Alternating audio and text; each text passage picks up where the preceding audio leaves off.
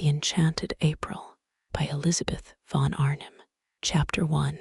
It began in a woman's club in London on a February afternoon, an uncomfortable club, and a miserable afternoon when Mrs. Wilkins, who had come down from Hampstead to shop and had lunched at her club, took up the Times from the table in the smoking room, and running her listless eye down the agony column saw this, to those who appreciate Wisteria and sunshine. Small medieval Italian castle on the shores of the Mediterranean to be let furnished for the month of April. Necessary servants remain. See Box 1000, The Times. That was its conception, yet, as in the case of many another, the conceiver was unaware of it at the moment.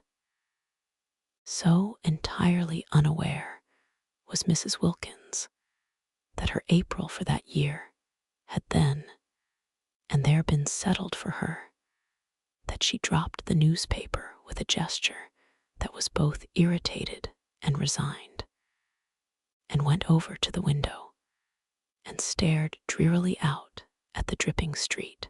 Not for her were medieval castles, even those that are specially described as small. Not for her the shores in April of the Mediterranean and the wisteria and sunshine. Such delights were only for the rich, yet the advertisement had been addressed to persons who appreciate these things, so that it had been, anyhow, addressed too to her, for she certainly appreciated them, more than anybody knew, more than she had ever told. But she was poor. In the whole world, she possessed of her very own only £90, saved from year to year, put by carefully pound by pound, out of her dress allowance. She had scraped this sum together at the suggestion of her husband as a shield and refuge against a rainy day. Her dress allowance, given her by her father, was £100 a year, so that Mrs. Wilkins' clothes were what her husband, urging her to save, called modest and becoming, and her acquaintance to each other, when they spoke of her at all, which was seldom, for she was very negligible, called a perfect sight. Mr. Wilkins, a solicitor, encouraged thrift, except that branch of it which got into his food. He did not call that thrift, he called it bad housekeeping. But for the thrift which, like moth, penetrated into Mrs. Wilkins' clothes and spoilt them, he had much praise. "You never know," he said, "when there will be a rainy day, and you may be very glad to find you have a nest egg. Indeed, we both may." Looking out of the club window into Shaftesbury Avenue, hers was an economical club, but convenient for Hampstead, where she lived, and for Shoolbred's, where she shopped.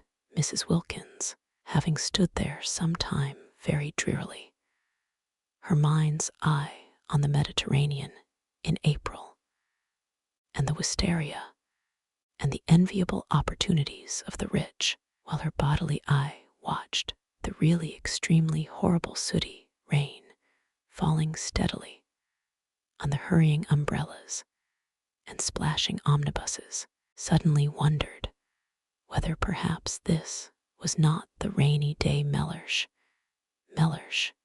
was Mr. Wilkins, had so often encouraged her to prepare for, and whether to get out of such a climate and into the small medieval castle wasn't perhaps what Providence had all along intended her to do with her savings.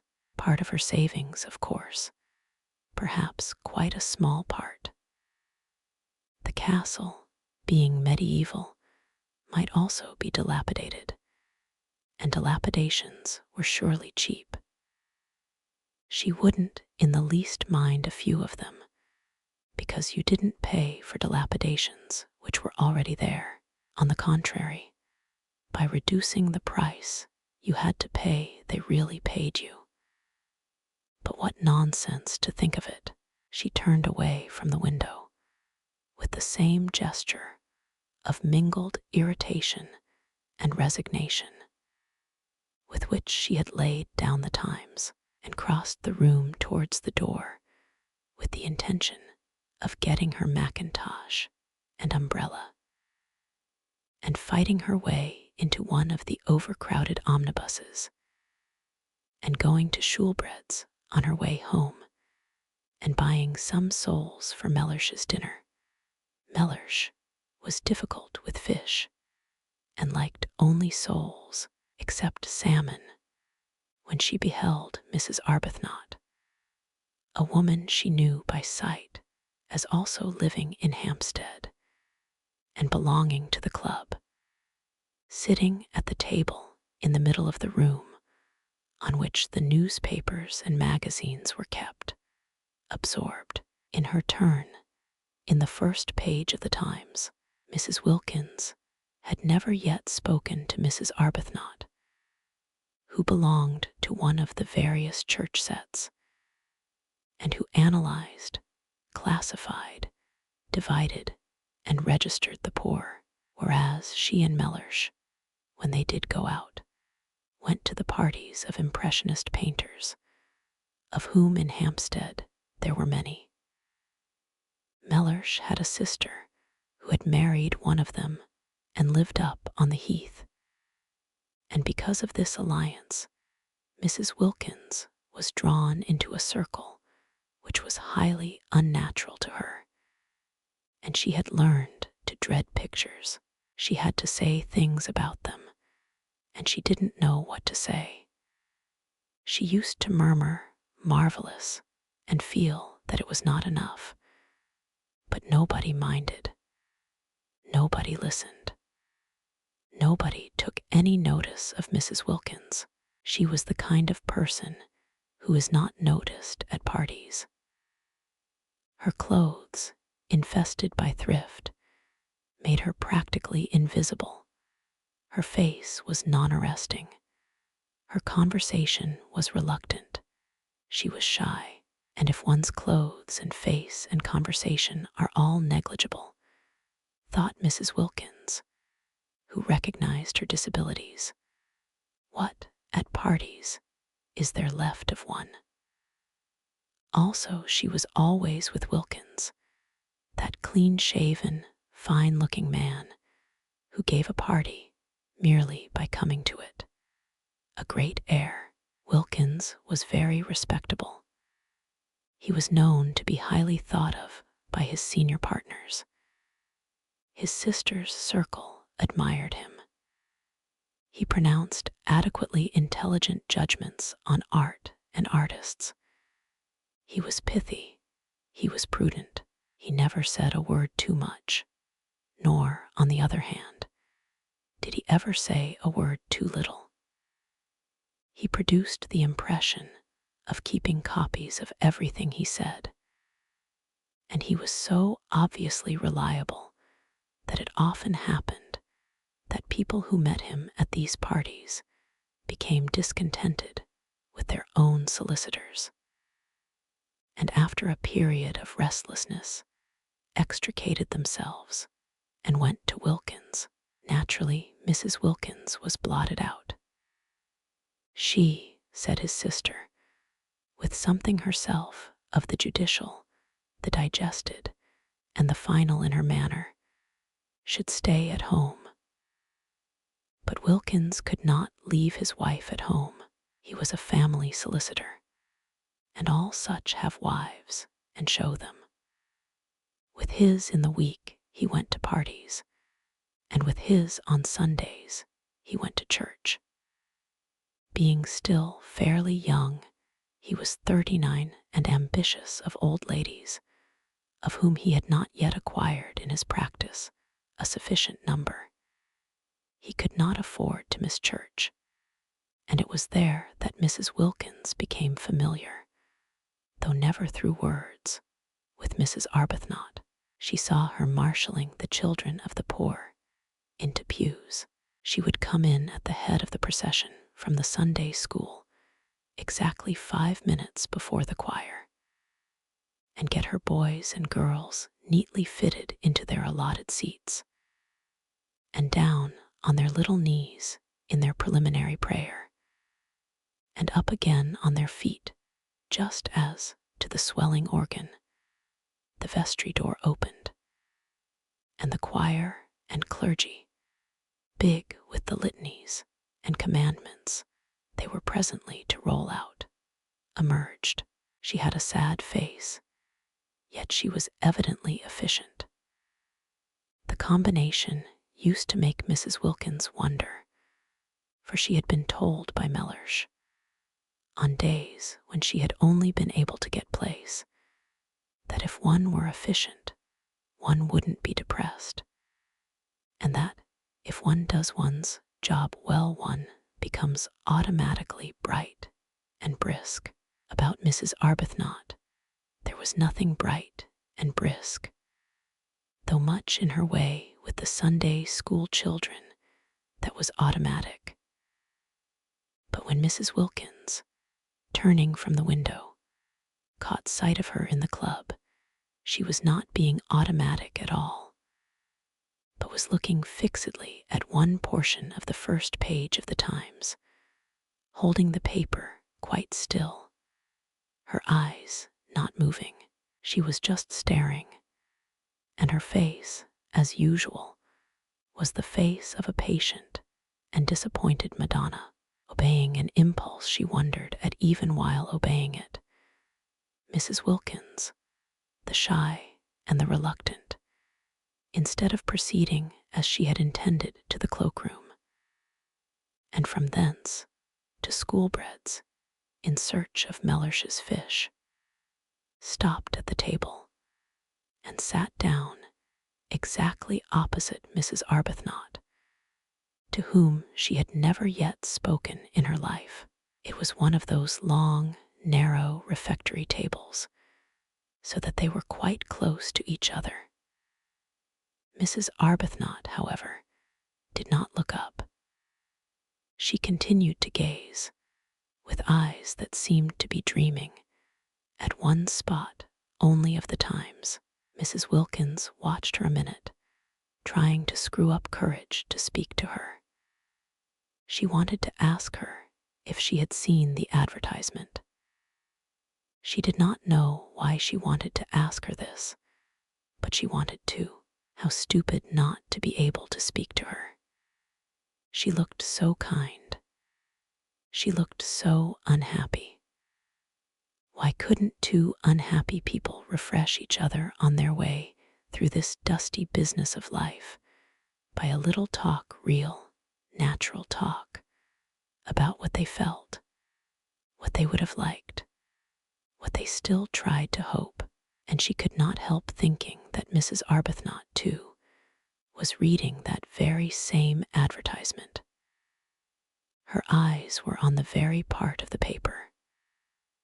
Was she, too, picturing what it would be like, the color, the fragrance, the light, the soft lapping of the sea among little hot rocks, color, fragrance, light, sea, instead of Shaftesbury Avenue, and the wet omnibuses, and the fish department at Shoolbred's, and the tube to Hampstead, and dinner, and tomorrow the same, and the day after the same, and always the same.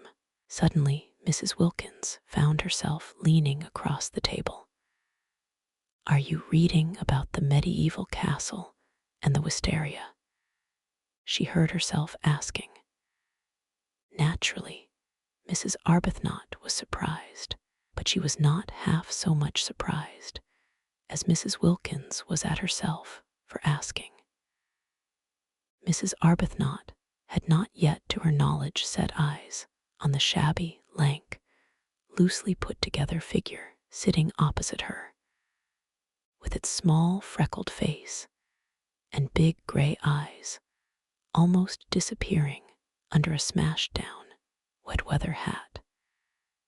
And she gazed at her a moment without answering. She was reading about the medieval castle and the Wisteria, or rather had read about it 10 minutes before, and since then had been lost in dreams of light, of color, of fragrance, of the soft lapping of the sea among little hot rocks. "Why do you ask me that?" she said in her grave voice, for her training of, and by the poor, had made her grave and patient. Mrs. Wilkins flushed and looked excessively shy and frightened. "Oh, only because I saw it too, and I thought somehow," she stammered. Whereupon Mrs. Arbuthnot, her mind being used to getting people into lists and divisions, from habit considered, as she gazed thoughtfully at Mrs. Wilkins, under what heading, supposing she had to classify her, she could most properly be put. "And I know you by sight," went on Mrs. Wilkins, who, like all the shy, once she was started plunged on, frightening herself to more and more speech by the sheer sound of what she had said last in her ears. "Every Sunday. I see you every Sunday in church." "In church," echoed Mrs. Arbuthnot. "And this seems such a wonderful thing, this advertisement about the Wisteria." And Mrs. Wilkins, who must have been at least 30, broke off and wriggled in her chair with the movement of an awkward and embarrassed schoolgirl. "It seems so wonderful," she went on in a kind of burst, "and it is such a miserable day." And then she sat looking at Mrs. Arbuthnot with the eyes of an imprisoned dog. "This poor thing," thought Mrs. Arbuthnot, whose life was spent in helping and alleviating, "needs advice." She accordingly prepared herself patiently to give it. "If you see me in church," she said, kindly and attentively, "I suppose you live in Hampstead too." "Oh, yes," said Mrs. Wilkins, and she repeated, her head on its long, thin neck drooping a little, as if the recollection of Hampstead bowed her. "Oh, yes." "Where?" asked Mrs. Arbuthnot, who, when advice was needed, naturally first proceeded to collect the facts. But Mrs. Wilkins, laying her hand softly and caressingly on the part of the Times where the advertisement was, as though the mere printed words of it were precious, only said, "Perhaps that's why this seems so wonderful." "No, I think that's wonderful anyhow," said Mrs. Arbuthnot, forgetting facts and faintly sighing. "Then you were reading it." "Yes," said Mrs. Arbuthnot, her eyes going dreamy again. "Wouldn't it be wonderful?" murmured Mrs. Wilkins.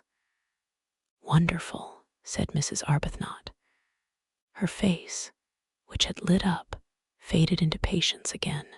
"Very wonderful," she said. "But it's no use wasting one's time thinking of such things." "Oh, but it is," was Mrs. Wilkins' quick, surprising reply. Surprising because it was so much unlike the rest of her, the characterless coat and skirt, the crumpled hat, the undecided wisp of hair straggling out, and just the considering of them is worth, while in itself, such a change from Hampstead. And sometimes, I really do believe, if one considers hard enough one gets things. Mrs. Arbuthnot observed her patiently. In what category would she, supposing she had to, put her? "Perhaps," she said, leaning forward a little, You will tell me your name. If we are to be friends, she smiled her grave smile, as I hope we are, we had better begin at the beginning. Oh yes, how kind of you. I'm Mrs. Wilkins, said Mrs. Wilkins. I don't expect, she added, flushing, as Mrs. Arbuthnot said nothing, that it conveys anything to you. Sometimes it doesn't seem to convey anything to me either. But she looked round with a movement of seeking help. I am Mrs. Wilkins. She did not like her name. It was a mean, small name, with a kind of facetious twist, she thought, about its end, like the upward curve of a pug-dog's tail. There it was, however. There was no doing anything with it. Wilkins she was, and Wilkins she would remain. And though her husband encouraged her to give it on all occasions as Mrs. Mellersh Wilkins, she only did that when he was within earshot, for she thought Mellersh made Wilkins worse, emphasizing it in the way Chatsworth, on the gate-posts of a villa, emphasizes the villa. When first he suggested she should add Mellersh, she had objected for the above reason, and after a pause, Mellersh was much too prudent to speak, except after a pause, during which presumably he was taking a careful mental copy of his coming observation. He said, much displeased, "But I am not a villa," and looked at her as he looks who hopes, for perhaps the 100th time, that he may not have married a fool. Of course he was not a villa, Mrs. Wilkins assured him. She had never supposed he was. She had not dreamed of meaning. She was only just thinking. The more she explained, the more earnest became Mellersh's hope, familiar to him by this time, for he had then been a husband for 2 years, that he might not by any chance have married a fool, and they had a prolonged quarrel, if that can be called a quarrel, which is conducted with dignified silence on one side and earnest apology on the other, as to whether or no Mrs. Wilkins had intended to suggest that Mr. Wilkins was a villa. I believe she had thought when it was at last over, it took a long while, that anybody would quarrel about anything when they've not left off being together for a single day for 2 whole years. What we both need is a holiday. My husband went on Mrs. Wilkins to Mrs. Arbuthnot, trying to throw some light on herself, is a solicitor. She cast about for something she could say elucidatory of Mellersh, and found, he's very handsome. Well, said Mrs. Arbuthnot kindly, that must be a great pleasure to you. Why? Asked Mrs. Wilkins. Because, said Mrs. Arbuthnot, a little taken aback, for constant intercourse with the poor had accustomed her to have her pronouncements accepted without question. Because beauty, handsomeness, is a gift like any other, and if it is properly used, she trailed off into silence. Mrs. Wilkins' great gray eyes were fixed on her, and it seemed suddenly to Mrs. Arbuthnot that perhaps she was becoming crystallized into a habit of exposition, and of exposition after the manner of nursemaids, through having an audience that couldn't but agree, that would be afraid, if it wished, to interrupt, that didn't know, that was, in fact, at her mercy. But Mrs. Wilkins was not listening, for just then, absurd as it seemed, a picture had flashed across her brain, and there were 2 figures in it sitting together under a great trailing wisteria that stretched across the branches of a tree she didn't know. And it was herself. And Mrs. Arbuthnot. She saw them. And behind them, bright in sunshine, were old gray walls, the medieval castle. She saw it, they were there. She therefore stared at Mrs. Arbuthnot, and did not hear a word she said. And Mrs. Arbuthnot stared too at Mrs. Wilkins, arrested by the expression on her face, which was swept by the excitement of what she saw, and was as luminous and tremulous under it as water in sunlight when it is ruffled by a gust of wind. At this moment, if she had been at a party, Mrs. Wilkins would have been looked at with interest. They stared at each other, Mrs. Arbuthnot surprised, inquiringly, Mrs. Wilkins with the eyes of someone who has had a revelation. Of course, that was how it could be done. She by herself, couldn't afford it, and wouldn't be able, even if she could afford it, to go there all alone.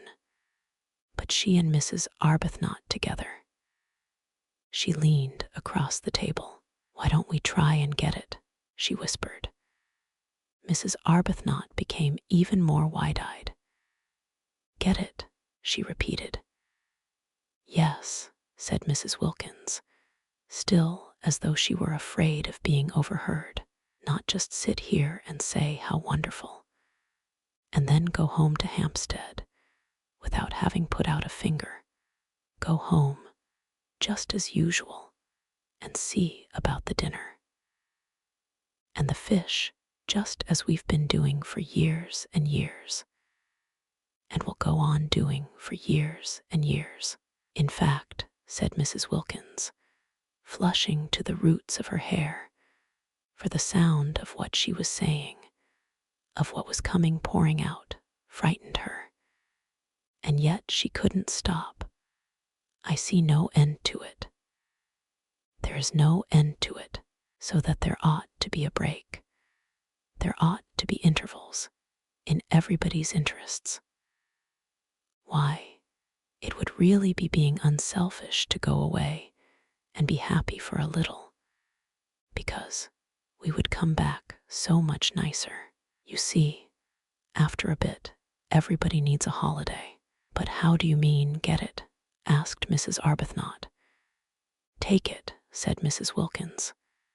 "Take it, rent it, hire it, have it. But do you mean you and I?" "Yes, between us. Share. Then it would only cost half.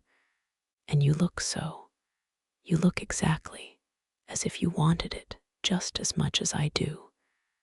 As if you ought to have a rest. Have something happy happen to you. Why, but we don't know each other. But just think how well we would if we went away together for a month. And I've saved for a rainy day. And I expect so have you. And this is the rainy day, look at it." "She is unbalanced," thought Mrs. Arbuthnot. Yet she felt strangely stirred. Think of getting away for a whole month, from everything, to heaven. She shouldn't say things like that, thought Mrs. Arbuthnot. The vicar. Yet she felt strangely stirred. It would indeed be wonderful to have a rest, a cessation.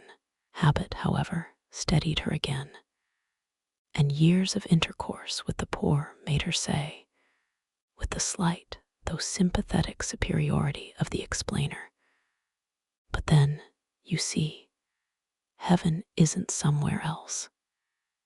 It is here and now. We are told so." She became very earnest, just as she did when trying patiently to help and enlighten the poor. "Heaven is within us," she said in her gentle, low voice. "We are told that on the very highest authority, and you know the lines about the kindred points, don't you?" "Oh, yes, I know them," interrupted Mrs. Wilkins impatiently. The kindred points of heaven and home, continued Mrs. Arbuthnot, who was used to finishing her sentences. Heaven is in our home. It isn't, said Mrs. Wilkins, again surprisingly. Mrs. Arbuthnot was taken aback. Then she said gently, "Oh, but it is. It is there if we choose, if we make it. I do choose, and I do make it, and it isn't," said Mrs. Wilkins. Then Mrs. Arbuthnot was silent, for she too sometimes had doubts about homes. She sat and looked uneasily at Mrs. Wilkins, feeling more and more the urgent need to getting her classified.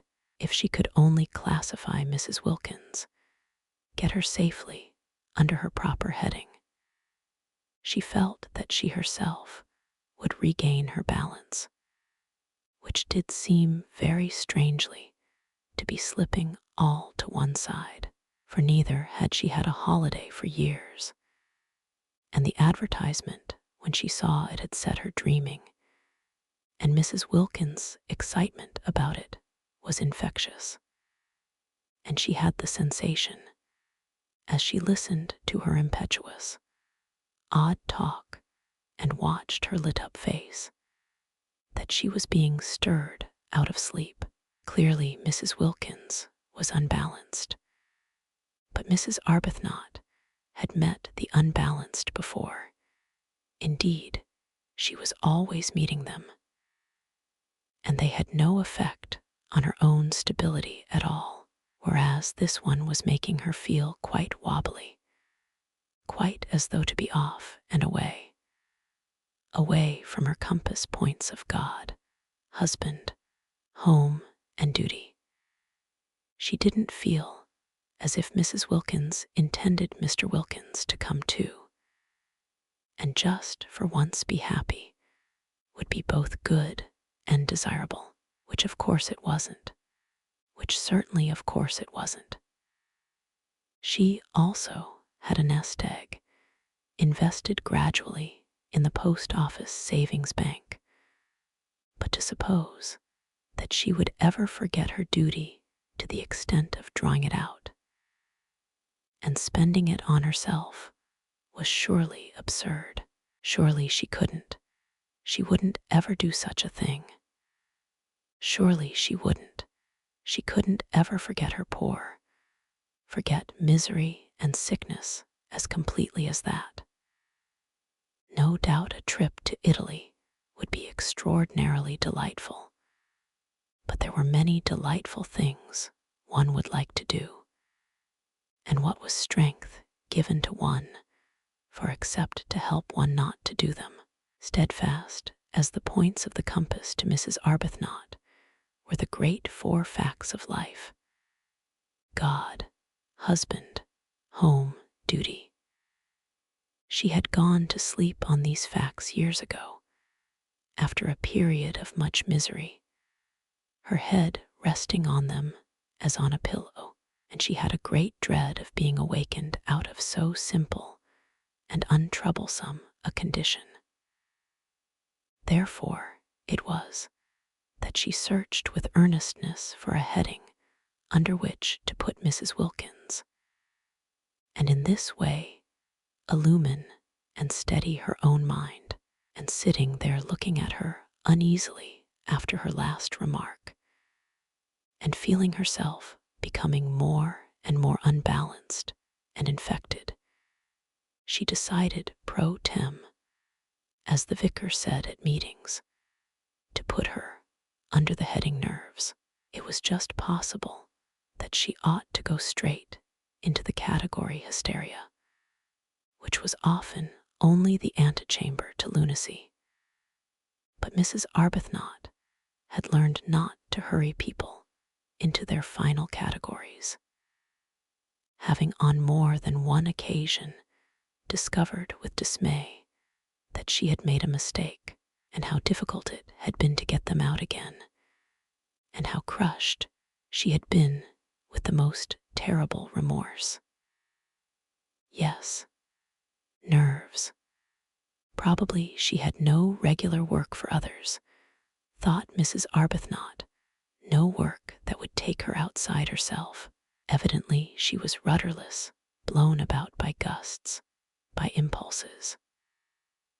Nerves was almost certainly her category, or would be quite soon if no one helped her. Poor little thing, thought Mrs. Arbuthnot, her own balance returning hand in hand with her compassion, and unable, because of the table, to see the length of Mrs. Wilkins' legs. All she saw was her small, eager, shy face, and her thin shoulders, and the look of childish longing in her eyes for something that she was sure was going to make her happy. No, such things didn't make people happy, such fleeting things.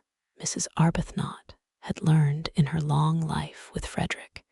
He was her husband, and she had married him at 20, and was now 33, where alone true joys are to be found.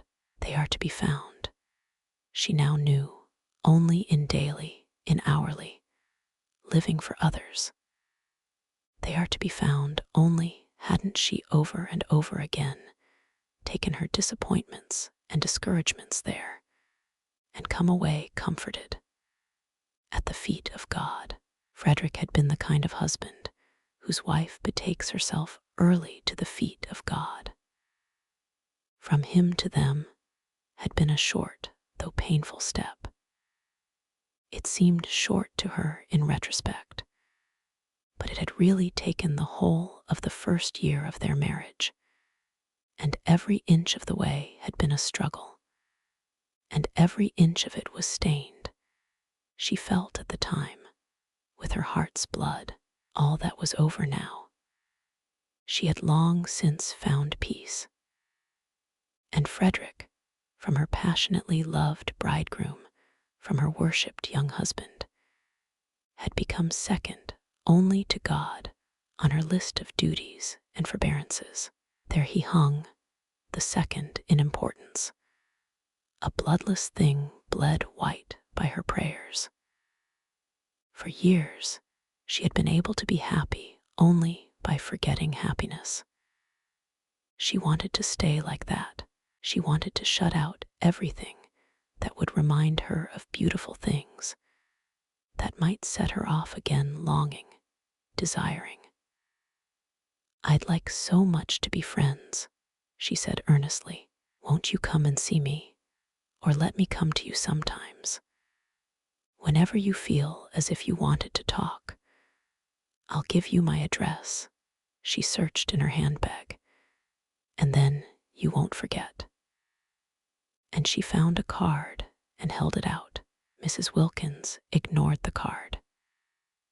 "It's so funny," said Mrs. Wilkins, just as if she had not heard her. "But I see us both, you and me, this April in the medieval castle." Mrs. Arbuthnot relapsed into uneasiness. "Do you?" she said, making an effort to stay balanced under the visionary gaze of the shining gray eyes. "Do you? Don't you ever see things in a kind of flash before they happen?" asked Mrs. Wilkins. "Never," said Mrs. Arbuthnot. She tried to smile. She tried to smile the sympathetic yet wise and tolerant smile with which she was accustomed to listen to the necessarily biased and incomplete views of the poor. She didn't succeed. The smile trembled out. "Of course," she said in a low voice, almost as if she were afraid the vicar and the savings bank were listening. "It would be most beautiful, even if it were wrong," said Mrs. Wilkins. "It would only be for a month." "That," began Mrs. Arbuthnot, quite clear as to the reprehensibleness of such a point of view, but Mrs. Wilkins stopped her before she could finish. "Anyhow," said Mrs. Wilkins, stopping her, I'm sure it's wrong to go on being good for too long, till one gets miserable, and I can see you've been good for years and years, because you look so." Arbuthnot opened her mouth to protest. "And I've done nothing but duties, things for other people, ever since I was a girl, and I don't believe anybody loves me a bit the be better, and I long, oh, I long for something else, something else." Was she going to cry? Mrs. Arbuthnot became acutely uncomfortable and sympathetic. She hoped she wasn't going to cry. Not there. Not in that unfriendly room with strangers coming and going. But Mrs. Wilkins, after tugging agitatedly at a handkerchief that wouldn't come out of her pocket, did succeed at last in merely apparently blowing her nose with it. And then, blinking her eyes very quickly once or twice, looked at Mrs. Arbuthnot with a quivering air of half-humble, half-frightened apology, and smiled. "Will you believe," she whispered, trying to steady her mouth, evidently dreadfully ashamed of herself, "that I've never spoken to anyone before in my life like this? I can't think. I simply don't know what has come over me." "It's the advertisement," said Mrs. Arbuthnot, nodding gravely. "Yes," said Mrs. Wilkins, dabbing furtively at her eyes, "and us both being so." She blew her nose again, a little miserable. Chapter 2. Of course, Mrs. Arbuthnot was not miserable. How could she be, she asked herself, when God was taking care of her? But she let that pass for the moment unrepudiated, because of her conviction that here was another fellow creature in urgent need of her help, and not just boots and blankets and better sanitary arrangements this time, but the more delicate help of comprehension, of finding the exact right words. The exact right words, she presently discovered, after trying various ones about living for others, and prayer, and the peace to be found in placing oneself unreservedly in God's hands.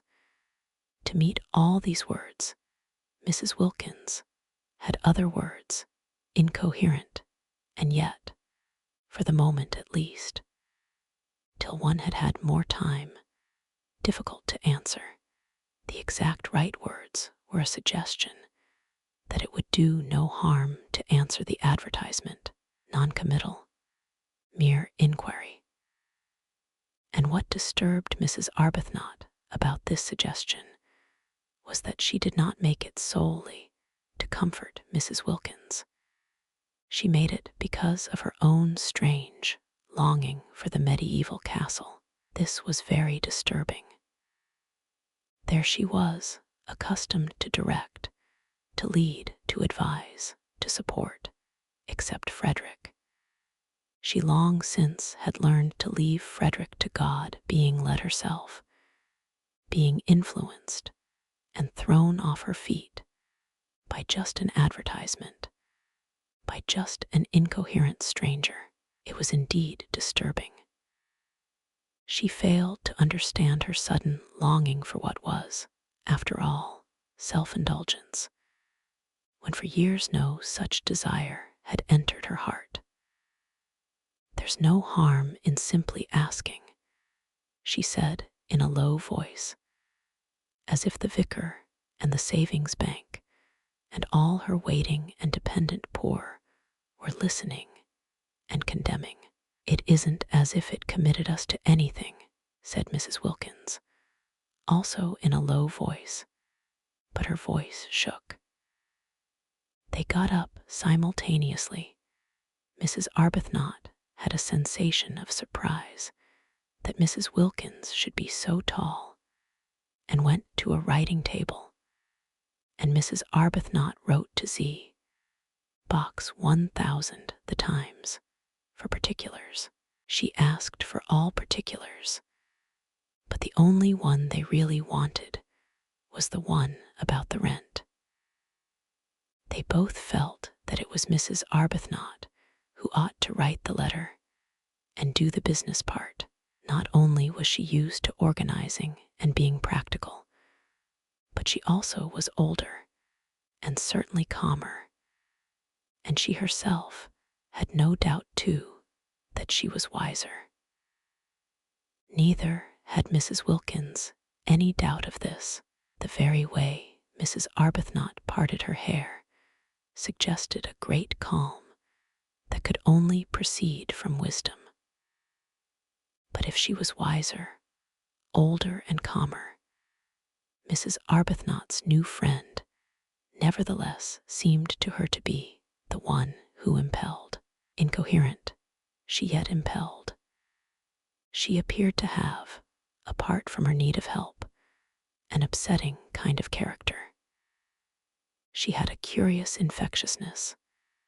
She led one on, and the way her unsteady mind leaped at conclusions, wrong ones, of course, witnessed the one that she, Mrs. Arbuthnot, was miserable. The way she leaped at conclusions was disconcerting. Whatever she was, however, and whatever her unsteadiness, Mrs. Arbuthnot found herself sharing her excitement and her longing, and when the letter had been posted in the letterbox in the hall, and actually was beyond getting back again, both she and Mrs. Wilkins felt the same sense of guilt. "It only shows," said Mrs. Wilkins in a whisper, as they turned away from the letterbox, "how immaculately good we've been all our lives. The very first time we do anything our husbands don't know about, we feel guilty."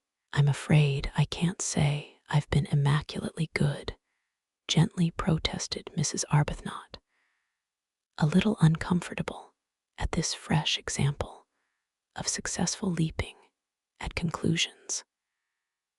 For she had not said a word about her feeling of guilt. "Oh, but I'm sure you have. I see you being good.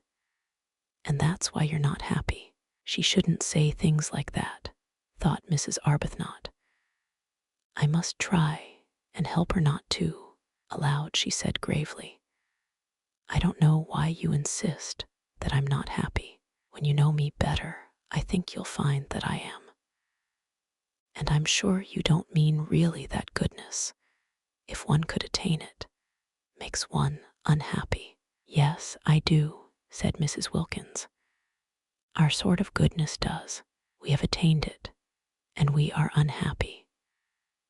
There are miserable sorts of goodness and happy sorts.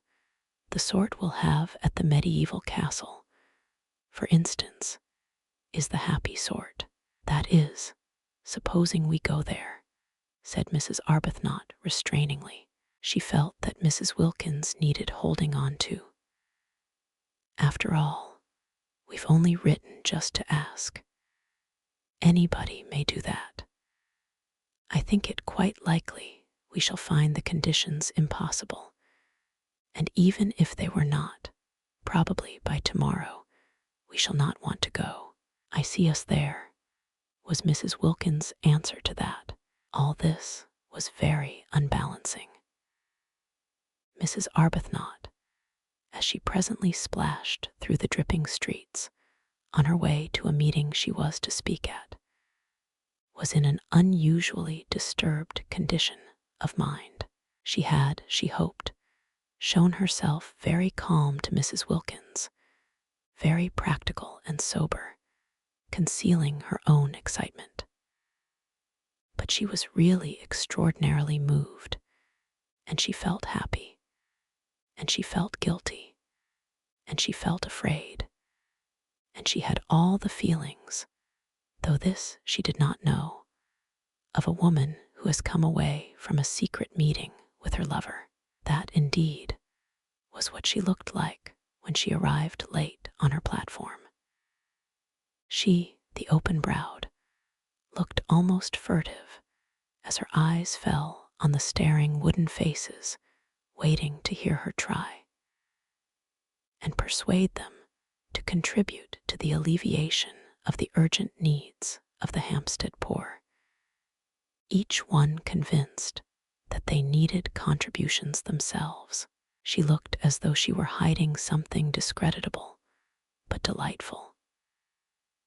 Certainly, her customary clear expression of candor was not there, and its place was taken by a kind of suppressed and frightened pleasedness, which would have led a more worldly-minded audience to the instant conviction of recent and probably impassioned lovemaking. Beauty, beauty, beauty.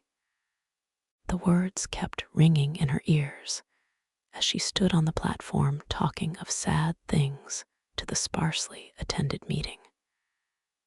She had never been to Italy. Was that really what her nest egg was to be spent on after all? Though she couldn't approve of the way Mrs. Wilkins was introducing the idea of predestination into her immediate future, just as if she had no choice, just as if to struggle, or even to reflect, were useless. It yet influenced her. Mrs. Wilkins' eyes had been the eyes of a seer. Some people were like that, Mrs. Arbuthnot knew. And if Mrs. Wilkins had actually seen her at the medieval castle, it did seem probable that struggling would be a waste of time. Still, to spend her nest egg on self-indulgence. The origin of this egg had been corrupt, but she had at least supposed its end was to be creditable. Was she to deflect it from its intended destination, which alone had appeared to justify her keeping it, and spend it on giving herself pleasure? Mrs. Arbuthnot spoke on and on, so much practiced in the kind of speech that she could have said it all in her sleep. And at the end of the meeting, her eyes dazzled by her secret visions, she hardly noticed that nobody was moved in any way whatever, least of all in the way of contributions. But the vicar noticed. The vicar was disappointed. Usually his good friend and supporter, Mrs. Arbuthnot, succeeded better than this. And, what was even more unusual, she appeared, he observed, not even to mind. "I can't imagine," he said to her as they parted, speaking irritably, for he was irritated both by the audience and by her, "what these people are coming to. Nothing seems to move them. Perhaps they need a holiday," suggested Mrs. Arbuthnot. An unsatisfactory, a queer reply, the vicar thought. "In February," he called after her sarcastically. "Oh no, not till April," said Mrs. Arbuthnot over her shoulder. Very odd, thought the vicar, very odd indeed. And he went home and was not perhaps quite Christian to his wife. That night, in her prayers, Mrs. Arbuthnot asked for guidance. She felt she ought really to ask, straight out and roundly, that the medieval castle should already have been taken by someone else, and the whole thing thus be settled. But her courage failed her. Suppose her prayer were to be answered.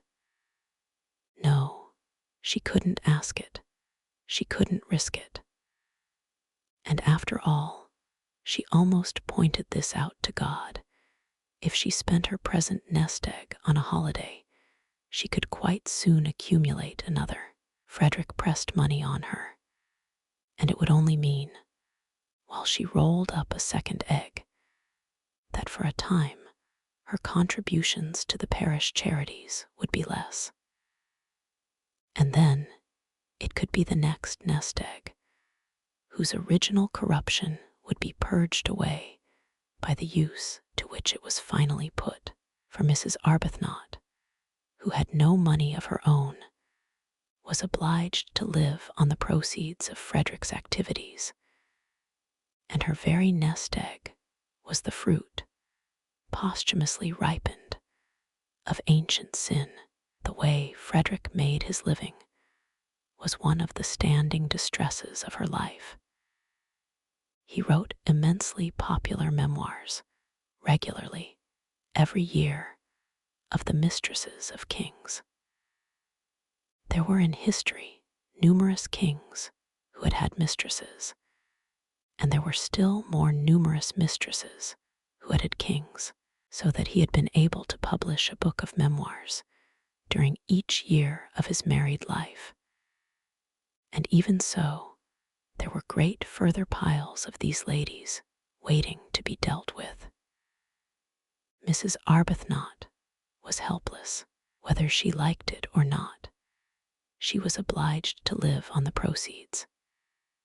He gave her a dreadful sofa once, after the success of his Du Barry memoir, with swollen cushions and soft, receptive lap, and it seemed to her a miserable thing that there, in her very home, should flaunt this reincarnation of a dead old French sinner, simply good, convinced that morality is the basis of happiness. The fact that she and Frederick should draw their sustenance from guilt, however much purged by the passage of centuries, was one of the secret reasons of her sadness. The more the memoired lady had forgotten herself, the more his book about her was read, and the more free-handed he was to his wife. And all that he gave her was spent, after adding slightly to her nest egg. For she did hope and believe that some day people would cease to want to read of wickedness, and then Frederick would need supporting on helping the poor. The parish flourished because, to take a handful at random, of the ill behavior of the ladies Du Barry, Montespan, Pompadour, Ninon de l'Enclos, and even of learned Maintenon, the poor were the filter through which the money was passed, to come out, Mrs. Arbuthnot hoped, purified. She could do no more. She had tried in days gone by to think the situation out, to discover the exact right course for her to take, but had found it, as she had found Frederick, too difficult, and had left it, as she had left Frederick, to God. Nothing of this money was spent on her house or dress, those remained, except for the great soft sofa, austere. It was the poor who profited. Their very boots were stout with sins, but how difficult it had been. Mrs. Arbuthnot, groping for guidance, prayed about it to exhaustion. Ought she perhaps to refuse to touch the money, to avoid it as she would have avoided the sins which were its source? But then, what about the parish's boots? She asked the vicar what he thought, and through much delicate language, evasive and cautious, it did finally appear that he was for the boots. At least she had persuaded Frederick, when first he began his terrible, successful career. He only began it after their marriage. When she married him, he had been a blameless official attached to the library of the British Museum, to publish the memoirs under another name, so that she was not publicly branded. Hampstead read the books with glee, and had no idea that their writer lived in its midst. Frederick was almost unknown, even by sight, in Hampstead. He never went to any of its gatherings. Whatever it was he did in the way of recreation was done in London. But he never spoke of what he did or whom he saw. He might have been perfectly friendless for any mention he ever made of friends to his wife. Only the vicar knew where the money for the parish came from, and he regarded it, he told Mrs. Arbuthnot, as a matter of honor not to mention it. And at least her little house was not haunted by the loose-lived ladies, for Frederick did his work away from home. He had 2 rooms near the British Museum, which was the scene of his exhumations, and there he went every morning, and he came back long after his wife was asleep. Sometimes he did not come back at all. Sometimes she did not see him for several days together.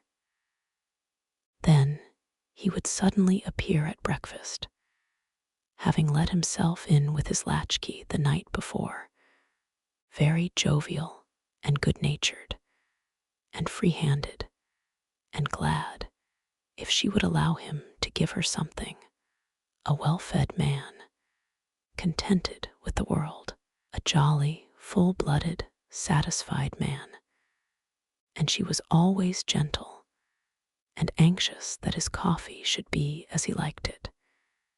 He seemed very happy. Life, she often thought, however much one tabulated, was yet a mystery. There were always some people it was impossible to place. Frederick was one of them. He didn't seem to bear the remotest resemblance to the original Frederick. He didn't seem to have the least need of any of the things he used to say were so important and beautiful: love, home, complete communion of thoughts, complete immersion in each other's interests. After those early painful attempts to hold him up to the point from which they had hand in hand so splendidly started, attempts in which she herself had got terribly hurt, and the Frederick she supposed she had married was mangled out of recognition, she hung him up finally by her bedside as the chief subject of her prayers, and left him, except for those, entirely to God. She had loved Frederick too deeply to be able now to do anything but pray for him. He had no idea that he never went out of the house without her blessing going with him too, hovering like a little echo of finished love round that once dear head. She didn't dare think of him as he used to be, as he had seemed to her to be in those marvelous first days of their love-making, of their marriage. Her child had died. She had nothing, nobody of her own to lavish herself on. The poor became her children, and God the object of her love. What could be happier than such a life? She sometimes asked herself, but her face, and particularly her eyes, continued sad. Perhaps when we're old, perhaps when we are both quite old, she would think wistfully. Chapter 3. The owner of the medieval castle was an Englishman, a Mr. Briggs, who was in London at the moment, and wrote that it had beds enough for 8 people, exclusive of servants, 3 sitting rooms, battlements, dungeons, and electric light. The rent was £60 for the month. The servants' wages were extra, and he wanted references. He wanted assurances that the second half of his rent would be paid, the first half being paid in advance, and he wanted assurances of respectability from a solicitor or a doctor or a clergyman. He was very polite in his letter, explaining that his desire for references was what was usual and should be regarded as a mere formality. Mrs. Arbuthnot and Mrs. Wilkins had not thought of references, and they had not dreamed a rent could be so high. In their minds had floated sums like 3 guineas a week or less, seeing that the place was small and old. £60 for a single month. It staggered them. Before Mrs. Arbuthnot's eyes rose up boots, endless vistas, all the stout boots that £60 would buy. And besides the rent, there would be the servants' wages, and the food, and the railway journeys out and home. While as for references, these did indeed seem a stumbling block. It did seem impossible to give any, without making their plan more public than they had intended. They had both, even Mrs. Arbuthnot, lured for once away from perfect candor by the realization of the great saving of trouble and criticism an imperfect explanation would produce. They had both thought it would be a good plan to give out, each to her own circle, their circles being luckily distinct, that each was going to stay with a friend who had a house in Italy. It would be true as far as it went.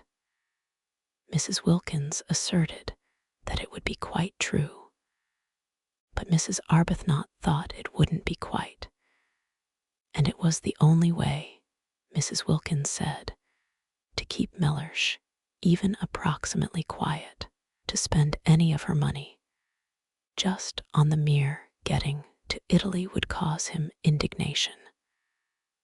What he would say if he knew she was renting part of a medieval castle on her own account, Mrs. Wilkins preferred not to think. It would take him days to say it all. And this although it was her very own money, and not a penny of it had ever been his. But I expect, she said, your husband is just the same. I expect all husbands are alike in the long run. Mrs. Arbuthnot said nothing, because her reason for not wanting Frederick to know was the exactly opposite one. Frederick would be only too pleased for her to go. He would not mind it in the very least. Indeed, he would hail such a manifestation of self-indulgence and worldliness with an amusement that would hurt, and urge her to have a good time, and not to hurry home with a crushing detachment. Far better, she thought, to be missed by Mellersh than to be sped by Frederick. To be missed, to be needed, from whatever motive, was, she thought, better than the complete loneliness of not being missed or needed at all. She therefore said nothing, and allowed Mrs. Wilkins to leap at her conclusions unchecked. But they did, both of them, for a whole day feel that the only thing to be done was to renounce the medieval castle, and it was in arriving at this bitter decision that they really realized how acute had been their longing for it. Then Mrs. Arbuthnot, whose mind was trained in the finding of ways out of difficulties, found a way out of the reference difficulty, and simultaneously Mrs. Wilkins had a vision revealing to her how to reduce the rent. Mrs. Arbuthnot's plan was simple and completely successful. She took the whole of the rent in person to the owner, drawing it out of her savings bank. Again, she looked furtive and apologetic, as if the clerk must know the money was wanted for purposes of self-indulgence. And going up with the 6 10-pound notes in her handbag to the address near the Brompton Oratory, where the owner lived, presented them to him, waiving her right to pay only half. And when he saw her, and her parted hair, and soft dark eyes, and sober apparel, and heard her grave voice, he told her not to bother about writing round for those references. "It'll be all right," he said, scribbling a receipt for the rent. "Do sit down, won't you? Nasty day, isn't it? You'll find the old castle has lots of sunshine, whatever else it hasn't got. Husband going, Mrs. Arbuthnot, unused to anything but candor, looked troubled at this question and began to murmur inarticulately.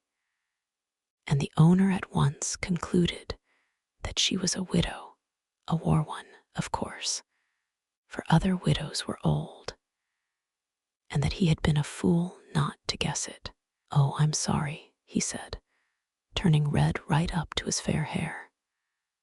"I didn't mean H-m. He ran his eye over the receipt he had written. "Yes, I think that's all right," he said, getting up and giving it to her. "Now," he added, taking the 6 notes she held out and smiling, for Mrs. Arbuthnot was agreeable to look at, "I'm richer, and you're happier. I've got money, and you've got San Salvatore. I wonder which is best." "I think you know," said Mrs. Arbuthnot with her sweet smile. He laughed and opened the door for her. It was a pity the interview was over. He would have liked to ask her to lunch with him. She made him think of his mother, of his nurse, of all things kind and comforting, besides having the attraction of not being his mother or his nurse. "I hope you'll like the old place," he said, holding her hand a minute at the door. The very feel of her hand, even through its glove, was reassuring. It was the sort of hand, he thought, that children would like to hold in the dark.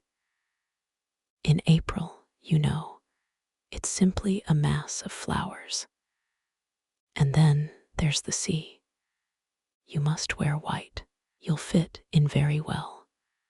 There are several portraits of you there. Portraits, Madonnas, you know. There's one on the stairs, really exactly like you." Mrs. Arbuthnot smiled and said goodbye and thanked him without the least trouble, and at once she had got him placed in his proper category. He was an artist and of an effervescent temperament. She shook hands and left, and he wished she hadn't. After she was gone, he supposed that he ought to have asked for those references, if only because she would think him so unbusinesslike not to. But he could as soon have insisted on references from a saint in a nimbus as from that grave, sweet lady, Rose Arbuthnot. Her letter making the appointment lay on the table. Pretty name. That difficulty, then, was overcome. But there still remained the other one, the really annihilating effect of the expense on the nest eggs, and especially on Mrs. Wilkins, which was in size, compared with Mrs. Arbuthnot's, as the egg of the plover to that of the duck, and this in its turn was overcome by the vision vouchsafed to Mrs. Wilkins, revealing to her the steps to be taken for its overcoming. Having got San Salvatore, the beautiful, the religious name, fascinated them, they in their turn would advertise in the agony column of the Times, and would inquire after 2 more ladies of similar desires to their own, to join them and share the expenses. At once the strain of the nest eggs would be reduced from half to a quarter. Mrs. Wilkins was prepared to fling her entire egg into the adventure. But she realized that if it were to cost even sixpence over her £90, her position would be terrible. Imagine going to Mellersh and saying, "I owe." It would be awful enough if some day circumstances forced her to say, "I have no nest egg." But at least she would be supported in such a case by the knowledge that the egg had been her own. She therefore, though prepared to fling her last penny into the adventure, was not prepared to fling into it a single farthing that was not demonstrably her own. And she felt that if her share of the rent was reduced to £15 only, she would have a safe margin for the other expenses. Also, they might economize very much on food, gather olives off their own trees, and eat them, for instance, and perhaps catch fish. Of course, as they pointed out to each other, they could reduce the rent to an almost negligible sum by increasing the number of sharers. They could have 6 more ladies instead of 2 if they wanted to, seeing that there were 8 beds. But supposing the 8 beds were distributed in couples in 4 rooms, it would not be altogether what they wanted, to find themselves shut up at night with a stranger. Besides, they thought that perhaps having so many would not be quite so peaceful. After all, they were going to San Salvatore for peace and rest and joy. And 6 more ladies, especially if they got into one's bedroom, might a little interfere with that. However, there seemed to be only 2 ladies in England at that moment who had any wish to join them, for they had only 2 answers to their advertisement. "Well, we only want 2, said Mrs. Wilkins, quickly recovering, for she had imagined a great rush. "I think a choice would have been a good thing," said Mrs. Arbuthnot. "You mean, because then we needn't have had Lady Caroline to stir." "I didn't say that," gently protested Mrs. Arbuthnot. "We needn't have her," said Mrs. Wilkins. "Just one more person would help us a great deal with the rent. We're not obliged to have 2, but why should we not have her? She seems really quite what we want." "Yes, she does from her letter," said Mrs. Wilkins doubtfully. She felt she would be terribly shy of Lady Caroline. Incredible as it may seem, seeing how they get into everything, Mrs. Wilkins had never come across any members of the aristocracy. They interviewed Lady Caroline, and they interviewed the other applicant, a Mrs. Fisher. Lady Caroline came to the club in Shaftesbury Avenue, and appeared to be wholly taken up by one great longing, a longing to get away from everybody she had ever known. When she saw the club, and Mrs. Arbuthnot, and Mrs. Wilkins, she was sure that here was exactly what she wanted. She would be in Italy, a place she adored. She would not be in hotels, places she loathed. She would not be staying with friends, persons she disliked. And she would be in the company of strangers who would never mention a single person she knew, for the simple reason that they had not, could not have, and would not come across them. She asked a few questions about the 4th woman, and was satisfied with the answers. Mrs. Fisher, of Prince of Wales Terrace, a widow. She too would be unacquainted with any of her friends.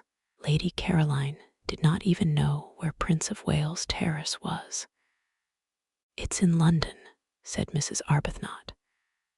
"Is it?" said Lady Caroline. It all seemed most restful. Mrs. Fisher was unable to come to the club because, she explained by letter, she could not walk without a stick. Therefore Mrs. Arbuthnot and Mrs. Wilkins went to her. But if she can't come to the club, how can she go to Italy? Wondered Mrs. Wilkins, aloud. We shall hear that from her own lips, said Mrs. Arbuthnot. From Mrs. Fisher's lips they merely heard, in reply to delicate questioning, that sitting in trains was not walking about, and they knew that already. Except for the stick, however, she appeared to be a most desirable fourth, quiet, educated, elderly. She was much older than they or Lady Caroline. Lady Caroline had informed them she was 28, but not so old as to have ceased to be active-minded. She was very respectable indeed, and still wore a complete suit of black, though her husband had died, she told them, 11 years before. Her house was full of signed photographs of illustrious Victorian dead, all of whom she said she had known when she was little. Her father had been an eminent critic, and in his house she had seen practically everybody who was anybody in letters and art.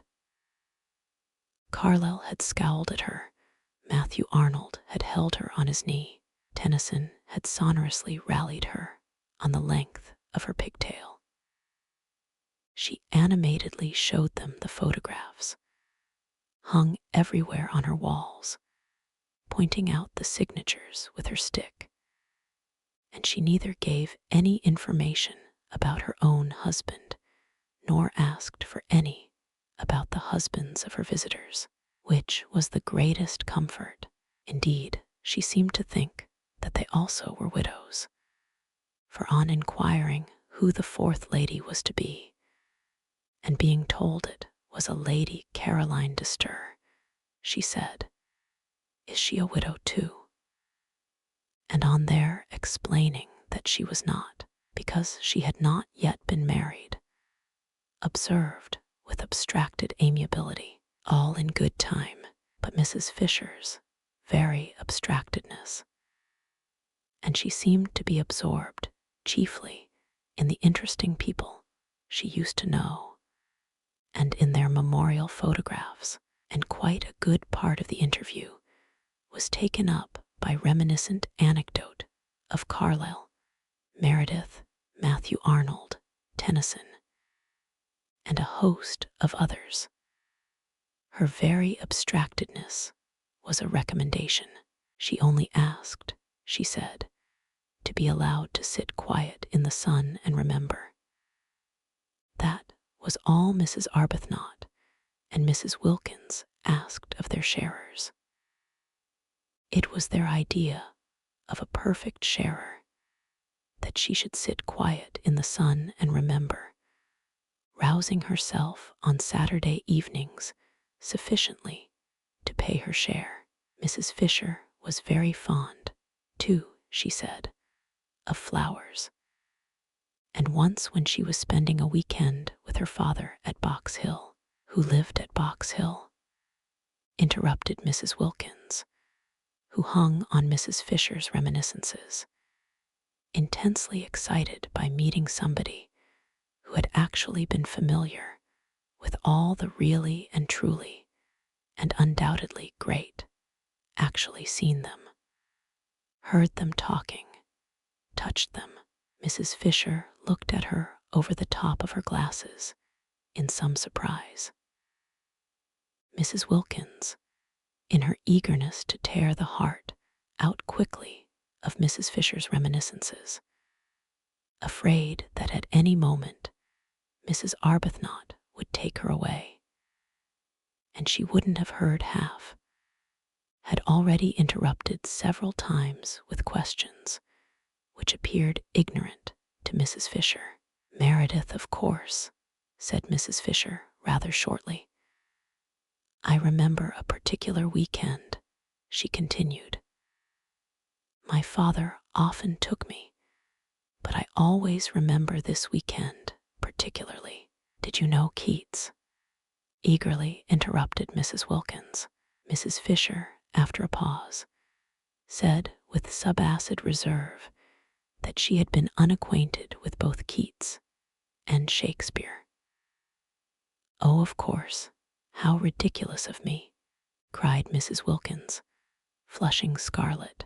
It's because, she floundered, it's because the immortals somehow still seem alive, don't they, as if they were here, going to walk into the room in another minute. And one forgets they are dead. In fact, one knows perfectly well that they're not dead, not nearly so dead as you and I even now, she assured Mrs. Fisher, who observed her over the top of her glasses. I thought I saw Keats the other day, Mrs. Wilkins incoherently proceeded, driven on by Mrs. Fisher's look over the top of her glasses. In Hampstead, crossing the road in front of that house, you know, the house where he lived. Mrs. Arbuthnot said they must be going. Mrs. Fisher did nothing to prevent them. I really thought I saw him, protested Mrs. Wilkins, appealing for belief first to one and then to the other, while waves of color passed over her face, and totally unable to stop because of Mrs. Fisher's glasses and the steady eyes looking at her over their tops.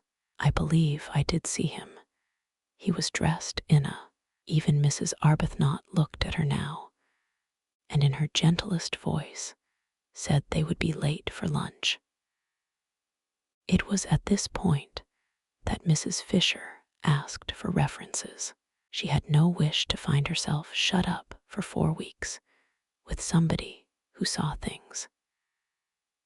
It is true that there were 3 sitting rooms, besides the garden and the battlements at San Salvatore, so that there would be opportunities of withdrawal from Mrs. Wilkins, but it would be disagreeable to Mrs. Fisher.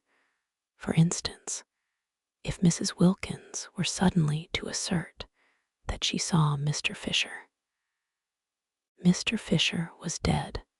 Let him remain so. She had no wish to be told he was walking about the garden, the only reference she really wanted, for she was much too old and firmly seated in her place in the world for questionable associates to matter to her, was one with regard to Mrs. Wilkins' health. Was her health quite normal? Was she an ordinary, everyday, sensible woman? Mrs. Fisher felt that if she were given even one address, she would be able to find out what she needed. So she asked for references, and her visitors appeared to be so much taken aback. Mrs. Wilkins, indeed, was instantly sobered that she added, "It is usual." Mrs. Wilkins found her speech first. "But," she said, "aren't we the ones who ought to ask for some from you?" And this seemed to Mrs. Arbuthnot, too, the right attitude. Surely it was they who were taking Mrs. Fisher into their party, and not Mrs. Fisher who was taking them into it. For answer, Mrs. Fisher, leaning on her stick, went to the writing table, and in a firm hand wrote down 3 names and offered them to Mrs. Wilkins. And the names were so respectable, more, they were so momentous, they were so nearly august, that just to read them was enough. The President of the Royal Academy, the Archbishop of Canterbury, and the Governor of the Bank of England. Who would dare disturb such personages in their meditations with inquiries? as to whether a female friend of theirs was all she should be. "They have known me since I was little," said Mrs. Fisher. Everybody seemed to have known Mrs. Fisher since, or when she was little. "I don't think references are nice things at all between ordinary decent women," burst out Mrs. Wilkins, made courageous by being, as she felt, at bay, for she very well knew that the only reference she could give without getting into trouble was shoolbread, and she had little confidence in that, as it would be entirely based on Mellish's fish. "We're not business people. We needn't distrust each other," and Mrs. Arbuthnot said, with a dignity that yet was sweet. "I'm afraid references do bring an atmosphere into our holiday plan that isn't quite what we want. And I don't think we'll take yours up or give you any ourselves, so that I suppose you won't wish to join us." And she held out her hand in goodbye. Then Mrs. Fisher, her gaze diverted to Mrs. Arbuthnot, who inspired trust and liking even in tube officials, felt that she would be idiotic to lose the opportunity of being in Italy in the particular conditions offered, and that she and this calm-browed woman between them would certainly be able to curb the other one when she had her attacks. So she said, taking Mrs. Arbuthnot's offered hand, "Very well. I waive references." She waived references. The two, as they walked to the station in Kensington High Street, could not help thinking that this way of putting it was lofty. Even Mrs. Arbuthnot, spendthrift of excuses for lapses, thought Mrs. Fisher might have used other words. And Mrs. Wilkins, by the time she got to the station, and the walk and the struggle on the crowded pavement with other people's umbrellas, had warmed her blood, actually suggested waving Mrs. Fisher. "If there is any waving to be done, do let us be the ones who wave," she said eagerly. But Mrs. Arbuthnot, as usual, held on to Mrs. Wilkins, and presently, having cooled down in the train, Mrs. Wilkins announced that at San Salvatore Mrs. Fisher would find her level. "I see her finding her level there," she said, her eyes very bright. Whereupon Mrs. Arbuthnot, sitting with her quiet hands folded, turned over in her mind how best she could help Mrs. Wilkins not to see quite so much, or at least, if she must see, to see in silence. Chapter 4. It had been arranged that Mrs. Arbuthnot and Mrs. Wilkins, traveling together, should arrive at San Salvatore on the evening of March 31st. The owner, who told them how to get there, appreciated their disinclination to begin their time in it on April 1st. And Lady Caroline and Mrs. Fisher, as yet unacquainted, and therefore under no obligations to bore each other on the journey, for only towards the end would they find out, by a process of sifting who they were to arrive on the morning of April 2nd. In this way, everything would be got nicely ready for the two who seemed, in spite of the equality of the sharing, yet to have something about them of guests. There were disagreeable incidents towards the end of March, when Mrs. Wilkins, her heart in her mouth, and her face a mixture of guilt, terror, and determination, told her husband that she had been invited to Italy, and he declined to believe it. Of course, he declined to believe it. Nobody had ever invited his wife to Italy before. There was no precedent. He required proofs. The only proof was Mrs. Arbuthnot, and Mrs. Wilkins had produced her.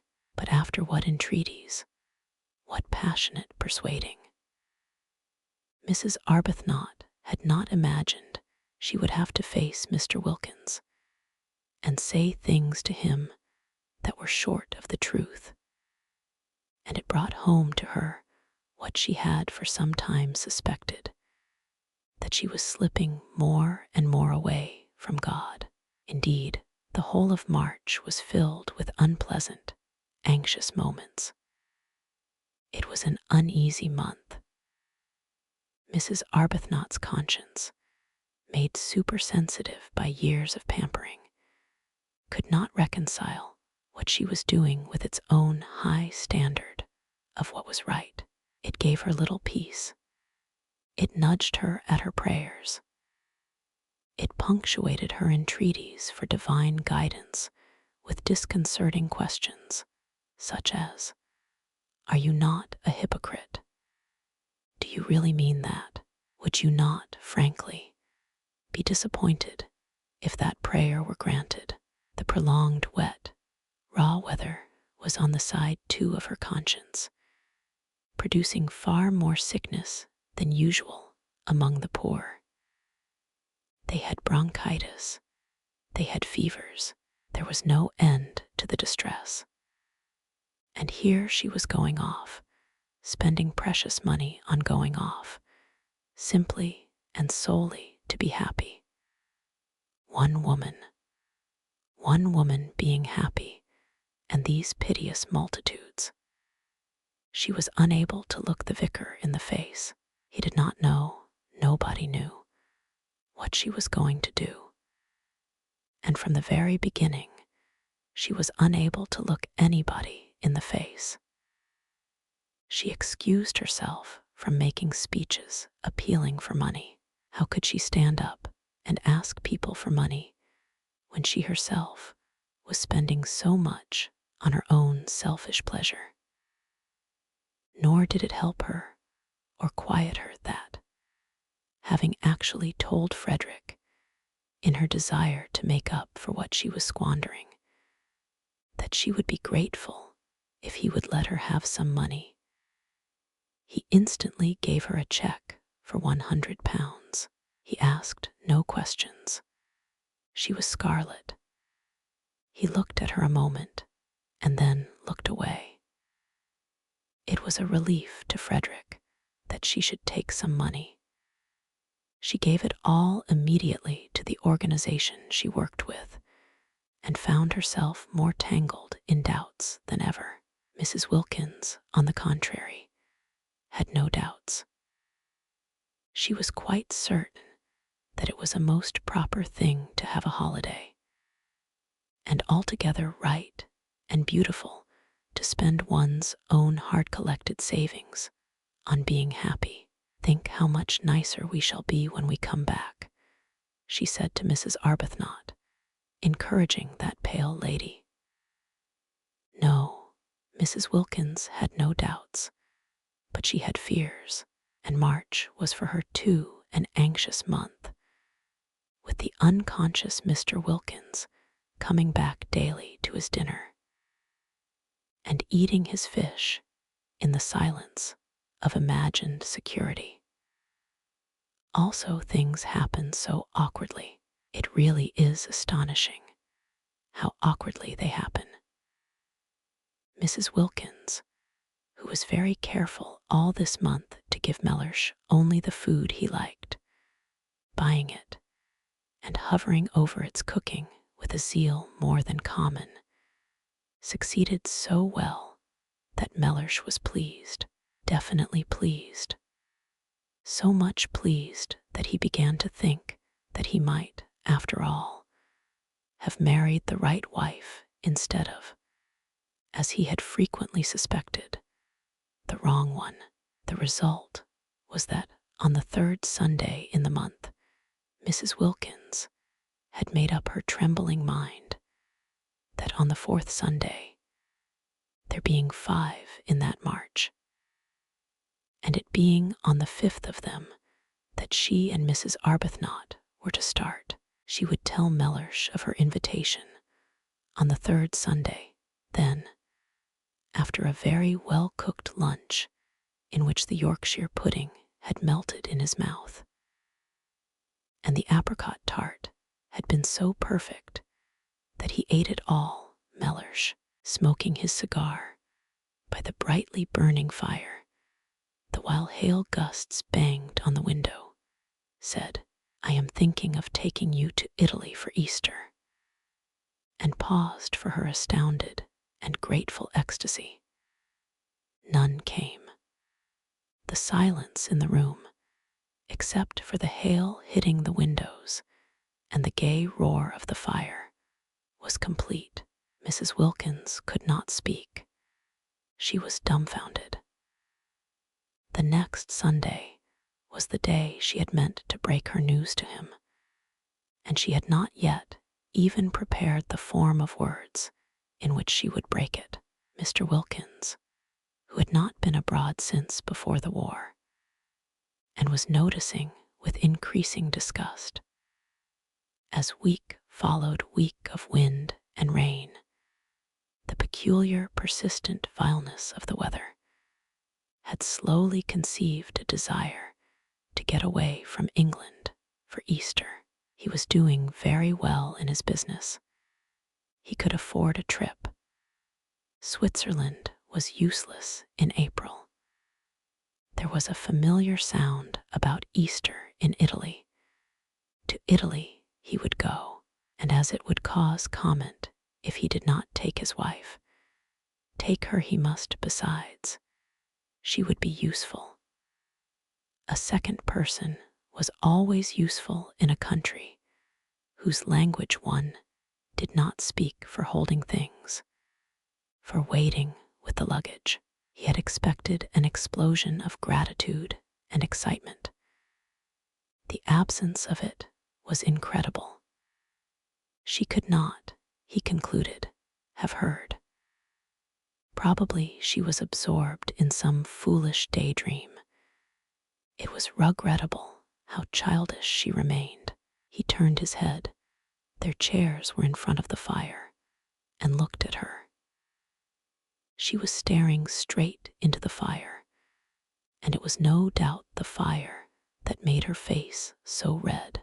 "I am thinking," he repeated, raising his clear, cultivated voice and speaking with acerbity, for inattention at such a moment was deplorable, "of taking you to Italy for Easter.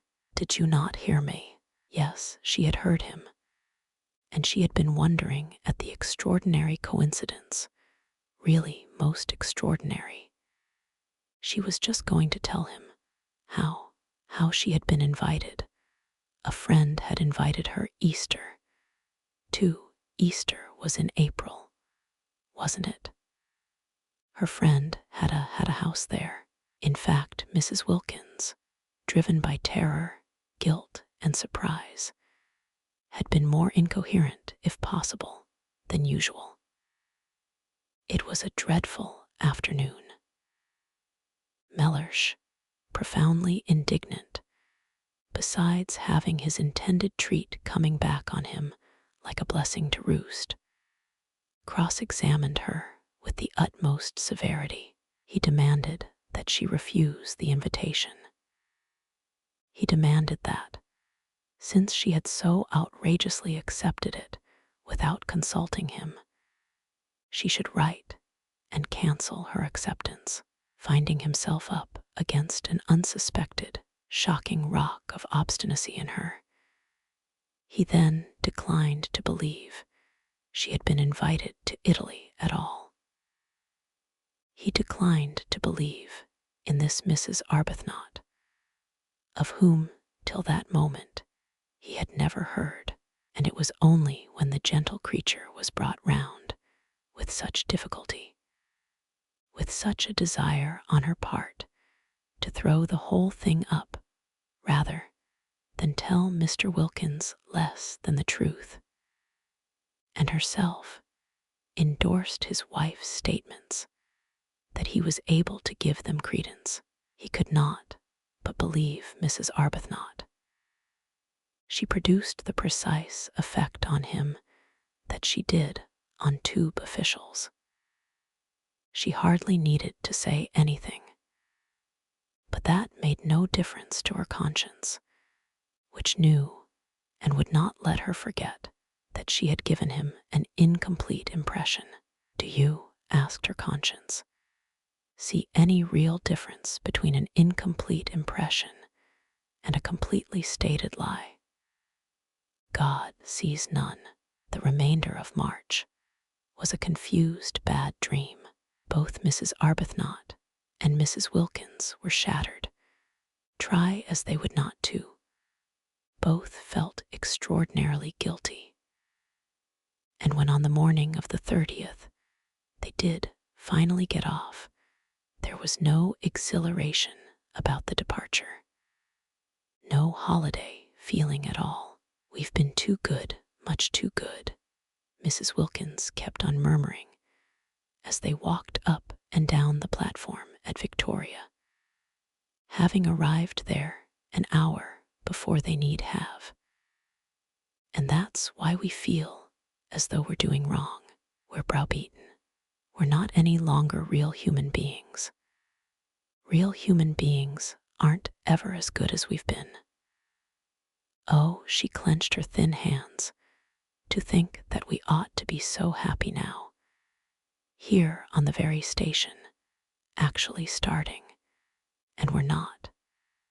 And it's being spoilt for us just simply because we've spoilt them. What have we done? What have we done? I should like to know, she inquired of Mrs. Arbuthnot indignantly. "Except for once want to go away by ourselves and have a little rest from them," Mrs. Arbuthnot, patiently pacing, did not ask who she meant by them, because she knew Mrs. Wilkins meant their husbands, persisting in her assumption that Frederick was as indignant as Mellersh over the departure of his wife, whereas Frederick did not even know his wife had gone. Mrs. Arbuthnot, always silent about him, had said nothing of this to Mrs. Wilkins. Frederick went too deep into her heart for her to talk about him. He was having an extra bout of work finishing another of those dreadful books, and had been away practically continually the last few weeks, and was away when she left. Why should she tell him beforehand? Sure as she so miserably was that he would have no objection to anything she did, she merely wrote him a note and put it on the hall table ready for him if and when he should come home. She said she was going for a month's holiday as she needed a rest, and she had not had one for so long, and that Gladys, the efficient parlor maid, had orders to see to his comforts. She did not say where she was going. There was no reason why she should. He would not be interested. He would not care. The day was wretched, blustering, and wet. The crossing was atrocious, and they were very sick. But after having been very sick, just to arrive at Calais and not be sick was happiness, and it was there that the real splendor of what they were doing first began to warm their benumbed spirits. It got hold of Mrs. Wilkins first, and spread from her like a rose-colored flame over her pale companion. Mellersh at Calais, where they restored themselves with souls, because of Mrs. Wilkins' desire to eat a sole Mellersh, wasn't having. Mellersh at Calais had already begun to dwindle and seem less important. None of the French porters knew him. Not a single official at Calais cared a fig for Mellersh.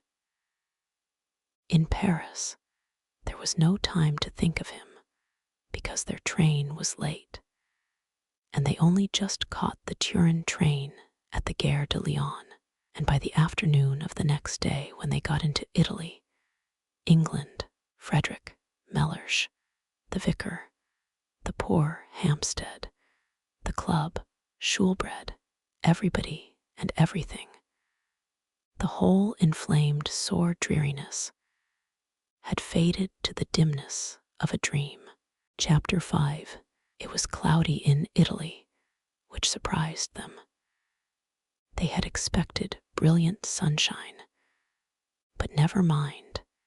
It was Italy, and the very clouds looked fat. Neither of them had ever been there before. Both gazed out of the windows with rapt faces. The hours flew as long as it was daylight, and after that there was the excitement of getting nearer, getting quite near, getting there. At Genoa, it had begun to rain. Genoa. Imagine actually being at Genoa, seeing its name written up in the station, just like any other name. At Nervi, it was pouring. And when at last, towards midnight, for again the train was late, they got to Mezzago, the rain was coming down in what seemed solid sheets. But it was Italy. Nothing it did could be bad. The very rain was different, straight rain, falling properly on to one's umbrella, not that violently blowing English stuff that got in everywhere. And it did leave off, and when it did, behold, the earth would be strewn with roses. Mr. Briggs, San Salvatore's owner, had said, "You get out at Mezzago, and then you drive." But he had forgotten what he amply knew, that trains in Italy are sometimes late, and he had imagined his tenants arriving at Mezzago at 8 o'clock and finding a string of flies to choose from. The train was 4 hours late, and when Mrs. Arbuthnot and Mrs. Wilkins scrambled down the ladder-like high steps of their carriage into the black downpour, their skirts sweeping off great pools of sooty wet because their hands were full of suitcases. If it had not been for the vigilance of Domenico, the gardener at San Salvatore, they would have found nothing for them to drive in. All ordinary flies had long since gone home.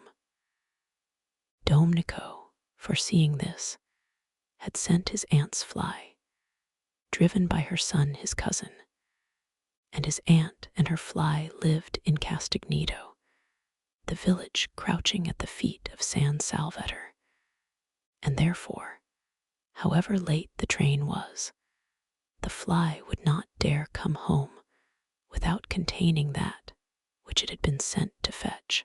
Domenico's cousin's name was Beppo, and he presently emerged out of the dark, where Mrs. Arbuthnot and Mrs. Wilkins stood, uncertain what to do next after the train had gone on, for they could see no porter, and they thought from the feel of it that they were standing not so much on a platform as in the middle of the permanent way. Beppo, who had been searching for them, emerged from the dark with a kind of pounce and talked Italian to them vociferously. Beppo was a most respectable young man, but he did not look as if he were, especially not in the dark, and he had a dripping hat slouched over one eye. They did not like the way he seized their suitcases. He could not be, they thought, a porter. However, they presently from out of his streaming talk discerned the words San Salvatore, and after that they kept on saying them to him, for it was the only Italian they knew, as they hurried after him, unwilling to lose sight of their suitcases, stumbling across rails and through puddles out to where in the road a small, high fly stood. Its hood was up, and its horse was in an attitude of thought. They climbed in, and the minute they were in Mrs. Wilkins, indeed, could hardly be called in, the horse awoke with a start from its reverie, and immediately began going home rapidly, without Beppo, without the suitcases. Beppo darted after him, making the night ring with his shouts, and caught the hanging reins just in time. He explained proudly, and as it seemed to him with perfect clearness, that the horse always did that, being a fine animal full of corn and blood, and cared for by him, Beppo, as if he were his own son, and the ladies must not be alarmed. He had noticed they were clutching each other, but clear and loud and profuse of words though he was, they only looked at him blankly. He went on talking, however, while he piled the suitcases up round them, sure that sooner or later they must understand him, especially as he was careful to talk very loud and illustrate everything he said with the simplest elucidatory gestures. But they both continued only to look at him. They both, he noticed sympathetically, had white faces, fatigued faces, and they both had big eyes, fatigued eyes. They were beautiful ladies, he thought, and their eyes, looking at him over the tops of the suitcases, watching his every movement.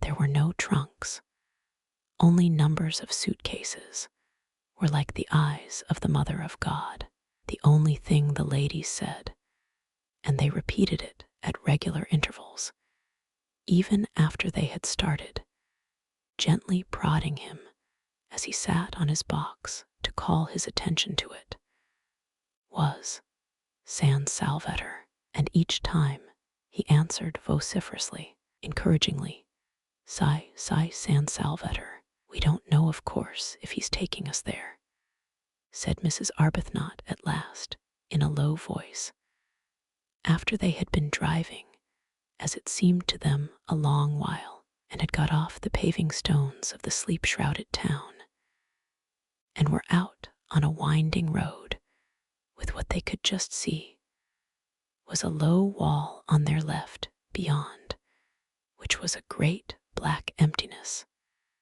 and the sound of the sea.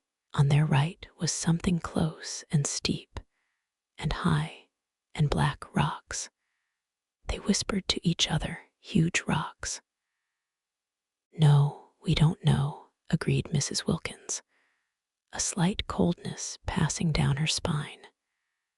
They felt very uncomfortable. It was so late. It was so dark.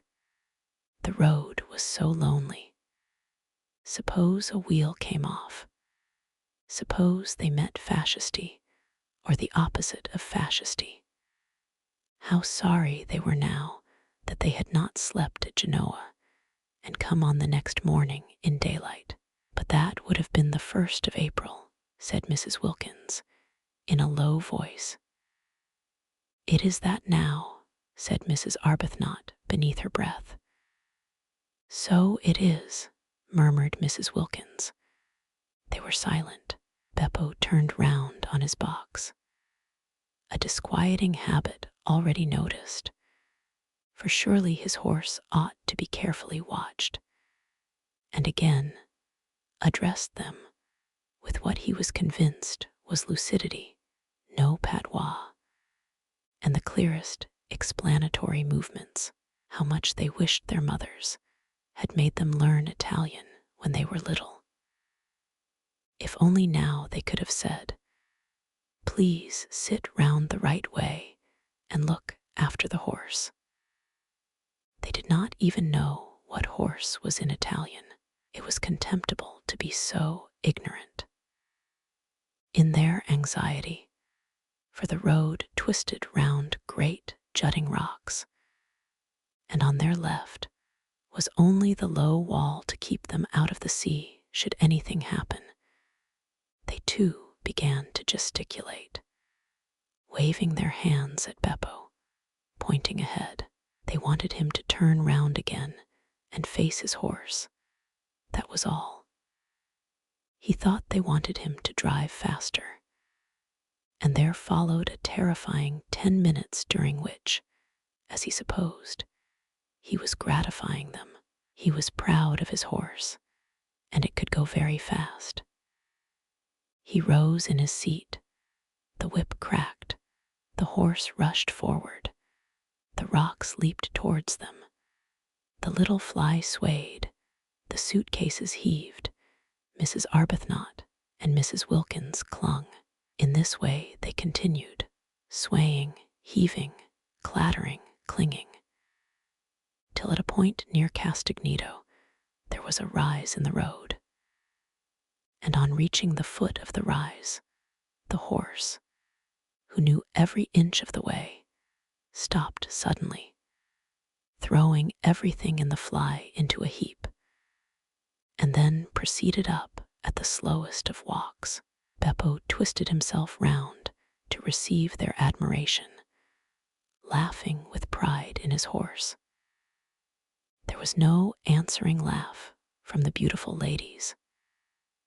Their eyes, fixed on him, seemed bigger than ever, and their faces against the black of the night showed milky. But here at least, once they were up the slope, were houses.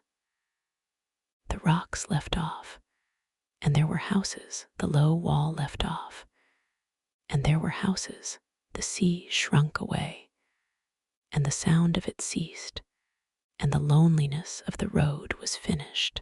No lights anywhere, of course, nobody to see them pass.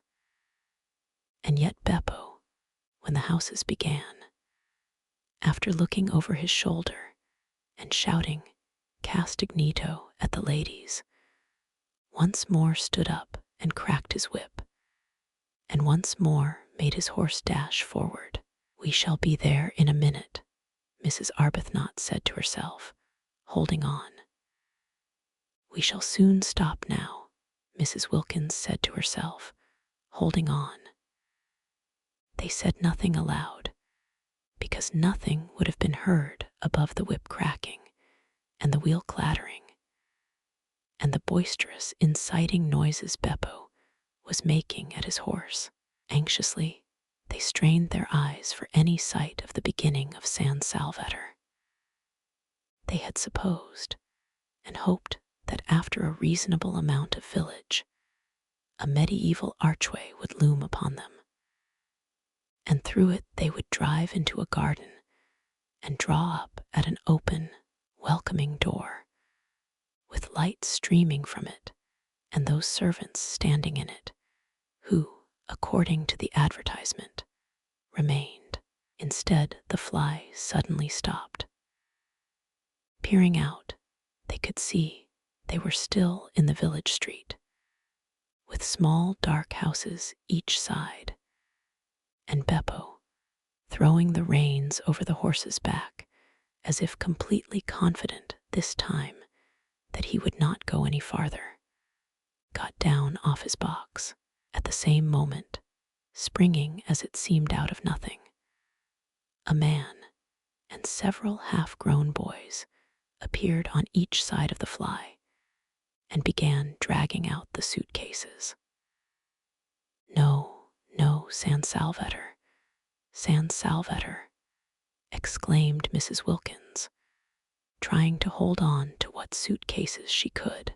"Sigh, sigh, San Salvatore," they all shouted, pulling. "This can't be San Salvatore," said Mrs. Wilkins, turning to Mrs. Arbuthnot, who sat quite still watching her suitcases being taken from her. With the same patience she applied to lesser evils, she knew she could do nothing if these men were wicked men determined to have her suitcases.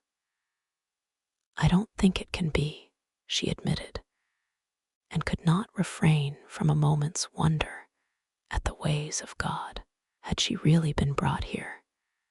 She and poor Mrs. Wilkins, after so much trouble in arranging it, so much difficulty and worry, along such devious paths of prevarication and deceit, only to be, she checked her thoughts, and gently said to Mrs. Wilkins, while the ragged youths disappeared with the suitcases into the night, and the man with the lantern helped Beppo pull the rug off her, that they were both in God's hands.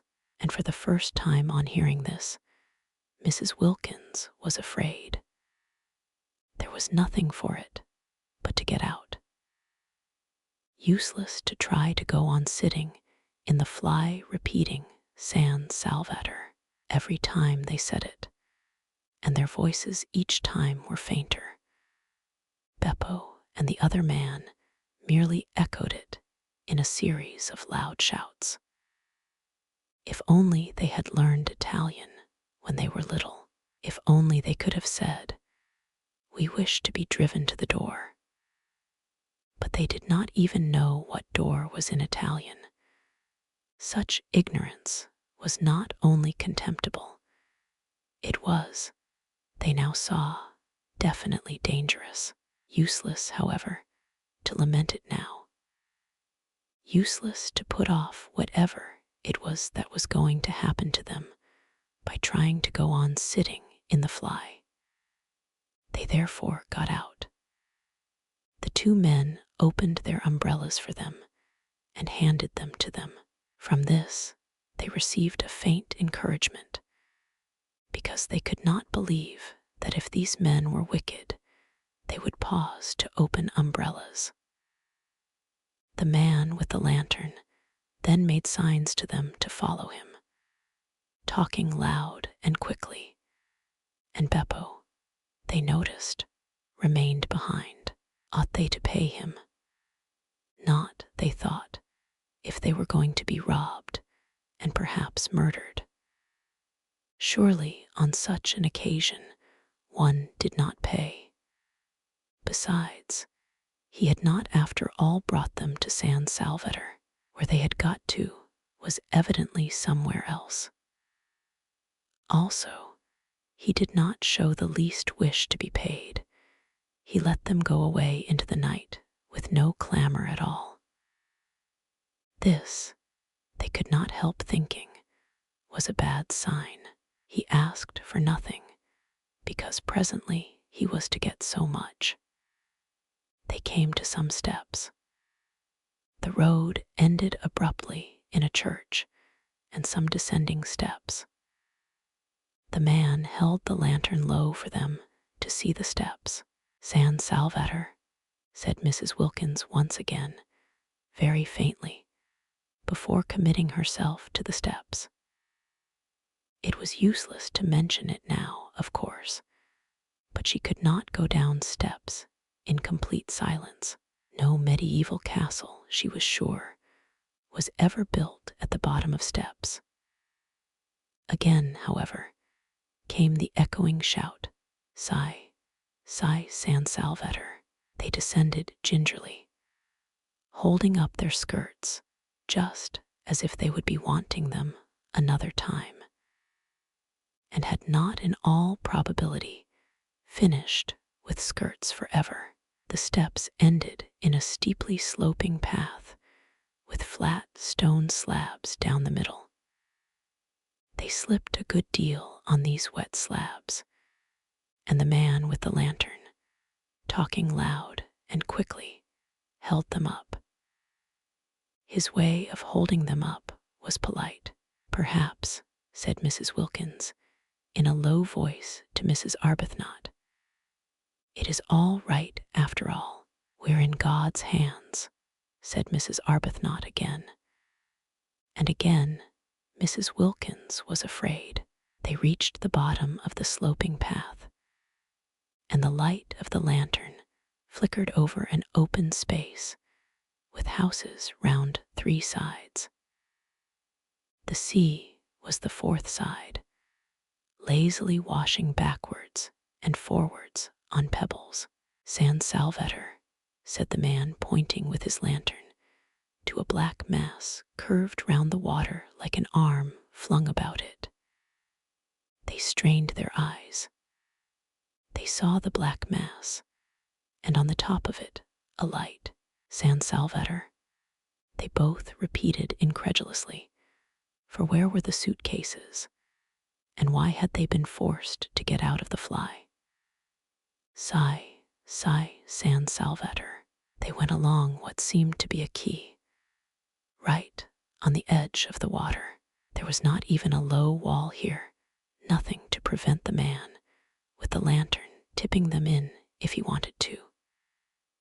He did not, however, tip them in. Perhaps it was all right after all. Mrs. Wilkins again suggested to Mrs. Arbuthnot, on noticing this, who this time was herself beginning to think that it might be, and said no more about God's hands. The flicker of the lantern danced along, reflected in the wet pavement of the quay. Out to the left, in the darkness, and evidently at the end of a jetty, was a red light. They came to an archway with a heavy iron gate. The man with the lantern pushed the gate open. This time they went up steps instead of down, and at the top of them was a little path that wound upwards among flowers. They could not see the flowers, but the whole place was evidently full of them.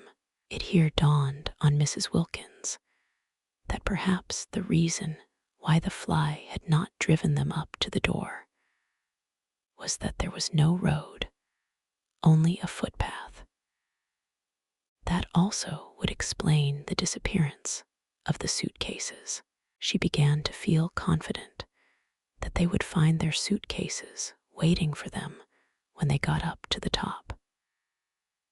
San Salvatore was, it seemed, on the top of a hill, as a medieval castle should be. At a turn of the path, they saw above them, much nearer now and shining more brightly, the light they had seen from the quay. She told Mrs. Arbuthnot of her dawning belief, and Mrs. Arbuthnot agreed that it was very likely a true one. Once more, but this time in a tone of real hopefulness, Mrs. Wilkins said, pointing upwards at the black outline against the only slightly less black sky, San Salvatore. And once more, but this time comfortingly, encouragingly, came back the assurance, Sigh, San Salvatore. They crossed a little bridge over what was apparently a ravine, and then came a flat bit with long grass at the sides and more flowers. They felt the grass flicking wet against their stockings, and the invisible flowers were everywhere. Then up again through trees, along a zigzag path with the smell all the way of the flowers they could not see. The warm rain was bringing out all the sweetness. Higher and higher they went in this sweet darkness, and the red light on the jetty dropped farther and farther below them. The path wound round to the other side of what appeared to be a little peninsula. The jetty and the red light disappeared. Across the emptiness on their left were distant lights. Mezzago, said the man, waving his lantern at the lights. Sigh, they answered, for they had by now learned sigh, upon which the man congratulated them in a great flow of polite words, not one of which they understood, on their magnificent Italian. For this was Domenico, the vigilant and accomplished gardener of San Salvatore, the prop and stay of the establishment, the resourceful, the gifted, the eloquent, the courteous, the intelligent Domenico, only they did not know that yet. And he did in the dark, and even sometimes in the light, look, with his knife-sharp, swarthy features and swift, panther movements, very like somebody wicked. They passed along another flat bit of path, with a black shape, like a high wall, towering above them on their right. And then the path went up again, under trellises, and trailing sprays of scented things caught at them and shook raindrops on them, and the light of the lantern flickered over lilies. And then came a flight of ancient steps worn with centuries, and then another iron gate, and then they were inside, though still climbing a twisting flight of stone steps, with old walls on either side like the walls of dungeons, and with a vaulted roof. At the top was a wrought iron door, and through it shone a flood of electric light. "Ecco," said Domenico, lithely running up the last few steps ahead and pushing the door open. And there they were, arrived, and it was San Salvatore, and their suitcases were waiting for them, and they had not been murdered. They looked at each other's white faces and blinking eyes very solemnly. It was a great, a wonderful moment. Here they were, in their medieval castle at last. Their feet touched its stones. Mrs. Wilkins put her arm round Mrs. Arbuthnot's neck and kissed her. "The first thing to happen in this house," she said softly, solemnly, "shall be a kiss." "Dear Lottie," said Mrs. Arbuthnot. "Dear Rose," said Mrs. Wilkins, her eyes brimming with gladness. Domenico was delighted. He liked to see beautiful ladies kiss. He made them a most appreciative speech of welcome, and they stood arm in arm, holding each other up, for they were very tired, blinking smilingly at him, and not understanding a word. Chapter 6. When Mrs. Wilkins woke next morning, she lay in bed a few minutes before getting up and opening the shutters. What would she see out of her window? A shining world, or a world of rain? But it would be beautiful. Whatever it was would be beautiful. She was in a little bedroom with bare white walls and a stone floor and sparse old furniture. The beds, there were two, were made of iron, enameled black and painted with bunches of gay flowers. She lay putting off the great moment of going to the window, as one puts off opening a precious letter, gloating over it. She had no idea what time it was. She had forgotten to wind up her watch ever since, centuries ago, she last went to bed in Hampstead. No sounds were to be heard in the house, so she supposed it was very early. Yet she felt as if she had slept a long while, so completely rested, so perfectly content.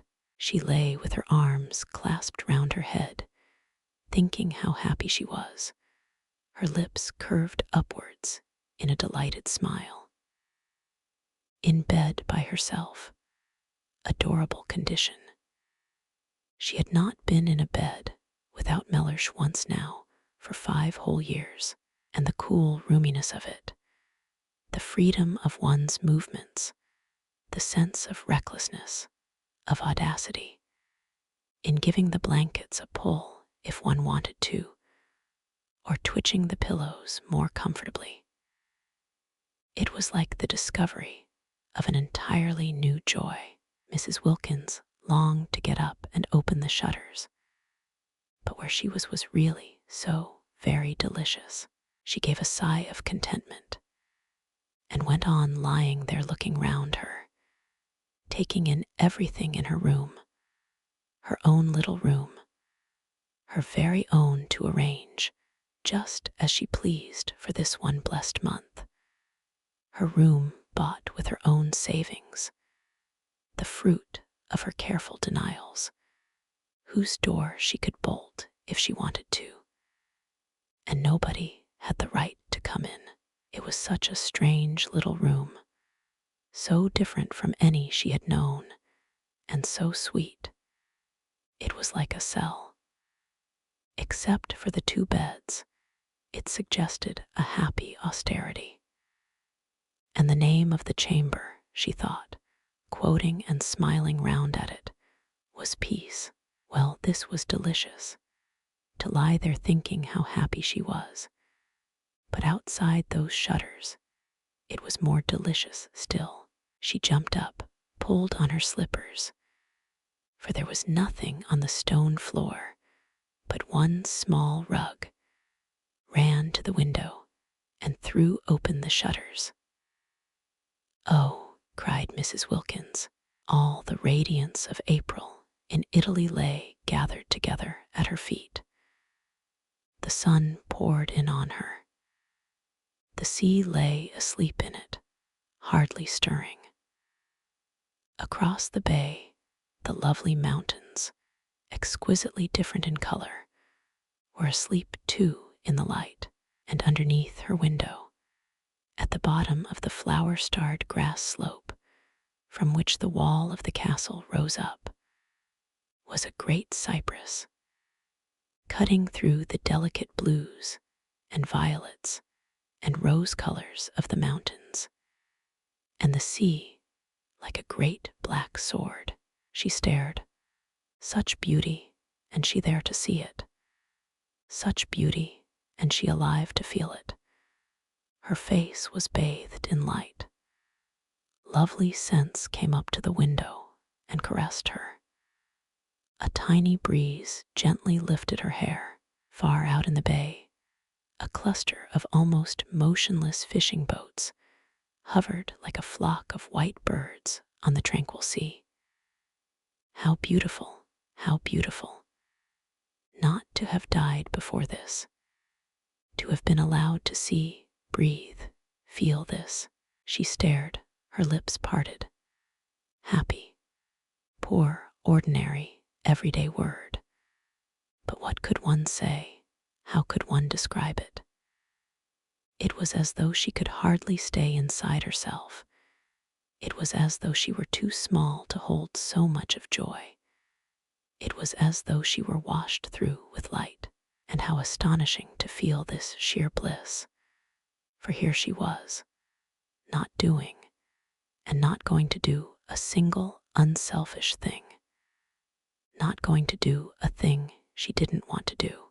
According to everybody she had ever come across, she ought at least to have twinges. She had not one twinge. Something was wrong somewhere. Wonderful that at home she should have been so good, so terribly good, and merely felt tormented. Twinges of every sort had there been her portion. Aches, hurts, discouragements, and she the whole time being steadily unselfish. Now she had taken off all her goodness and left it behind her like a heap of rain-sodden clothes, and she only felt joy. She was naked of goodness and was rejoicing in being naked. She was stripped and exulting. And there, away in the dim mugginess of Hampstead, was Mellersh being angry. She tried to visualize Mellersh. She tried to see him having breakfast and thinking bitter things about her. And lo, Mellersh himself began to shimmer, became rose color, became delicate violet, became an enchanting blue, became formless, became iridescent. Actually, Mellersh, after quivering a minute, was lost in light. Well, thought Mrs. Wilkins, staring, as it were, after him. How extraordinary not to be able to visualize Mellersh. And she who used to know every feature, every expression of his by heart. She simply could not see him as he was. She could only see him resolved into beauty, melted into harmony with everything else. The familiar words of the general thanksgiving came quite naturally into her mind, and she found herself blessing God for her creation, preservation, and all the blessings of this life, but above all for his inestimable love, out loud in a burst of acknowledgement.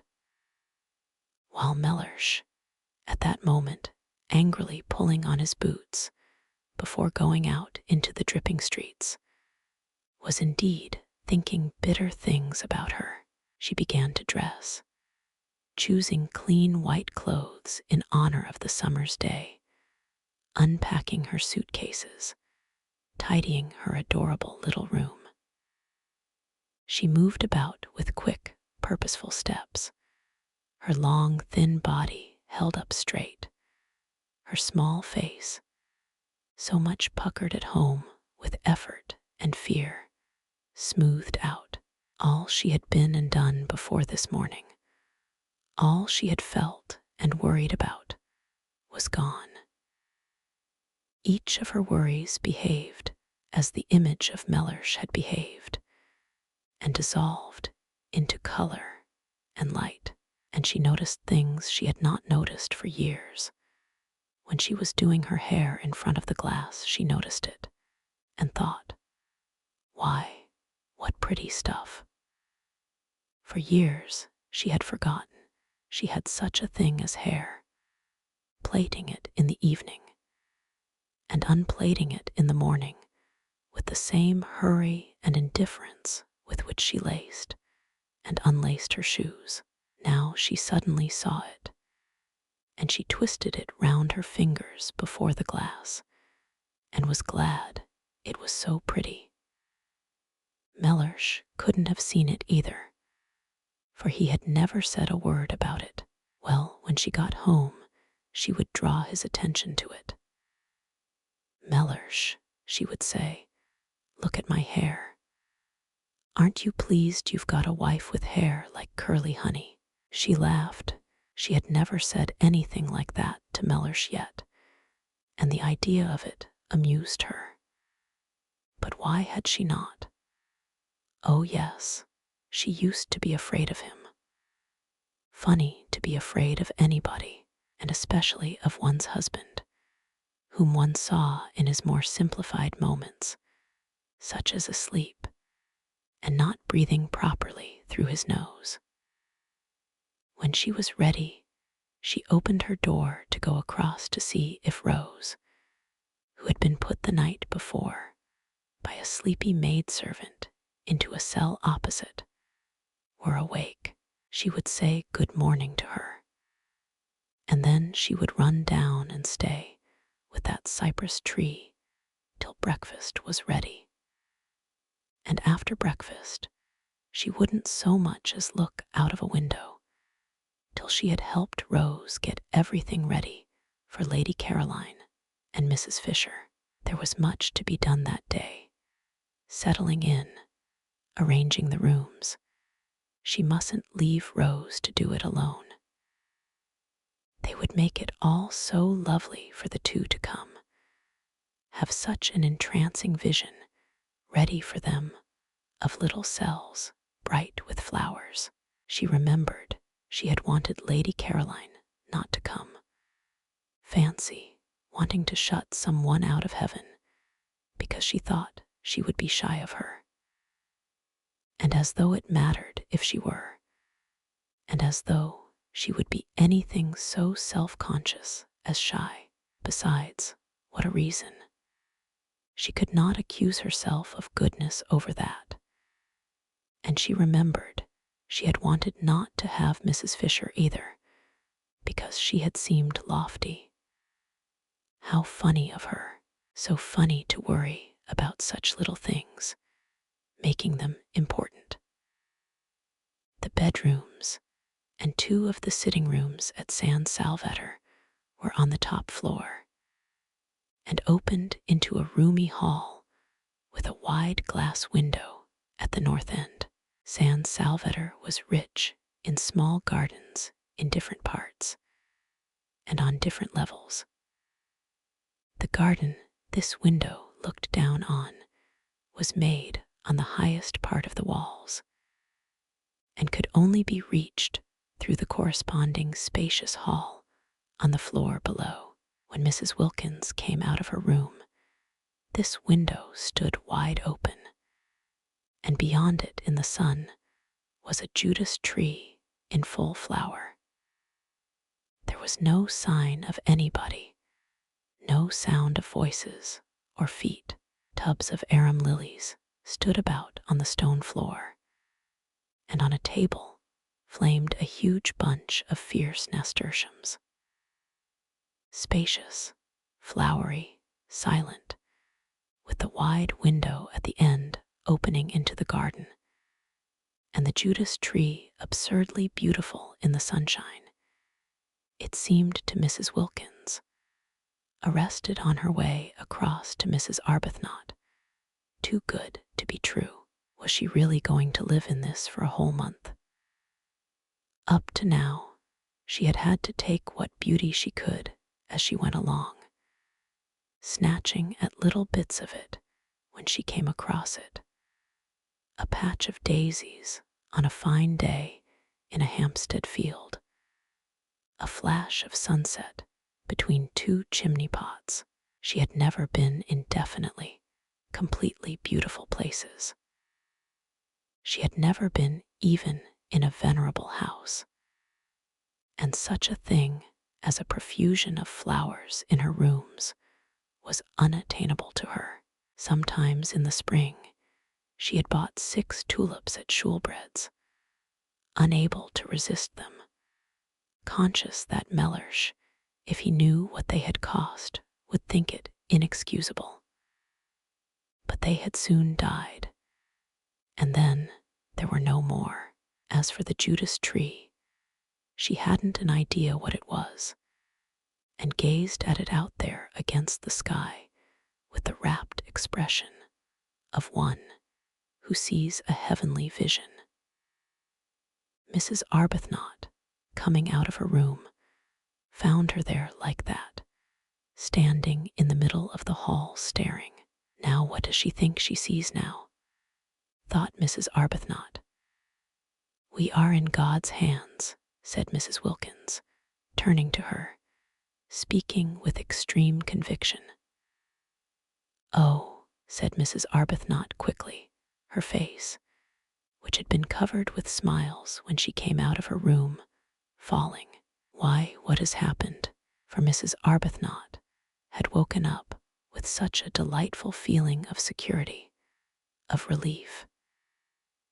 And she did not want to find she had not, after all, escaped from the need of refuge. She had not even dreamed of Frederick. For the first time for years, she had been spared the nightly dream that he was with her, that they were heart to heart, and its miserable awakening. She had slept like a baby, and had woken up confident. She had found there was nothing she wished to say in her morning prayer except thank you. It was disconcerting to be told she was after all in God's hands. I hope nothing has happened, she asked anxiously. Mrs. Wilkins looked at her a moment and laughed. How funny, she said, kissing her. What is funny? Asked Mrs. Arbuthnot, her face clearing because Mrs. Wilkins laughed. This is everything. It's all so wonderful. It's so funny and so adorable that we should be in it. I dare say when we finally reach heaven, the one they talk about so much, we shan't find it a bit more beautiful. Mrs. Arbuthnot relaxed to smiling security again. Isn't it divine? She said. Were you ever ever in your life so happy?" asked Mrs. Wilkins, catching her by the arm. "No," said Mrs. Arbuthnot. Nor had she been, not ever, not even in her first love days with Frederick, because always pain had been close at hand in that other happiness, ready to torture with doubts, to torture even with the very excess of her love. While this was the simple happiness of complete harmony with her surroundings, the happiness that asks for nothing, that just accepts, just breathes, just is. "Let's go and look at that tree close," said Mrs. Wilkins. "I don't believe it can only be a tree." And arm in arm they went along the hall, and their husbands would not have known them, their faces were so young with eagerness. And together they stood at the open window, and when their eyes, having feasted on the marvelous pink thing, wandered farther among the beauties of the garden, they saw sitting on the low wall at the east edge of it, gazing out over the bay, her feet in lilies, Lady Caroline. They were astonished. They said nothing in their astonishment, but stood quite still, arm in arm, staring down at her. She too had on a white frock, and her head was bare. They had had no idea that day in London, when her hat was down to her nose, and her furs were up to her ears, that she was so pretty. They had merely thought her different from the other women in the club, and so had the other women themselves, and so had all the waitresses, eyeing her sideways and eyeing her again as they passed the corner where she sat talking. But they had had no idea she was so pretty. She was exceedingly pretty. Everything about her was very much that which it was. Her fair hair was very fair. Her lovely gray eyes were very lovely and gray. Her dark eyelashes were very dark. Her white skin was very white. Her red mouth was very red. She was extravagantly slender, the merest thread of a girl, though not without little curves beneath her thin frock, where little curves should be. She was looking out across the bay, and was sharply defined against the background of empty blue. She was full in the sun. Her feet dangled among the leaves and flowers of the lilies, just as if it did not matter that they should be bent or bruised. "She ought to have a headache," whispered Mrs. Arbuthnot at last, "sitting there in the sun like that." "She ought to have a hat," whispered Mrs. Wilkins. "She's treading on lilies, but they're hers as much as ours, only 1/4 of them." Lady Caroline turned her head. She looked up at them a moment, surprised to see them so much younger than they had seemed that day at the club, and so much less unattractive. Indeed, they were really almost quite attractive, if anyone could ever be really quite attractive in the wrong clothes. Her eyes, swiftly glancing over them, took in every inch of each of them in the half-second before she smiled and waved her hand and called out good morning. There was nothing, she saw at once, to be hoped for in the way of interest from their clothes. She did not consciously think this, for she was having a violent reaction against beautiful clothes and the slavery they impose on one, her experience being that the instant one had got them, they took one in hand and gave one no peace till they had been everywhere and been seen by everybody. You didn't take your clothes to parties, they took you.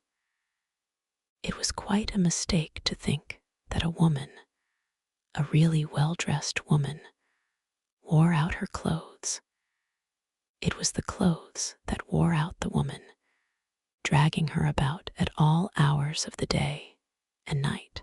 No wonder men stayed young longer. Just new trousers couldn't excite them. She couldn't suppose that even the newest trousers ever behaved like that, taking the bit between their teeth. Her images were disorderly, but she thought as she chose. She used what images she liked. As she got off the wall and came towards the window, it seemed a restful thing to know she was going to spend an entire month with people in dresses made, as she dimly remembered dresses used to be made 5 summers ago. "I got here yesterday morning," she said, looking up at them and smiling. She really was bewitching. She had everything, even a dimple. "It's a great pity," said Mrs. Arbuthnot, smiling back, "because we were going to choose the nicest room for you." "Oh, but I've done that," said Lady Caroline. "At least, I think it's the nicest. It looks 2 ways. I adore a room that looks 2 ways, don't you? Over the sea to the west, and over this Judas tree to the north. And we had meant to make it pretty for you with flowers," said Mrs. Wilkins. "Oh, Domenico did that. I told him to directly I got here. He's the gardener. He's wonderful. It's a good thing, of course," said Mrs. Arbuthnot a little hesitatingly, "to be independent and to know exactly what one wants." "Yes, it saves trouble," agreed Lady Caroline. "But one shouldn't be so independent," said Mrs. Wilkins, "as to leave no opportunity for other people to exercise their benevolences on one." Lady Caroline, who had been looking at Mrs. Arbuthnot, now looked at Mrs. Wilkins. That day at that queer club, she had had merely a blurred impression of Mrs. Wilkins, for it was the other one who did all the talking, and her impression had been of somebody so shy, so awkward that it was best to take no notice of her. She had not even been able to say good-bye properly, doing it in an agony, turning red, turning damp. Therefore she now looked at her in some surprise, and she was still more surprised when Mrs. Wilkins added, gazing at her with the most obvious sincere admiration, speaking indeed with a conviction that refused to remain unuttered, "I didn't realize you were so pretty." She stared at Mrs. Wilkins. She was not usually told this quite so immediately and roundly. Abundantly, as she was used to it, impossible not to be after 28 solid years. It surprised her to be told it with such bluntness, and by a woman. "It's very kind of you to think so," she said. "Why, you're lovely," said Mrs. Wilkins. Quite lovely." "I hope," said Mrs. Arbuthnot pleasantly, "you make the most of it." Lady Caroline then stared at Mrs. Arbuthnot. "Oh yes," she said, "I make the most of it.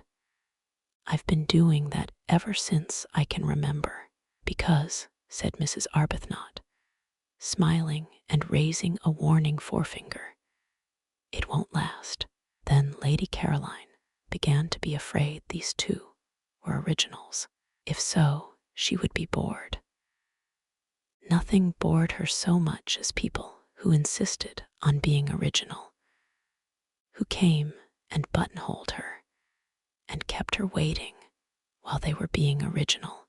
And the one who admired her, it would be tiresome if she dogged her about in order to look at her.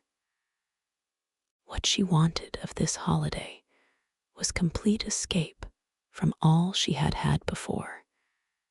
She wanted the rest of complete contrast. Being admired, being dogged, wasn't contrast, it was repetition.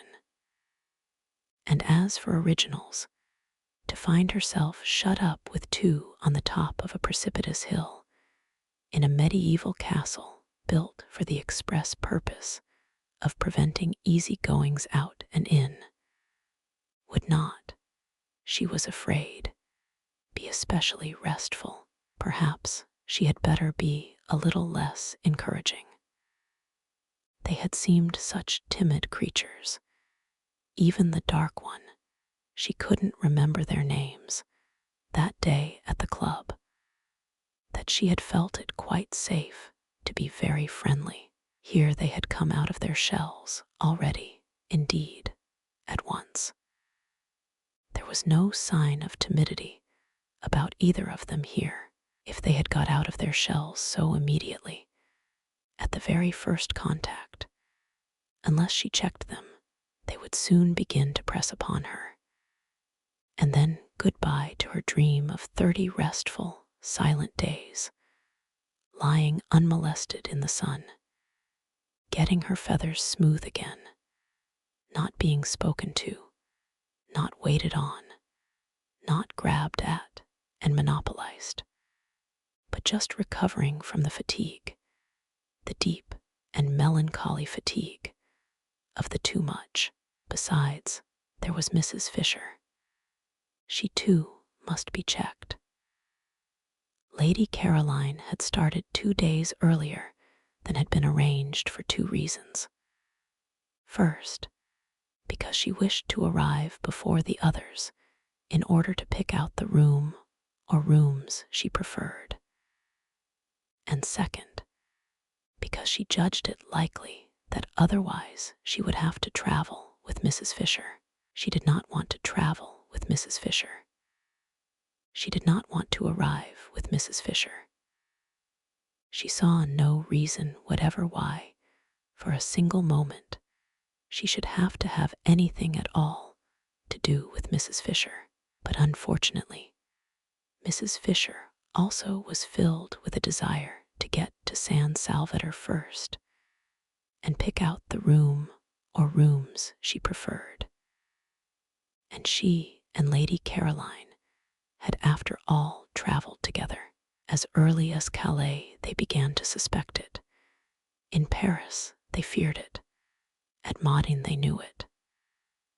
At Mazego they concealed it, driving out to Castagneto in 2 separate flies, the nose of the one almost touching the back of the other the whole way.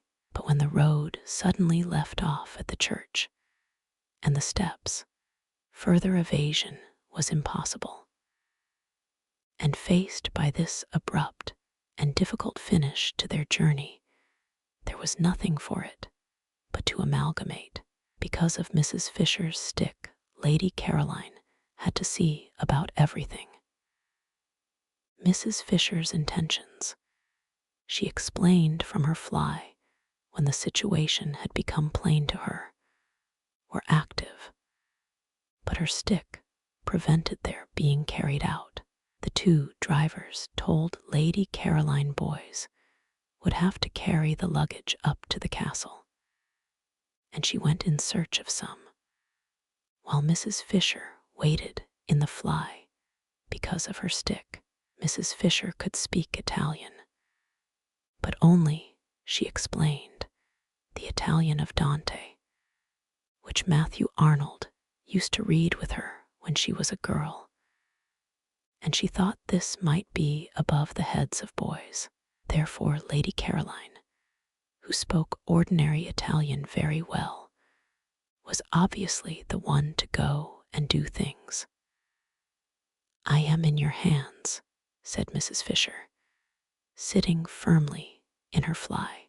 "You must please regard me as merely an old woman with a stick." And presently, down the steps and cobbles to the piazza, and along the quay, and up the zigzag path, Lady Caroline found herself as much obliged to walk slowly with Mrs. Fisher as if she were her own grandmother. "It's my stick," Mrs. Fisher complacently remarked at intervals. And when they rested at those bends of the zigzag path where seats were, and Lady Caroline, who would have liked to run on and get to the top quickly, was forced, in common humanity, to remain with Mrs. Fisher because of her stick, Mrs. Fisher told her how she had been on a zigzag path once with Tennyson. "Isn't his cricket wonderful?" said Lady Caroline absently. "The Tennyson," said Mrs. Fisher, turning her head and observing her a moment over her spectacles. "Isn't he?" said Lady Caroline. "I am speaking," said Mrs. Fisher, "of Alfred." "Oh," said Lady Caroline. "And it was a path, too," Mrs. Fisher went on severely, "curiously like this. No eucalyptus tree, of course, but otherwise curiously like this. And at one of the bends he turned and said to me, I see him now turning and saying to me, yes, Mrs. Fisher would have to be checked. And so with these two up at the window, she had better begin at once. She was sorry she had got off the wall.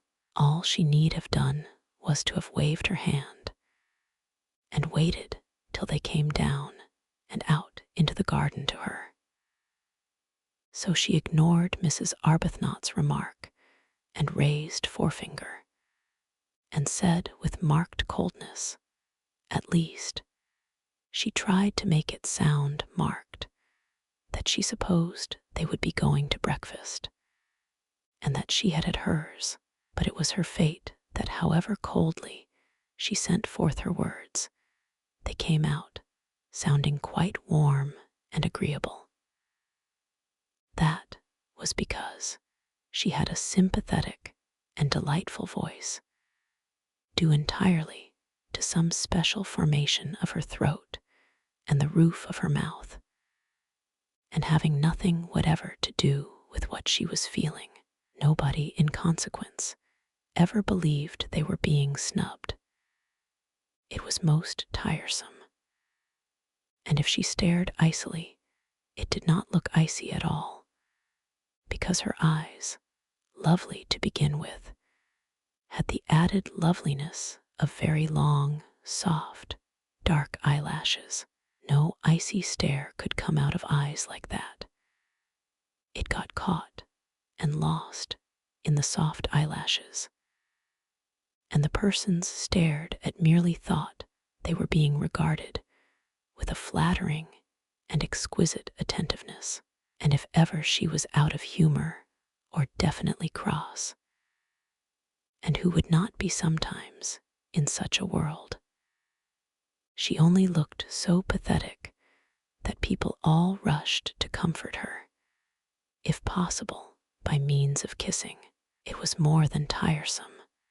It was maddening. Nature was determined that she should look and sound angelic. She could never be disagreeable or rude without being completely misunderstood. I had my breakfast in my room, she said, trying her utmost to sound curt. Perhaps I'll see you later.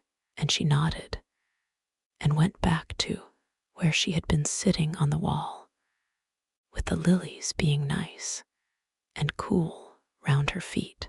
Chapter 7. Their eyes followed her admiringly. They had no idea they had been snubbed.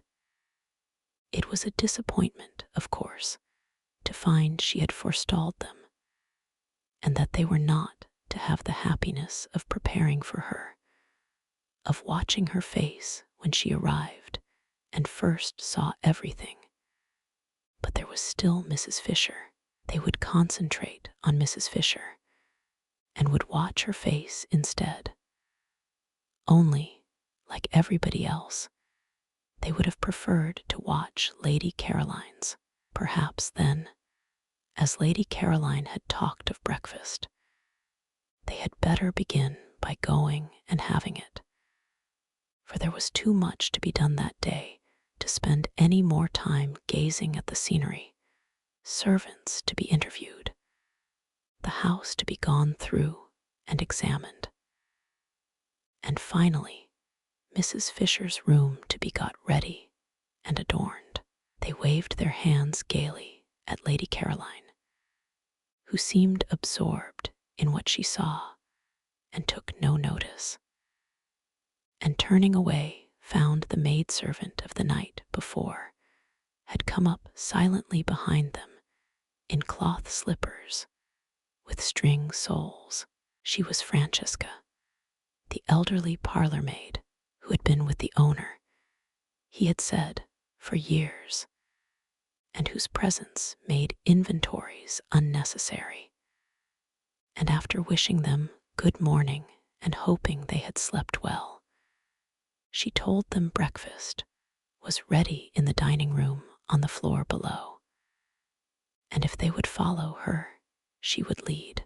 They did not understand a single word of the very many in which Francesca succeeded in clothing this simple information, but they followed her, for it at least was clear that they were to follow, and going down the stairs and along the broad hall like the one above, except for glass doors at the end instead of a window opening into the garden, they were shown into the dining room, where, sitting at the head of the table having her breakfast, was Mrs. Fisher. This time they exclaimed.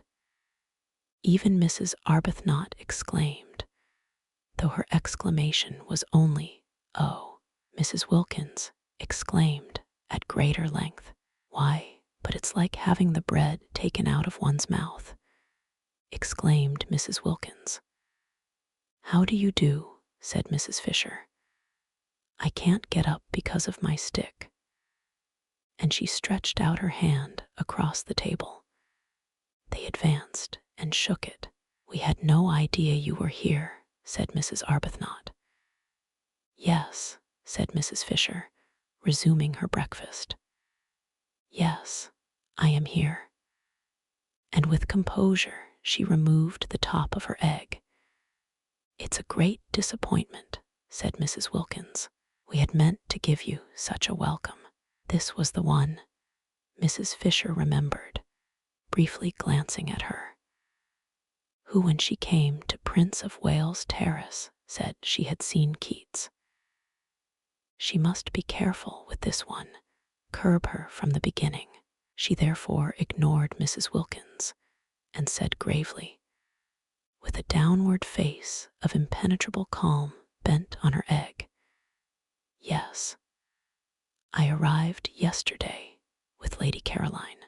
"It's really dreadful," said Mrs. Wilkins, exactly as if she had not been ignored. "There's nobody left to get anything ready for now. I feel thwarted. I feel as if the bread had been taken out of my mouth just when I was going to be happy swallowing it." "Where will you sit?" asked Mrs. Fisher of Mrs. Arbuthnot, markedly of Mrs. Arbuthnot. The comparison with the bread seemed to her most unpleasant. "Oh, thank you," said Mrs. Arbuthnot, sitting down rather suddenly next to her. There were only two places she could sit down in, the places laid on either side of Mrs. Fisher. She therefore sat down in one, and Mrs. Wilkins sat down opposite her in the other. Mrs. Fisher was at the head of the table. Round her was grouped the coffee and the tea. Of course, they were all sharing San Salvatore equally, but it was she herself and Lottie, Mrs. Arbuthnot mildly reflected, who had found it, who had had the work of getting it, who had chosen to admit Mrs. Fisher into it. Without them, she could not help thinking, Mrs. Fisher would not have been there. Morally, Mrs. Fisher was a guest. There was no hostess in this party, But supposing there had been a hostess, it would not have been Mrs. Fisher, nor Lady Caroline.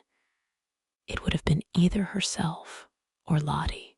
Mrs. Arbuthnot could not help feeling this as she sat down. And Mrs. Fisher, the hand which Ruskin had wrung suspended over the pots before her, inquired, "Tea or coffee?" She could not help feeling it even more definitely when Mrs. Fisher touched a small gong on the table beside her, as though she had been used to that gong, and that table ever since she was little, and on Francesca's appearing, bade her in the language of Dante, "Bring more milk." There was a curious air about Mrs. Fisher, thought Mrs. Arbuthnot, of being in possession. And if she herself had not been so happy, she would have perhaps minded. Mrs. Wilkins noticed it too, but it only made her discursive brain think of cuckoos. She would no doubt immediately have begun to talk of cuckoos, incoherently, unrestrainably, and deplorably, if she had been in the condition of nerves and shyness she was in last time she saw Mrs. Fisher. But happiness had done away with shyness. She was very serene. She could control her conversation. She did not have, horrified, to listen to herself saying things she had no idea of saying when she began. She was quite at her ease and completely natural. The disappointment of not going to be able to prepare a welcome for Mrs. Fisher had evaporated at once, for it was impossible to go on being disappointed in heaven, nor did she mind her behaving as hostess. What did it matter? You did not mind things in heaven. She and Mrs. Arbuthnot, therefore, sat down more willingly than they otherwise would have done, one on either side of Mrs. Fisher, and the sun, pouring through the two windows facing east across the bay, flooded the room, and there was an open door leading into the garden, and the garden was full of many lovely things, especially freesias. The delicate and delicious fragrance of the freesias came in through the door and floated round Mrs. Wilkins' enraptured nostrils.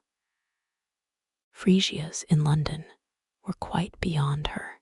Occasionally she went into a shop and asked what they cost, so as just to have an excuse for lifting up a bunch and smelling them, well knowing that it was something awful like a shilling for about 3 flowers. Here they were everywhere, bursting out of every corner and carpeting the rose beds.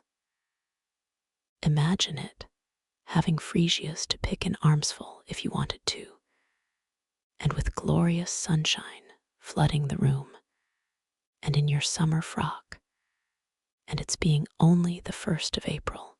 I suppose you realize, don't you, that we've got to heaven, she said, beaming at Mrs. Fisher with all the familiarity of a fellow angel. They are considerably younger than I had supposed, thought Mrs. Fisher, and not nearly so plain. And she mused a moment, while she took no notice of Mrs. Wilkins' exuberance, on their instant and agitated refusal that day at Prince of Wales Terrace to have anything to do with the giving or the taking of references. Nothing could affect her, of course, nothing that anybody did. She was far too solidly seated in respectability. At her back stood massively, in a tremendous row, those 3 great names she had offered, and they were not the only ones she could turn to for support and countenance, even if these young women, She had no grounds for believing the one out in the garden to be really Lady Caroline de Stir.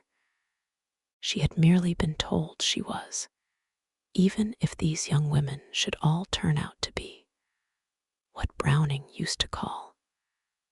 How well she remembered his amusing and delightful way of putting things, flybanites. What could it possibly, or in any way matter to her? Let them fly by night if they wished. One was not 65 for nothing. In any case, there would only be 4 weeks of it, at the end of which she would see no more of them, and in the meanwhile, there were plenty of places where she could sit quietly away from them and remember.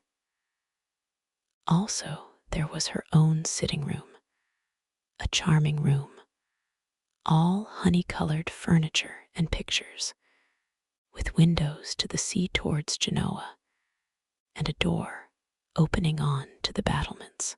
The house possessed 2 sitting rooms, and she had explained to that pretty creature, Lady Caroline, certainly a pretty creature, whatever else she was. Tennyson would have enjoyed taking her for blows on the downs, who had seemed inclined to appropriate the honey-colored one, that she needed some little refuge entirely to herself because of her stick. Nobody wants to see an old woman hobbling about everywhere, she had said. I shall be quite content to spend much of my time by myself in here, or sitting out on these convenient battlements. And she had a very nice bedroom, too. It looked 2 ways, across the bay to the morning sun. She liked the morning sun, and onto the garden. There were only 2 of these bedrooms with cross views in the house, she and Lady Caroline had discovered, and they were by far the airiest. They each had 2 beds in them, and she and Lady Caroline had had the extra beds taken out at once and put into 2 of the other rooms. In this way, there was much more space and comfort. Lady Caroline, indeed, had turned hers into a bed-sitting room, with the sofa out of the bigger drawing room and the writing table and the most comfortable chair. But she herself had not had to do that, because she had her own sitting room, equipped with what was necessary. Lady Caroline had thought at first of taking the bigger sitting room entirely for her own, because the dining room on the floor below could quite well be used between meals to sit in by the 2 others, and was a very pleasant room with nice chairs. But she had not liked the bigger sitting room's shape. It was a round room in the tower, with deep slit windows pierced through the massive walls, and a domed and ribbed ceiling arranged to look like an open umbrella. And it seemed a little dark. Undoubtedly, Lady Caroline had cast covetous glances at the honey-colored room, and if she, Mrs. Fisher, had been less firm, would have installed herself in it, which would have been absurd. I hope, said Mrs. Arbuthnot, smilingly making an attempt to convey to Mrs. Fisher that though she, Mrs. Fisher, might not be exactly a guest, she certainly was not in the very least a hostess. Your room is comfortable. Quite, said Mrs. Fisher. Will you have some more coffee? No, thank you. Will you? No, thank you. There were 2 beds in my bedroom, filling it up unnecessarily, and I had one taken out. It has made it much more convenient. Oh, that's why I've got 2 beds in my room, exclaimed Mrs. Wilkins, illuminated. The second bed in her little cell had seemed an unnatural and inappropriate object from the moment she saw it. "I gave no directions," said Mrs. Fisher, addressing Mrs. Arbuthnot. "I merely asked Francesca to remove it." "I have two in my room as well," said Mrs. Arbuthnot. "Your second one must be Lady Caroline's." "She had hers removed too," said Mrs. Fisher. "It seems foolish to have more beds in a room than there are occupiers, but we haven't got any husbands here either," said Mrs. Wilkins. "And I don't see any use in extra beds in one's room if one hasn't got husbands to put in them. Can't we have them taken away too?" "Beds," said Mrs. Fisher coldly, "cannot be removed from one room after another. They must remain somewhere." Mrs. Wilkins' remarks seemed to Mrs. Fisher persistently unfortunate.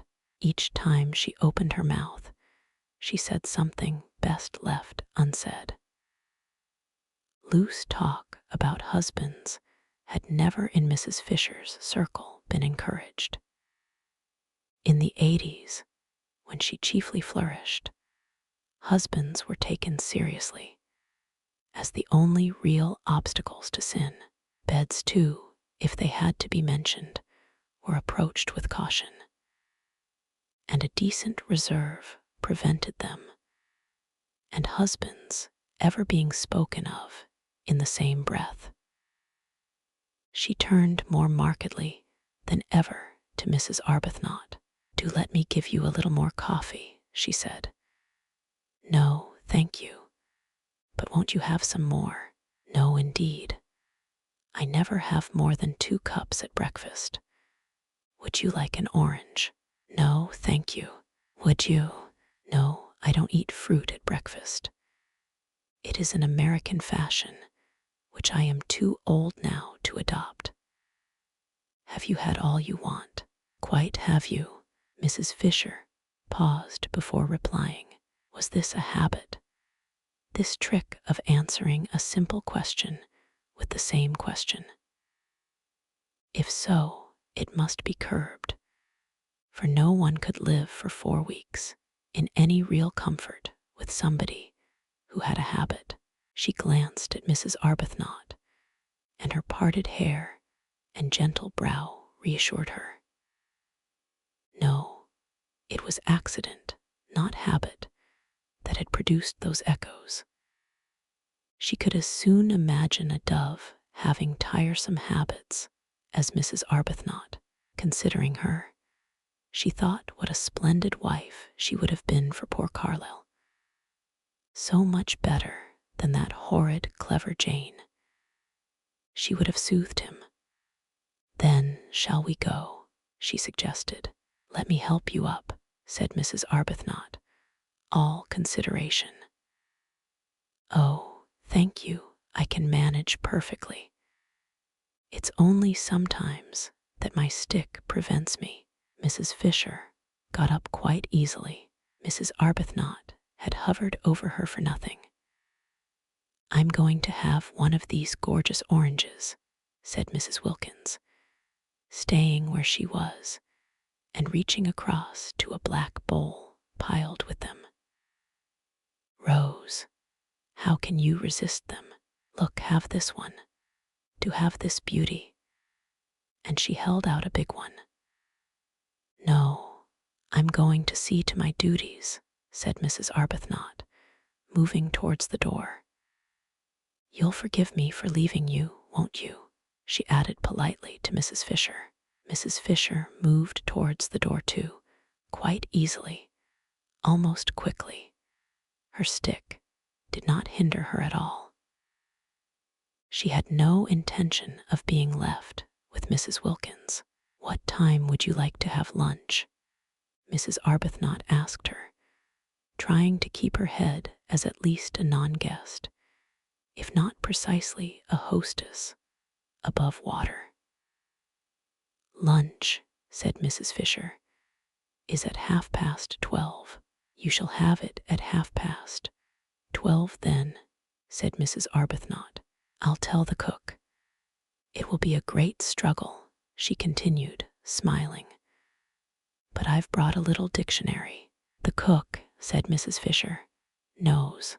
"Oh," said Mrs. Arbuthnot. "Lady Caroline has already told her," said Mrs. Fisher. "Oh," said Mrs. Arbuthnot again. "Yes, Lady Caroline speaks the kind of Italian cooks understand. I am prevented going into the kitchen because of my stick, and even if I were able to go, I fear I shouldn't be understood." "But," began Mrs. Arbuthnot. "But it's too wonderful," Mrs. Wilkins finished for her from the table, delighted with these unexpected simplifications in her and Rose's lives. "Why, we've got positively nothing to do here, either of us, except just be happy.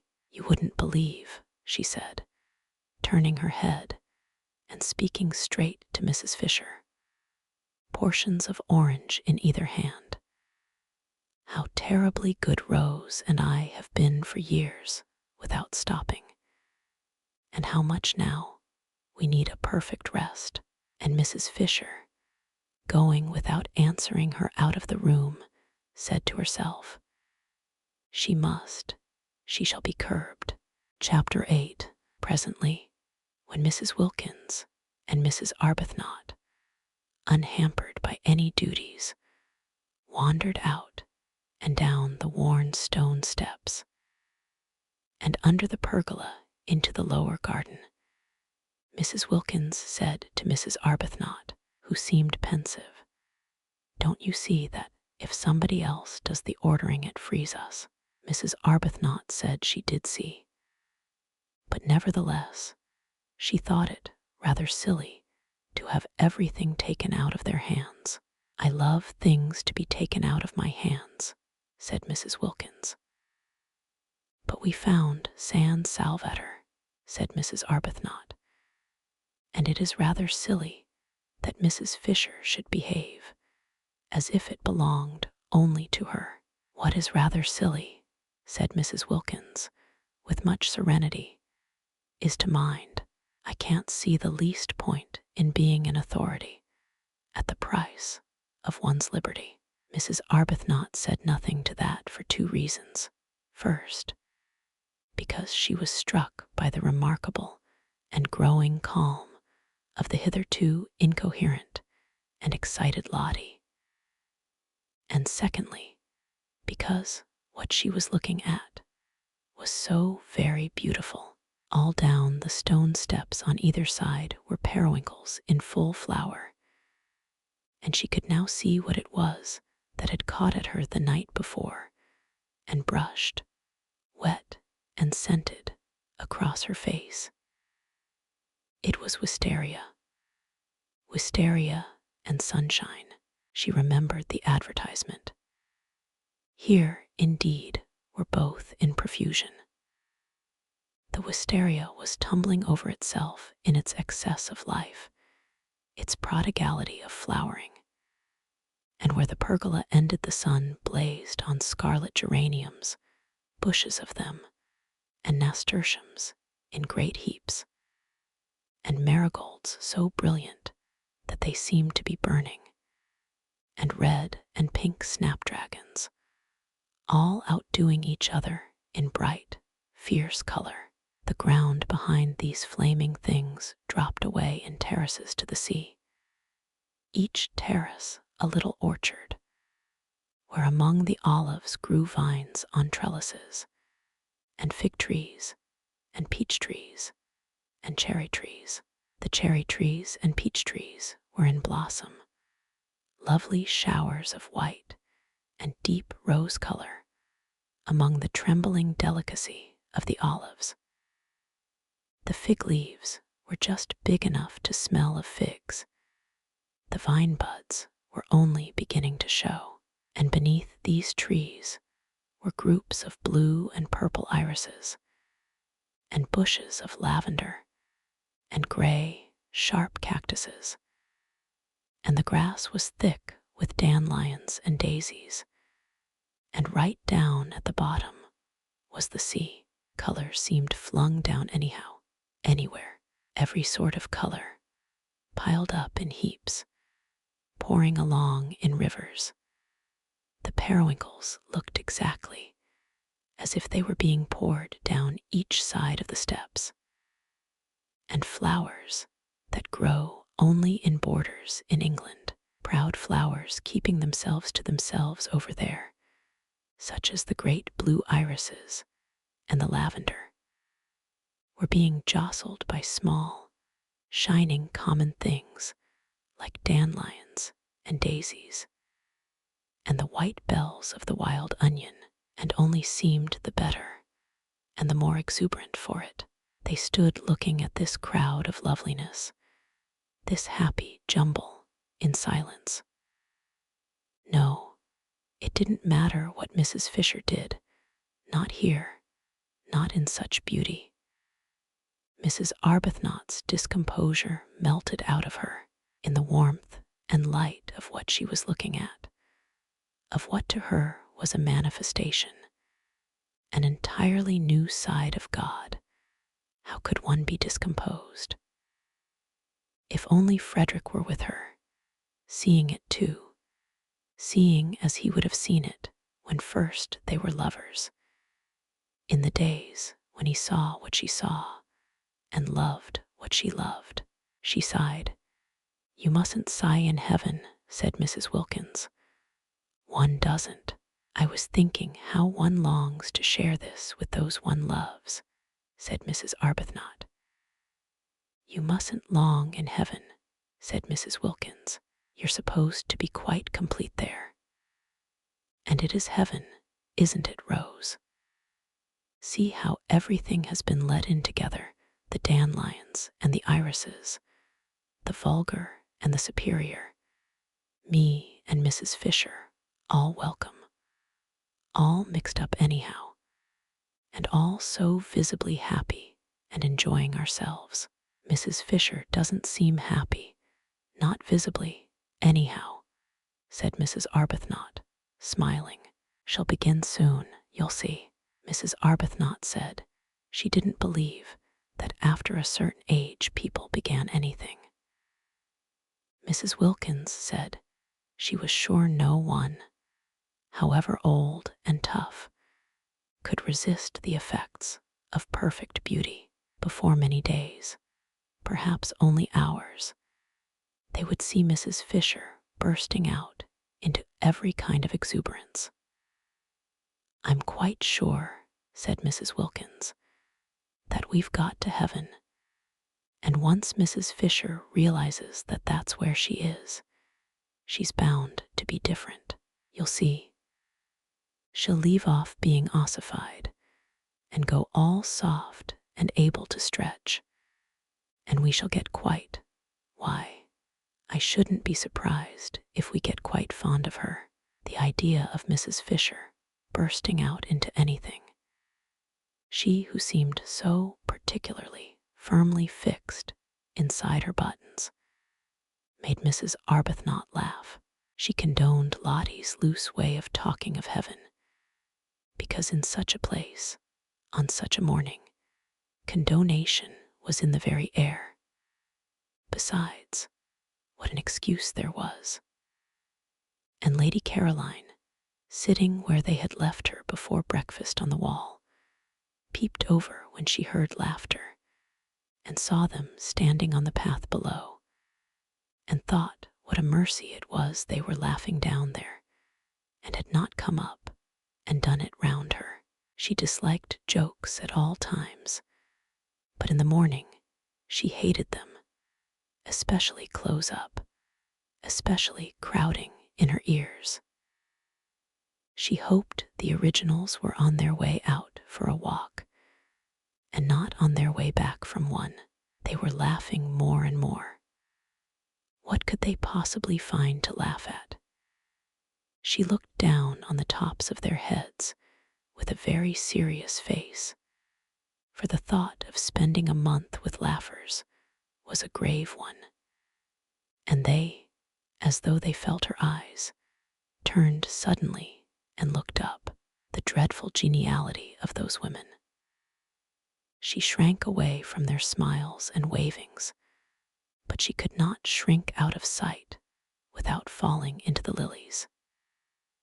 She neither smiled nor waved back, and turning her eyes to the more distant mountains, surveyed them carefully till the two, tired of waving, moved away along the path and turned the corner and disappeared. This time they both did notice that they had been met with, at least, unresponsiveness. "If we weren't in heaven," said Mrs. Wilkins serenely, "I should say we had been snubbed.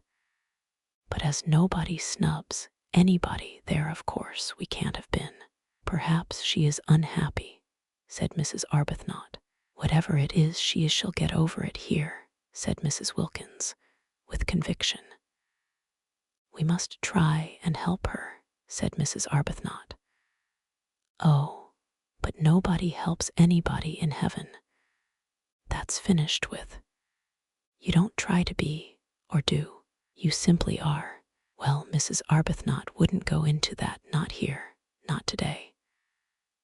The vicar, she knew, would have called Lottie's talk levity, if not profanity. How old he seemed from here, an old, old vicar. They left the path and clambered down the olive terraces, down and down, to where at the bottom the warm, sleepy sea heaved gently among the rocks. There a pine tree grew close to the water, and they sat under it, and a few yards away was a fishing boat lying motionless and green-bellied on the water. The ripples of the sea made little gurgling noises at their feet. They screwed up their eyes to be able to look into the blaze of light beyond the shade of their tree.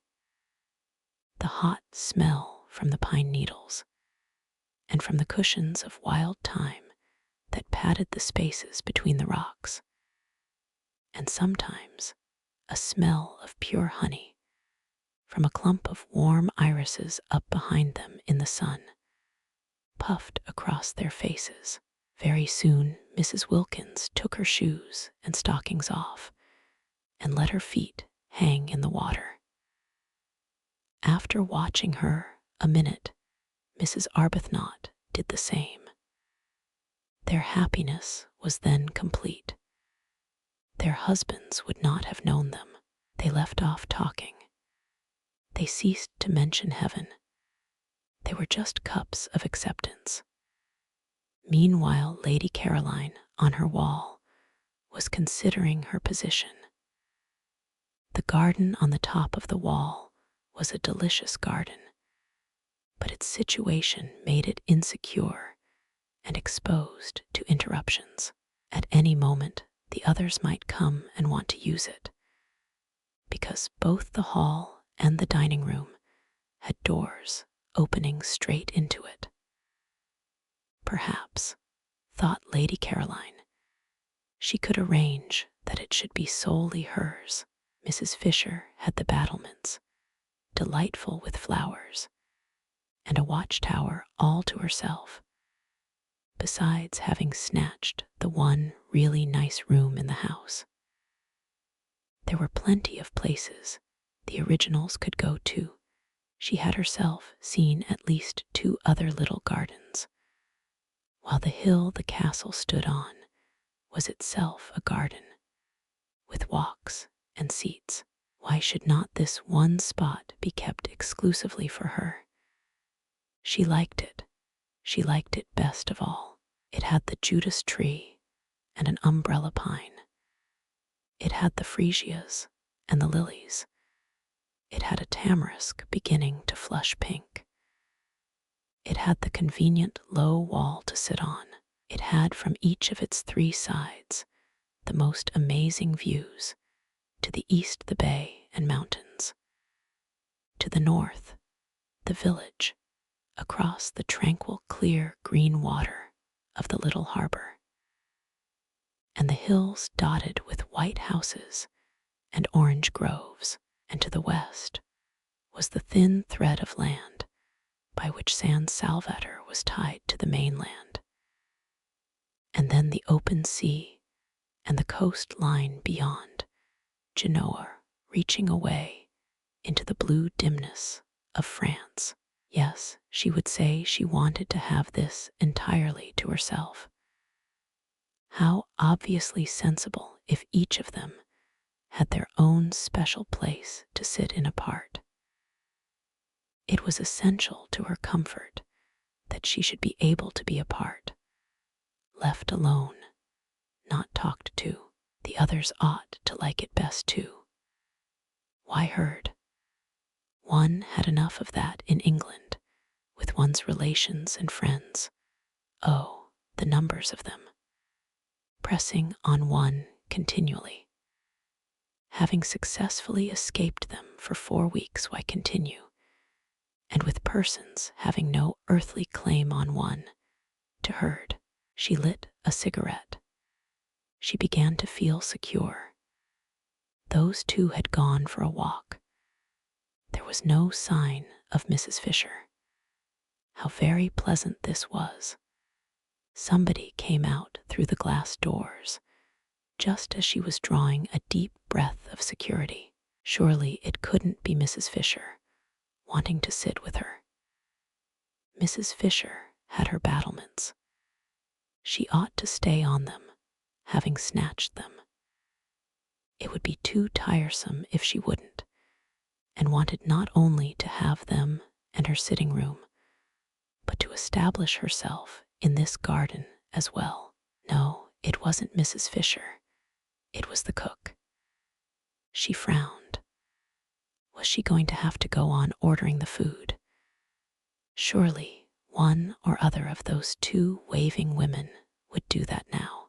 The cook, who had been waiting in increasing agitation in the kitchen, watching the clock getting nearer to lunchtime, while she still was without knowledge of what lunch was to consist of, had gone at last to Mrs. Fisher, who had immediately waved her away. She then wandered about the house seeking a mistress, any mistress, who would tell her what to cook, and finding none, and at last, directed by Francesca, who always knew where everybody was, came out to Lady Caroline.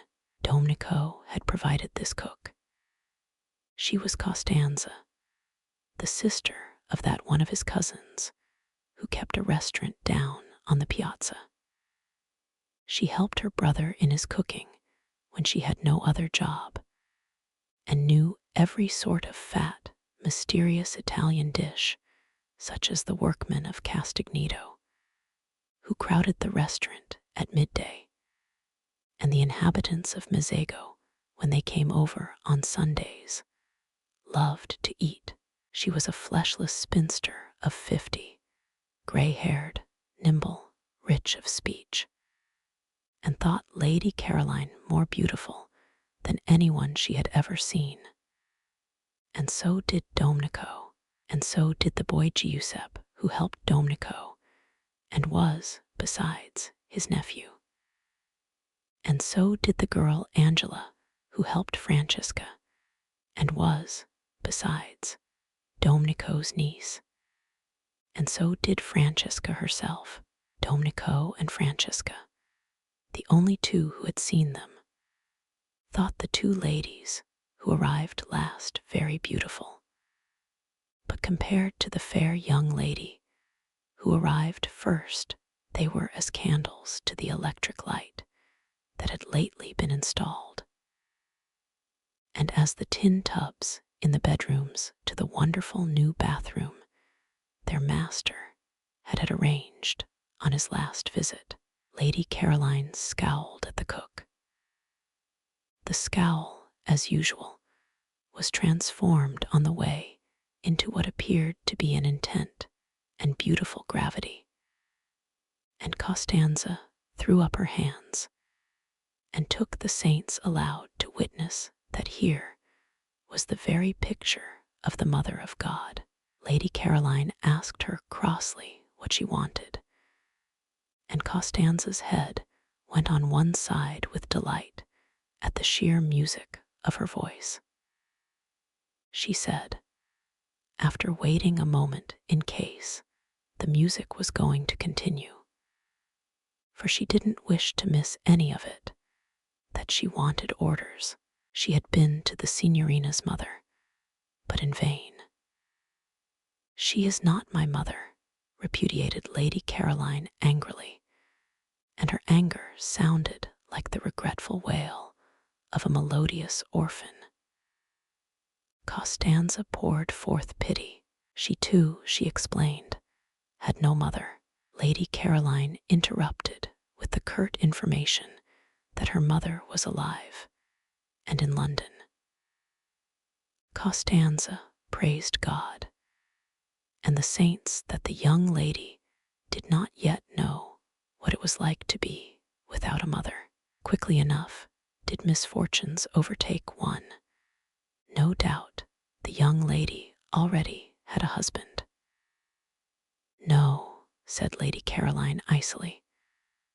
Worse than jokes in the morning did she hate the idea of husbands, and everybody was always trying to press them on her, all her relations, all her friends, all the evening papers. After all, she could only marry one anyhow. But you would think from the way everybody talked, and especially those persons who wanted to be husbands, that she could marry at least a dozen. Her soft, pathetic no made Costanza, who was standing close to her, well with sympathy. "Poor little one," said Costanza, moved actually to pat her encouragingly on the shoulder. "Take hope.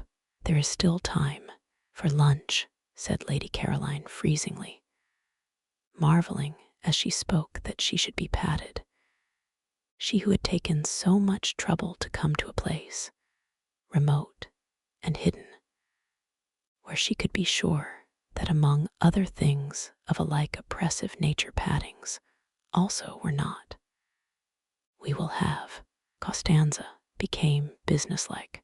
She interrupted with suggestions, and her suggestions were all admirable and all expensive. Lady Caroline did not know they were expensive and fell in with them at once. They sounded very nice. Every sort of young vegetables and fruits came into them, and much butter, and a great deal of cream, and incredible numbers of eggs. Costanza said enthusiastically at the end, as a tribute to this acquiescence, that of the many ladies and gentlemen she had worked for on temporary jobs, such as this, she preferred the English ladies and gentlemen. She more than preferred them. They roused devotion in her, for they knew what to order. They did not skimp. They refrained from grinding down the faces of the poor. From this, Lady Caroline concluded that she had been extravagant, and promptly countermanded the cream. Costanza's face fell, for she had a cousin who had a cow, and the cream was to have come from them both. "And perhaps we had better not have chickens," said Lady Caroline. Costanza's face fell more, for her brother at the restaurant kept chickens in his backyard, and many of them were ready for killing. "Also, do not order strawberries till I have consulted with the other ladies," said Lady Caroline, remembering that it was only the 1st of April, and that perhaps people who lived in Hampstead might be poor, indeed must be poor, or why live in Hampstead? "It is not I who am mistress here." "Is it the old one?" asked Costanza, her face very long. "No," said Lady Caroline. "Which of the other two ladies is it?" "Neither," said Lady Caroline. Then Costanza's smiles returned, for the young lady was having fun with her and making jokes. She told her so in her friendly Italian way and was genuinely delighted. "I never make jokes," said Lady Caroline briefly. "You had better go, or lunch will certainly not be ready by 12:30. And these curt words came out, sounding so sweet that Costanza felt as if kind compliments were being paid her, and forgot her disappointment about the cream and the chickens, and went away all gratitude and smiles. "This," thought Lady Caroline, "will never do. I haven't come here to housekeep, and I won't." She called Costanza back. Costanza came running. The sound of her name in that voice enchanted her. "I have ordered the lunch for today," said Lady Caroline, with the serious angel face that was hers when she was annoyed. "And I have also ordered the dinner. But from now on, you will go to one of the other ladies for orders. I give no more." The idea that she would go on giving orders was too absurd. She never gave orders at home. Nobody there dreamed of asking her to do anything. That such a very tiresome activity should be thrust upon her here, simply because she happened to be able to talk Italian, was ridiculous. Let the originals give orders if Mrs. Fisher refused to. Mrs. Fisher, of course, was the one nature intended for such a purpose. She had the very air of a competent housekeeper. Her clothes were the clothes of a housekeeper, and so was the way she did her hair. Having delivered herself of her ultimatum with an acerbity that turned sweet on the way, and accompanied it by a peremptory gesture of dismissal that had the grace and loving kindness of a benediction. It was annoying that Costanza should only stand still with her head on one side, gazing at her in obvious delight. "Oh, go away," exclaimed Lady Caroline in English, suddenly exasperated. There had been a fly in her bedroom that morning, which had stuck just as Costanza was sticking. Only one, but it might have been a myriad, it was so tiresome from daylight on. It was determined to settle on her face, and she was determined it should not. Its persistence was uncanny. It woke her and would not let her go to sleep again. She hit at it, and it eluded her without fuss or effort, and with an almost visible blandness, and she had only hit herself. It came back again instantly, and with a loud buzz alighted on her cheek. She hit at it again and hurt herself, while it skimmed gracefully away. She lost her temper and sat up in bed and waited, watching to hit at it and kill it.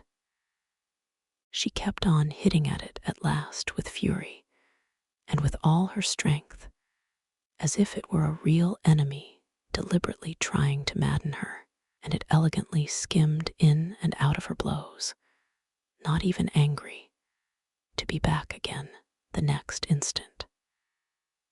It succeeded every time in getting on to her face, and was quite indifferent how often it was driven away. That was why she had dressed and come out so early. Francesca had already been told to put a net over her bed, for she was not going to allow herself to be annoyed twice like that. People were exactly like flies. She wished there were nets for keeping them off too. She hit at them with words and frowns, and like the fly, they slipped between her blows and were untouched. Worse than the fly, they seemed unaware that she had even tried to hit them. the fly at least did for a moment go away. With human beings, the only way to get rid of them was to go away herself. That was what, so tired, she had done this April, and having got here, having got close up to the details of life at San Salvatore, it appeared that here, too, she was not to be let alone. Viewed from London, there had seemed to be no details. San Salvatore from there seemed to be an empty, a delicious blank. Yet, after only 24 hours of it, she was discovering that it was not a blank at all, and that she was having to ward off as actively as ever. Already she had been much stuck to. Mrs. Fisher had stuck nearly the whole of the day before, and this morning there had been no peace, not 10 minutes uninterruptedly alone. Costanza, of course, had finally to go because she had to cook, but hardly had she gone before Domenico came. He came to water and tie up. That was natural, since he was the gardener, but he watered and tied up all the things that were nearest to her. He hovered closer and closer. He watered to excess. He tied plants that were as straight and steady as arrows. Well, at least he was a man, and therefore not quite so annoying, and his smiling good morning was received with an answering smile, upon which Domenico forgot his family, his wife, his mother, his grown-up children, and all his duties, and only wanted to kiss the young lady's feet.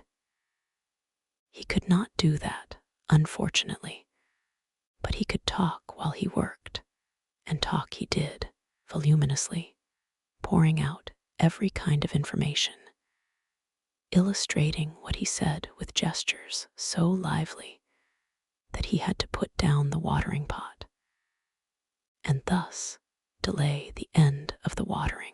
Lady Caroline bore it for a time, but presently was unable to bear it, and as he would not go, and she could not tell him to, seeing that he was engaged in his proper work, once again it was she who had to. She got off the wall and moved to the other side of the garden, where in a wooden shed were some comfortable low cane chairs.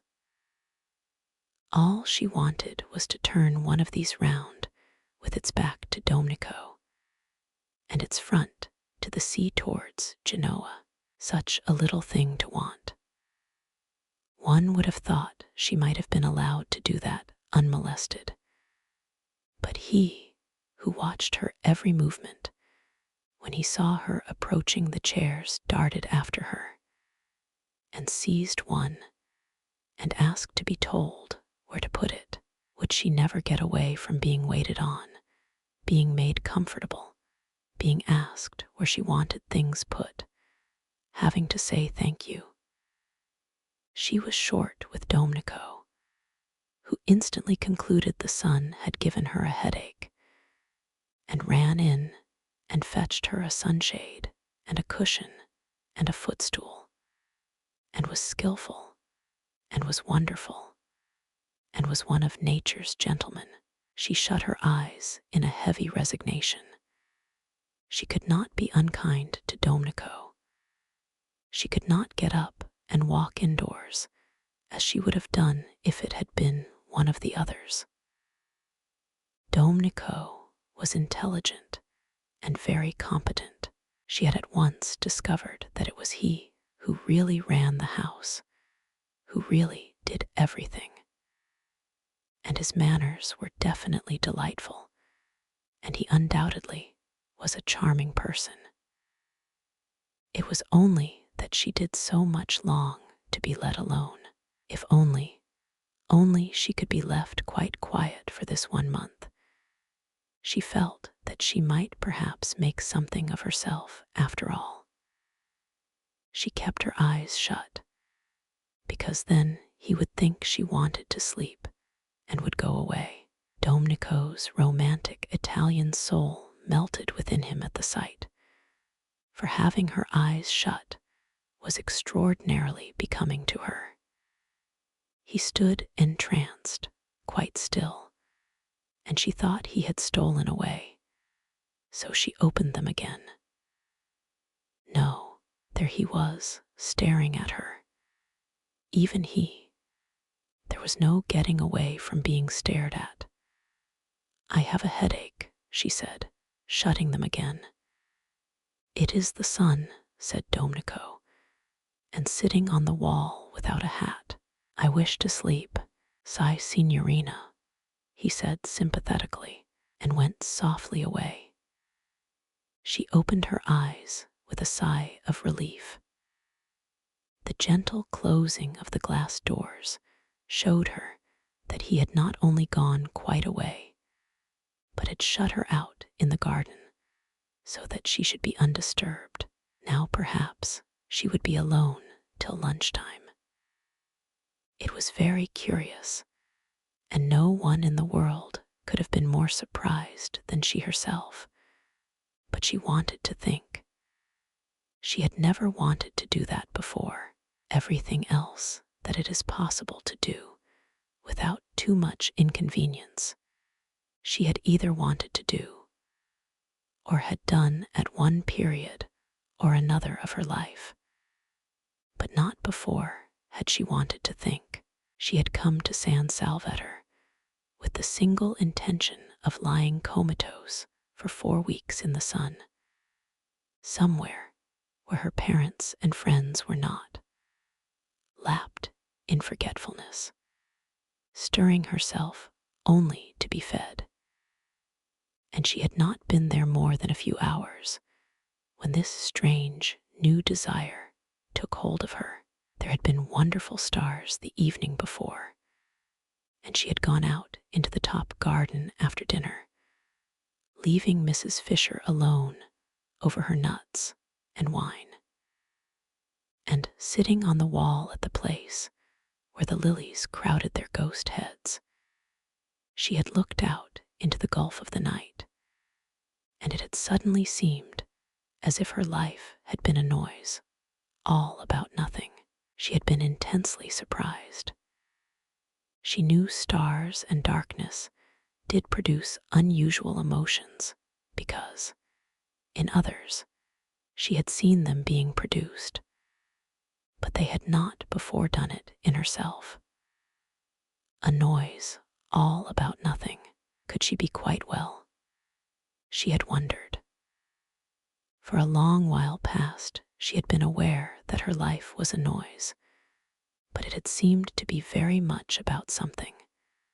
A noise, indeed, about so much that she felt she must get out of earshot for a little, or she would be completely, and perhaps permanently, deafened. But suppose it was only a noise about nothing. She had not had a question like that in her mind before. It had made her feel lonely. She wanted to be alone, but not lonely. That was very different. That was something that ached and hurt dreadfully right inside one. It was what one dreaded most. It was what made one go to so many parties, and lately even the parties had seemed once or twice not to be a perfectly certain protection. Was it possible that loneliness had nothing to do with circumstances, but only with the way one met them? Perhaps, she had thought, she had better go to bed. She couldn't be very well. She went to bed, and in the morning, after she had escaped the fly and had her breakfast and got out again into the garden, there was this same feeling again, and in broad daylight. Once more, she had that really rather disgusting suspicion that her life, till now, had not only been loud, but empty. Well, if that were so, and if her first 28 years, the best ones, had gone just in meaningless noise, she had better stop a moment and look round her. Pause, as they said in tiresome novels, and consider. She hadn't got many sets of 28 years. One more would see her growing very like Mrs. Fisher. Two more, she averted her eyes. Her mother would have been concerned if she had known. Her mother doted. Her father would have been concerned too, for he also doted. Everybody doted. And when, melodiously obstinate, she had insisted on going off to entomb herself in Italy for a whole month with queer people she had got out of an advertisement, refusing even to take her maid, the only explanation her friends could imagine was that poor Scrap, such was her name among them, had overdone it and was feeling a little nervy. Her mother had been distressed at her departure. It was such an odd thing to do, such a sign of disappointment. She encouraged the general idea of the verge of a nervous breakdown. If she could have seen her adored Scrap, more delightful to look upon than any other mother's daughter had ever yet been, the object of her utmost pride, the source of all her fondest hopes, sitting staring at the empty noonday Mediterranean, considering her 3 possible sets of 28 years, she would have been miserable. To go away alone was bad, to think was worse. No good could come out of the thinking of a beautiful young woman. Complications could come out of it in profusion, but no good. The thinking of the beautiful was bound to result in hesitations, in reluctances, in unhappiness all round. And here, if she could have seen her, sat her Scrap thinking quite hard. And such things, such old things, things nobody ever began to think till they were at least 40. Chapter 9.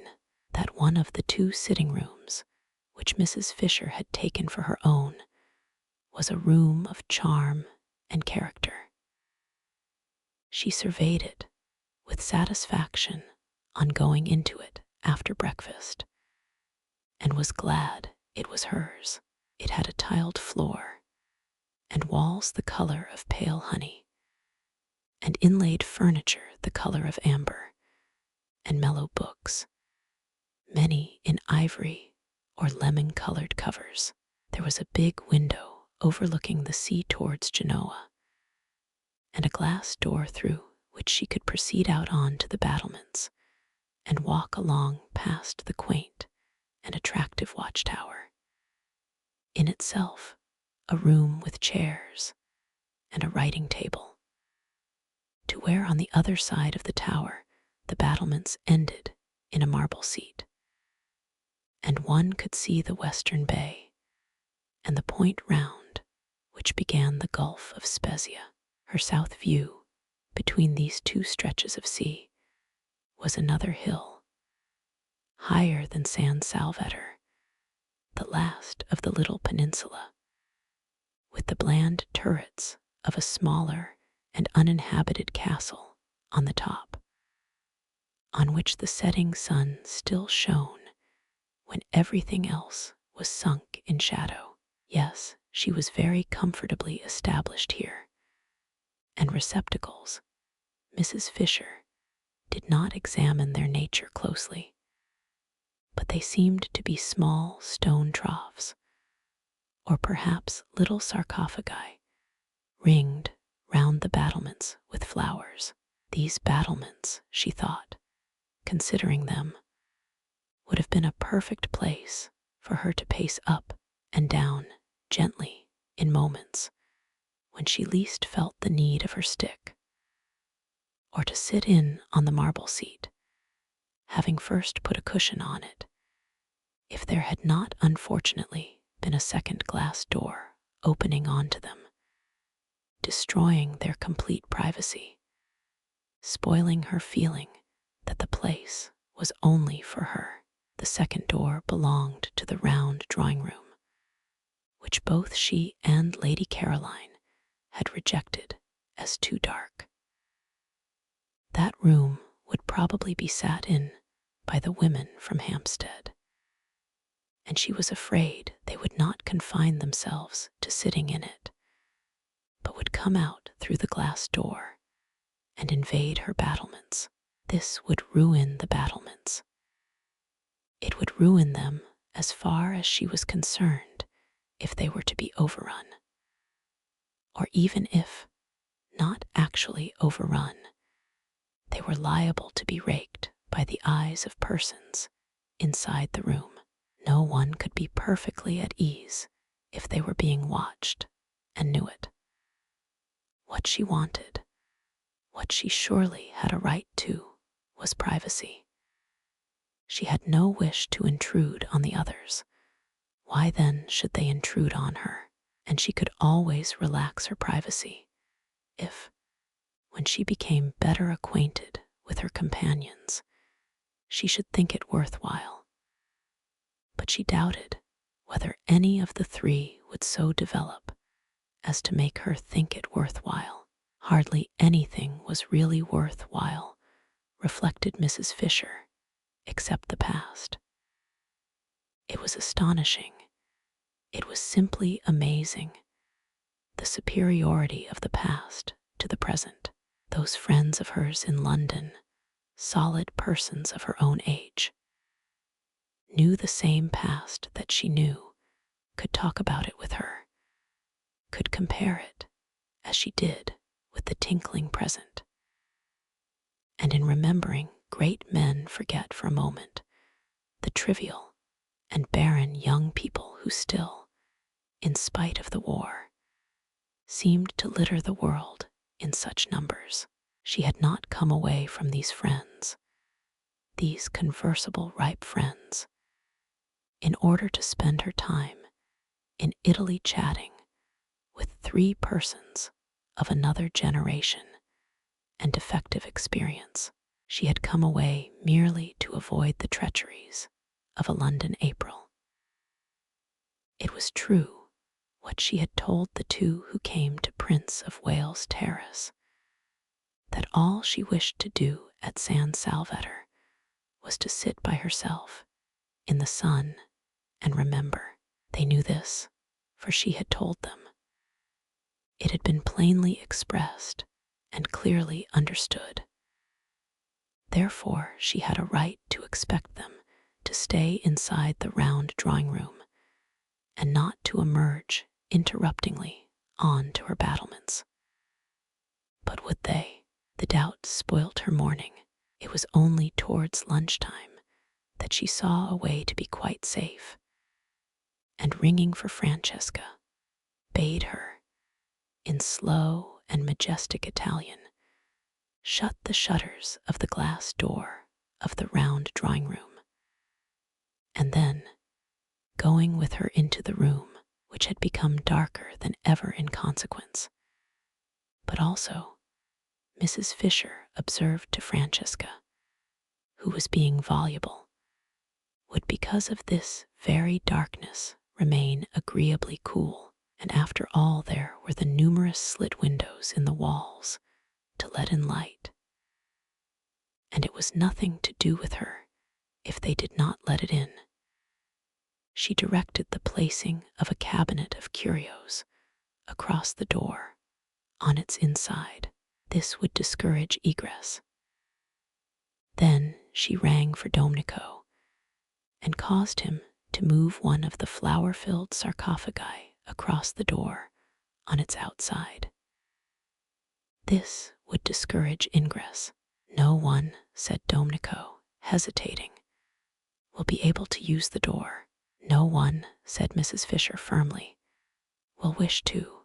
She then retired to her sitting room, and from a chair placed where she could look straight onto them, gazed at her battlements, secured to her now completely, with calm pleasure.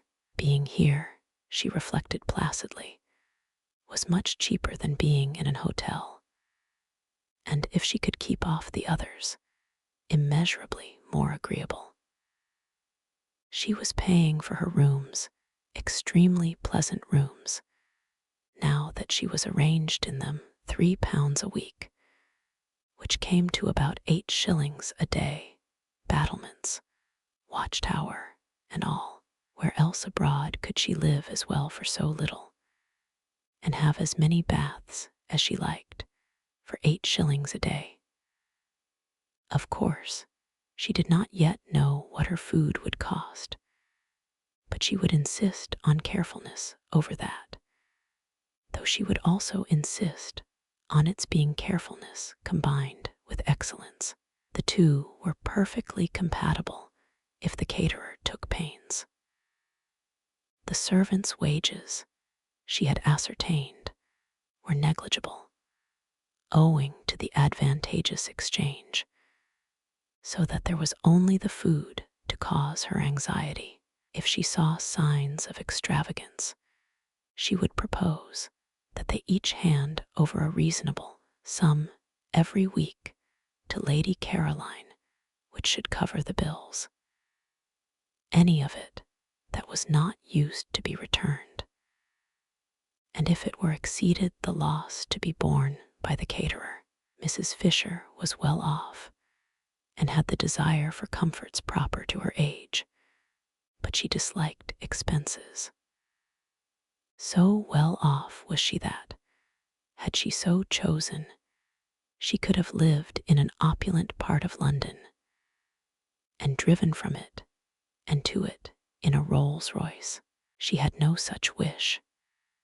It needed more vitality than went with true comfort to deal with a house in an opulent spot and a Rolls-Royce. Worries attended such possessions, worries of every kind, crowned by bills.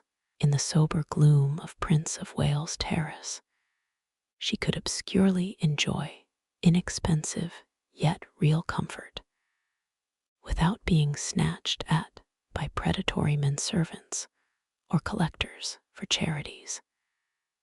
And a taxi stand was at the end of the road. Her annual outlay was small. The house was inherited. Death had furnished it for her. She trod in the dining room on the Turkey carpet of her father's. She regulated her day by the excellent black marble clock on the mantelpiece, which she remembered from childhood. Her walls were entirely covered by the photographs her illustrious deceased friends had given either herself or her father, with their own handwriting across the lower parts of their bodies. And the windows, shrouded by the maroon curtains of all her life, were decorated besides with the self-same aquariums to which she owed her first lessons in sea lore, and in which still swam slowly the goldfishes of her youth. Were they the same goldfish? She did not know. Perhaps, like carp, they outlived everybody. Perhaps, on the other hand, behind the deep-sea vegetation provided for them at the bottom, they had from time to time, as the years went by, withdrawn and replaced themselves. Were they or were they not? She sometimes wondered, contemplating them between the courses of her solitary meals. The same goldfish that had that day been there when Carlo, how well she remembered it, angrily strode up to them in the middle of some argument with her father that had grown heated, and striking the glass smartly with his fist, had put them to flight, shouting as they fled, "Och, ye deaf devils! Och, ye lucky deaf devils! Ye can't hear anything of the blasted, blethering, doddering, glaikit fool stuff your maester talks, can ye? Or words to that effect. Dear, great-souled Carlyle, such natural gushings forth, such true freshness, such real grandeur. Rugged, if you will, yes, undoubtedly sometimes rugged, and startling in a drawing-room, but magnificent. Who was there now to put beside him? Who was there to mention in the same breath? Her father, than whom no one had had more flair, said, Thomas is immortal. And here was this generation of puniness, raising its little voice in doubts, or, still worse, not giving itself the trouble to raise it at all. Not, it was incredible. But it had been thus reported to her, even reading him. Mrs. Fisher did not read him either, but that was different. She had read him. She had certainly read him. Of course she had read him. There was Teufelsdröck. She quite well remembered a tailor called Teufelsdröck, so like Carlyle to call him that. Yes, she must have read him, though naturally details escaped her. The gong sounded. Lost in reminiscence, Mrs. Fisher had forgotten time and hastened to her bedroom to wash her hands and smooth her hair. She did not wish to be late and set a bad example, and perhaps find her seat at the head of the table taken. One could put no trust in the manners of the younger generation, especially not in those of that Mrs. Wilkins. She was, however, the first to arrive in the dining room. Francesca, in a white apron, stood ready with an enormous dish of smoking hot, glistening macaroni, but nobody was there to eat it. Mrs. Fisher sat down, looking stern. Lax, serve me, she said to Francesca, who showed a disposition to wait for the others. Francesca served her. Of the party, she liked Mrs. Fisher least. In fact, she did not like her at all. She was the only one of the four ladies who had not yet smiled. True, she was old. True, she was unbeautiful. True, she therefore had no reason to smile. But kind ladies smiled, reason or no. They smiled, not because they were happy, but because they wished to make happy. This one of the four ladies could not then, Francesca decided, be kind.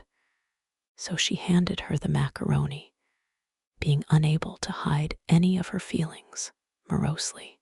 It was very well cooked, but Mrs. Fisher had never cared for macaroni, especially not this long, worm-shaped variety.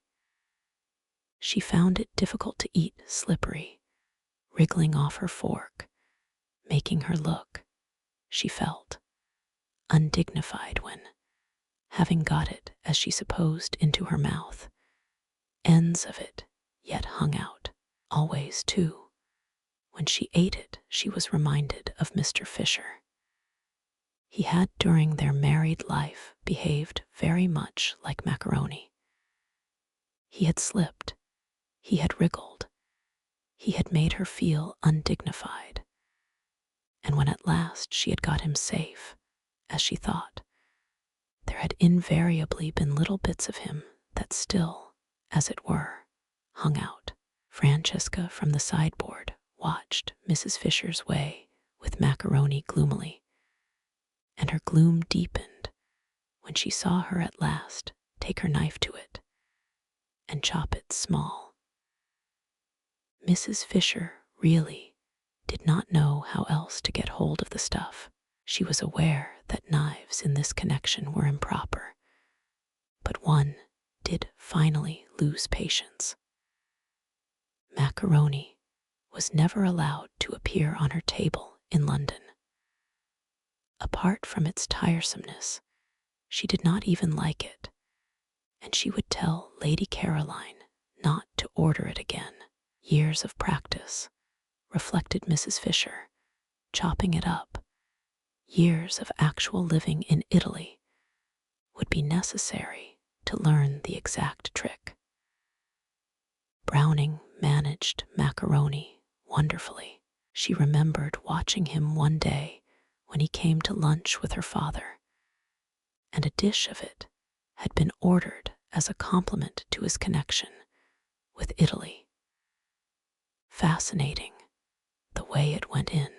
No chasing round the plate, no slidings off the fork, no subsequent protrusions of loose ends, just one dig, one whisk, one thrust, one gulp, and lo, yet another poet had been nourished.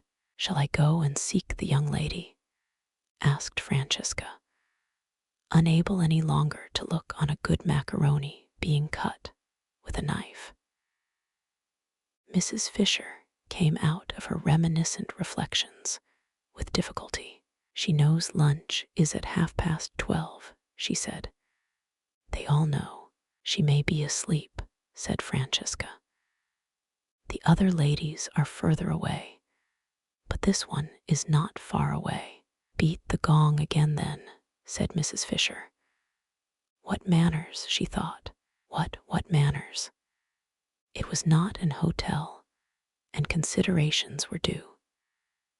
She must say she was surprised at Mrs. Arbuthnot, who had not looked like somebody unpunctual. Lady Caroline, too, she had seemed amiable and courteous, whatever else she might be. From the other one, of course, she expected nothing. Francesca fetched the gong and took it out into the garden and advanced, beating it as she advanced, close up to Lady Caroline, who, still stretched in her low chair, waited till she had done, and then turned her head, and in the sweetest tones poured forth what appeared to be music, but was really invective. Francesca did not recognize the liquid flow as invective. How was she to, when it came out sounding like that? And with her face all smiles, for she could not but smile when she looked at this young lady, she told her the macaroni was getting cold. "When I do not come to meals, it is because I do not wish to come to meals," said the irritated Scrap, "and you will not in future disturb me." "Is she ill?" asked Francesca, sympathetic but unable to stop smiling. Never had she seen hair so beautiful, like pure flax, like the hair of northern babes. On such a little head only blessing could rest. On such a little head the nimbus of the holiest saints could fitly be placed. Scrap shut her eyes and refused to answer. In this she was injudicious, for its effect was to convince Francesca, who hurried away full of concern to tell Mrs. Fisher that she was indisposed, and Mrs. Fisher, being prevented, she explained, from going out to Lady Caroline herself because of her stick, sent the two others instead, who had come in at that moment heated and breathless and full of excuses, while she herself proceeded to the next course, which was a very well-made omelette, bursting most agreeably at both its ends with young green peas. "Serve me," she directed Francesca, who again showed a disposition to wait for the others. "Oh, why won't they leave me alone? Oh, why won't they leave me alone?" Scrap asked herself when she heard more scrunchings on the little pebbles which took the place of grass, and therefore knew someone else was approaching. She kept her eyes tight shut this time, Why should she go into lunch if she didn't want to? This wasn't a private house. She was in no way tangled up in duties towards a tiresome hostess. For all practical purposes, San Salvatore was an hotel, and she ought to be let alone to eat, or not to eat exactly, as if she really had been in an hotel. But the unfortunate Scrap could not just sit still and close her eyes without rousing that desire to stroke and pet in her beholders with which she was only too familiar. Even the cook had patted her. And now a gentle hand, how well she knew, and how much she dreaded gentle hands, was placed on her forehead. "I'm afraid you're not well," said a voice that was not Mrs. Fisher's, and therefore must belong to one of the originals. "I have a headache," murmured Scrap. Perhaps it was best to say that. Perhaps it was the shortest cut to peace. "I'm so sorry," said Mrs. Arbuthnot softly, for it was her hand being gentle. "And I," said Scrap to herself, "who thought if I came here I would escape Mother's." "Don't you think some tea would do you good?" asked Mrs. Arbuthnot tenderly. Tea. The idea was abhorrent to Scrap. In this heat, to be drinking tea in the middle of the day. "No," she murmured. "I expect what would really be best for her," said another voice, "is to be left quiet." How sensible, thought Scrap, and raised the eyelashes of one eye just enough to peep through and see who was speaking. It was the freckled original. The dark one, then, was the one with the hand. The freckled one rose in her esteem.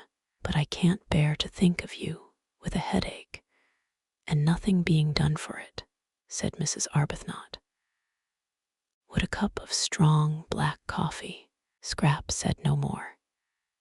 She waited, motionless and dumb, till Mrs. Arbuthnot should remove her hand.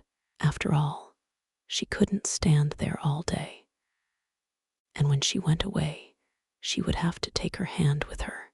"I do think," said the freckled one, "that she wants nothing except quiet."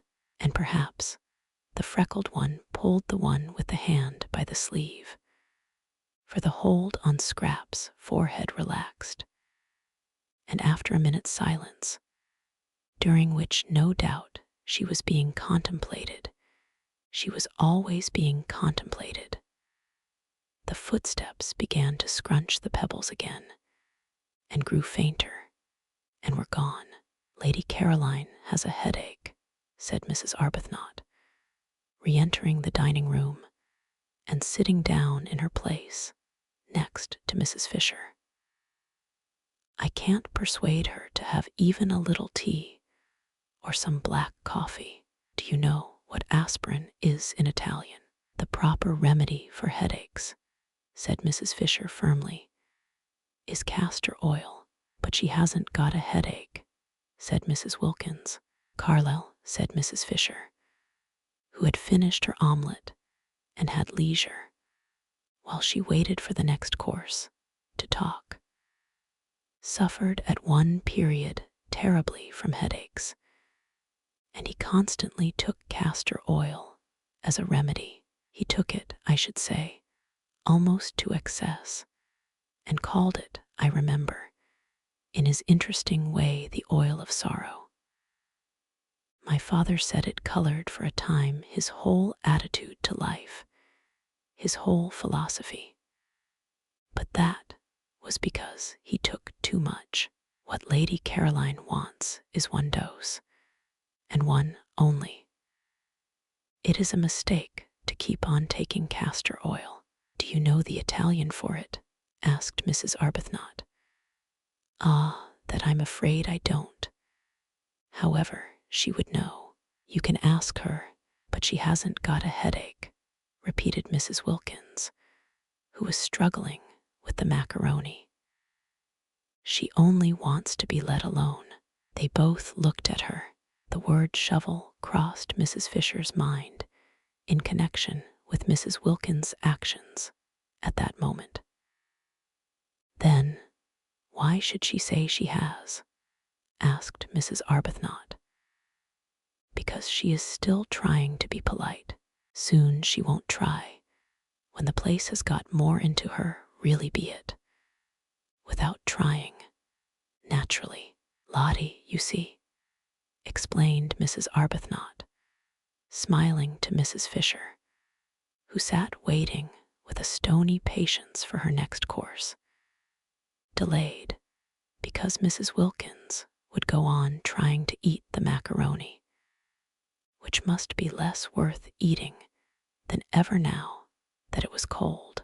Lottie, you see, has a theory about this place, but Mrs. Fisher had no wish to hear any theory of Mrs. Wilkins. I am sure I don't know, she interrupted, looking severely at Mrs. Wilkins. Why you should assume Lady Caroline is not telling the truth. I don't assume, I know, said Mrs. Wilkins. And pray, how do you know? Asked Mrs. Fisher icily. For Mrs. Wilkins was actually helping herself to more macaroni, offered her officiously and unnecessarily a second time by Francesca. When I was out there just now, I saw inside her. Well, Mrs. Fisher wasn't going to say anything to that. She wasn't going to trouble to reply to downright idiocy. Instead, she sharply rapped the little table gong by her side, though there was Francesca standing at the sideboard, and said, for she would wait no longer for her next course, serve me.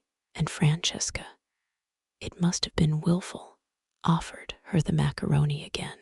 Chapter 10. There was no way of getting into or out of the top garden at San Salvatore, except through the 2 glass doors, unfortunately side by side, of the dining room and the hall.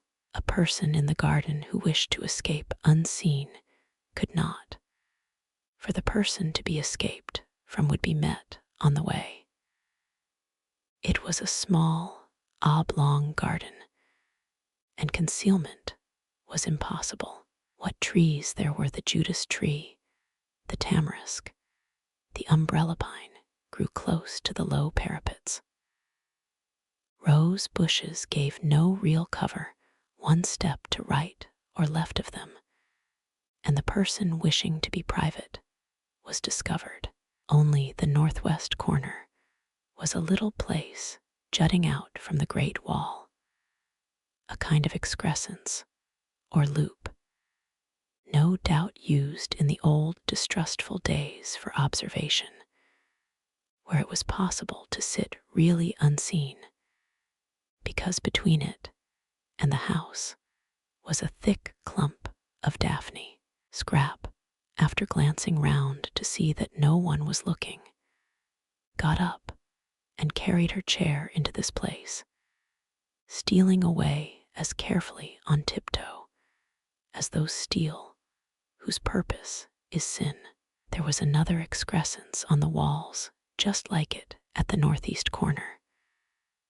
But this, though the view from it was almost more beautiful, for from it you could see the bay, and the lovely mountains behind Mezzago was exposed. No bushes grew near it, nor had it any shade. The northwest loop, then, was where she would sit, and she settled into it, and nestling her head in her cushion, and putting her feet comfortably on the parapet, from whence they appeared to the villagers on the piazza below as 2 white doves, thought that now indeed she would be safe.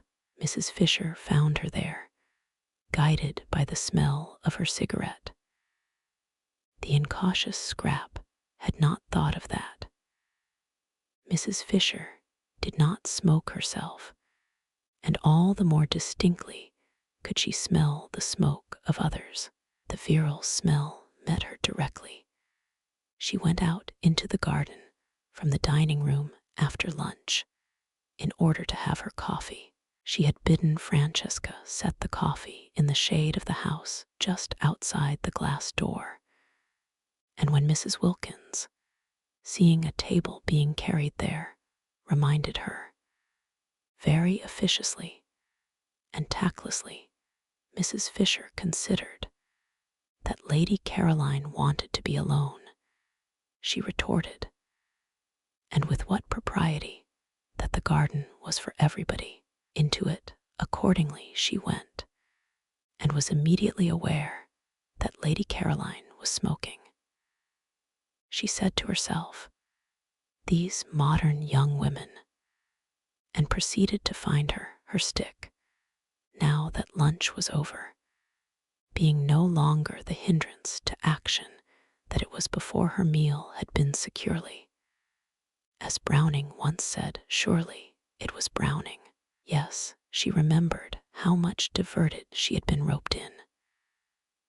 Nobody diverted her now, reflected Mrs. Fisher, making straight for the clump of daphne. The world had grown very dull, and had entirely lost its sense of humor.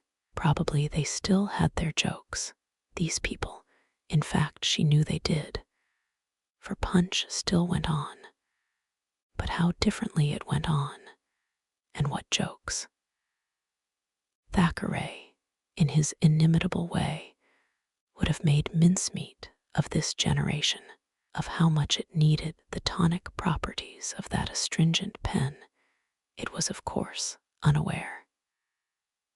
It no longer even held him, at least, so she had been informed, in any particular esteem. Well, she could not give it eyes to see and ears to hear, and a heart to understand. But she could and would give it, represented and united in the form of Lady Caroline, a good dose of honest medicine.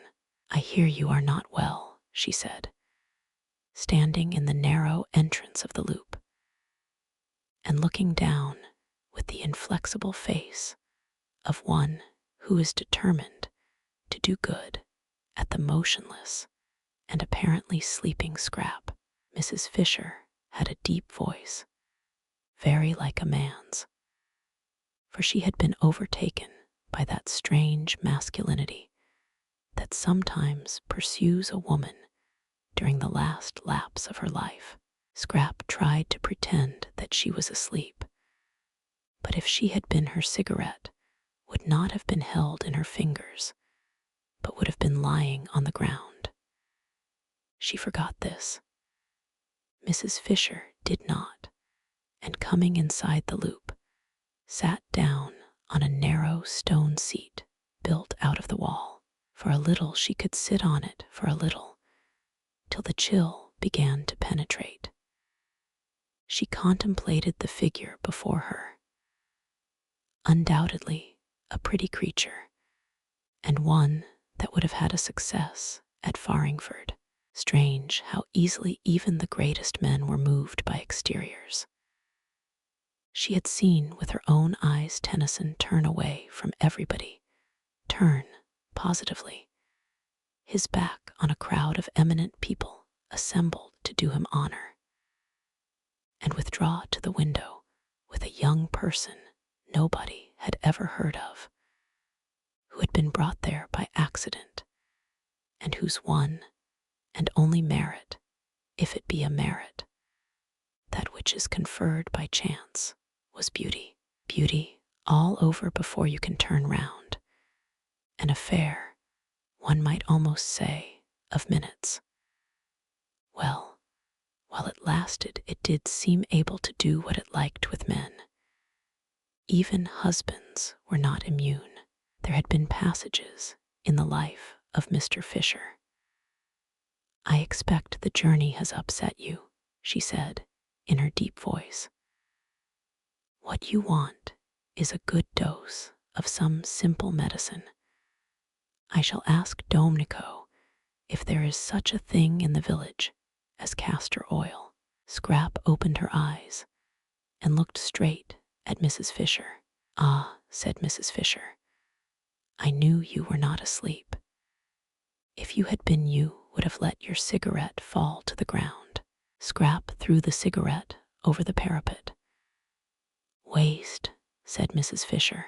I don't like smoking for women, but I still less like waste. What does one do with people like this?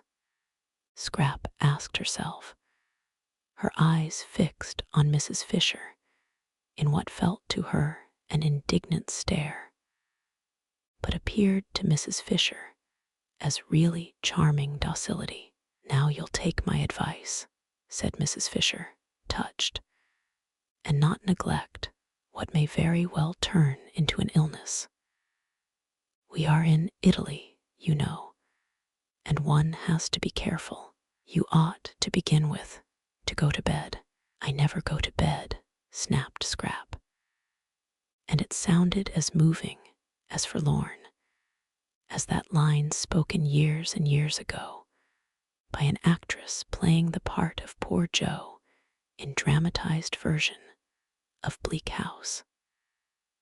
I'm always moving on, said poor Joe in this play, urged to do so by a policeman, and Mrs. Fisher, then a girl, had laid her head on the red velvet parapet of the front row of the dress circle and wept aloud. It was wonderful, Scrap's voice. It had given her, in the 10 years since she came out, all the triumphs that intelligence and wit can have, because it made whatever she said seem memorable. She ought, with a throat formation like that, to have been a singer. But in every kind of music Scrap was dumb, except this one music of the speaking voice. And what a fascination, what a spell lay in that. Such was the loveliness of her face and the beauty of her coloring, that there was not a man into whose eyes at the sight of her there did not leap a flame of intensest interest. But when he heard her voice, the flame in that man's eyes was caught and fixed. It was the same with every man, educated and uneducated, old, young, desirable themselves, or undesirable, men of her own world and bus conductors, generals and Tommies. During the war she had had a perplexing time. Bishops equally with vergers, round about her confirmation, startling occurrences had taken place, wholesome and unwholesome, rich and penniless, brilliant or idiotic, and it made no difference at all what they were, or how long and securely married. Into the eyes of every one of them, when they saw her, leapt this flame, and when they heard her it stayed there. Scrap had had enough of this look. It only led to difficulties. At first it had delighted her. She had been excited, triumphant. To be apparently incapable of doing or saying the wrong thing, to be applauded, listened to, petted, adored wherever she went. And when she came home to find nothing there either but the most indulgent, proud fondness, why, how extremely pleasant, and so easy, too. No preparation necessary for this achievement, no hard work, nothing to learn. She need take no trouble.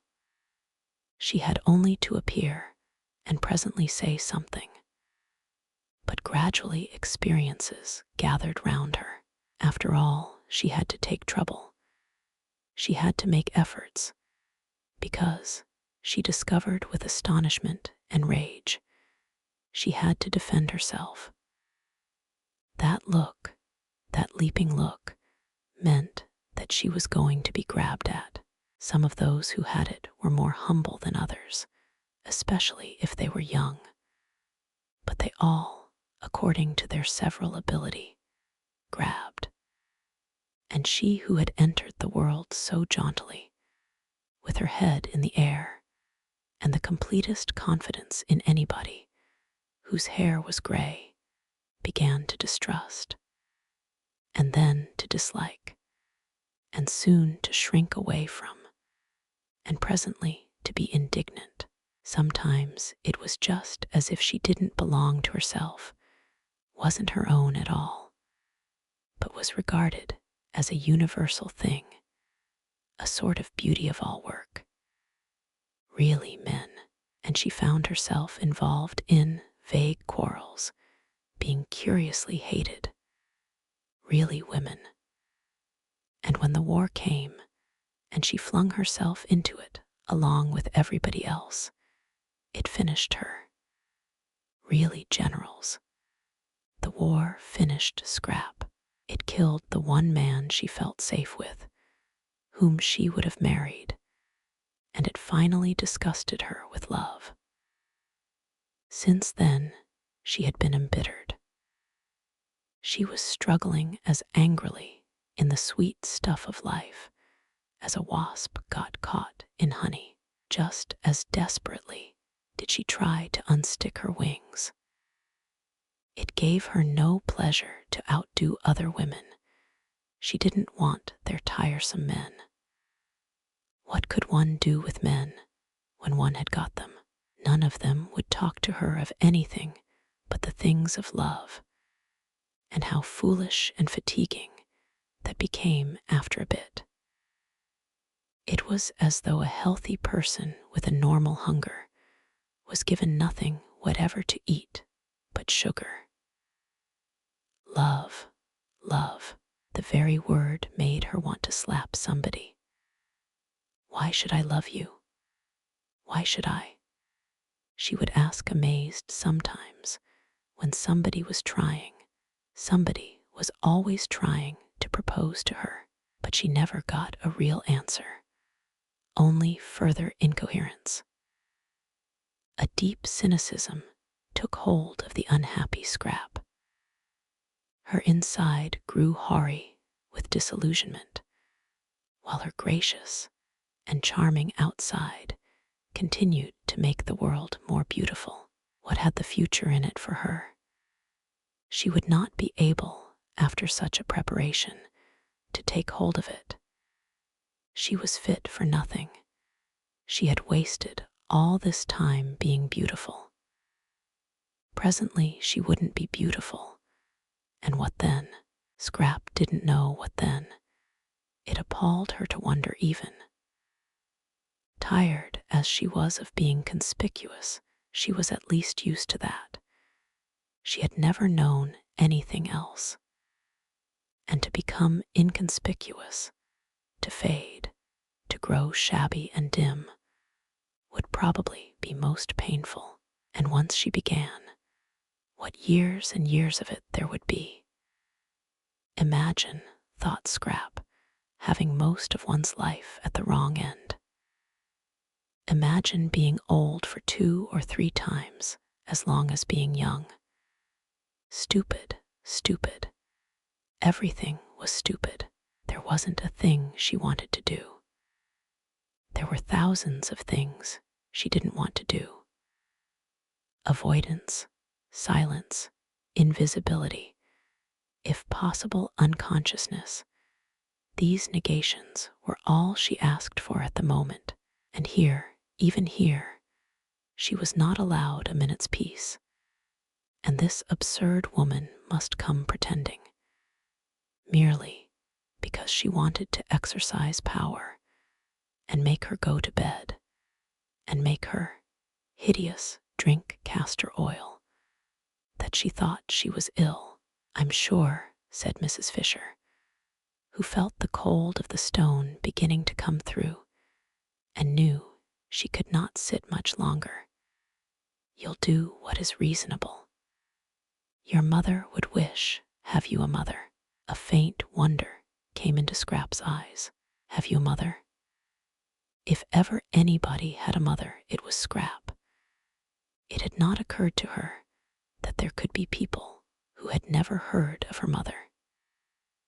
She was one of the major marchionesses there being, as no one knew better than Scrap, marchionesses and marchionesses, and had held high positions at court. Her father, too, in his day, had been most prominent. His day was a little over, poor dear, because in the war he had made some important mistakes, and besides he was now grown old. Still, there he was, an excessively well-known person. How restful, how extraordinarily restful to have found someone who had never heard of any of her lot, or at least had not yet connected her with them. She began to like Mrs. Fisher. Perhaps the originals didn't know anything about her either.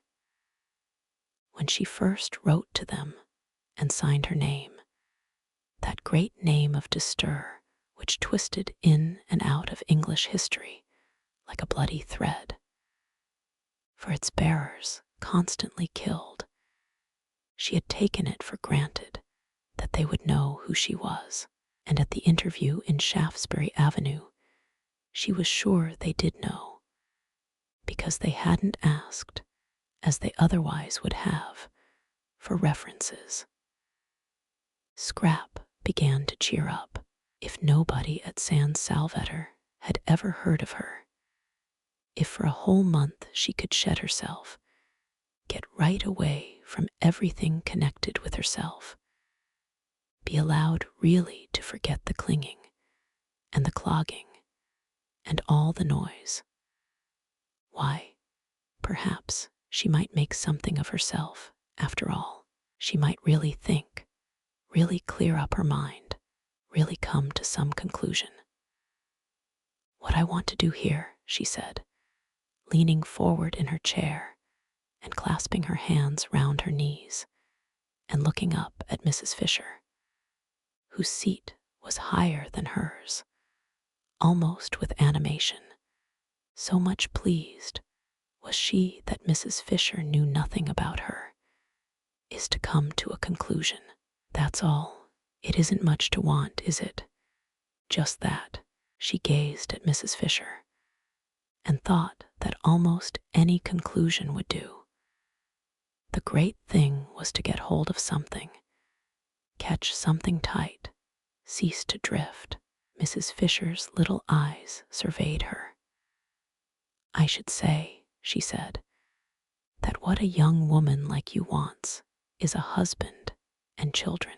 Well, that's one of the things I'm going to consider, said Scrap amiably, but I don't think it would be a conclusion. And meanwhile, said Mrs. Fisher, getting up, for the cold of the stone was now through, I shouldn't trouble my head if I were you with considerings and conclusions. Women's heads weren't made for thinking, I assure you. I should go to bed and get well. I am well, said Scrap. Then, why did you send a message that you were ill? I didn't. Then, I've had all the trouble of coming out here for nothing. But wouldn't you prefer coming out and finding me well than coming out and finding me ill? Asked Scrap, smiling. Even Mrs. Fisher was caught by the smile. Well, you're a pretty creature, she said forgivingly. It's a pity you weren't born 50 years ago. My friends would have liked looking at you. I'm very glad I wasn't, said Scrap. I dislike being looked at. Absurd, said Mrs. Fisher, growing stern again. That's what you are made for, young women like you.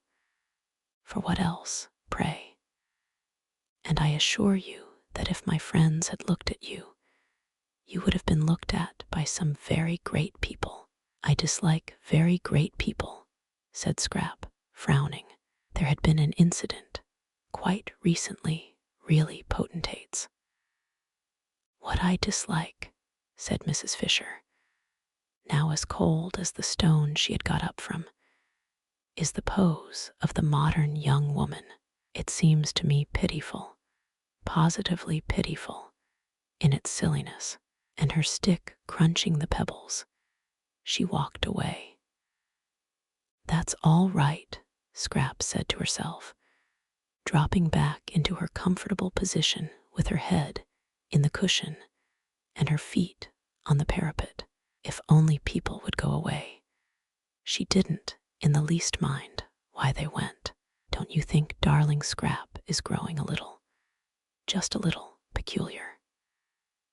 Her mother had asked her father a short time before that latest peculiarity of the flight to San Salvatore, uncomfortably struck by the very odd things Scrap said, and the way she had taken to slinking out of reach whenever she could and avoiding everybody except such a sign of age, quite young men, almost boys.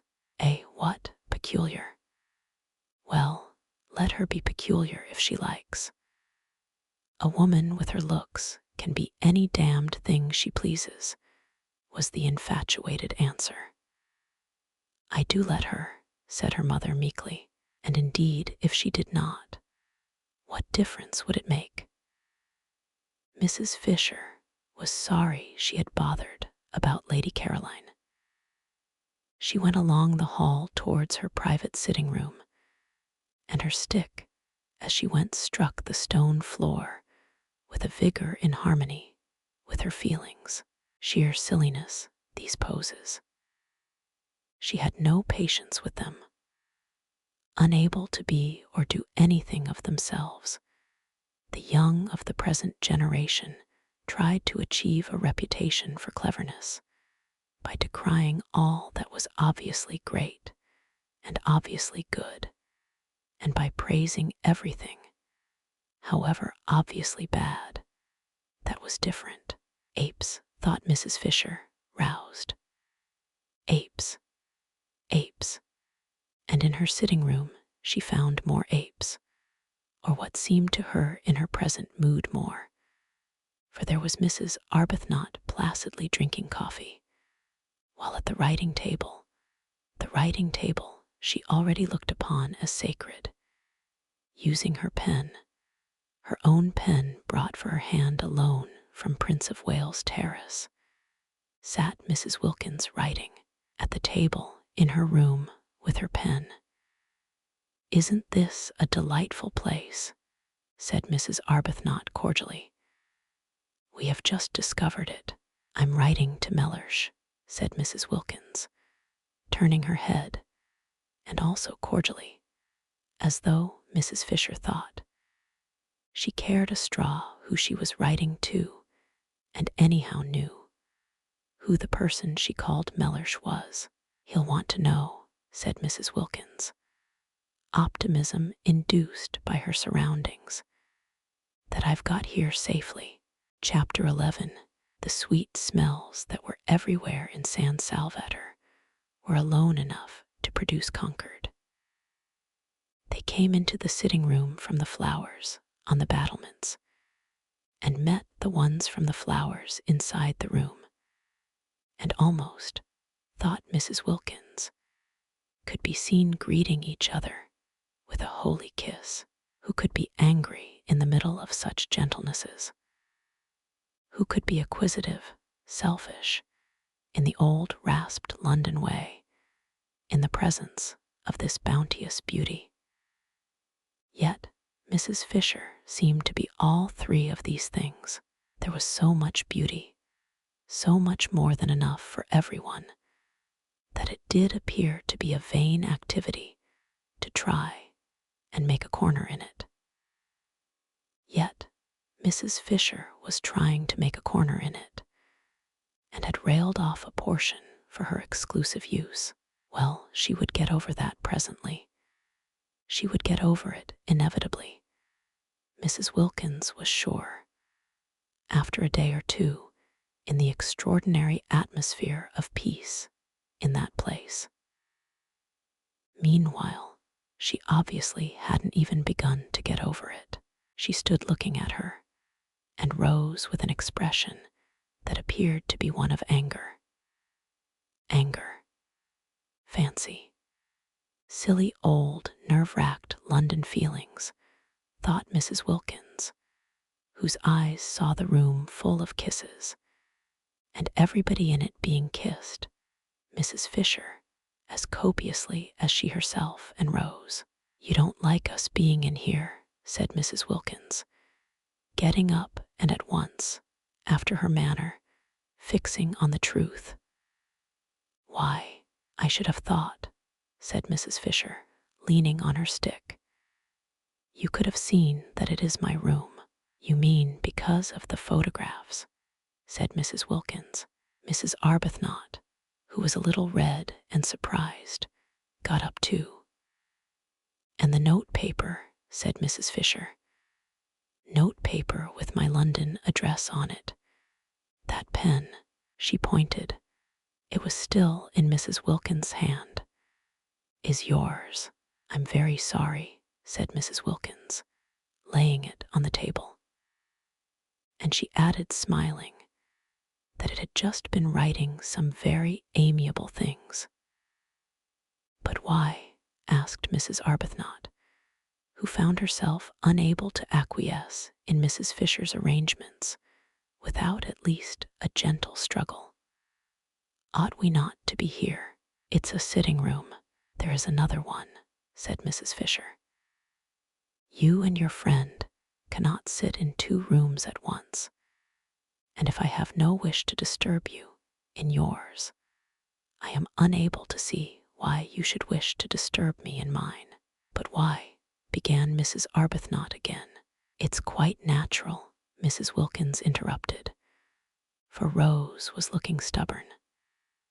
And turning to Mrs. Fisher, she said that although sharing things with friends was pleasant, she could understand that Mrs. Fisher, still steeped in the Prince of Wales Terrace attitude to life, did not yet want to, but that she would get rid of that after a bit and feel quite different. "Soon you'll want us to share," said Mrs. Wilkins, reassuringly. "Why, you may even get so far as asking me to use your pen if you knew I hadn't got one." Mrs. Fisher was moved almost beyond control by this speech. To have a ramshackle young woman from Hampstead patting her on the back, as it were, in breezy certitude that quite soon she would improve, stirred her more deeply than anything had stirred her since her first discovery that Mr. Fisher was not what he seemed. Mrs. Wilkins must certainly be curbed. But how? There was a curious imperviousness about her. At that moment, for instance, she was smiling as pleasantly, and with as unclouded a face as if she were saying nothing in the least impertinent. Would she know she was being curbed? If she didn't know, if she were too tough to feel it, then what? Nothing, except avoidance, except, precisely, one's own private sitting room. "I'm an old woman," said Mrs. Fisher, "and I need a room to myself. I cannot get about because of my stick. As I cannot get about, I have to sit. Why should I not sit quietly and undisturbed, as I told you in London I intended to, if people are to come in and out all day long, chattering and leaving doors open? You will have broken the agreement, which was that I was to be quiet." "But we haven't the least wish," began Mrs. Arbuthnot, who was again cut short by Mrs. Wilkins. "We're only too glad," said Mrs. Wilkins, "for you to have this room if it makes you happy. We didn't know about it, that's all. We wouldn't have come in if we had, not till you invited us. Anyhow, I expect," she finished, looking down cheerfully at Mrs. Fisher, "you soon will." And picking up her letter, she took Mrs. Arbuthnot's hand and drew her towards the door. Mrs. Arbuthnot did not want to go. She, the mildest of women, was filled with a curious and surely unchristian desire to stay and fight. Not, of course, really, nor even with any definitely aggressive words. No, she only wanted to reason with Mrs. Fisher, and to reason patiently. But she did feel that something ought to be said, and that she ought not to allow herself to be rated and turned out as if she were a schoolgirl caught in ill behavior by authority. Mrs. Wilkins, however, drew her firmly to and through the door, and once again Rose wondered at Lottie, at her balance, her sweet and equable temper, she who in England had been such a thing of gusts. From the moment they got into Italy, it was Lottie who seemed the elder. She certainly was very happy, blissful, in fact. Did happiness so completely protect one? Did it make one so untouchable, so wise? Rose was happy herself, but not anything like so happy. Evidently not, for not only did she want to fight Mrs. Fisher, but she wanted something else, something more than this lovely place, something to complete it. She wanted Frederick. For the first time in her life, she was surrounded by perfect beauty, and her one thought was to show it to him, to share it with him. She wanted Frederick. She yearned for Frederick. Ah, if only Frederick. Poor old thing, said Mrs. Wilkins, shutting the door gently on Mrs. Fisher and her triumph. Fancy, on a day like this. She's a very rude old thing, said Mrs. Arbuthnot. She'll get over that. I'm sorry. We chose just her room to go and sit in. It's much the nicest, said Mrs. Arbuthnot. And it isn't hers. Oh, but there are lots of other places, and she's such a poor old thing. Let her have the room. Whatever does it matter? And Mrs. Wilkins said she was going down to the village to find out where the post office was and post her letter to Mellersh. And would Rose go too? I've been thinking about Mellersh, said Mrs. Wilkins as they walked, one behind the other, down the narrow zigzag path up which they had climbed in the rain the night before. She went first. Mrs. Arbuthnot, quite naturally now, followed. In England, it had been the other way about Lottie, timid, hesitating, except when she burst out so awkwardly, getting behind the calm and reasonable Rose whenever she could. I've been thinking about Mellersh, repeated Mrs. Wilkins over her shoulder, as Rose seemed not to have heard. Have you? Said Rose, a faint distaste in her voice, for her experiences with Mellersh had not been of a kind to make her enjoy remembering him. She had deceived Mellersh, therefore she didn't like him. She was unconscious that this was the reason of her dislike, and thought it was that there didn't seem to be much, if any, of the grace of God about him. And yet how wrong to feel that, she rebuked herself, and how presumptuous. No doubt Lottie's husband was far, far nearer to God than she herself was ever likely to be. Still, she didn't like him. I've been a mean dog, said Mrs. Wilkins. A what? Asked Mrs. Arbuthnot, incredulous of her hearing. All this coming away and leaving him in that dreary place while I rollick in heaven. He had planned to take me to Italy for Easter himself. Did I tell you? No, said Mrs. Arbuthnot. And indeed, she had discouraged talk about husbands. Whenever Lottie had begun to blurt out things, she had swiftly changed the conversation. One husband led to another.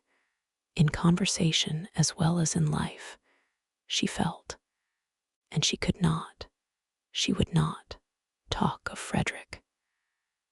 Beyond the bare fact that he was there, he had not been mentioned. Mellersh had had to be mentioned because of his obstructiveness, but she had carefully kept him from overflowing outside the limits of necessity. "Well, he did," said Mrs. Wilkins. "He had never done such a thing in his life before, and I was horrified. Fancy, just as I had planned to come to it myself." She paused on the path and looked up at Rose. "Yes," said Rose, trying to think of something else to talk about. "Now you see why I say I've been a mean dog. He had planned a holiday in Italy with me, and I had planned a holiday in Italy leaving him at home. I think," she went on, her eyes fixed on Rose's face, "Mellersh has every reason to be both angry and hurt." Mrs. Arbuthnot was astonished. The extraordinary quickness with which, hour by hour, under her very eyes, Lottie became more selfless, disconcerted her. She was turning into something surprisingly like a saint. Here she was now being affectionate about Mellersh, who only that morning, while they hung their feet into the sea, had seemed a mere iridescence. Lottie had told her, a thing of gauze. That was only that morning, and by the time they had had lunch, Lottie had developed so far as to have got him solid enough again to write to, and to write to at length. And now, a few minutes later, she was announcing that he had every reason to be angry with her and hurt, and that she herself had been. The language was unusual, but it did express real penitence. A mean dog. Rose stared at her astonished. If she went on like this, soon a nimbus might be expected round her head. Was there already? If one didn't know it was the sun through the tree trunks, catching her sandy hair. A great desire to love and be friends, to love everybody, to be friends with everybody, seemed to be invading Lottie, a desire for sheer goodness. Rose's own experience was that goodness, the state of being good, was only reached with difficulty and pain. It took a long time to get to it. In fact, one never did get to it. Or, if for a flashing instant one did, it was only for a flashing instant. Desperate perseverance was needed to struggle along its path, and all the way was dotted with doubts. Lottie simply flew along. She had certainly, thought Rose, not got rid of her impetuousness.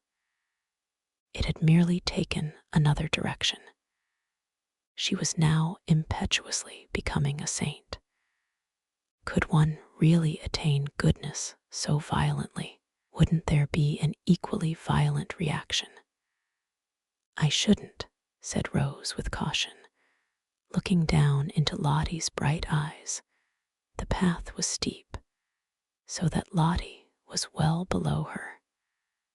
"I shouldn't be sure of that too quickly, but I am sure of it, and I've written and told him so." Rose stared.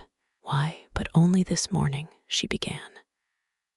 "It's all in this," interrupted Lottie, tapping the envelope and looking pleased. "What, everything? You mean about the advertisement and my savings being spent?" "Oh no, not yet, but I'll tell him all that when he comes." "When he comes," repeated Rose. "I've invited him to come and stay with us." Rose could only go on staring. It's the least I could do. Besides, look at this. Lottie waved her hand, disgusting not to share it.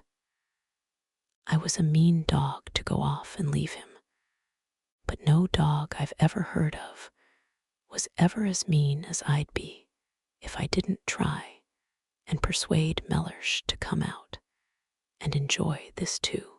It's barest decency that he should have some of the fun out of my nest egg. After all, he has housed me and fed me for years. One shouldn't be churlish, but do you think he'll come? Oh, I hope so, said Lottie, with the utmost earnestness, and added, poor lamb. At that, Rose felt she would like to sit down. Mellersh a poor lamb. That same Mellersh who a few hours before was mere shimmer. There was a seat at the bend of the path, and Rose went to it and sat down. She wished to get her breath, gain time.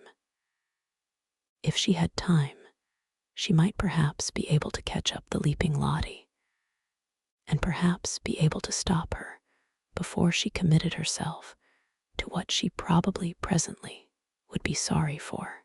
Mellersh at San Salvatore. Mellersh, from whom Lottie had taken such pains so recently to escape. I see him here, said Lottie, as if in answer to her thoughts. Rose looked at her with real concern, for every time Lottie said in that convinced voice, I see, what she saw came true. Then it was to be supposed that Mr. Wilkins, too, would presently come true. I wish, said Rose anxiously, I understood you. Don't try, said Lottie, smiling, but I must, because I love you. Dear Rose, said Lottie, swiftly bending down and kissing her. You're so quick, said Rose. I can't follow your developments. I can't keep touch. It was what happened with Freder. She broke off and looked frightened. The whole idea of our coming here, she went on again, as Lottie didn't seem to have noticed, was to get away, wasn't it? Well, we've got away, and now, after only a single day of it, you want to write to the very people. She stopped. The very people we were getting away from, finished Lottie. It's quite true. It seems idiotically illogical, but I'm so happy, I'm so well. I feel so fearfully wholesome. This place, why, it makes me feel flooded with love, and she stared down at Rose in a kind of radiant surprise. Rose was silent a moment, then she said, And do you think it will have the same effect on Mr. Wilkins? Lottie laughed. I don't know, she said, but even if it doesn't, there's enough love about to flood 50 Mr. Wilkinses, as you call him. The great thing is to have lots of love about. I don't see, she went on, at least I don't see here, though I did at home, that it matters who loves as long as somebody does. I was a stingy beast at home, and used to measure and count. I had a queer obsession about justice, as though justice mattered, as though justice can really be distinguished from vengeance. It's only love that's any good. At home, I wouldn't love Mellersh unless he loved me back. Exactly as much. Absolute fairness. Did you ever? And as he didn't, neither did I. And the aridity of that house. The aridity. Rose said nothing. She was bewildered by Lottie.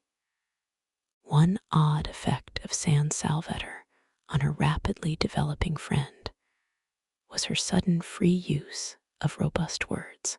She had not used them in Hampstead.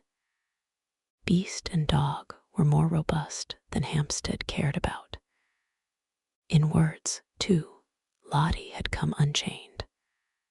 But how she wished, oh how Rose wished, that she too could write to her husband and say, "Come."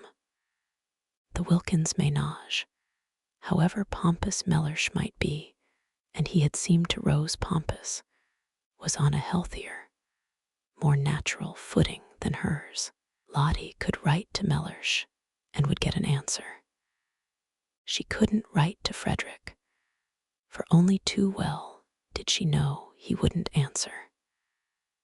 At least, he might answer a hurried scribble, showing how much bored he was at doing it, with perfunctory thanks for her letter.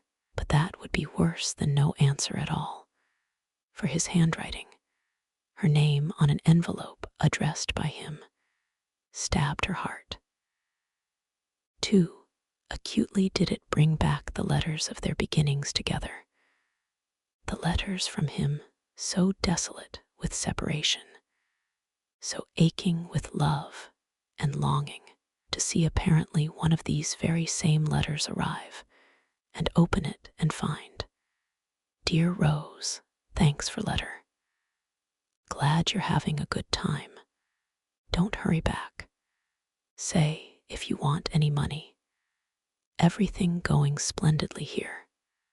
Yours, Frederick." No, it couldn't be borne. "I don't think I'll come down to the village with you today," she said, looking up at Lottie with eyes suddenly gone dim. "I think I want to think." "All right," said Lottie, at once starting off briskly down the path. "But don't think too long," she called back over her shoulder. "Write and invite him at once." "Invite whom?" asked Rose, startled. "Your husband." Chapter 12. At the evening meal, which was the first time the whole four sat round the dining room table together, Scrap appeared. She appeared quite punctually, and in one of those wrappers or tea gowns which are sometimes described as ravishing. This one really was ravishing. It certainly ravished Mrs. Wilkins, who could not take her eyes off the enchanting figure opposite. It was a shell-pink garment, and clung to the adorable Scrap as though it, too, loved her. "What a beautiful dress!" exclaimed Mrs. Wilkins eagerly. "What, this old rag?" said Scrap, glancing down at it as if to see which one she had got on. "I've had it 100 years." And she concentrated on her soup. "You must be very cold in it," said Mrs. Fisher, thin-lipped, for it showed a great deal of Scrap, the whole of her arms, for instance, and even where it covered her up, it was so thin that you still saw her. "Who, me?" said Scrap, looking up a moment. "Oh, no," and she continued her soup. "You mustn't catch a chill, you know," said Mrs. Arbuthnot, feeling that such loveliness must at all costs be preserved unharmed. "There's a great difference here when the sun goes down." "I'm quite warm," said Scrap, industriously eating her soup. "You look as if you had nothing at all on underneath," said Mrs. Fisher. "I haven't, at least hardly anything," said Scrap, finishing her soup. "How very imprudent," said Mrs. Fisher, "and how highly improper," whereupon Scrap stared at her. Mrs. Fisher had arrived at dinner, feeling friendly towards Lady Caroline. She at least had not intruded into her room, and sat at her table and written with her pen. She did, Mrs. Fisher had supposed, know how to behave. Now it appeared that she did not know, for was this behaving to come dressed, no, undressed like that to a meal? Such behavior was not only exceedingly improper, but also most inconsiderate, for the indelicate creature would certainly catch a chill, and then infect the entire party. Mrs. Fisher had a great objection to other people's chills. They were always the fruit of folly, and then they were handed on to her, who had done nothing at all to deserve them. Bird-brained, thought Mrs. Fisher, sternly contemplating Lady Caroline, not an idea in her head, except vanity. But there are no men here, said Mrs. Wilkins, so how can it be improper? Have you noticed, she inquired of Mrs. Fisher, who endeavored to pretend she did not hear, how difficult it is to be improper without men? Mrs. Fisher neither answered her nor looked at her, but Scrap looked at her, and did that with her mouth, which in any other mouth would have been a faint grin. Seen from without, across the bowl of nasturtiums, it was the most beautiful of brief and dimpled smiles. She had a very alive sort of face, that one, thought Scrap, observing Mrs. Wilkins with a dawn of interest. It was rather like a field of corn swept by lights and shadows. Both she and the dark one, Scrap noticed, had changed their clothes, but only in order to put on silk jumpers. The same amount of trouble would have been enough to dress them properly, reflected Scrap. Naturally, they looked like nothing on earth in the jumpers. It didn't matter what Mrs. Fisher wore. Indeed, the only thing for her, short of plumes and ermine, was what she did wear.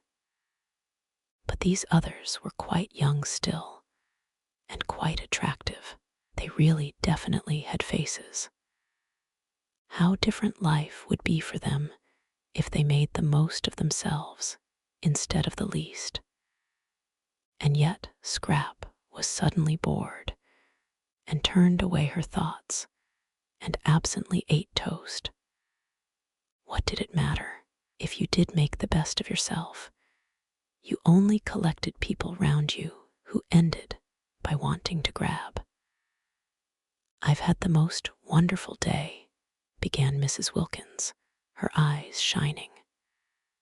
Scrap lowered hers. Oh, she thought, she's going to gush, as though anybody were interested in her day, thought Mrs. Fisher, lowering hers also. In fact, whenever Mrs. Wilkins spoke, Mrs. Fisher deliberately cast down her eyes. Thus would she mark her disapproval. Besides, it seemed the only safe thing to do with her eyes, for no one could tell what the uncurbed creature would say next. That which she had just said, for instance, about men addressed to her, what could she mean? Better not conjecture, thought Mrs. Fisher, and her eyes, though cast down, yet saw Lady Caroline stretch out her hand to the Chianti flask and fill her glass again. Again, she had done it once already, and the fish was only just going out of the room. Mrs. Fisher could see that the other respectable member of the party, Mrs. Arbuthnot, was noticing it too. Mrs. Arbuthnot was, she hoped and believed, respectable and well-meaning. It is true she also had invaded her sitting room, but no doubt she had been dragged there by the other one, and Mrs. Fisher had little, if anything, against Mrs. Arbuthnot, and observed with approval that she only drank water. That was as it should be. So, indeed, to give her her dues, did the freckled one, and very right at their age. She herself drank wine, but with what moderation. 1 meal, 1 glass, and she was 65, and might properly, and even beneficially, have had at least 2. That, she said to Lady Caroline, cutting right across what Mrs. Wilkins was telling them about her wonderful day and indicating the wine glass, is very bad for you. Lady Caroline, however, could not have heard, for she continued to sip, her elbow on the table, and listen to what Mrs. Wilkins was saying. And what was it she was saying? She had invited somebody to come and stay. A man. Mrs. Fisher could not credit her ears. Yet it evidently was a man, for she spoke of the person as he, suddenly and for the first time. But then, this was most important. Mrs. Fisher addressed Mrs. Wilkins directly. She was 65 and cared very little what sorts of women she happened to be with for a month. But if the women were to be mixed with men, it was a different proposition altogether. She was not going to be made a catspaw of. She had not come out there to sanction, by her presence, what used in her day to be called fast behavior. Nothing had been said at the interview in London about men. If there had been, she would have declined, of course, to come. "What is his name?" asked Mrs. Fisher, abruptly interposing. Mrs. Wilkins turned to her with a slight surprise. "Wilkins," she said. "Wilkins, yes, your name, and his, a relation, not blood, a connection, a husband." Mrs. Fisher once more cast down her eyes. She could not talk to Mrs. Wilkins. There was something about the things she said, a husband, suggesting one of many. Always that unseemly twist to everything. Why could she not say, my husband? Besides, Mrs. Fisher had, she herself knew not for what reason, taken both the Hampstead young women for widows, war ones. There had been an absence of mention of husbands at the interview which would not, she considered, be natural if such persons did after all exist. And if a husband was not a relation, who was? Not blood.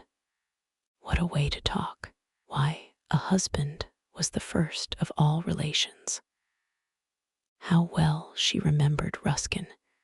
No, it was not Ruskin.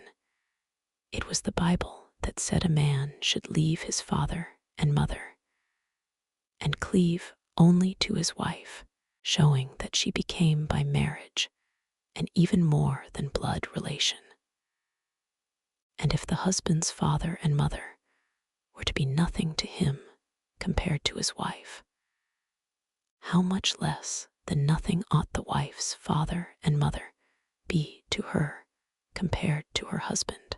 She herself had been unable to leave her father and mother in order to cleave to Mr. Fisher, because they were no longer, when she married, alive, but she certainly would have left them if they had been there to leave. Not blood, indeed. Silly talk. The dinner was very good. Succulence succeeded succulence. Costanza had determined to do as she chose in the matter of cream and eggs the first week, and see what happened at the end of it when the bills had to be paid. Her experience of the English was that they were quiet about bills. They were shy of words. They believed readily. Besides, who was the mistress here? In the absence of a definite one, it occurred to Costanza that she might as well be the mistress herself. So she did as she chose about the dinner, and it was very good. The four, however, were so much preoccupied by their own conversation that they ate it without noticing how good it was. Even Mrs. Fisher, She who in such matters was manly did not notice. The entire excellent cooking was to her as though it were not, which shows how much she must have been stirred.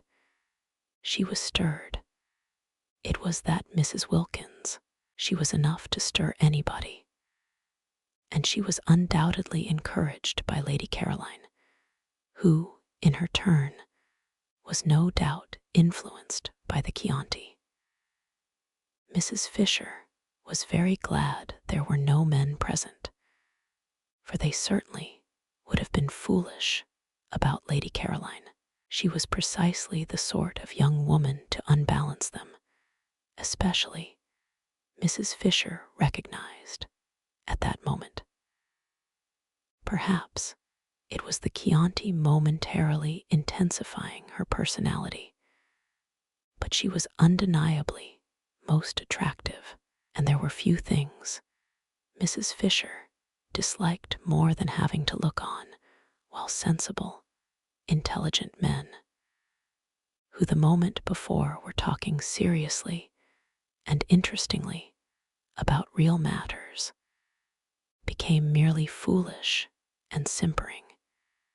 She had seen them actually simpering, just because in walked a bit of bird-brained beauty.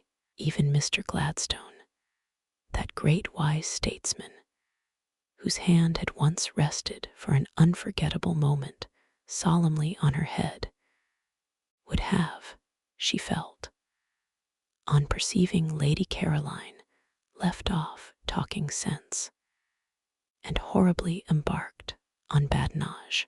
You see, Mrs. Wilkins said, a silly trick that, with which she mostly began her sentences, Mrs. Fisher each time wished to say, "Pardon me, I do not see, I hear."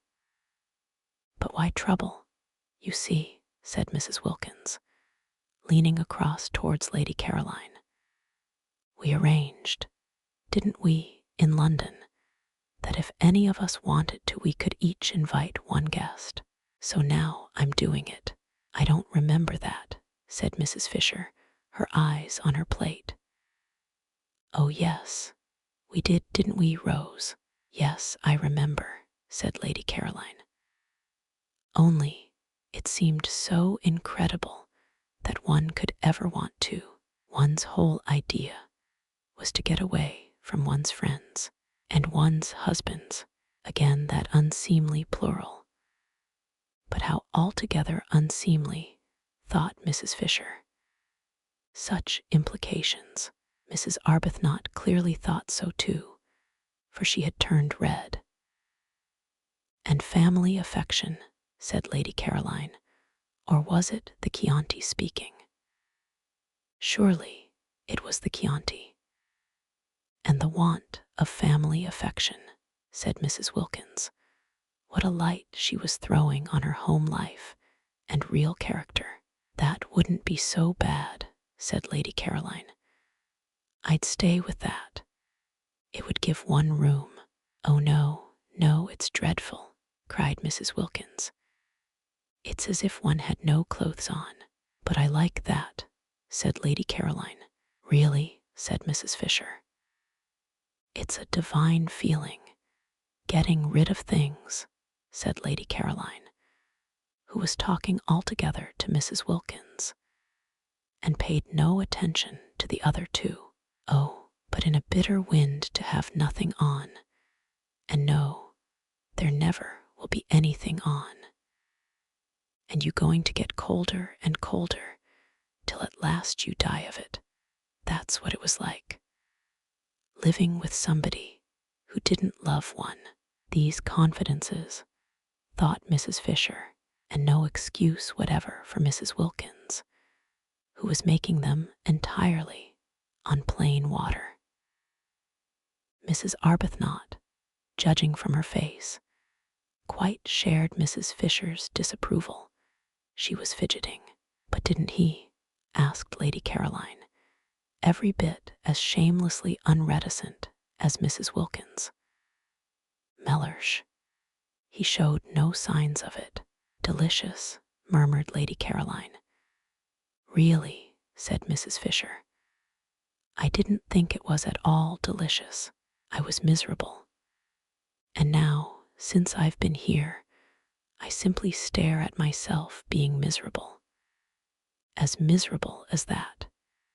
And about Mellersh, you mean he wasn't worth it? Really, said Mrs. Fisher. No, I don't. I mean, I've suddenly got well. Lady Caroline, slowly twisting the stem of her glass in her fingers, scrutinized the lit-up face opposite. And now I'm well, I find I can't sit here and gloat all to myself. I can't be happy, shutting him out. I must share. I understand exactly what the blessed damozel felt like. What was the blessed damozel? Asked Scrap. Really, said Mrs. Fisher, and with such emphasis, this time that Lady Caroline turned to her. Ought I to know? She asked. I don't know any natural history. It sounds like a bird. It is a poem, said Mrs. Fisher, with extraordinary frost. Oh, said Scrap, I'll lend it to you, said Mrs. Wilkins, over whose face laughter rippled. No, said Scrap. And its author, said Mrs. Fisher icily, though not perhaps quite what one would have wished him to be, was frequently at my father's table. What a bore for you, said Scrap. That's what mother's always doing, inviting authors. I hate authors. I wouldn't mind them so much if they didn't write books. Go on about Mellersh, she said, turning to Mrs. Wilkins. Really, said Mrs. Fisher. All those empty beds, said Mrs. Wilkins. What empty beds? Asked Scrap. The ones in this house. Why, of course they each ought to have somebody happy inside them. 8 beds, and only 4 people. It's dreadful, dreadful to be so greedy and keep everything just for oneself. I want Rose to ask her husband out too. You and Mrs. Fisher haven't got husbands, but why not give some friend a glorious time? Rose bit her lip. She turned red. She turned pale. If only Lottie would keep quiet, she thought. It was all very well to have suddenly become a saint and want to love everybody, but need she be so tactless? Rose felt that all her poor sore places were being danced on. If only Lottie would keep quiet. And Mrs. Fisher, with even greater frostiness than that with which she had received Lady Caroline's ignorance of the blessed damozel, said, There is only one unoccupied bedroom in this house. Only one, echoed Mrs. Wilkins, astonished. Then who are in all the others? We are, said Mrs. Fisher, but we're not in all the bedrooms. There must be at least 6. That leaves 2 over, and the owner told us there were 8 beds, didn't he, Rose? There are 6 bedrooms, said Mrs. Fisher, for both she and Lady Caroline had thoroughly searched the house on arriving, in order to see which part of it they would be most comfortable in. And they both knew that there were 6 bedrooms, 2 of which were very small. And in one of these small ones, Francesca slept in the company of a chair and a chest of drawers, and the other, similarly furnished, was empty. Mrs. Wilkins and Mrs. Arbuthnot had hardly looked at the house, having spent most of their time out of doors gaping at the scenery, and had, in the agitated inattentiveness of their minds, when first they began negotiating for San Salvatore, got into their heads that the 8 beds of which the owner spoke were the same as 8 bedrooms, which they were not. There were indeed 8 beds, but 4 of them were in Mrs. Wilkins and Mrs. Arbuthnot's rooms. "There are 6 bedrooms," repeated Mrs. Fisher. "We have 4. Francesca has the 5th, and the 6th is empty.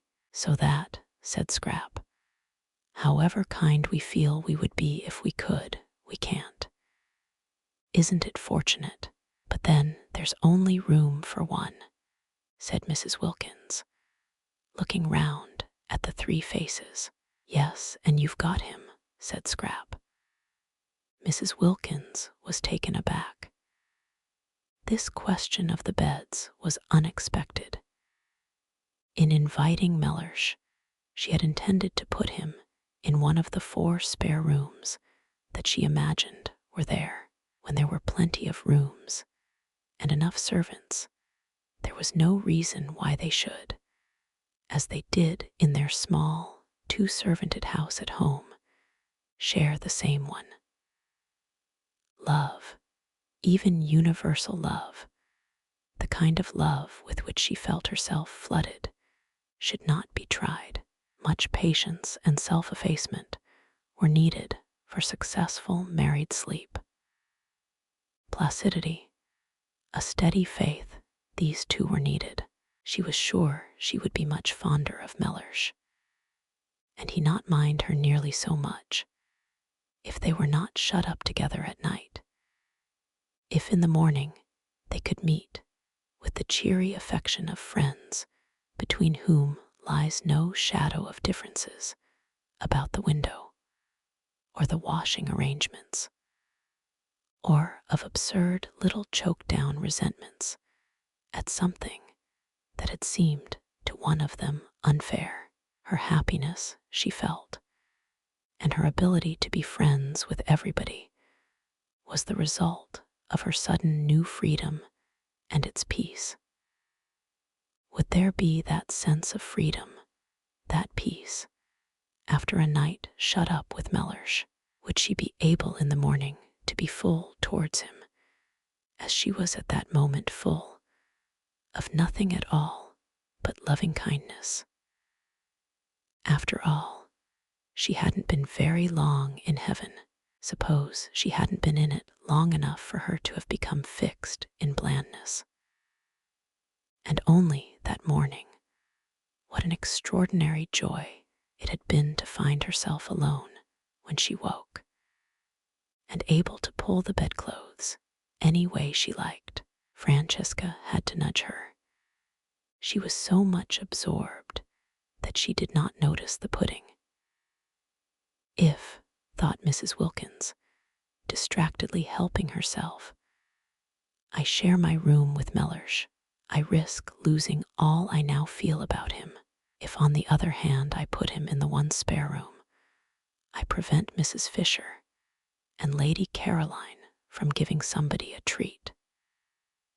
True, they don't seem to want to at present, but at any moment in this place, one or the other of them may be seized with a desire to make somebody happy, and then they wouldn't be able to because of Mellersh. "What a problem," she said aloud, her eyebrows puckered. "What is?" asked Scrap. "Where to put Mellersh?" Scrap stared. "Why, isn't 1 room enough for him?" she asked. "Oh yes, quite. But then there won't be any room left at all, any room for somebody you may want to invite." "I shan't want to," said Scrap. "Or you," said Mrs. Wilkins to Mrs. Fisher. "Rose, of course, doesn't count. I'm sure she would like sharing her room with her husband. It's written all over her." "Really?" said Mrs. Fisher. "Really what?" asked Mrs. Wilkins, turning hopefully to her, for she thought the word this time was the preliminary to a helpful suggestion. It was not. It stood by itself. It was, as before, mere frost. Challenged, however, Mrs. Fisher did fasten it on to a sentence. "Really, am I to understand," she asked, that you propose to reserve the one spare room for the exclusive use of your own family. He isn't my own family, said Mrs. Wilkins. He's my husband, you see. I see nothing. Mrs. Fisher could not this time refrain from interrupting, for what an intolerable trick. At the most I hear, and that reluctantly, but Mrs. Wilkins, as impervious to rebuke as Mrs. Fisher had feared, immediately repeated the tiresome formula and launched out into a long and excessively indelicate speech about the best place for the person she called Mellersh to sleep in. Mellersh, Mrs. Fisher, remembering the Thomases and Johns and Alfreds and Roberts of her day, plain names that yet had all become glorious, thought it sheer affectation to be christened Mellersh, was, it seemed, Mrs. Wilkins' husband, and therefore his place was clearly indicated. Why this talk? She herself, as if foreseeing his arrival, had had a second bed put in Mrs. Wilkins' room. There were certain things in life which were never talked about, but only done. Most things connected with husbands were not talked about, and to have a whole dinner table taken up with a discussion as to where one of them should sleep was an affront to the decencies. How and where husbands slept should be known only to their wives. Sometimes it was not known to them, and then the marriage had less happy moments. But these moments were not talked about either. The decencies continued to be preserved. At least, it was so in her day. To have to hear whether Mr. Wilkins should or should not sleep with Mrs. Wilkins, and the reasons why he should, and the reasons why he shouldn't, was both uninteresting and indelicate. She might have succeeded in imposing propriety and changing the conversation if it had not been for Lady Caroline.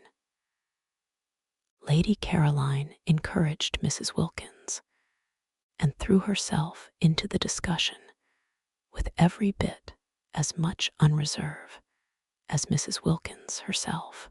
No doubt she was impelled on this occasion by Chianti, but whatever the reason there it was, and, characteristically, Lady Caroline was all for Mr. Wilkins being given the solitary spare room. She took that for granted. Any other arrangement would be impossible, she said. Her expression was barbarous. Had she never read her Bible, Mrs. Fisher was tempted to inquire, and they two shall be one flesh. Clearly also, then, one room, but Mrs. Fisher did not inquire. She did not care even to allude to such texts to someone unmarried. However, there was one way she could force Mr. Wilkins into his proper place and save the situation. She could say she herself intended to invite a friend. It was her right. They had all said so. Apart from propriety, it was monstrous that Mrs. Wilkins should want to monopolize the one spare room, when in her own room was everything necessary for her husband. Perhaps she really would invite somebody, not invite, but suggest coming. There was Kate Lumley, for instance. Kate could perfectly afford to come and pay her share, and she was of her own period and knew, and had known, most of the people she herself knew and had known. Kate, of course, had only been on the fringe. She used to be asked only to the big parties, not to the small ones, and she still was only on the fringe. There were some people who never got off the fringe, and Kate was one. Often, however, such people were more permanently agreeable to be with than the others, in that they remained grateful.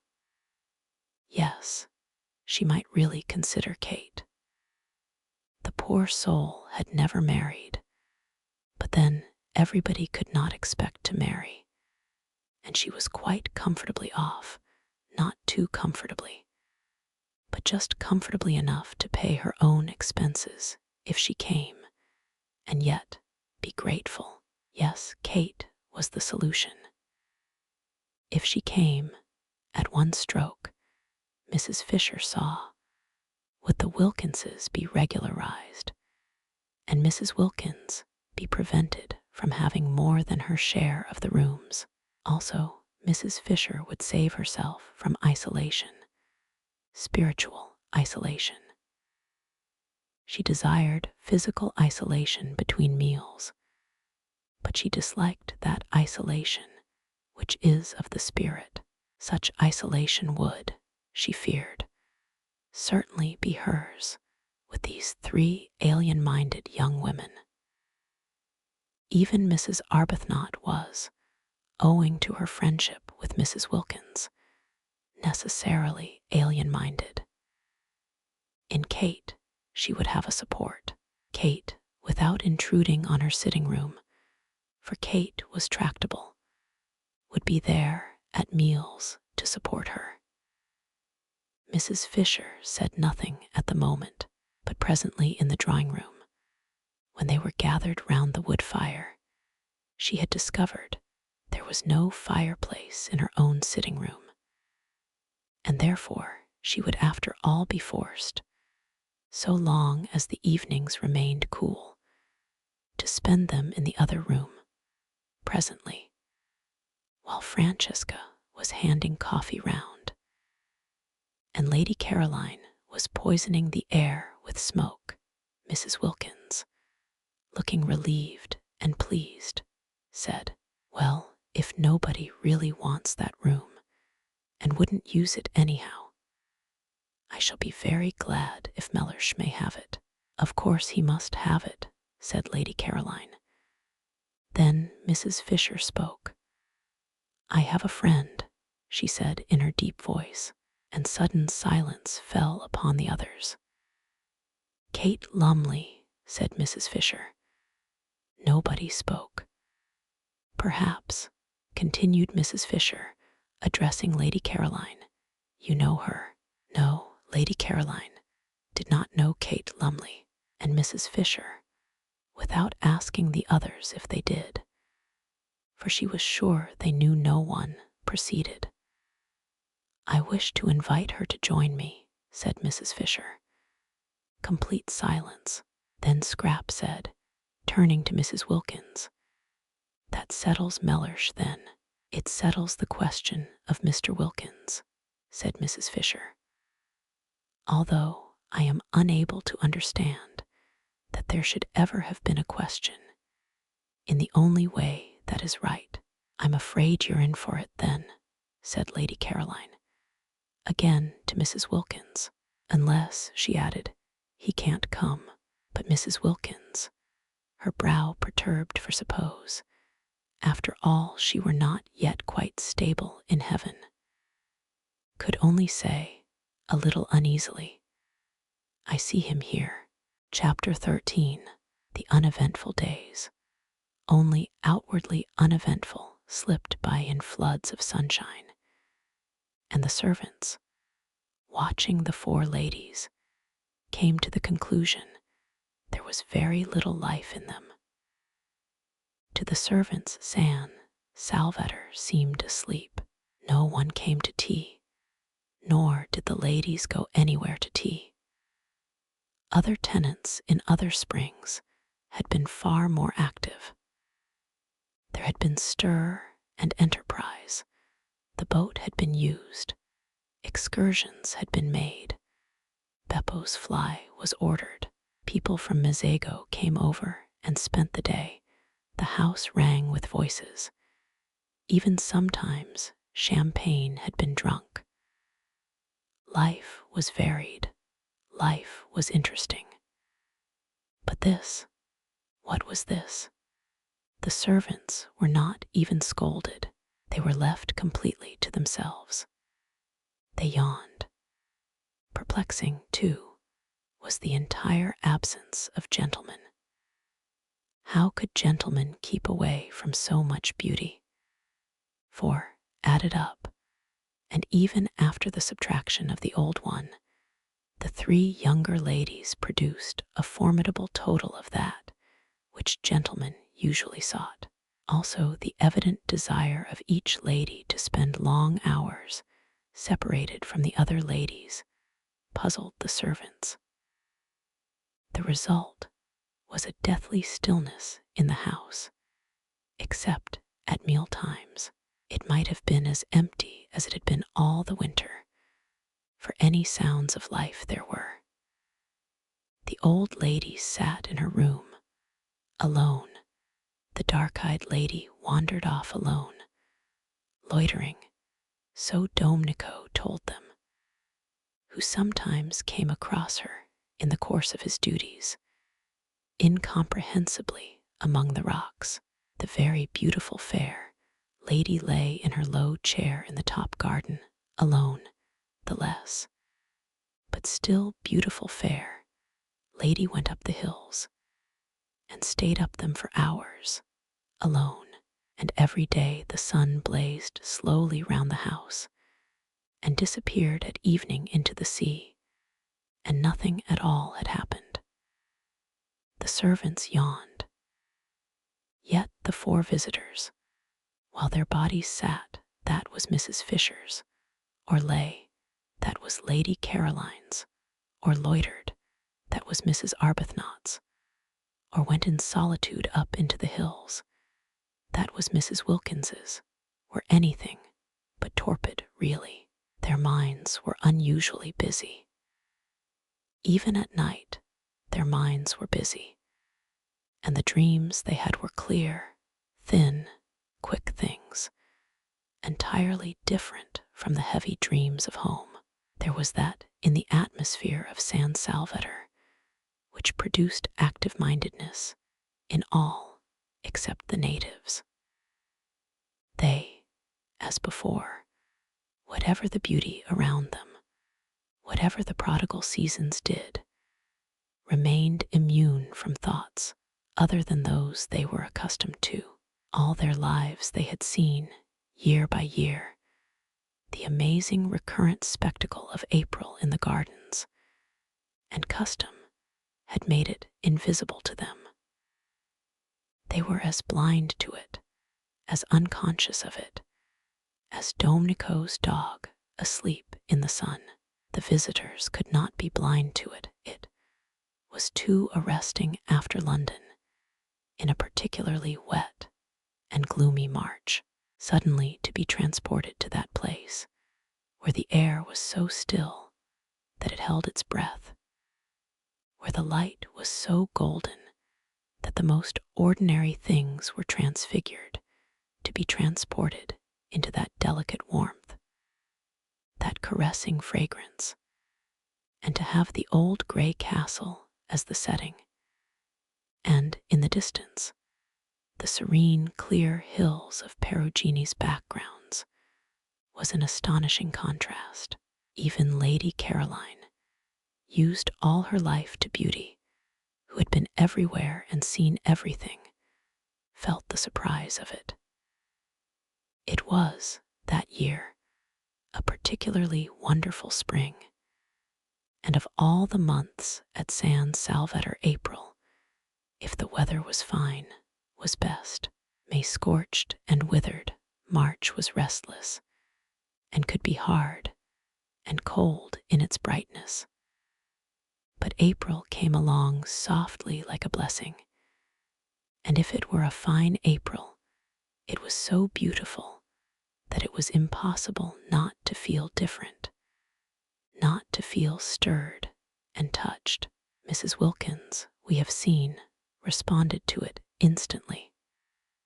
She, so to speak, at once flung off all her garments and dived straight into glory, unhesitatingly, With a cry of rapture, Mrs. Arbuthnot was stirred and touched, but differently. She had odd sensations presently to be described.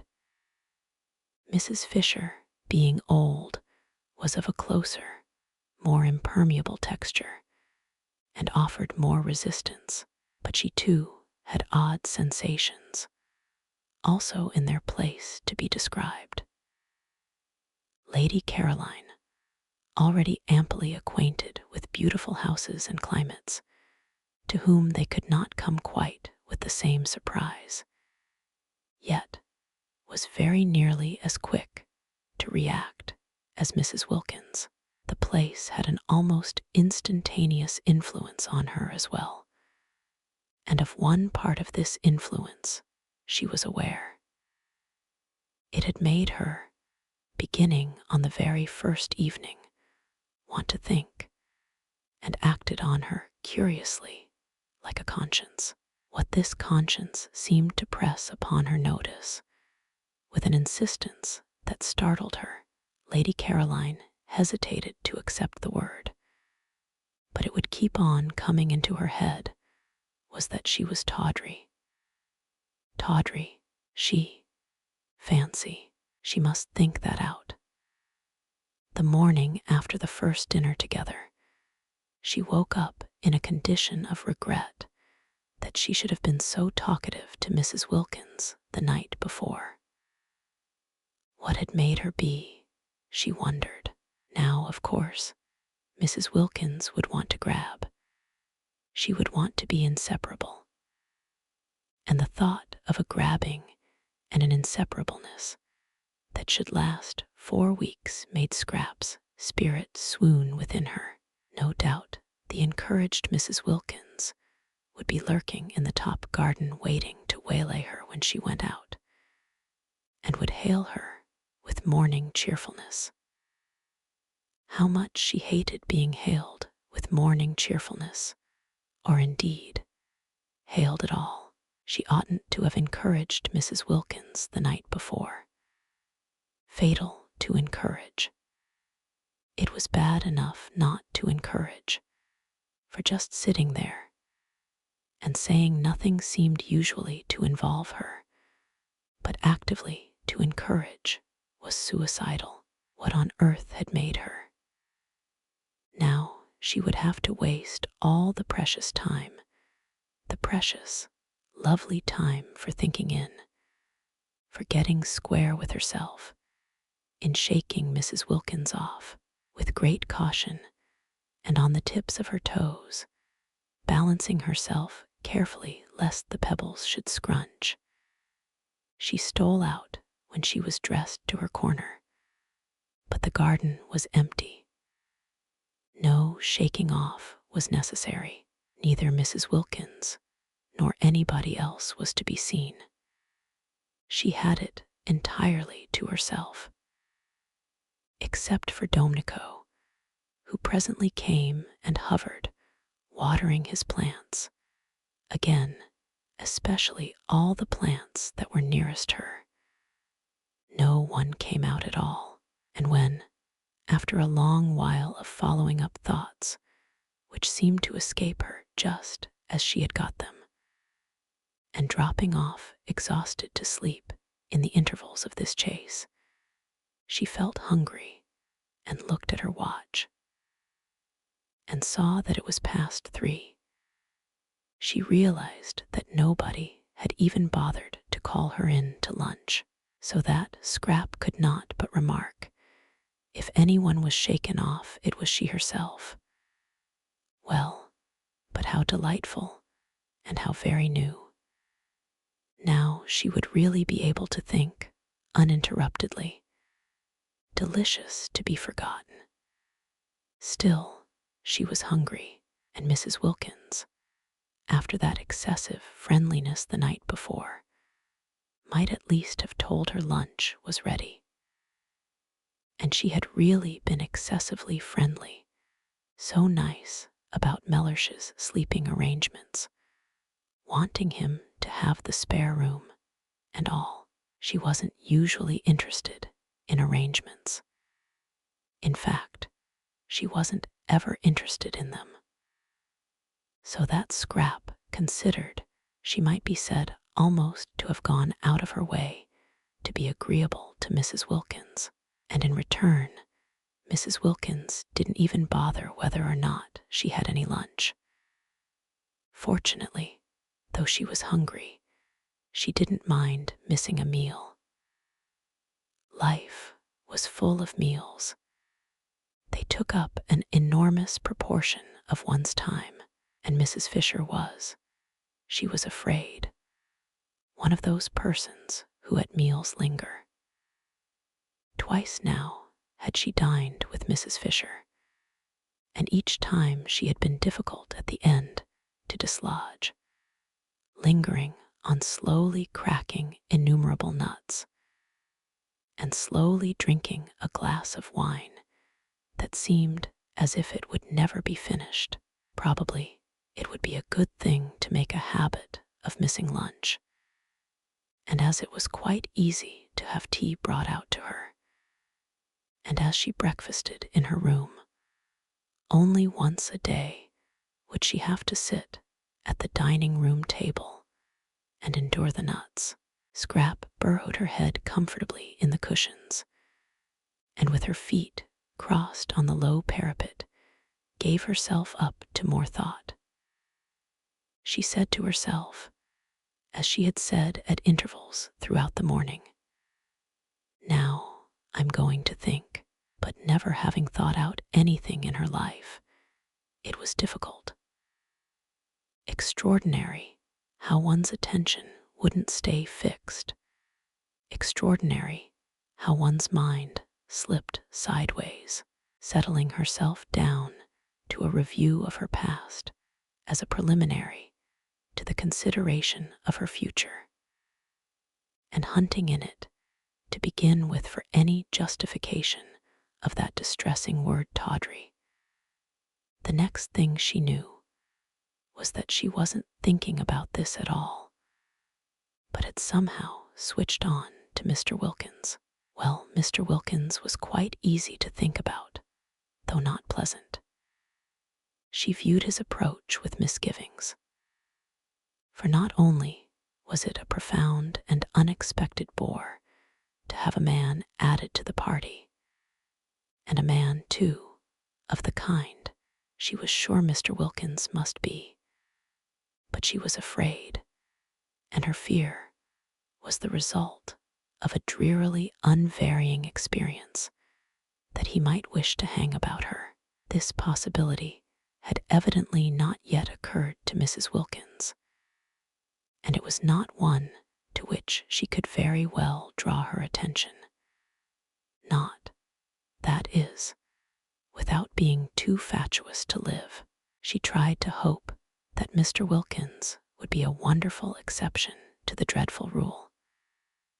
If only he were, she would be so much obliged to him that she believed she might really quite like him. But she had misgivings. Suppose he hung about her so that she was driven from her lovely top garden. Suppose the light in Mrs. Wilkins' funny, flickering face was blown out. Scrap felt she would particularly dislike this to happen to Mrs. Wilkins' face. Yet she had never in her life met any wives, not any at all, who had been able to understand that she didn't in the least want their husbands. Often she had met wives who didn't want their husbands either, but that made them none the less indignant if they thought somebody else did, and none the less sure when they saw them hanging round Scrap that she was trying to get them. The bare thought, the bare recollection of these situations filled her with a boredom so extreme that it instantly sent her to sleep again. When she woke up, she went on with Mr. Wilkins. Now if, thought Scrap, Mr. Wilkins were not an exception and behaved in the usual way, would Mrs. Wilkins understand? Or would it just simply spoil her holiday? She seemed quick, but would she be quick about just this? She seemed to understand and see inside one, but would she understand and see inside one when it came to Mr. Wilkins? The experienced Scrap was full of doubts. She shifted her feet on the parapet. She jerked a cushion straight. Perhaps she had better try and explain to Mrs. Wilkins. During the days still remaining before the arrival, explain in a general way, rather vague, and talking at large, her attitude towards such things. She might also expound to her peculiar dislike of people's husbands, and her profound craving to be, at least for this 1 month, let alone. But Scrap had her doubts about this too. Such talk meant a certain familiarity, meant embarking on a friendship with Mrs. Wilkins, and if, after having embarked on it, and faced the peril it contained of too much Mrs. Wilkins, Mr. Wilkins should turn out to be artful. And people did get very artful when they were set on anything, and manage, after all, to slip through into the top garden. Mrs. Wilkins might easily believe she had been taken in, and that she, Scrap, was deceitful. And about Mr. Wilkins, wives were really pathetic. At 4:30, she heard sounds of saucers on the other side of the daphne bushes. Was tea being sent out to her? No, the sounds came no closer. They stopped near the house. Tea was to be in the garden, in her garden. Scrap considered she might at least have been asked if she minded being disturbed. They all knew she sat there. Perhaps someone would bring hers to her in her corner. No, nobody brought anything.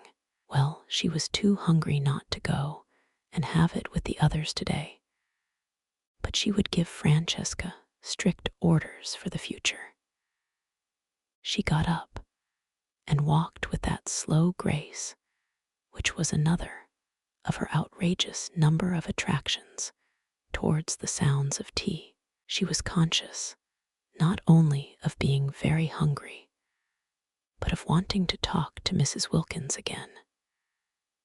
Mrs. Wilkins had not grabbed.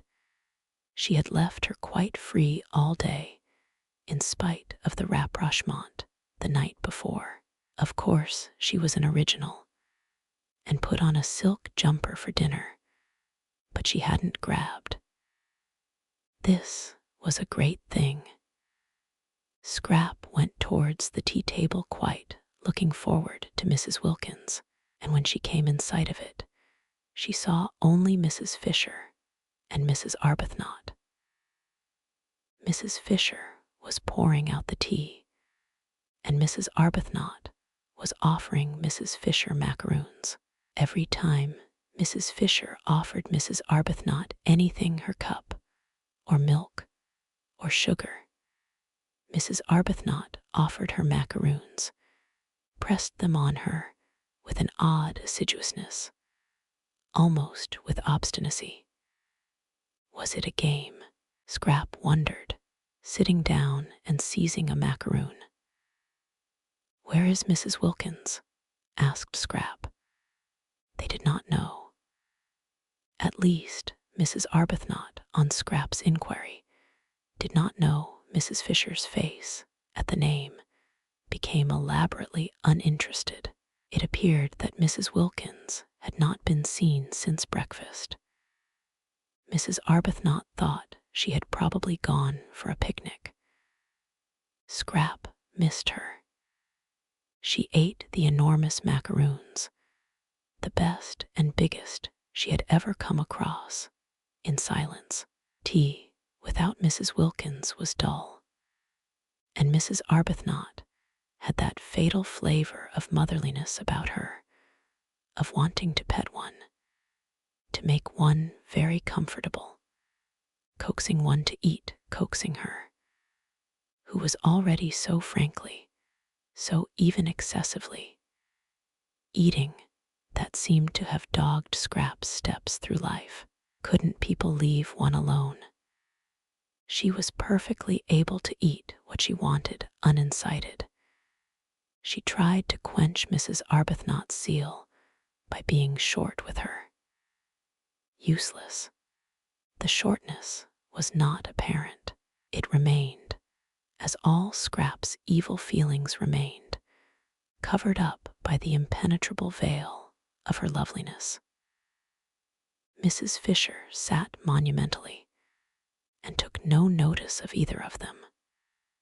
She had had a curious day and was a little worried. She had been quite alone, for none of the three had come to lunch, and none of them had taken the trouble to let her know they were not coming. And Mrs. Arbuthnot, drifting casually into tea, had behaved oddly till Lady Caroline joined them and distracted her attention. Mrs. Fisher was prepared not to dislike Mrs. Arbuthnot, whose parted hair and mild expression seemed very decent and womanly, but she certainly had habits that were difficult to like. Her habit of instantly echoing any offer made her of food or drink, of throwing the offer back on one, as it were, was not somehow what one expected of her. "Will you have some more tea?" was surely a question to which the answer was simply yes or no, but Mrs. Arbuthnot persisted in the trick she had exhibited the day before at breakfast, of adding to her yes or no the words, "Will you?" She had done it again that morning at breakfast, and here she was doing it at tea, the two meals at which Mrs. Fisher presided and poured out. Why did she do it? Mrs. Fisher failed to understand. But this was not what was worrying her. This was merely by the way. What was worrying her was that she had been quite unable that day to settle to anything, and had done nothing but wander restlessly from her sitting room to her battlements and back again. It had been a wasted day, and how much she disliked waste. She had tried to read, and she had tried to write to Kate Lumley, but no, a few words read, a few lines written, and up she got again and went out on to the battlements and stared at the sea. It did not matter that the letter to Kate Lumley should not be written. There was time enough for that. Let the others suppose her coming was definitely fixed. All the better. So would Mr. Wilkins be kept out of the spare room and put where he belonged. Kate would keep. She could be held in reserve. Kate in reserve was just as potent as Kate in actuality, and there were points about Kate in reserve which might be missing from Kate in actuality. For instance, if Mrs. Fisher were going to be restless, she would rather Kate were not there to see. There was a want of dignity about restlessness, about trotting backwards and forwards, but it did matter that she could not read a sentence of any of her great dead friend's writings. No, not even of Browning's, who had been so much in Italy, nor of Ruskin's, whose Stones of Venice she had brought with her to reread so nearly on the very spot, nor even a sentence of a really interesting book like the one she had found in her sitting room about the home life of the German emperor. Poor man, written in the 90s, when he had not yet begun to be more sinned against than sinning, which was, She was firmly convinced. What was the matter with him now?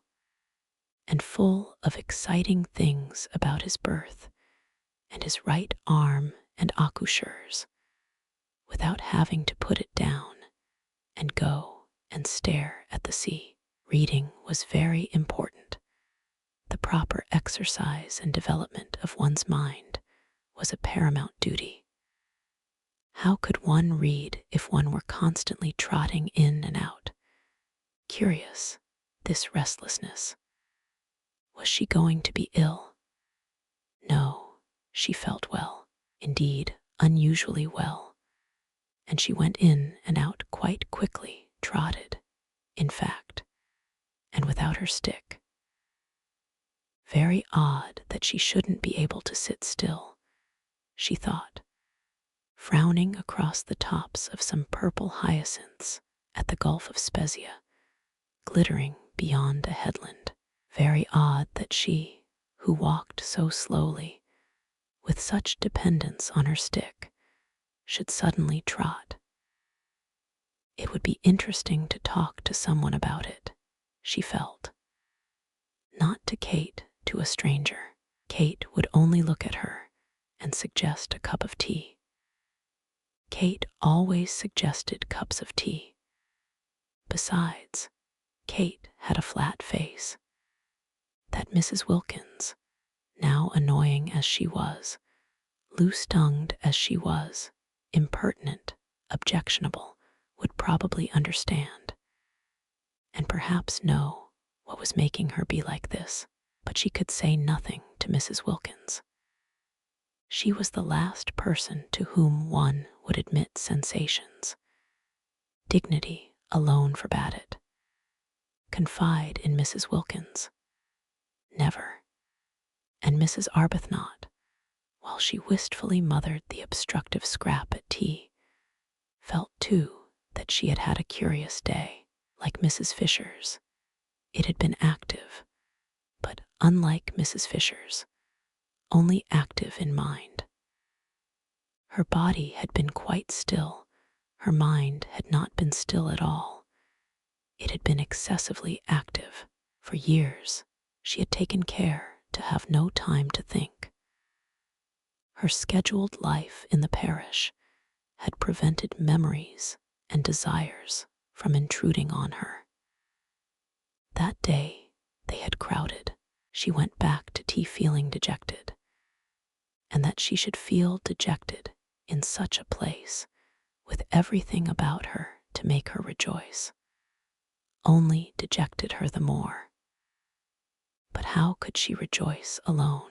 How could anybody rejoice and enjoy and appreciate, really appreciate, alone? Except Lottie. Lottie seemed able to. She had gone off down the hill directly after breakfast, alone yet obviously rejoicing, for she had not suggested that Rose should go too, and she was singing as she went. Rose had spent the day by herself, sitting with her hands clasping her knees, staring straight in front of her. What she was staring at were the gray swords of the agaves, and on their tall stalks, the pale irises that grew in the remote place she had found, while beyond them, between the gray leaves and the blue flowers, she saw the sea. The place she had found was a hidden corner where the sun-baked stones were padded with time, and nobody was likely to come. It was out of sight and sound of the house. It was off any path. It was near the end of the promontory. She sat so quiet that presently lizards darted over her feet, and some tiny birds like finches, frightened away at first, came back again, and flitted among the bushes round her, just as if she hadn't been there. How beautiful it was! And what was the good of it with no one there? No one who loved being with one, who belonged to one, to whom one could say, "Look." And wouldn't one say, "Look, dearest"? Yes, one would say dearest and the sweet word, just to say it to somebody who loved one, would make one happy. She sat quite still, staring straight in front of her. Strange that in this place she did not want to pray. She who had prayed so constantly at home didn't seem able to do it here at all. The first morning, she had merely thrown up a brief "thank you to heaven" on getting out of bed, and had gone straight to the window to see what everything looked like, thrown up the thank you as carelessly as a ball, and thought no more about it. That morning, remembering this and ashamed, she had knelt down with determination. But perhaps determination was bad for prayers, for she had been unable to think of a thing to say. And as for her bedtime prayers, on neither of the nights had she said a single one. She had forgotten them. She had been so much absorbed in other thoughts that she had forgotten them, and once in bed, she was asleep and whirling along among bright, thin, swift dreams before she had so much time as to stretch herself out. What had come over her? Why had she let go the anchor of prayer? And she had difficulty, too, in remembering her poor, in remembering even that there were such things as poor. Holidays, of course, were good, and were recognized by everybody as good, but ought they so completely to blot out, to make such havoc of, the realities? Perhaps it was healthy to forget her poor. With all the greater gusto would she go back to them. But it couldn't be healthy to forget her prayers, and still less could it be healthy not to mind. Rose did not mind. She knew she did not mind, and even worse, she knew she did not mind not minding. In this place, she was indifferent to both the things that had filled her life and made it seem as if it were happy for years. Well, if only she could rejoice in her wonderful new surroundings, have that much at least to set against the indifference, the letting go. But she could not. She had no work. She did not pray. She was left empty. Lottie had spoilt her day that day, as she had spoilt her day the day before. Lottie, with her invitation to her husband, with her suggestion that she too should invite hers, having flung Frederick into her mind again the day before, Lottie had left her. For the whole afternoon, she had left her alone with her thoughts. Since then, they had been all of Frederick, where at Hampstead he came to her only in her dreams. Here he left her dreams free, and was with her during the day instead. And again that morning, as she was struggling not to think of him, Lottie had asked her, just before disappearing singing down the path, if she had written yet and invited him. And again he was flung into her mind, and she wasn't able to get him out. How could she invite him? It had gone on so long, their estrangement, such years, she would hardly know what words to use, and besides, he would not come. Why should he come? He didn't care about being with her. What could they talk about? Between them was the barrier of his work and her religion. She could not, how could she, believing as she did in purity, in responsibility for the effect of one's actions on others, bear his work, bear living by it? And he, she knew, had at first resented, and then been merely bored by her religion. He had let her slip away. He had given her up. He no longer minded. He accepted her religion indifferently, as a settled fact.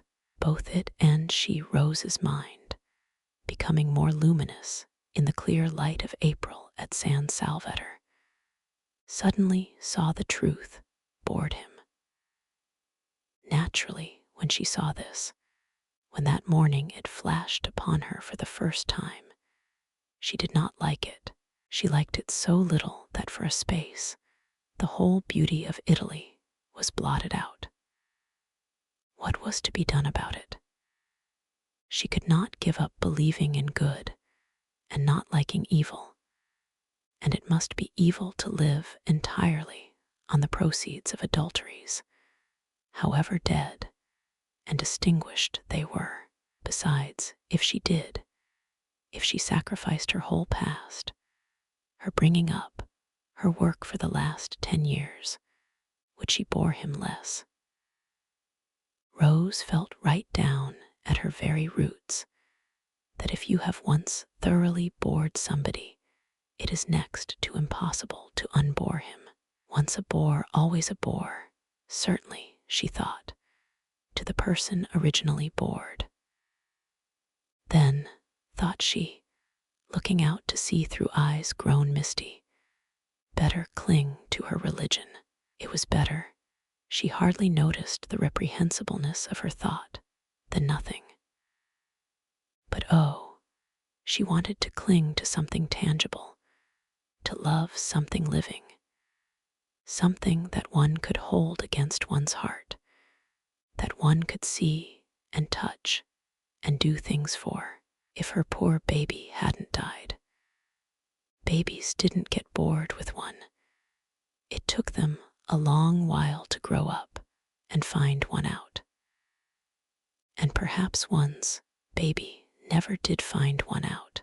Perhaps one would always be to it. However old and bearded it grew, somebody special, somebody different from everyone else. And if for no other reason, precious in that one could never be repeated.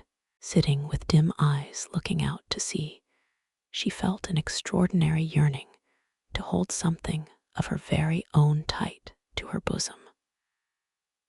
Rose was slender, and as reserved in figure as in character, yet she felt a queer sensation of how could she describe it?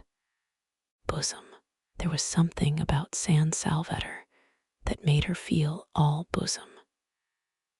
She wanted to gather to her bosom, to comfort and protect, soothing the dear head that should lie on it with softest strokings and murmurs of love. Frederick's child come to her, pillowed on her, because they were unhappy, because they had been hurt. They would need her then, if they had been hurt. They would let themselves be loved then, if they were unhappy. Well, the child was gone, would never come now, but perhaps Frederick someday, when he was old and tired. Such were Mrs. Arbuthnot's reflections and emotions that first day at San Salvatore by herself. She went back to tea dejected, as she had not been for years. San Salvatore had taken her carefully built-up semblance of happiness away from her, and given her nothing in exchange. Yes, it had given her yearnings in exchange, this ache and longing, this queer feeling of bosom. But that was worse than nothing. And she who had learned balance, who never at home was irritated, but always able to be kind, could not, even in her dejection, that afternoon endure Mrs. Fisher's assumption of the position as hostess at tea. One would have supposed that such a little thing would not have touched her, but it did.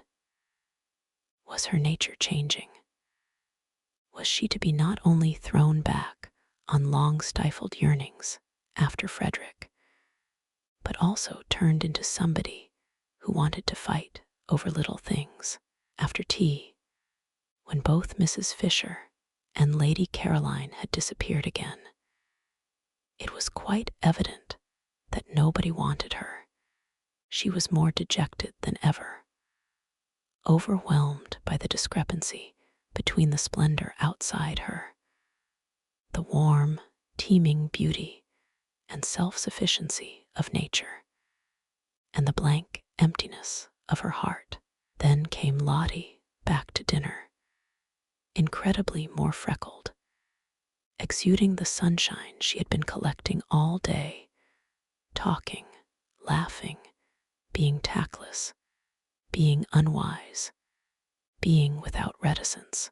And Lady Caroline, so quiet at tea, woke up to animation, and Mrs. Fisher was not so noticeable, and Rose was beginning to revive a little, for Lottie's spirits were contagious as she described the delights of her day, a day which might easily to anyone else have had nothing in it but a very long and very hot walk and sandwiches, when she suddenly said, catching Rose's eye, "Let her gone."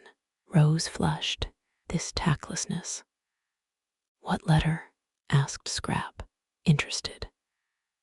Both her elbows were on the table, and her chin was supported in her hands, for the nut stage had been reached, and there was nothing for it but to wait in as comfortable as position as possible till Mrs. Fisher had finished cracking.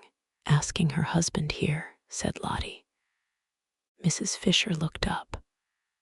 Another husband. Was there to be no end to them? Nor was this one, then, a widow either, but her husband was no doubt a decent, respectable man, following a decent, respectable calling. She had little hope of Mr. Wilkins, so little that she had refrained from inquiring what he did. "Has it?" persisted Lottie, as Rose said nothing. "No," said Rose. "Oh, well, tomorrow then," said Lottie. Rose wanted to say no again to this. Lottie would have in her place, and would, besides, have expounded all her reasons. But she could not turn herself inside out like that and invite any and everybody to come and look. How was it that Lottie, who saw so many things, didn't see stuck on her heart, and seeing keep quiet about it, the sore place that was Frederick? "Who is your husband?" asked Mrs. Fisher, carefully adjusting another nut between the crackers.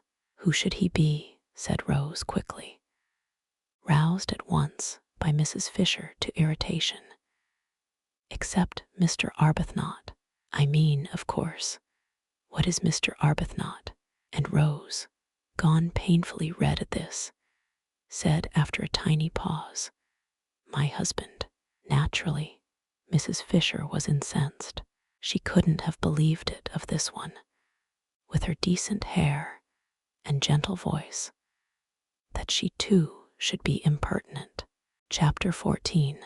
That first week, the wisteria began to fade, and the flowers of the Judas tree and peach trees fell off and carpeted the ground with rose color.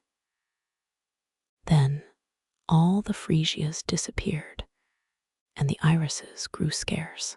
And then, while these were clearing themselves away, the double banksia roses came out, and the big summer roses suddenly flaunted gorgeously on the walls and trellises. Fortune's yellow was one of them, a very beautiful rose. Presently the tamarisk and the daphnes were at their best, and the lilies at their tallest. By the end of the week, the fig trees were giving shade. The plum blossom was out among the olives. The modest wygelias appeared in their fresh pink clothes, and on the rocks sprawled masses of thick-leaved, star-shaped flowers. some vivid purple, and some a clear, pale lemon. By the end of the week, too, Mr. Wilkins arrived. Even as his wife had foreseen he would, so he did. And there were signs almost of eagerness about his acceptance of her suggestion, for he had not waited to write a letter in answer to hers, but had telegraphed. That surely was eager. It showed, Scrap thought, a definite wish for reunion, and watching his wife's happy face, and aware of her desire that Mellersh should enjoy his holiday, she told herself that he would be a very unusual fool should he waste his time bothering about anybody else. If he isn't nice to her, Scrap thought, he shall be taken to the battlements and tipped over. For by the end of the week, she and Mrs. Wilkins had become Caroline and Lottie to each other, and were friends. Mrs. Wilkins had always been friends, but Scrap had struggled not to be. She had tried hard to be cautious, but how difficult was caution with Mrs. Wilkins? Free herself from every vestige of it, she was so entirely unreserved, so completely expansive, that soon Scrap, almost before she knew what she was doing, was being unreserved too, and nobody could be more unreserved than Scrap once she let herself go. The only difficulty about Lottie was that she was nearly always somewhere else. You couldn't catch her. You couldn't pin her down to come and talk. Scrap's fears that she would grab seemed grotesque in retrospect. Why, there was no grab in her. At dinner and after dinner were the only times one really saw her. All day long she was invisible, and would come back in the late afternoon looking a perfect sight, her hair full of bits of moss, and her freckles worse than ever. Perhaps she was making the most of her time before Mellersh arrived to do all the things she wanted to do, and meant to devote herself afterwards to going about with him, tidy and in her best clothes. Scrap watched her, interested in spite of herself, because it seemed so extraordinary to be as happy as all that on so little. San Salvatore was beautiful, and the weather was divine, but scenery and weather had never been enough for Scrap. And how could they be enough for somebody who would have to leave them quite soon and go back to life in Hampstead? Also, there was the imminence of Mellersh, of that Mellersh from whom Lottie had so lately run. It was all very well to feel one ought to share, and to make a beau jest and do it, but the beau jests Scrap had known hadn't made anybody happy. Nobody really liked being the object of one, and it always meant an effort on the part of the maker. Still, she had to admit there was no effort about Lottie. It was quite plain that everything she did and said was effortless, and that she was just simply, completely happy, and so Mrs. Wilkins was, for her doubts as to whether she had had time to become steady enough in serenity to go on being serene in Mellersh's company when she had it uninterruptedly right round the clock, had gone by the middle of the week, and she felt that nothing now could shake her. She was ready for anything. She was firmly grafted, rooted, built into heaven. Whatever Mellersh said or did, she would not budge an inch out of heaven, would not rouse herself a single instant to come outside it and be cross. On the contrary, she was going to pull him up into it beside her, and they would sit comfortably together, suffused in light, and laugh at how much afraid of him she used to be in Hampstead, and at how deceitful her afraidness had made her. But he wouldn't need much pulling. He would come in quite naturally after a day or two, irresistibly wafted on the scented breezes of that divine air. And there he would sit arrayed in stars, thought Mrs. Wilkins, in whose mind, among much other debris, floated occasional bright shreds of poetry. She laughed to herself a little at the picture of Mellersh, that top-hatted, black-coated, respectable family solicitor, arrayed in stars. But she laughed affectionately, almost with a maternal pride in how splendid he would look in such fine clothes. Poor lamb, she murmured to herself affectionately, and added, what he wants is a thorough airing. This was during the first half of the week.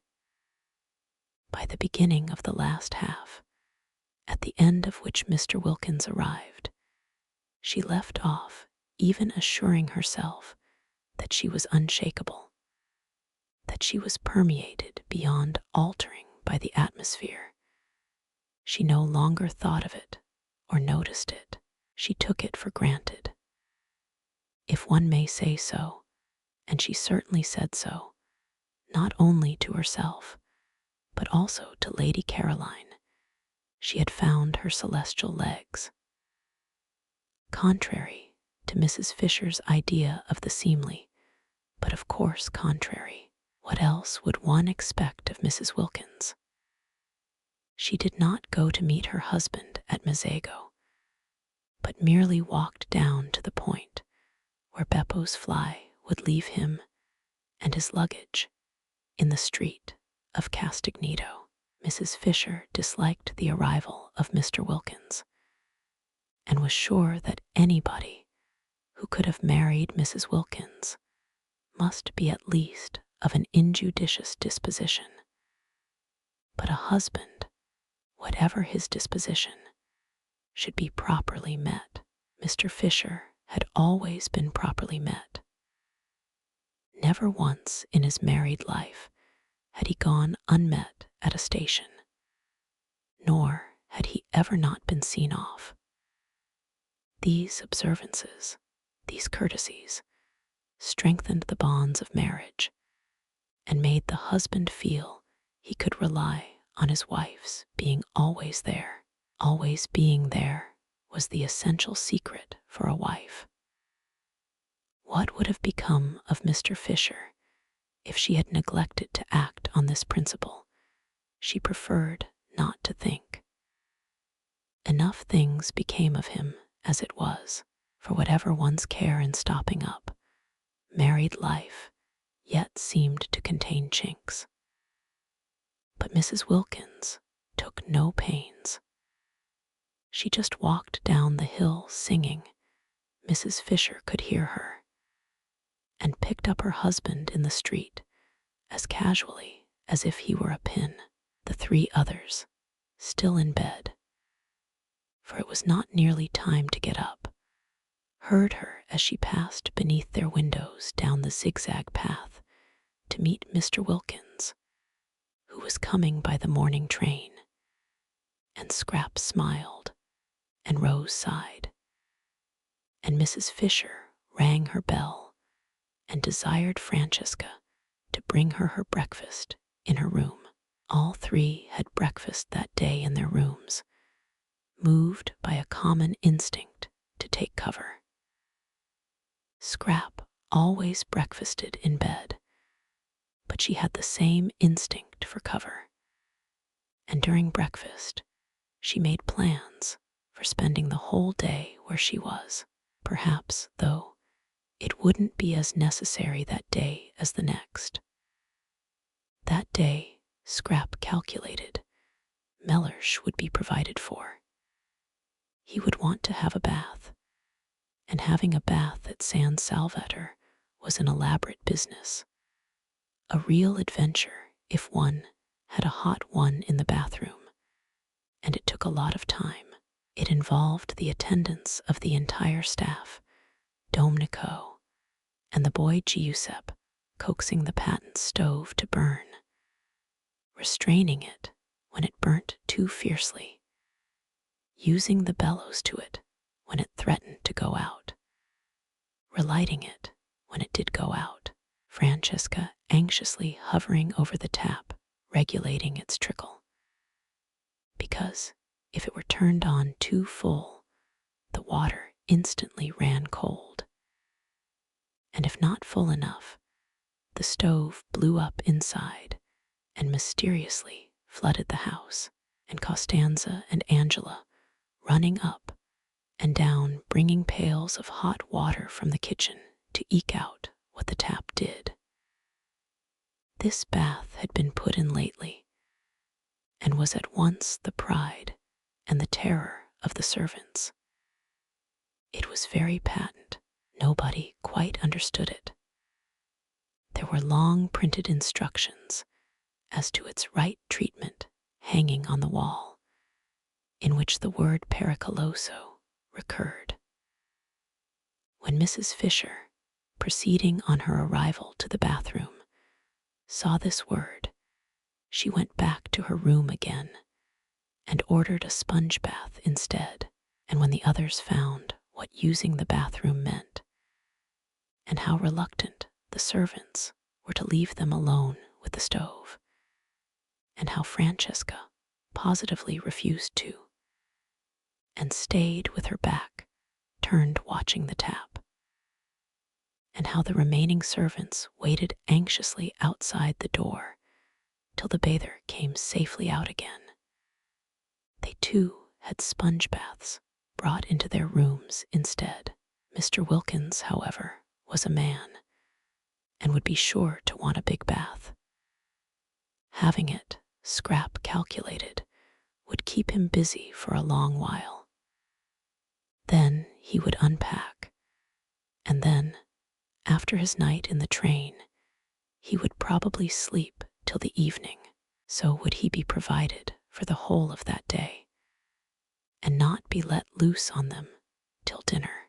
Therefore Scrap came to the conclusion she would be quite safe in the garden that day, and got up as usual after breakfast, and dawdled as usual through her dressing, listening with a slightly cocked ear to the sounds of Mr. Wilkins' arrival, of his luggage being carried into Lottie's room on the other side of the landing, of his educated voice as he inquired of Lottie, "First, do I give this fellow anything?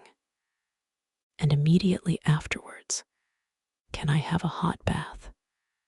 Of Lottie's voice cheerfully assuring him that he needn't give the fellow anything because he was the gardener, and that yes, he could have a hot bath.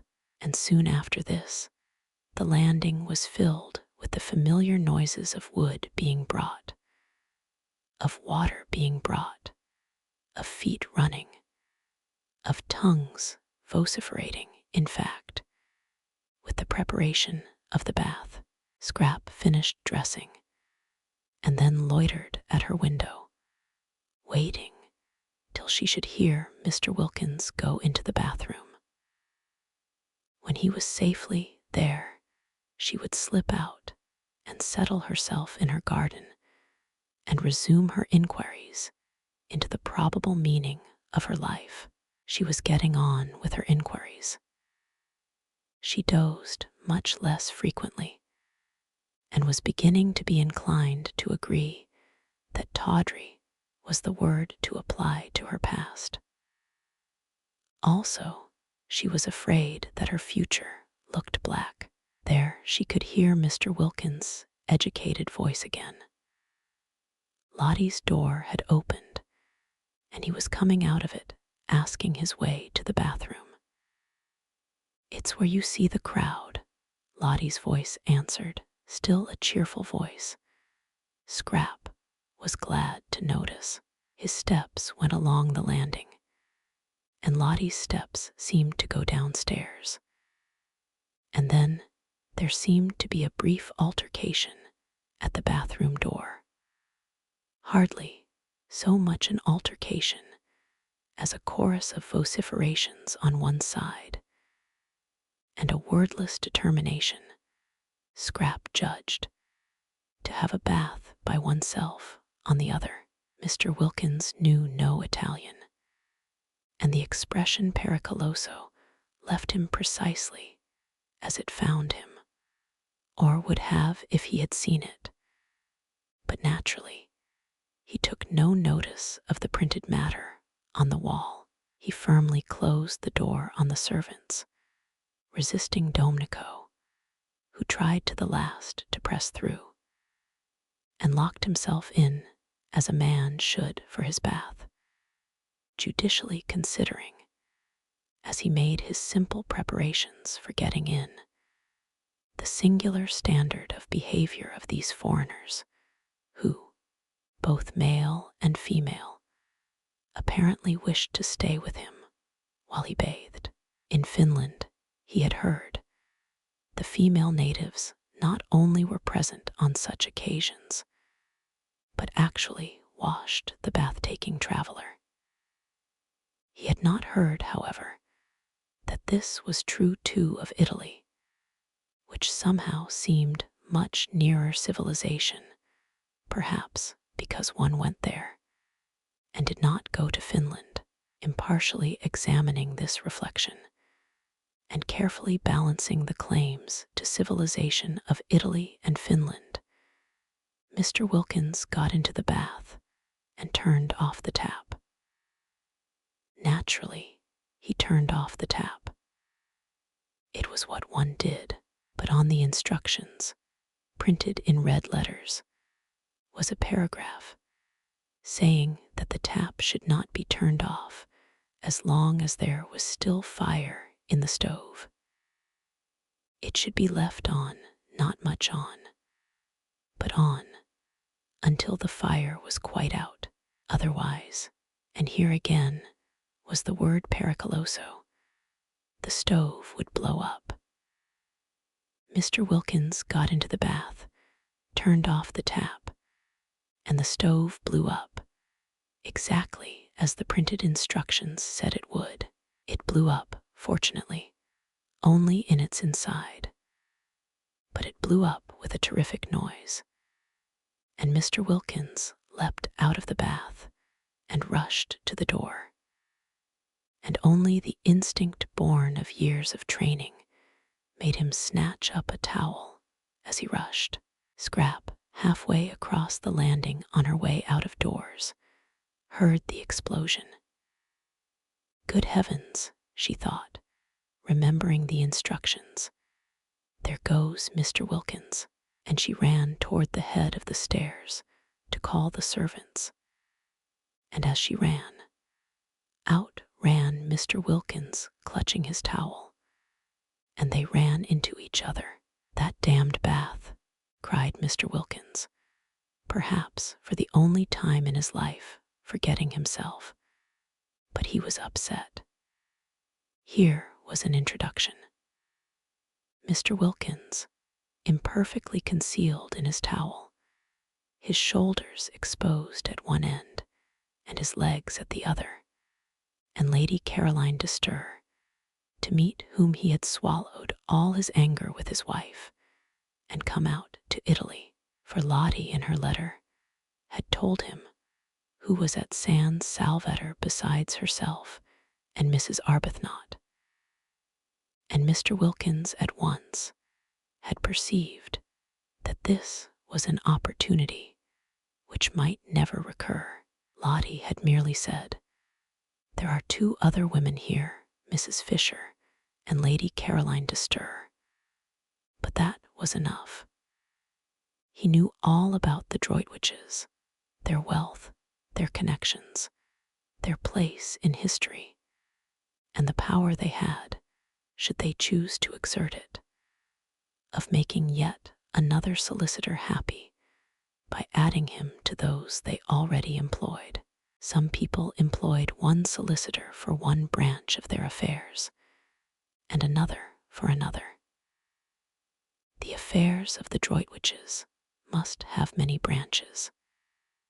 He had also heard, for it was, he considered, part of his business to hear, and having heard to remember of the beauty of their only daughter, even if the Droitwiches themselves did not need his services, their daughter might.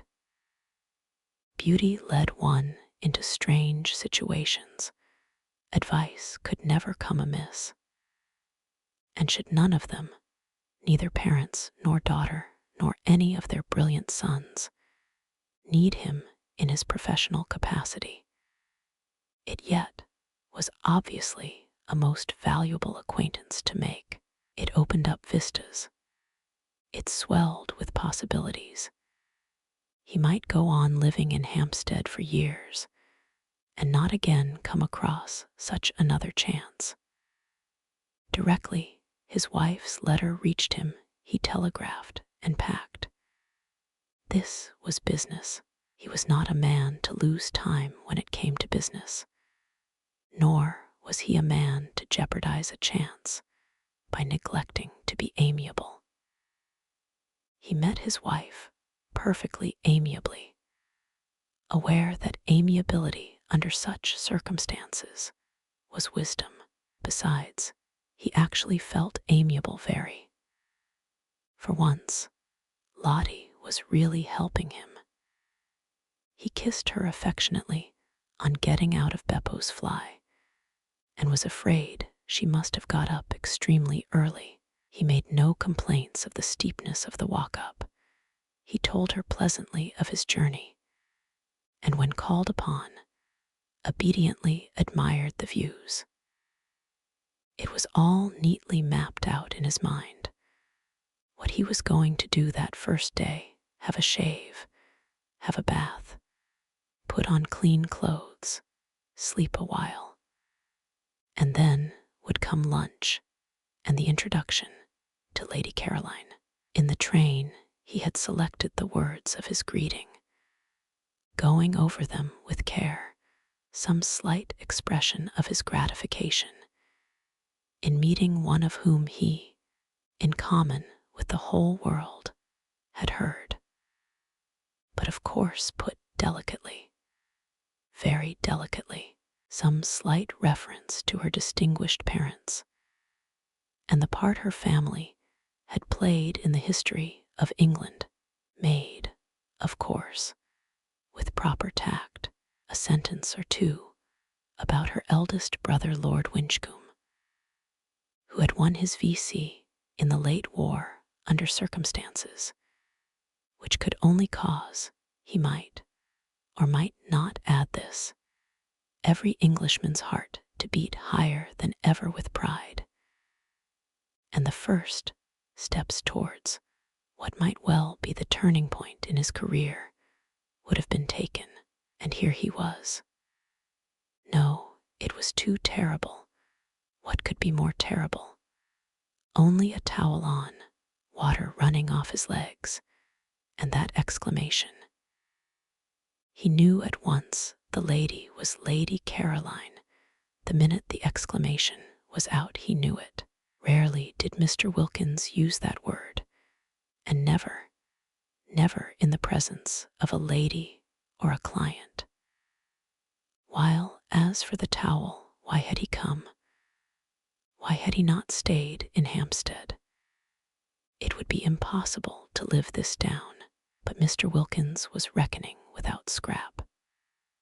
She, indeed, screwed up her face at the first flash of him on her astonished sight in an enormous effort not to laugh, and having choked the laughter down and got her face serious again, she said as composedly as if he had had all his clothes on, "How do you do?" What perfect tact! Mr. Wilkins could have worshipped her.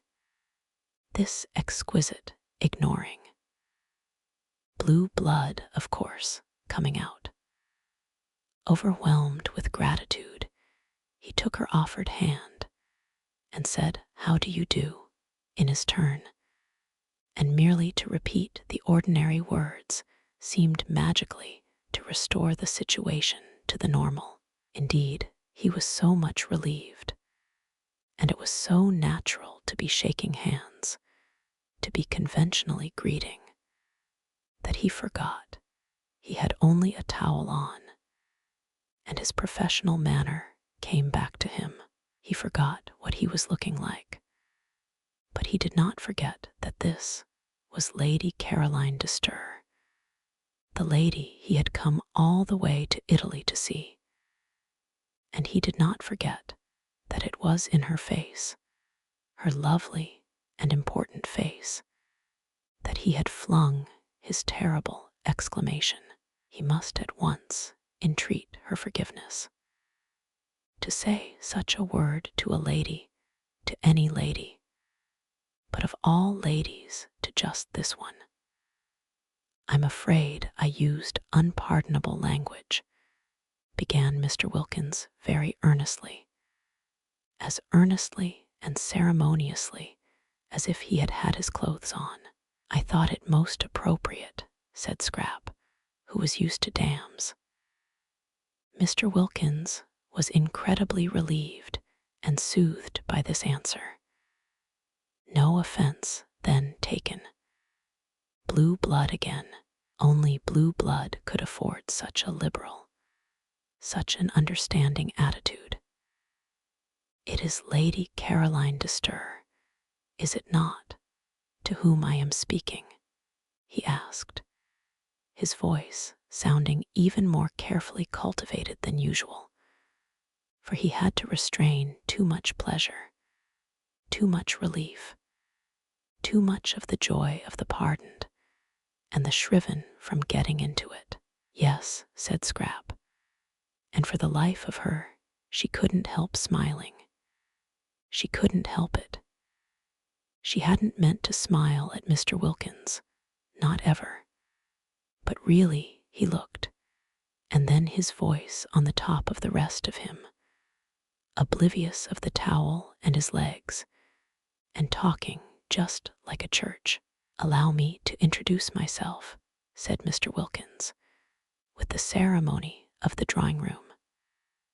"My name is Mellersh Wilkins," and he instinctively held out his hand a second time at the words. "I thought perhaps it was," said Scrap, a second time having her shaken, and a second time unable not to smile. He was about to proceed to the first of the graceful tributes he had prepared in the train, oblivious, as he could not see himself, that he was without his clothes, when the servants came running up the stairs, and simultaneously Mrs. Fisher appeared in the doorway of her sitting room, for all this had happened very quickly, and the servants away in the kitchen, and Mrs. Fisher pacing her battlements, had not had time, on hearing the noise, to appear before the second handshake. The servants, when they heard the dreaded noise, knew at once what had happened, and rushed straight into the bathroom to try and staunch the flood, taking no notice of the figure on the landing in the towel. But Mrs. Fisher did not know what the noise could be, and coming out of her room to inquire, stood rooted on the doorsill. It was enough to root anybody. Lady Caroline shaking hands with what evidently, if he had had clothes on, would have been Mrs. Wilkins' husband, and both of them conversing just as if. Then Scrap became aware of Mrs. Fisher. She turned to her at once. "Do let me," she said gracefully, "introduce Mr. Mellersh Wilkins. He has just come. This," she added, turning to Mr. Wilkins, "is Mrs. Fisher." And Mr. Wilkins, nothing if not courteous, reacted at once to the conventional formula. First he bowed to the elderly lady in the doorway. Then he crossed over to her, his wet feet leaving footprints as he went. And having got to her, he politely held out his hand. "It is a pleasure," said Mr. Wilkins, in his carefully modulated voice, "to meet a friend of my wife's." Scrap melted away down into the garden. Chapter 15. The strange effect of this incident was that when they met that evening at dinner, both Mrs. Fisher and Lady Caroline had a singular feeling of secret understanding with Mr. Wilkins. He could not be to them as other men. He could not be to them as he would have been if they had met him in his clothes. There was a sense of broken ice. They felt at once intimate and indulgent. Almost they felt to him as nurses do, as those feel who have assisted either patients or young children at their baths. They were acquainted with Mr. Wilkins' legs. What Mrs. Fisher said to him that morning in her first shock will never be known. But what Mr. Wilkins said to her in reply, when reminded by what she was saying of his condition, was so handsome in its apology, so proper in its confusion, that she had ended by being quite sorry for him and completely placated. After all, it was an accident, and nobody could help accidents. And when she saw him next at dinner, dressed, polished, spotless as to linen, and sleek as to hair, she felt this singular sensation of a secret understanding with him, and added to it of a kind of almost personal pride in his appearance, now that he was dressed, which presently extended in some subtle way to an almost personal pride in everything he said. There was no doubt whatever in Mrs. Fisher's mind that a man was infinitely preferable as a companion to a woman. Mr. Wilkins' presence and conversation at once raised the standard of the dinner table from that of a bare garden, yes, a bare garden, to that of a civilized social gathering. He talked as men talk, about interesting subjects, and though most courteous to Lady Caroline, showed no traces of dissolving into simpers and idiocy whenever he addressed her. He was, indeed, precisely as courteous to Mrs. Fisher herself. And when, for the first time at that table politics were introduced, he listened to her with the proper seriousness on her exhibiting a desire to speak, and treated her opinions with the attention they deserved. He appeared to think much as she did about Lloyd George, and in regard to literature, he was equally sound. In fact, there was real conversation, and he liked nuts. How he could have married Mrs. Wilkins was a mystery. Lottie, for her part, looked on with round eyes.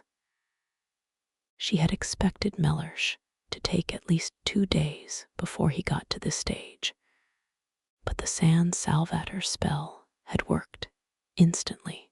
It was not only that he was pleasant at dinner, for she had always seen him pleasant at dinners with other people, but he had been pleasant all day privately, so pleasant that he had complimented her on her looks while she was brushing out her hair, and kissed her, and it was neither good morning nor good night.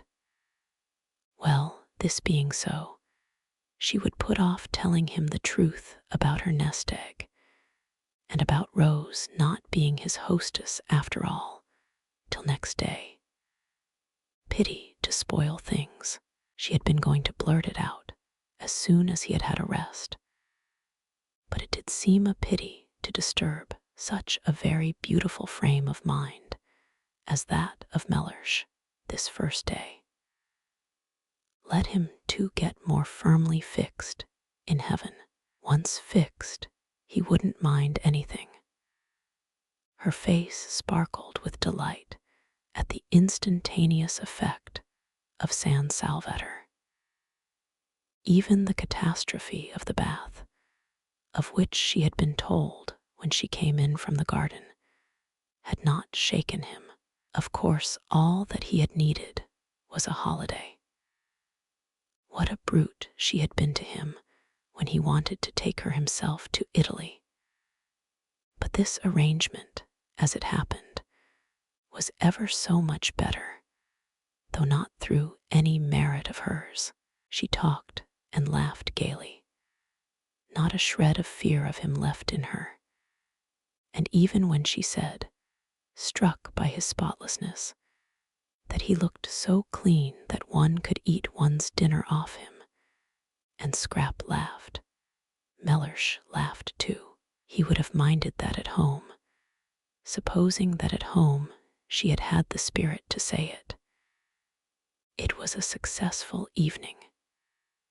Scrap, whenever she looked at Mr. Wilkins, saw him in his towel, dripping water, and felt indulgent. Mrs. Fisher was delighted with him. Rose was a dignified hostess in Mr. Wilkins' eyes, quiet and dignified, and he admired the way she waived her right to preside at the head of the table, as a graceful compliment, of course, to Mrs. Fisher's age. Mrs. Arbuthnot was, opined Mr. Wilkins, naturally retiring. She was the most retiring of the three ladies. He had met her before dinner alone for a moment in the drawing room, and had expressed in appropriate language his sense of her kindness in wishing him to join her party. And she had been retiring. Was she shy? Probably. She had blushed and murmured as if in deprecation, and then the others had come in. At dinner she talked least. He would, of course, become better acquainted with her during the next few days, and it would be a pleasure, he was sure. Meanwhile, Lady Caroline was all and more than all Mr. Wilkins had imagined, and had received his speeches, worked in skillfully between the courses, graciously. Mrs. Fisher was the exact old lady he had been hoping to come across all his professional life, and Lottie had not only immensely improved, but was obviously Omea. Mr. Wilkins knew what was necessary in French with Lady Caroline.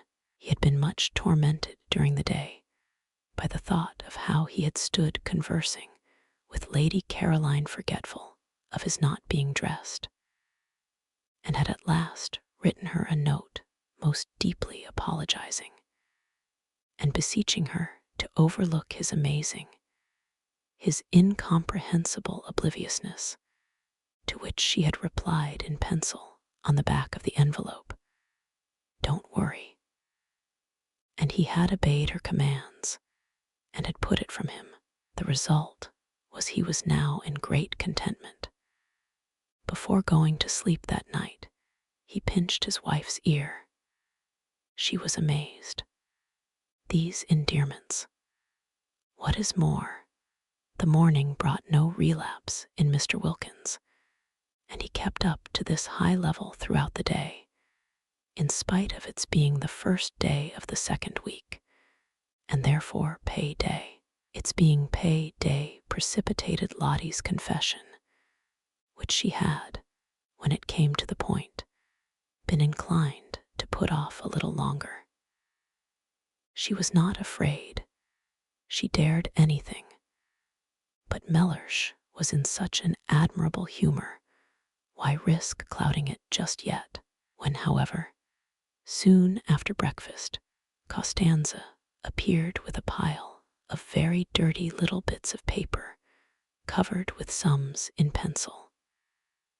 And having knocked at Mrs. Fisher's door and been sent away, and at Lady Caroline's door and been sent away, and at Rose's door and had no answer because Rose had gone out, she waylaid Lottie, who was showing Mellersh over the house, and pointed to the bits of paper, and talked very rapidly and loud, and shrugged her shoulders a great deal, and kept on pointing at the bits of paper. Lottie remembered that a week had passed without anybody paying anything to anyone, and that the moment had come to settle up. "Does this good lady want something?" inquired Mr. Wilkins mellifluously. "Money," said Lottie. "Money. It's the housekeeping bills." "Well, you have nothing to do with those," said Mr. Wilkins serenely. "Oh yes, I have." And the confession was precipitated. It was wonderful how Mellersh took it. One would have imagined that his sole idea about the nest egg had always been that it should be lavished on just this. He did not, as he would have done at home, cross-examine her. He accepted everything as it came pouring out, about her fibs and all. And when she had finished and said, "You have every right to be angry, I think, but I hope you won't be, and will forgive me instead," he merely asked, "What can be more beneficial than such a holiday?" Whereupon she put her arm through his and held it tight and said, "Oh, Mellersh, you really are too sweet," her face red with pride in him, that he should so quickly assimilate the atmosphere, that he should at once become nothing but kindness, showed surely what a real affinity he had with good and beautiful things. He belonged quite naturally in this place of heavenly calm. He was extraordinary how she had misjudged him, by nature a child of light. Fancy not minding the dreadful fibs she had gone in for before leaving home. Fancy passing even those over without comment. Wonderful, yet not wonderful, for wasn't he in heaven? In heaven, nobody minded any of those done-with things. One didn't even trouble to forgive and forget. One was much too happy.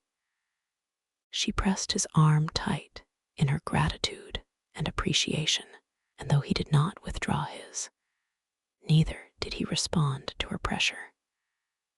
Mr. Wilkins was of a cool habit, and rarely had any real wish to press.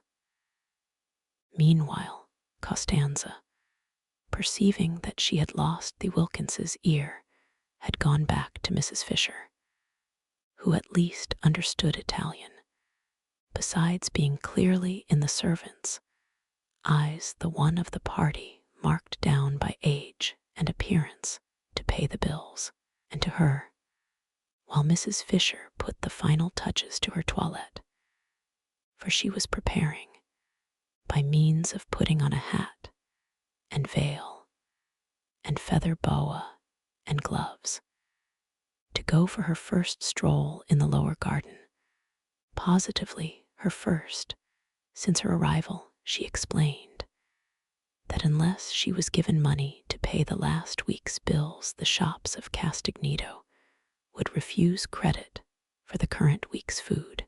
Not even credit would they give, affirmed Costanza, who had been spending a great deal and was anxious to pay all her relations what was owed them, and also to find out how her mistresses took it for that day's meals.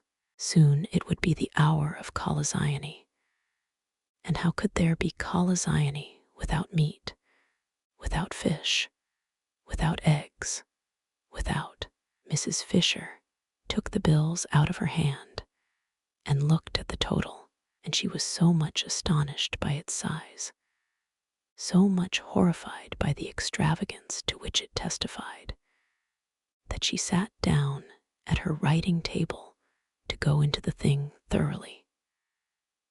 Costanza had a very bad half-hour.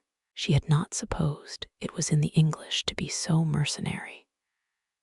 And then La Vecchia, as she was called in the kitchen, knew so much Italian, and with a doggedness that filled Costanza with shame on her behalf. For such conduct was the last one expected from the noble English. She went through item after item, requiring and persisting till she got them. Explanations. There were no explanations, except that Costanza had had one glorious week of doing exactly as she chose, of splendid unbridled license, and that this was the result. Costanza, having no explanations, wept. It was miserable to think she would have to cook from now on under watchfulness, under suspicion. And what would her relations say when they found the orders they received were whittled down? They would say she had no influence. They would despise her. Costanza wept, but Mrs. Fisher was unmoved. In slow and splendid Italian, with the roll of the cantos of the Inferno, she informed her that she would pay no bills till the following week, and that meanwhile the food was to be precisely as good as ever, and at a quarter the cost. Costanza threw up her hands. Next week, proceeded Mrs. Fisher unmoved. If she found this had been so, she would pay the whole. Otherwise, she paused. For what she would do otherwise, she did not know herself, but she paused and looked impenetrable, majestic, and menacing, and Costanza was cowed.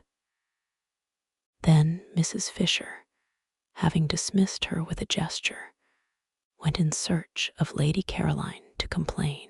She had been under the impression that Lady Caroline ordered the meals, and therefore was responsible for the prices.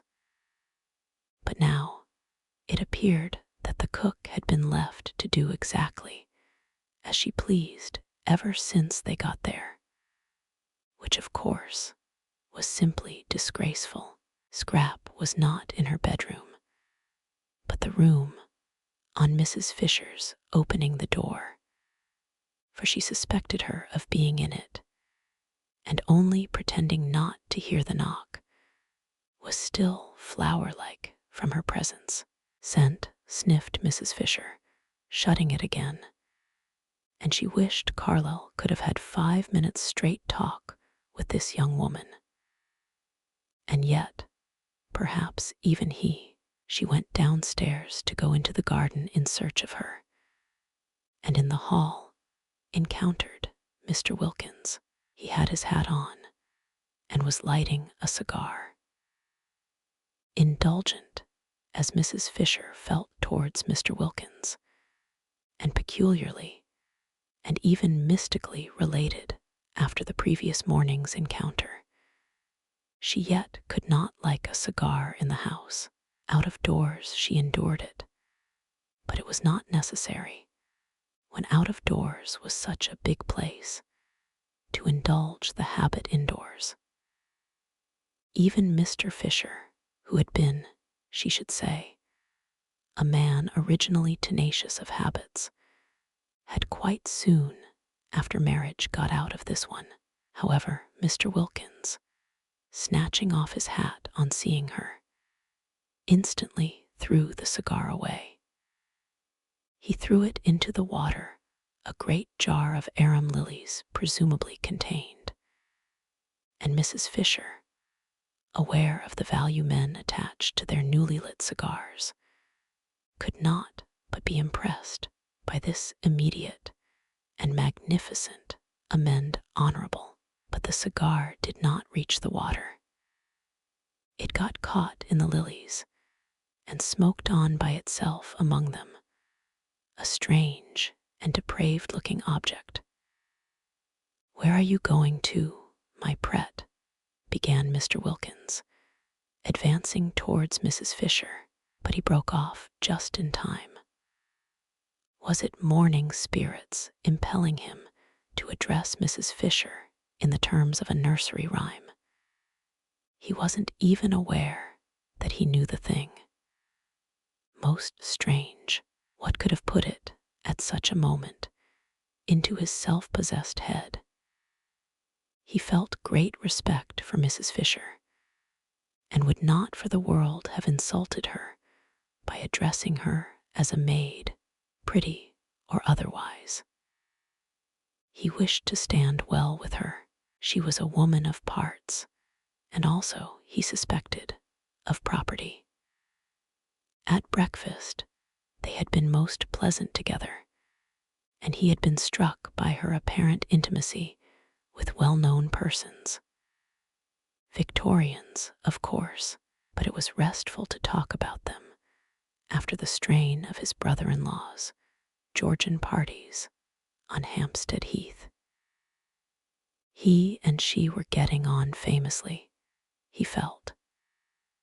She already showed all the symptoms of presently wishing to become a client.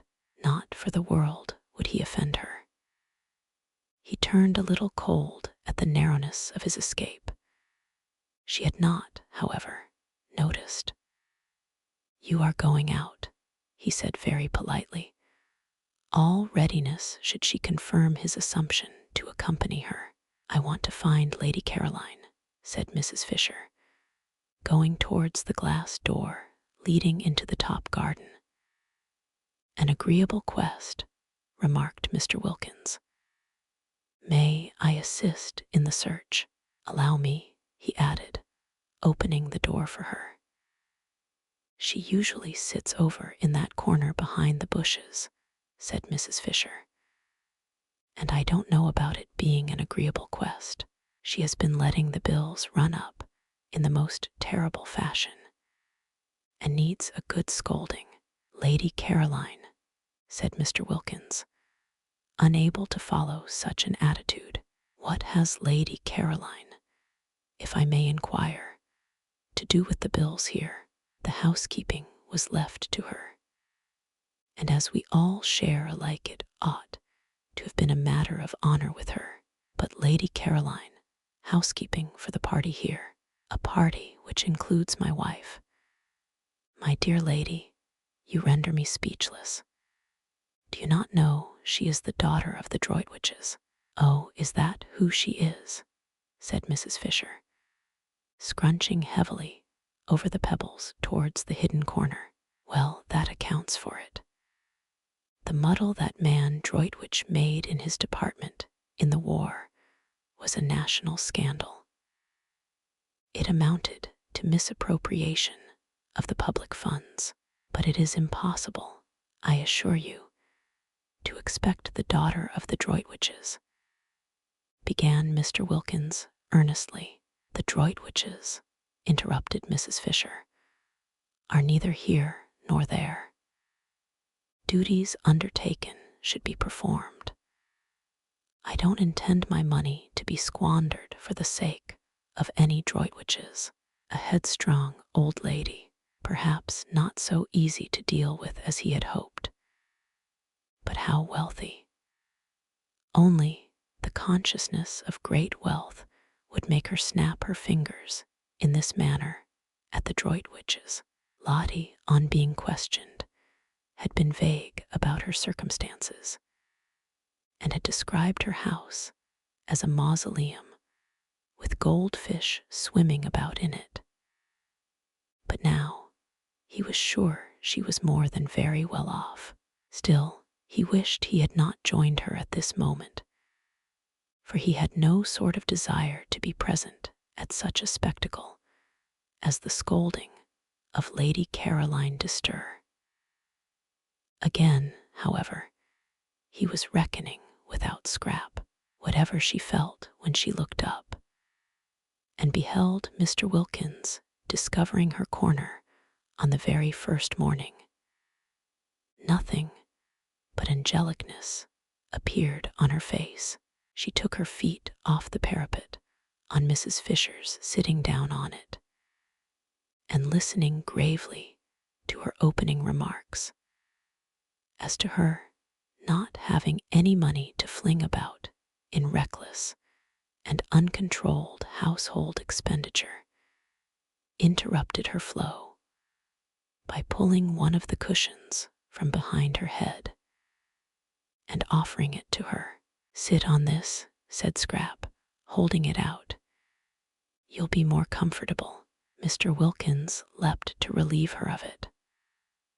"Oh, thanks," said Mrs. Fisher, interrupted. It was difficult to get into the swing again. Mr. Wilkins inserted the cushion solicitously between the slightly raised Mrs. Fisher and the stone of the parapet, and again she had to say, "Thanks." It was interrupted. Besides, Lady Caroline said nothing in her defense. She only looked at her and listened with the face of an attentive angel. It seemed to Mr. Wilkins that it must be difficult to scold a distur who looked like that, and so exquisitely said nothing. Mrs. Fisher, he was glad to see, gradually found it difficult herself, for her severity slackened, and she ended by saying lamely, "You ought to have told me you were not doing it." "I didn't know you thought I was," said the lovely voice. "I would now like to know," said Mrs. Fisher, "what you propose to do for the rest of the time here." "Nothing," said Scrap, smiling. "Nothing, do you mean to say?" "If I may be allowed, ladies," interposed Mr. Wilkins in his suavest professional manner, "to make a suggestion." They both looked at him, and remembering him as they first saw him, felt indulgent. "I would advise you not to spoil a delightful holiday with worries over housekeeping." "Exactly," said Mrs. Fisher. "It is what I intend to avoid." "Most sensible," said Mr. Wilkins. "Why not, then," he continued, "allow the cook, an excellent cook, by the way, so much ahead per diem," Mr. Wilkins knew what was necessary in Latin, "and tell her that for this sum she must cater for you, and not only cater but cater as well as ever. One could easily reckon it out.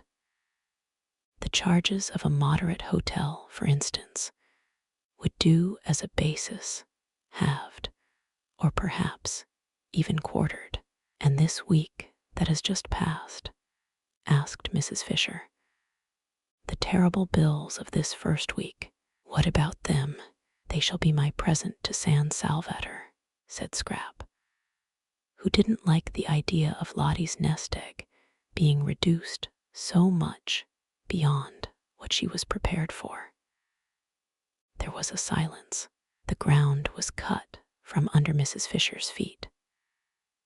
"Of course, if you choose to throw your money about," she said at last, disapproving, but immensely relieved, while Mr. Wilkins was wrapped in the contemplation of the precious qualities of blue blood. This readiness, for instance, not to trouble about money, this free-handedness, it was not only what one admired in others perhaps more than anything else, but it was extraordinarily useful to the professional classes. When met with, it should be encouraged by warmth of reception. Mrs. Fisher was not warm. She accepted, from which he deduced that with her wealth went closeness, but she accepted grudgingly. Presents were presents, and one did not look them in this manner in the mouth. he felt. And if Lady Caroline found her pleasure in presenting his wife and Mrs. Fisher with their entire food for a week, it was their part to accept gracefully. One should not discourage gifts. On behalf of his wife, then, Mr. Wilkins expressed what she would wish to express, and remarking to Lady Caroline with a touch of lightness, for so should gifts be accepted in order to avoid embarrassing the donor, that she had in that case been his wife's hostess since her arrival. He turned almost gaily to Mrs. Fisher and pointed out that she and his wife must now jointly write Lady Caroline the customary letter of thanks for hospitality. "A Collins," said Mr. Wilkins, who knew what was necessary in literature. "I prefer the name Collins for such a letter to either that of board and lodging or bread and butter. Let us call it a Collins." Scrap smiled and held out her cigarette case. Mrs. Fisher could not help being mollified. A way out of waste was going to be found, thanks to Mr. Wilkins, and she hated waste quite as much as having to pay for it. Also, a way was found out of housekeeping. For a moment, she had thought that if everybody tried to force her into housekeeping on her brief holiday by their own indifference, Lady Caroline, or inability to speak Italian, the other two, she would have to send for Kate Lumley after all. Kate could do it. Kate and she had learnt Italian together. Kate would only be allowed to come on condition that she did do it. But this was much better, this way of Mr. Wilkins. Really, a most superior man. There was nothing like an intelligent, not too young man for profitable and pleasurable companionship. And when she got up, the business for which she had come being settled, and said she now intended to take a little stroll before lunch, Mr. Wilkins did not stay with Lady Caroline. As most of the men she had known would, she was afraid, have wanted to. He asked to be permitted to go and stroll with her, so that he evidently definitely preferred conversation to faces. A sensible, companionable man, a clever, well-read man, a man of the world, a man. She was very glad indeed she had not written to Kate the other day. What did she want with Kate? She had found a better companion. But Mr. Wilkins did not go with Mrs. Fisher because of her conversation, but because, when she got up, and he got up because she got up, intending merely to bow her out of the recess, Lady Caroline had put her feet up on the parapet again, and arranging her head sideways in the cushions, had shut her eyes. The daughter of the Droitwiches desired to go to sleep. It was not for him, by remaining, to prevent her. Chapter 16. And so the second week began, and all was harmony. The arrival of Mr. Wilkins, instead of, as 3 of the party had feared, and the 4th had only been protected from fearing by her burning faith in the effect on him of San Salvatore, disturbing such harmony as there was, increased it. He fitted in. He was determined to please, and he did please.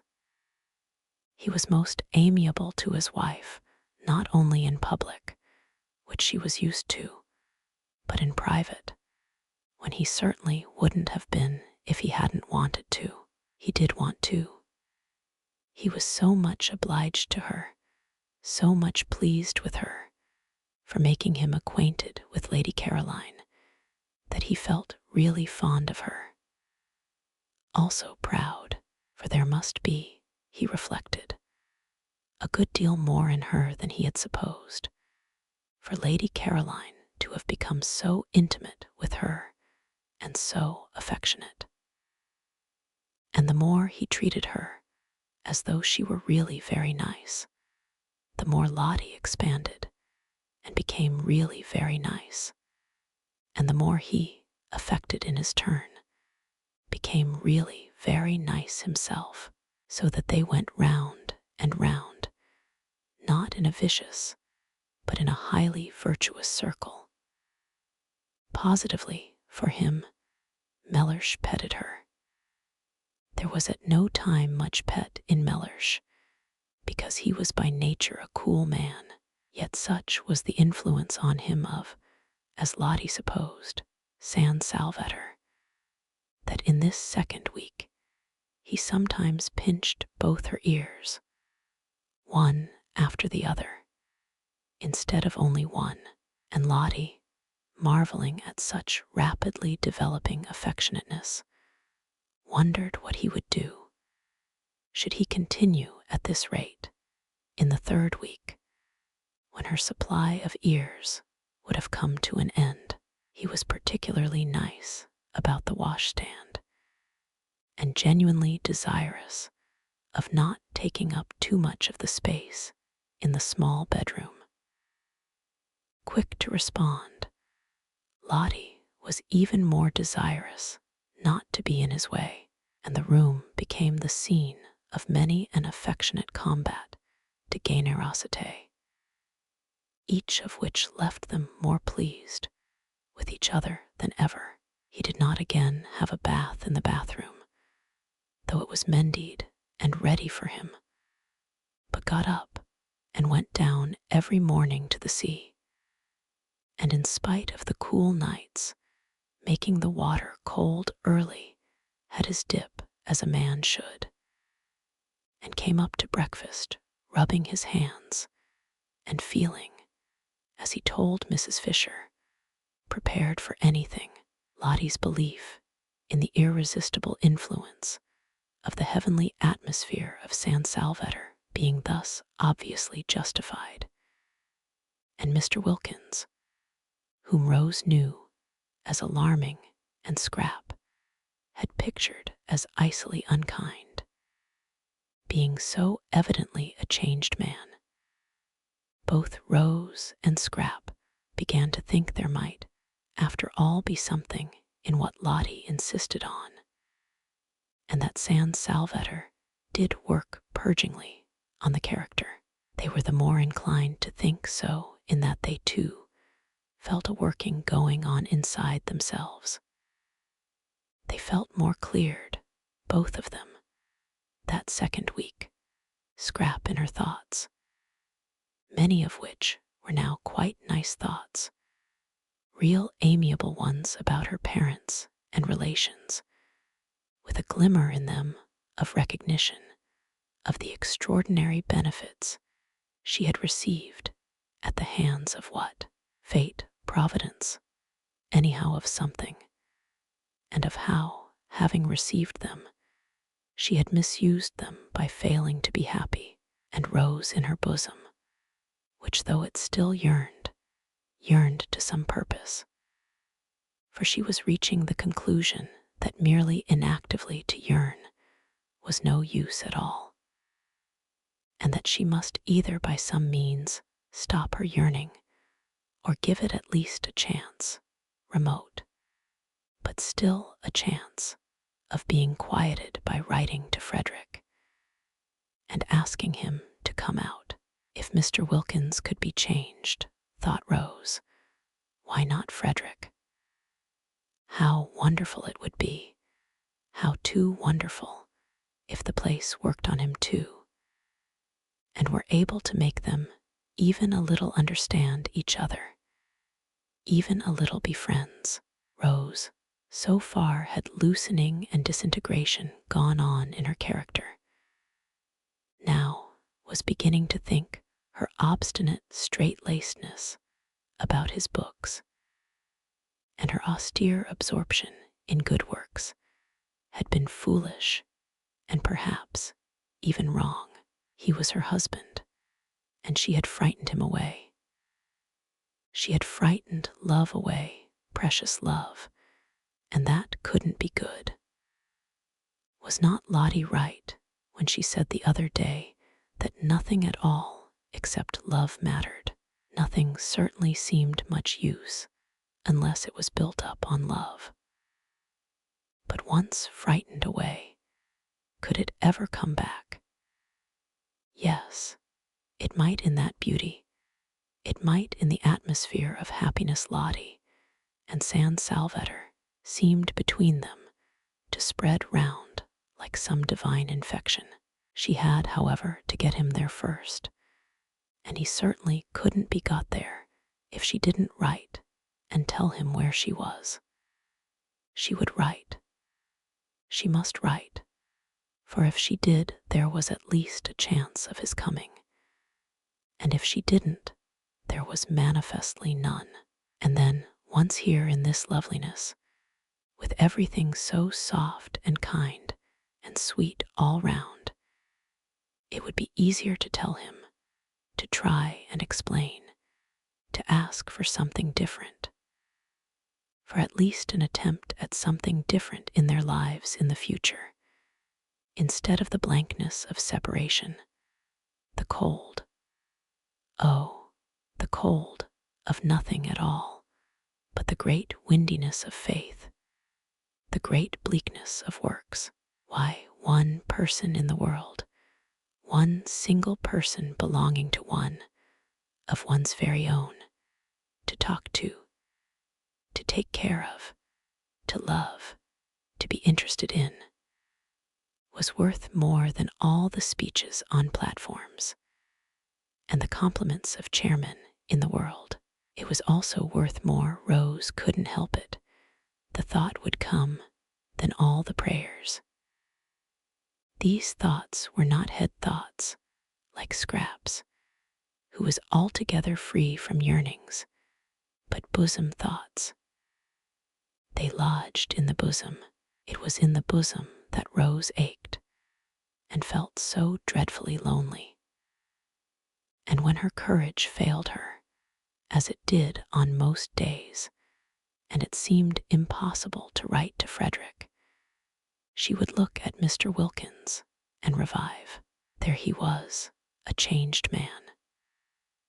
There he was, going into that small, uncomfortable room every night, that room whose proximities had been Lottie's only misgiving, and coming out of it in the morning, and Lottie coming out of it too, both of them as unclouded and as nice to each other as when they went in.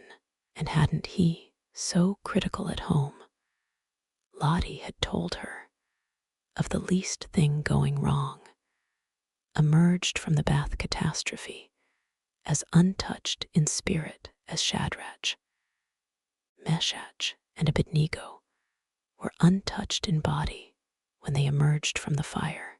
Miracles were happening in this place. If they could happen to Mr. Wilkins, why not to Frederick? She got up quickly. Yes, she would write. She would go and write to him at once. But suppose, she paused, suppose he didn't answer. Suppose he didn't even answer. And she sat down again to think a little longer. In these hesitations did Rose spend most of the second week. Then there was Mrs. Fisher. Her restlessness increased that second week. It increased to such an extent that she might just as well not have had her private sitting room at all, for she could no longer sit. Not for 10 minutes together could Mrs. Fisher sit, and added to the restlessness, as the days of the second week proceeded on their way, she had a curious sensation, which worried her, of rising sap. She knew the feeling, because she had sometimes had it in childhood in specially swift springs, when the lilacs and the syringas seemed to rush out into blossom in a single night. But it was strange to have it again after over 50 years. She would have liked to remark on the sensation to someone, but she was ashamed. It was such an absurd sensation at her age. Yet oftener and oftener, and every day more and more, did Mrs. Fisher have a ridiculous feeling, as if she were presently going to burgeon. Sternly she tried to frown the unseemly sensation down. Burgeon, indeed. She had heard of dried staffs, pieces of mere dead wood, suddenly putting forth fresh leaves, but only in legend. She was not in legend. She knew perfectly what was due to herself. Dignity demanded that she should have nothing to do with fresh leaves at her age. And yet, there it was, the feeling that presently, that at any moment now, she might crop out all green. Mrs. Fisher was upset. There were many things she disliked more than anything else, and one was when the elderly imagined they felt young and behaved accordingly. Of course, they only imagined it. They were only deceiving themselves, but how deplorable were the results. She herself had grown old as people should grow old, steadily and firmly. No interruptions, no belated afterglows and spasmodic returns. If after all these years, she were now going to be deluded into some sort of unsuitable breaking out, how humiliating. Indeed, she was thankful that second week that Kate Lumley was not there. It would be most unpleasant, should anything different occur in her behavior, to have Kate looking on. Kate had known her all her life. She felt she could let herself go.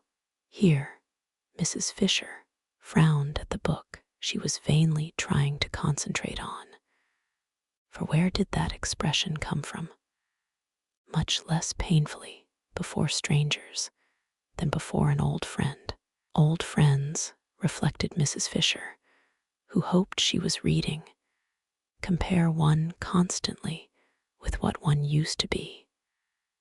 They are always doing it if one develops. They are surprised at development. They hark back. They expect motionlessness after, say, 50, to the end of one's days. That, thought Mrs. Fisher, her eyes going steadily line by line down the page, and not a word of it getting through into her consciousness, is foolish of friends. It is condemning one to a premature death. One should continue, of course, with dignity to develop, however old one may be. She had nothing against developing, against further ripeness, because as long as one was alive, one was not dead, obviously, decided Mrs. Fisher, and development, change, ripening, were life. What she would dislike would be unripening, going back to something green. She would dislike it intensely, and this is what she felt she was on the brink of doing. Naturally, it made her very uneasy, and only in constant movement could she find distraction. Increasingly restless, and no longer able to confine herself to her battlements, she wandered more and more frequently, and also aimlessly, in and out of the top garden, to the growing surprise of Scrap, especially when she found that all Mrs. Fisher did was to stare for a few minutes at the view, pick a few dead leaves off the rose bushes, and go away again. In Mr. Wilkins' conversation, she found temporary relief. But though he joined her whenever he could, he was not always there, for he spread his attentions judiciously among the three ladies, and when he was somewhere else, she had to face and manage her thoughts as best she could by herself.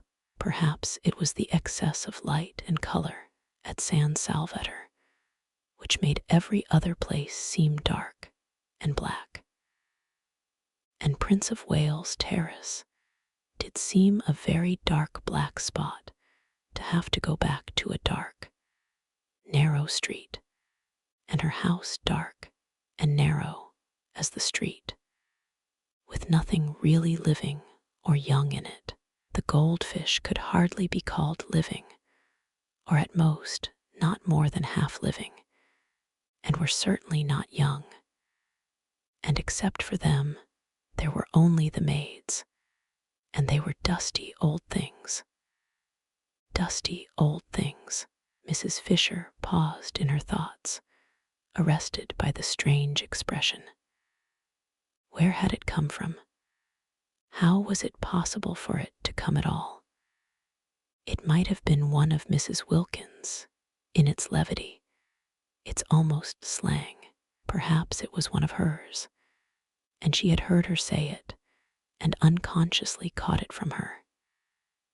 If so, this was both serious and disgusting, that the foolish creature should penetrate into Mrs. Fisher's very mind and establish her personality there.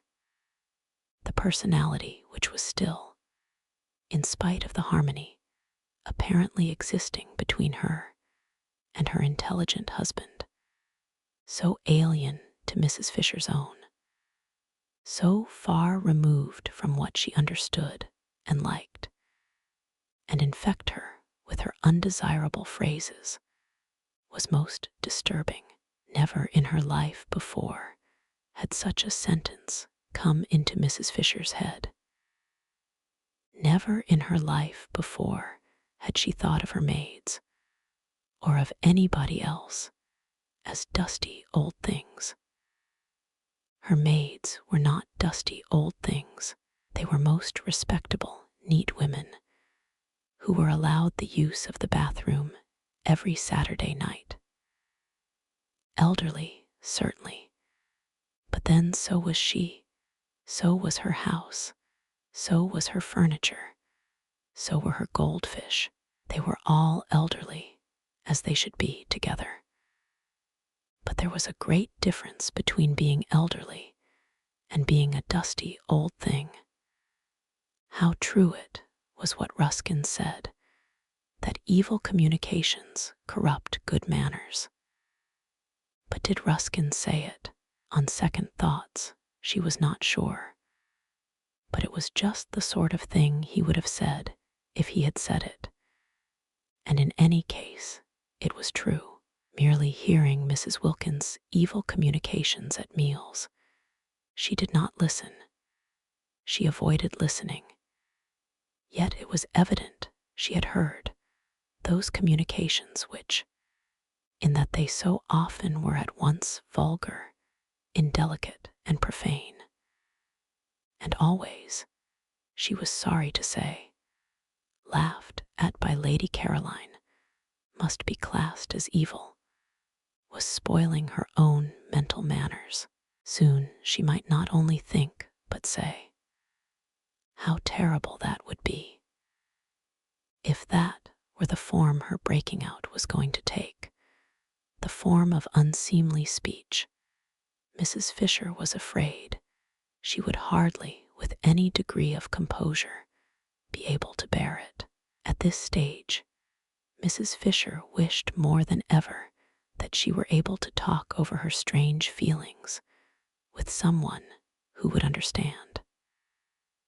There was, however, no one who would understand except Mrs. Wilkins herself.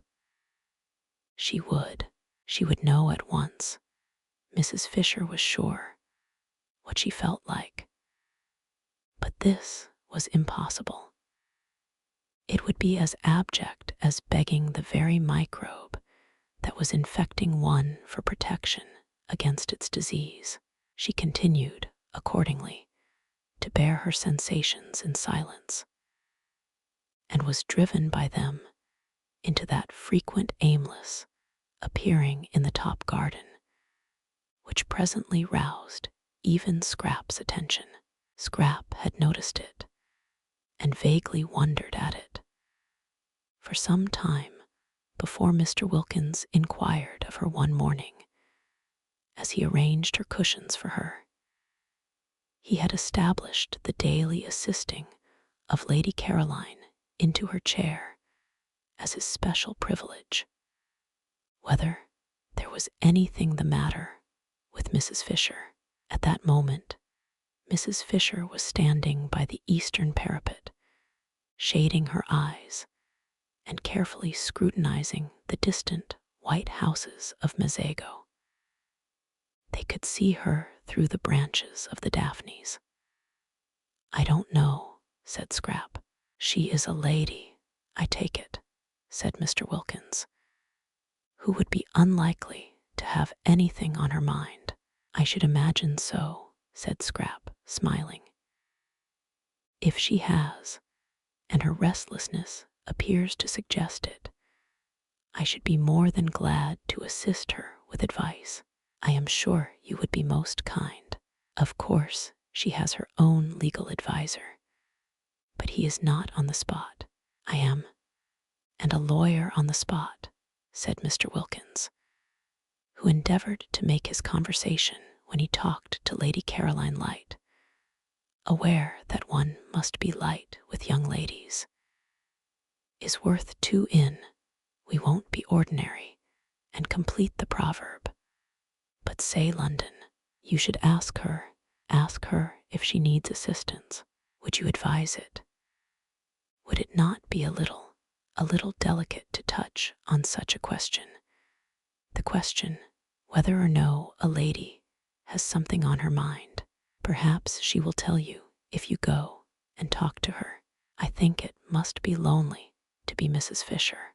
"You are all thoughtfulness and consideration," declared Mr. Wilkins, wishing, for the first time in his life, that he were a foreigner, so that he might respectfully kiss her hand on withdrawing, to go obediently, and relieve Mrs. Fisher's loneliness. It was wonderful what a variety of exits from her corner Scrap contrived for Mr. Wilkins. Each morning she found a different one, which sent him off pleased. After he had arranged her cushions for her, she allowed him to arrange the cushions, because she instantly had discovered, the very first 5 minutes of the very first evening, that her fears lest he should cling to her and stare in dreadful admiration were baseless. Mr. Wilkins did not admire like that. It was not only, she instinctively felt, not in him, but if it had been, he would not have dared to in her case. He was all respectfulness. She could direct his movements in regard to herself with the raising of an eyelash. His one concern was to obey. She had been prepared to like him if he would only be so obliging as not to admire her, and she did like him. She did not forget his moving defenselessness the first morning in his towel, and he amused her, and he was kind to Lottie. It is true she liked him most when he wasn't there, but then she usually liked everybody most when they weren't there. Certainly he did seem to be one of those men, rare in her experience, who never looked at a woman from the predatory angle.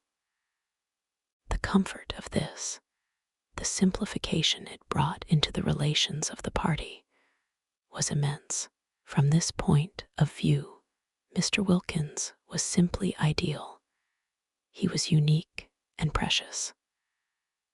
Whenever she thought of him, and was perhaps inclined to dwell on the aspects of him that were a little boring, She remembered this and murmured, "But what a treasure!" Indeed, it was Mr. Wilkins' one aim during his stay at San Salvatore to be a treasure. At all costs, the three ladies who were not his wife must like him and trust him.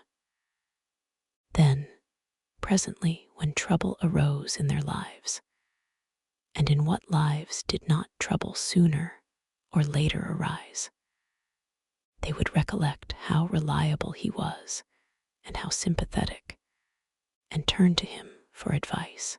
Ladies with something on their minds were exactly what he wanted. Lady Caroline, he judged, had nothing on hers at the moment, but so much beauty, for he could not but see what was evident must have had its difficulties in the past, and would have more of them before it had done. In the past, he had not been at hand. In the future, he hoped to be. And meanwhile, the behavior of Mrs. Fisher, the next in importance of the ladies from the professional point of view, showed definite promise. It was almost certain that Mrs. Fisher had something on her mind. He had been observing her attentively, and it was almost certain. With the third, with Mrs. Arbuthnot, he had up to this made least headway, for she was so very retiring and quiet. But might not this very retiringness, this tendency to avoid the others and spend her time alone, indicate that she too was troubled? If so, he was her man. He would cultivate her. He would follow her and sit with her, and encourage her to tell him about herself. Arbuthnot, he understood from Lottie, was a British Museum official, nothing specially important at present. But Mr. Wilkins regarded it as his business to know all sorts and kinds. Besides, there was promotion. Arbuthnot, promoted, might become very much worthwhile. As for Lottie, she was charming. She really had all the qualities he had credited her with during his courtship, and they had been, it appeared, merely in abeyance since. His early impressions of her were now being endorsed by the affection and even admiration Lady Caroline showed for her. Lady Caroline de Stur was the last person, he was sure, to be mistaken on such a subject. Her knowledge of the world, her constant association with only the best, must make her quite unerring. Lottie was evidently, then, that which before marriage he had believed her to be. She was valuable. She certainly had been most valuable in introducing him to Lady Caroline and Mrs. Fisher. A man in his profession could be immensely helped by a clever and attractive wife. Why had she not been attractive sooner? Why this sudden flowering? Mr. Wilkins began too to believe there was something peculiar, as Lottie had almost at once informed him, in the atmosphere of San Salvatore. It promoted expansion. It brought out dormant qualities, and feeling more and more pleased, and even charmed by his wife, and very content with the progress he was making with the two others, and hopeful of progress to be made with the retiring third. Mr. Wilkins could not remember ever having had such an agreeable holiday. The only thing that might perhaps be bettered was the way they would call him Mr. Wilkins. Nobody said Mr. Mellersh Wilkins. Yet he had introduced himself to Lady Caroline. He flinched a little on remembering the circumstances as Mellersh Wilkins. Still, this was a small matter. not enough to worry about. He would be foolish if in such a place and such society he worried about anything. He was not even worrying about what the holiday was costing, and had made up his mind to pay not only his own expenses, but his wife's as well, and surprise her at the end by presenting her with her nest egg as intact as when she started, and just the knowledge that he was preparing a happy surprise for her made him feel warmer than ever towards her. In fact, Mr. Wilkins, who had begun by being consciously and according to plan on his best behavior, remained on it unconsciously and with no effort at all, and meanwhile the beautiful golden days were dropping gently from the second week one by one, equal in beauty with those of the first, and the scent of beanfields in flower on the hillside behind the village came across to San Salvatore whenever the air moved. In the garden that second week, the poet's eyed narcissus disappeared out the long grass at the edge of the zigzag path, and wild gladiolus, slender and rose-colored, came in their stead. White pinks bloomed in the borders, filling the whole place with their smoky sweet smell, and a bush nobody had noticed burst into glory and fragrance, and it was a purple lilac bush. Such a jumble of spring and summer was not to be believed in, except by those who dwelt in those gardens. Everything seemed to be out together, all the things crowded into 1 month, which in England are spread penuriously over 6. Even primroses were found one day by Mrs. Wilkins in a cold corner up in the hills, and when she brought them down to the geraniums and heliotrope of San Salvatore, they looked quite shy. Chapter 17. On the first day of the 3rd week, Rose wrote to Frederick. In case she should again hesitate and not post the letter, she gave it to Domenico to post, for if she did not write now, there would be no time left at all. Half the month at San Salvatore was over. Even if Frederick started directly, he got the letter, which of course he wouldn't be able to do. What with packing and passport, besides not being in a hurry to come, he couldn't arrive for 5 days. Having done it, Rose wished she hadn't. He wouldn't come. He wouldn't bother to answer.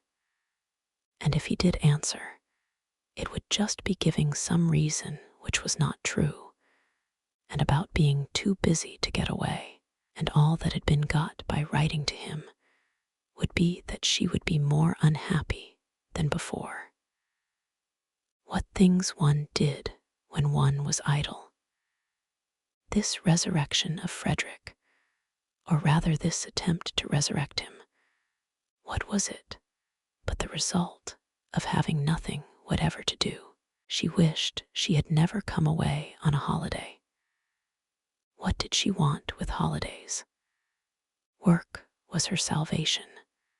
Work was the only thing that protected one, that kept one steady and one's values true.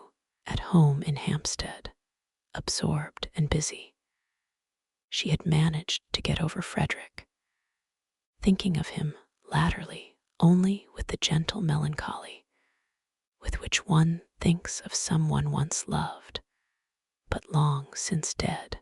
And now this place, idleness in this soft place, had thrown her back to the wretched state she had climbed so carefully out of years ago. Why, if Frederick did come, she would only bore him. Hadn't she seen in a flash quite soon after getting to San Salvatore that that was really what kept him away from her? And why should she suppose that now, after such a long estrangement, she would be able not to bore him, be able to do anything but stand before him like a tongue-tied idiot, with all the fingers of her spirit turned into thumbs? Besides, what a hopeless position to have as it were to beseech. Please wait a little, please, don't be impatient. I think perhaps I shan't be a bore presently. 1,000 times a day Rose wished she had let Frederick alone. Lottie, who asked her every evening whether she had sent her letter yet, exclaimed with delight when the answer at last was yes, and threw her arms round her. Now we shall be completely happy, cried the enthusiastic Lottie, but nothing seemed less certain to Rose, and her expression became more and more the expression of one who has something on her mind.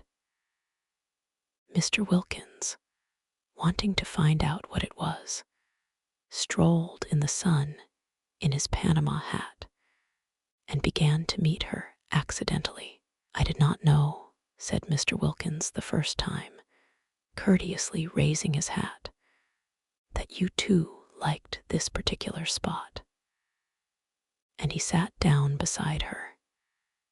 In the afternoon, she chose another spot, and she had not been in it half an hour before Mr. Wilkins, lightly swinging his cane, came round the corner. We are destined to meet in our rambles, said Mr. Wilkins pleasantly, and he sat down beside her. Mr. Wilkins was very kind, and she had, she saw, misjudged him in Hampstead. And this was the real man, ripened like fruit by the beneficent sun of San Salvatore. But Rose did want to be alone. Still, she was grateful to him for proving to her that though she might bore Frederick, she did not bore everybody. If she had, he would not have sat talking to her on each occasion till it was time to go in. True, he bored her, but that wasn't anything like so dreadful as if she bored him. Then, indeed, her vanity would have been sadly ruffled. For now that Rose was not able to say her prayers, she was being assailed by every sort of weakness: vanity, sensitiveness, irritability, pugnacity strange, unfamiliar devils to have coming crowding on one, and taking possession of one's swept and empty heart. She had never been vain or irritable or pugnacious in her life before. Could it be that San Salvatore was capable of opposite effects, and the same sun that ripened Mr. Wilkins made her go acid? The next morning, so as to be sure of being alone, she went down, while Mr. Wilkins was still lingering pleasantly with Mrs. Fisher over breakfast, to the rocks by the water's edge where she and Lottie had sat the first day. Frederick by now had got her letter. Today, if he were like Mr. Wilkins, she might get a telegram from him. She tried to silence the absurd hope by jeering at it. Yet, if Mr. Wilkins had telegraphed, why not Frederick? The spell of San Salvatore lurked even, it seemed, in notepaper. Lottie had not dreamed of getting a telegram, and when she came in at lunchtime, there it was. It would be too wonderful if when she went back at lunchtime, she found one there for her too. Rose clasped her hands tight round her knees. How passionately she longed to be important to somebody again, not important on platforms, not important as an asset in an organization, but privately important, just to one other person quite privately. Nobody else to know or notice. It didn't seem much to ask in a world so crowded with people. Just to have one of them, only one out of all the millions, to oneself. Somebody who needed one, who thought of one, who was eager to come to one. Oh, how dreadfully one wanted to be precious. All the morning she sat beneath the pine tree by the sea. Nobody came near her. The great hours passed slowly. They seemed enormous. But she wouldn't go up before lunch. She would give the telegram time to arrive. That day Scrap, egged on by Lottie's persuasions, and also thinking that perhaps she had sat long enough, had arisen from her chair and cushions, and gone off with Lottie and sandwiches up into the hills till evening. Mr. Wilkins, who wished to go with them, stayed on Lady Caroline's advice with Mrs. Fisher in order to cheer her solitude. And though he left off cheering her about 11 to go and look for Mrs. Arbuthnot, so as for a space to cheer her too, thus dividing himself impartially between these solitary ladies, he came back again, presently mopping his forehead, and continued with Mrs. Fisher where he had left off. For this time, Mrs. Arbuthnot had hidden successfully. There was a telegram, too, for her he noticed when he came in. Pity he did not know where she was. Ought we to open it? He said to Mrs. Fisher. No, said Mrs. Fisher. It may require an answer. I don't approve of tampering with other people's correspondence. Tampering, my dear lady. Mr. Wilkins was shocked. Such a word, tampering. He had the greatest possible esteem for Mrs. Fisher, but he did at times find her a little difficult. She liked him, he was sure, and she was in a fair way, he felt, to become a client. But he feared she would be a headstrong and secretive client. She was certainly secretive, for though he had been skillful and sympathetic for a whole week, she had as yet given him no inkling of what was so evidently worrying her. Poor old thing, said Lottie, on his asking her if she perhaps could throw light on Mrs. Fisher's troubles. She hasn't got love. Love, Mr. Wilkins could only echo, genuinely scandalized. But surely, my dear, at her age, any love, said Lottie. That very morning he had asked his wife, for he now sought and respected her opinion, if she could tell him what was the matter with Mrs. Arbuthnot. For she too, though he had done his best to thaw her into confidences, had remained persistently retiring. She wants her husband, said Lottie. Ah, said Mr. Wilkins, a new light shed on Mrs. Arbuthnot's shy and modest melancholy, and he added, very proper. And Lottie said, smiling at him, one does. And Mr. Wilkins said, smiling at her, does one. And Lottie said, smiling at him, of course. And Mr. Wilkins, much pleased with her, though it was still quite early in the day, a time when caresses are sluggish, pinched her ear. Just before 12:30 Rose came slowly up through the pergola, and between the camellias, ranged on either side of the old stone steps. The rivulets of periwinkles that flowed down them when first she arrived were gone, and now there were these bushes, incredibly rosetted, pink, white, red, striped. She fingered and smelt them one after the other, so as not to get to her disappointment too quickly. As long as she hadn't seen for herself, seen the table in the hall quite empty, except for its bowl of flowers, she still could hope. She still could have the joy of imagining the telegram lying on it, waiting for her. But there is no smell in a camellia. As Mr. Wilkins, who was standing in the doorway on the lookout for her, and knew what was necessary in horticulture, reminded her. She started at his voice and looked up. "A telegram has come for you," said Mr. Wilkins. She stared at him, her mouth open. "I searched for you everywhere, but failed." Of course, she knew it. She had been sure of it all the time, bright and burning.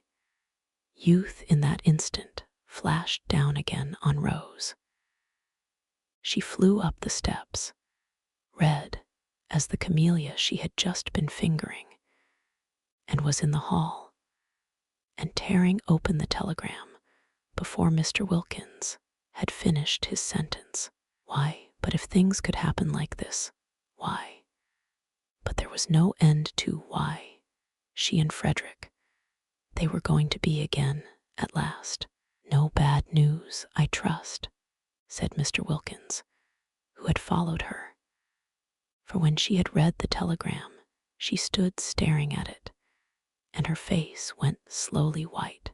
Curious to watch how her face went slowly white, she turned and looked at Mr. Wilkins, as if trying to remember him. Oh no.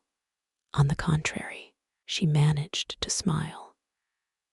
"I'm going to have a visitor," she said, holding out the telegram, and when he had taken it, she walked away towards the dining room, murmuring something about lunch being ready. Mr. Wilkins read the telegram. It had been sent that morning from Mezzago, and was, "Am passing through on way to Rome. May I pay my respects this afternoon. Thomas Briggs." Why should such a telegram make the interesting lady turn pale? For her pallor on reading it had been so striking as to convince Mr. Wilkins she was receiving a blow. "Who is Thomas Briggs?" he asked, following her into the dining room. She looked at him vaguely. "Who is?" she repeated, getting her thoughts together again. "Thomas Briggs. Oh, yes, he is the owner. This is his house. He is very nice. He is coming this afternoon." Thomas Briggs was at that very moment coming. He was jogging along the road between Mezzago and Castagneto in a fly, sincerely hoping that the dark-eyed lady would grasp that all he wanted was to see her, and not at all to see if his house were still there. He felt that an owner of delicacy did not intrude on a tenant. But he had been thinking so much of her since that day. Rose Arbuthnot, such a pretty name, and such a pretty creature, mild, milky, mothery, in the best sense being that she wasn't his mother, and couldn't have been if she had tried. For parents were the only things impossible to have younger than oneself. Also, he was passing so near, it seemed absurd not just to look in and see if she were comfortable. He longed to see her in his house. He longed to see it as her background, to see her sitting in his chairs, drinking out of his cups, using all his things. Did she put the big crimson brocade cushion in the drawing room behind her little dark head? Her hair and the whiteness of her skin would look lovely against it. Had she seen the portrait of herself on the stairs? He wondered if she liked it. He would explain it to her. If she didn't paint, and she had said nothing to suggest it, she wouldn't perhaps notice how exactly the molding of the eyebrows and the slight hollow of the cheek. He told the fly to wait in Castagneto and crossed the piazza, hailed by children and dogs, who all knew him and sprang up suddenly from nowhere, and walking quickly up the zigzag path, for he was an active young man, not much more than 30. He pulled the ancient chain that rang the bell and waited decorously on the proper side of the open door to be allowed to come in. At the sight of him, Francesca flung up every bit of her that would fling up eyebrows, eyelids, and hands, and volubly assured him that all was in perfect order, and that she was doing her duty. Of course, said Briggs, cutting her short. No one doubts it, and he asked her to take in his card to her mistress. Which mistress? Asked Francesca. Which mistress? There are 4, said Francesca, scenting an irregularity on the part of the tenants, for her master looked surprised, and she felt pleased, for life was dull, and irregularities helped it along at least a little. 4, he repeated, surprised. Well, take it to the lot then, he said, recovering himself, for he noticed her expression. Coffee was being drunk in the top garden in the shade of the umbrella pine. Only Mrs. Fisher and Mr. Wilkins were drinking it, for Mrs. Arbuthnot, after eating nothing and being completely silent during lunch, had disappeared immediately afterwards. While Francesca went away into the garden with his card, her master stood examining the picture on the staircase of that Madonna by an early Italian painter, name unknown, picked up by him at Orvieto, who was so much like his tenant. It really was remarkable, the likeness. Of course, his tenant that day in London had had her hat on, but he was pretty sure her hair grew just like that off her forehead. The expression of the eyes, grave and sweet, was exactly the same. He rejoiced to think that he would always have her portrait. He looked up at the sound of footsteps, and there she was, coming down the stairs just as he had imagined her in that place, dressed in white. She was astonished to see him so soon. She had supposed he would come about tea time. Until then, she had meant to sit somewhere out of doors where she could be by herself. He watched her coming down the stairs with the utmost eager interest. In a moment, she would be level with her portrait. It really is extraordinary, said Briggs. How do you do, said Rose, intent only on a decent show of welcome. She did not welcome him. He was here, she felt, the telegram bitter in her heart, instead of Frederick, doing what she had longed Frederick would do, taking his place. Just stand still a moment, she obeyed automatically. Yes, quite astonishing. Do you mind taking off your hat? Rose, surprised, took it off obediently. Yes, I thought so. I just wanted to make sure. And look, have you noticed? He began to make odd, swift passes with his hand over the face in the picture, measuring it, looking from it to her. Rose's surprise became amusement, and she could not help smiling. Have you come to compare me with my original? She asked. You do see how extraordinarily alike. I didn't know. I looked so solemn. You don't, not now. You did a minute ago, quite as solemn. Oh yes, how do you do? He finished suddenly, noticing her outstretched hand. And he laughed and shook it, flushing a trick of his to the roots of his fair hair. Francesca came back. "The Signora Fisher," she said, "will be pleased to see him." "Who is the Signora Fisher?" he asked Rose. "One of the 4 who are sharing your house." "Then there are 4 of you." "Yes, my friend and I found we couldn't afford it by ourselves." "Oh, I say," began Briggs in confusion, for he would best have liked Rose Arbuthnot, pretty name, not to have to afford anything, but to stay at San Salvatore as long as she liked as his guest. "Mrs. Fisher is having coffee in the top garden," said Rose. "I'll take you to her and introduce you." "I don't want to go. You've got your hat on, so you were going for a walk. Mayn't I come too? I'd immensely like being shown round by you." "But Mrs. Fisher is waiting for you. Won't she keep?" "Yes," said Rose, with the smile that had so much attracted him the first day. "I think she will keep quite well till tea." "Do you speak Italian?" "No," said Rose. "Why?"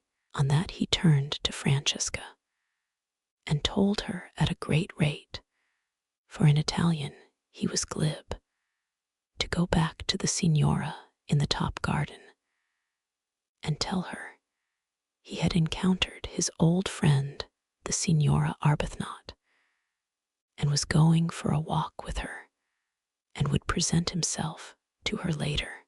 "Do you invite me to tea?" he asked Rose when Francesca had gone. "Of course, it's your house." "It isn't, it's yours. Till Monday week," she smiled. "Come and show me all the views," he said eagerly, and it was plain, even to the self-depreciatory Rose, that she did not bore Mr. Briggs. Chapter 18.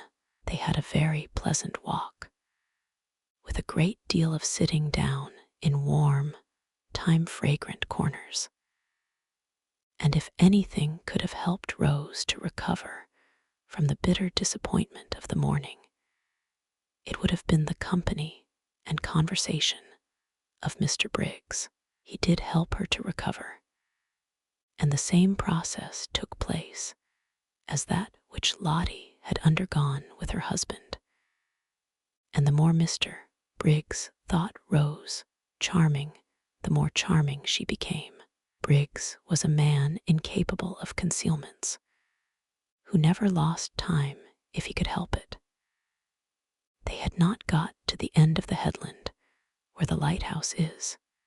Briggs asked her to show him the lighthouse, because the path to it, he knew, was wide enough for 2 to walk abreast, and fairly level, before he had told her of the impression she had made on him in London, since even the most religious, sober women like to know they have made an impression, particularly the kind that has nothing to do with character or merits.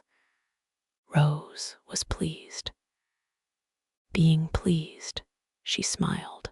Smiling, she was more attractive than ever. Color came into her cheeks, and brightness into her eyes. She heard herself saying things that really sounded quite interesting and even amusing. If Frederick were listening now, she thought, perhaps he would see that she couldn't after all be such a hopeless bore. For here was a man, nice-looking, young, and surely clever. He seemed clever, and she hoped he was, for then the compliment would be still greater, who was evidently quite happy to spend the afternoon just talking to her. And indeed, Mr. Briggs seemed very much interested. He wanted to hear all about everything she had been doing from the moment she got there. He asked her if she had seen this, that, and the other in the house, what she liked best, which room she had, if she were comfortable, if Francesca was behaving, if Domenico took care of her. and whether she didn't enjoy using the yellow sitting room, the one that got all the sun and looked out towards Genoa. Rose was ashamed how little she had noticed in the house, and how few of the things he spoke of as curious or beautiful in it she had even seen. Swamped in thoughts of Frederick, she appeared to have lived in San Salvatore blindly, and more than half the time had gone, and what had been the good of it? She might just as well have been sitting hankering on Hampstead Heath. No, she mightn't. Through all her hankerings, she had been conscious that she was at least in the very heart of beauty, and indeed it was this beauty, this longing to share it, that had first started her off hankering. Mr. Briggs, however, was too much alive for her to be able to spare any attention at this moment for Frederick, and she praised the servants in answer to his questions, and praised the yellow sitting room without telling him she had only been in it once, and then was ignominiously ejected. And she told him she knew hardly anything about art and curiosities, but thought perhaps if somebody would tell her about them, she would know more. And she said she had spent every day since her arrival out of doors, because out of doors there was so very wonderful and different from anything she had ever seen. Briggs walked by her side along his paths that were yet so happily for the moment her paths, and felt all the innocent glows of family life. He was an orphan and an only child, and had a warm, domestic disposition. He would have adored a sister and spoilt a mother, and was beginning at this time to think of marrying. For though he had been very happy with his various loves, each of whom, contrary to the usual experience, turned ultimately into his devoted friend, he was fond of children, and thought he had perhaps now got to the age of settling, if he did not wish to be too old by the time his eldest son was 20. San Salvatore had latterly seemed a little forlorn. He fancied it echoed when he walked about it. He had felt lonely there, so lonely that he had preferred this year to miss out a spring and let it. It wanted a wife in it. It wanted that final touch of warmth and beauty, for he never thought of his wife except in terms of warmth and beauty. She would of course be beautiful and kind. It amused him how much in love with this vague wife he was already. At such a rate was he making friends with the lady with the sweet name as he walked along the path towards the lighthouse, that he was sure presently he would be telling her everything about himself and his past doings and his future hopes, and the thought of such a swiftly developing confidence made him laugh. "Why are you laughing?" she asked, looking at him and smiling. "It's so like coming home," he said.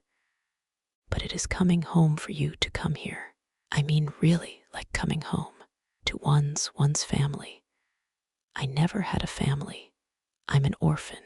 "Oh, are you?" said Rose with the proper sympathy. "I hope you've not been one very long." "No, I mean I hope you have been one very long." "No, I don't know what I mean, except that I'm sorry." He laughed again. "Oh, I'm used to it. I haven't anybody, no sisters or brothers." "Then you're an only child," she observed intelligently.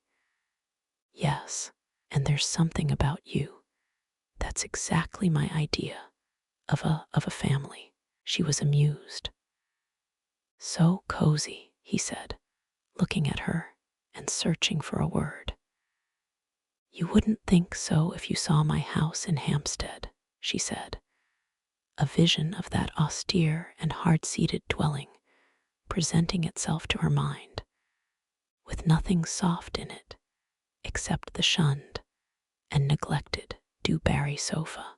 No wonder, she thought, for a moment clear-brained, that Frederick avoided it.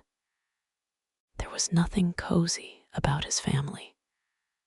"I don't believe any place you lived in could be anything but exactly like you," he said.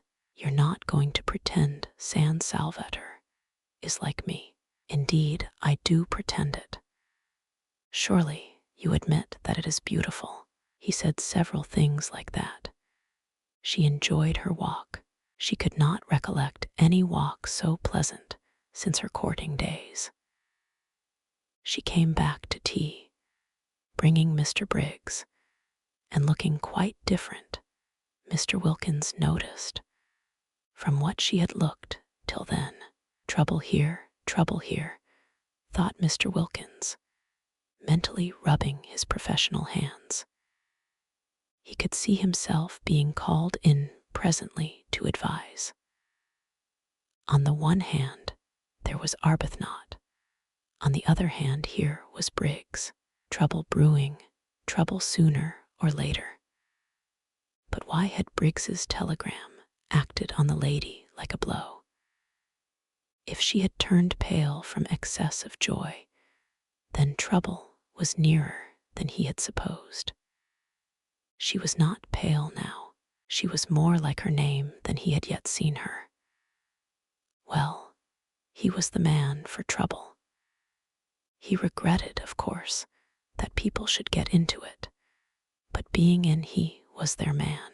And Mr. Wilkins, invigorated by these thoughts, his career being very precious to him, proceeded to assist in doing the honors to Mr. Briggs, both in his quality of sharer in the temporary ownership of San Salvatore, and of probable helper out of difficulties, with great hospitality, and pointed out the various features of the place to him, and led him to the parapet, and showed him Mezzago across the bay. Mrs. Fisher, too, was gracious. This was this young man's house.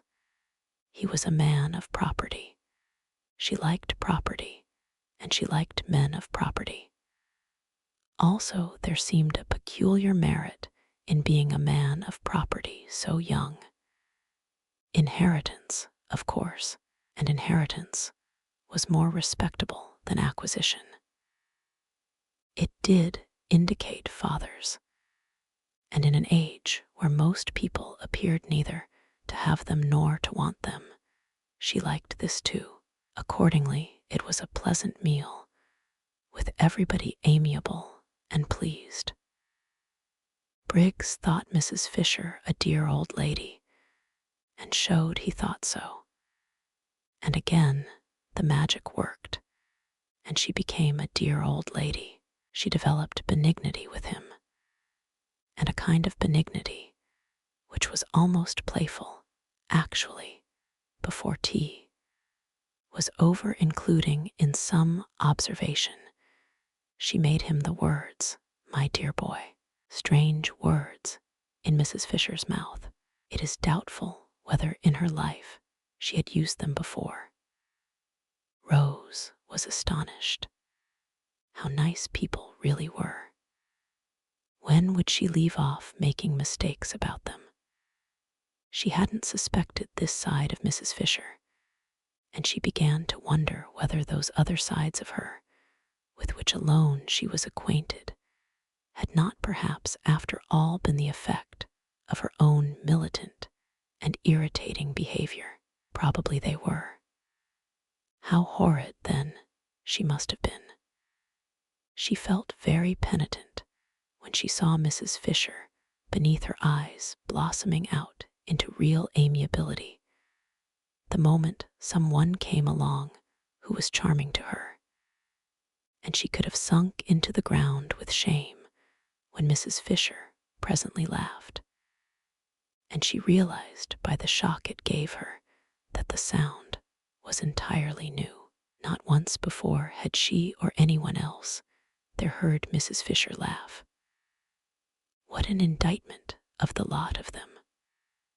For they had all laughed, the others, some more and some less, at one time or another since their arrival, and only Mrs. Fisher had not. Clearly, since she could enjoy herself as she was now enjoying herself, she had not enjoyed herself before. Nobody had cared whether she did or not, except perhaps Lottie. Yes, Lottie had cared and had wanted her to be happy, but Lottie seemed to produce a bad effect on Mrs. Fisher, while as for Rose herself, she had never been with her for 5 minutes without wanting, really wanting, to provoke and oppose her. How very horrid she had been. She had behaved unpardonably.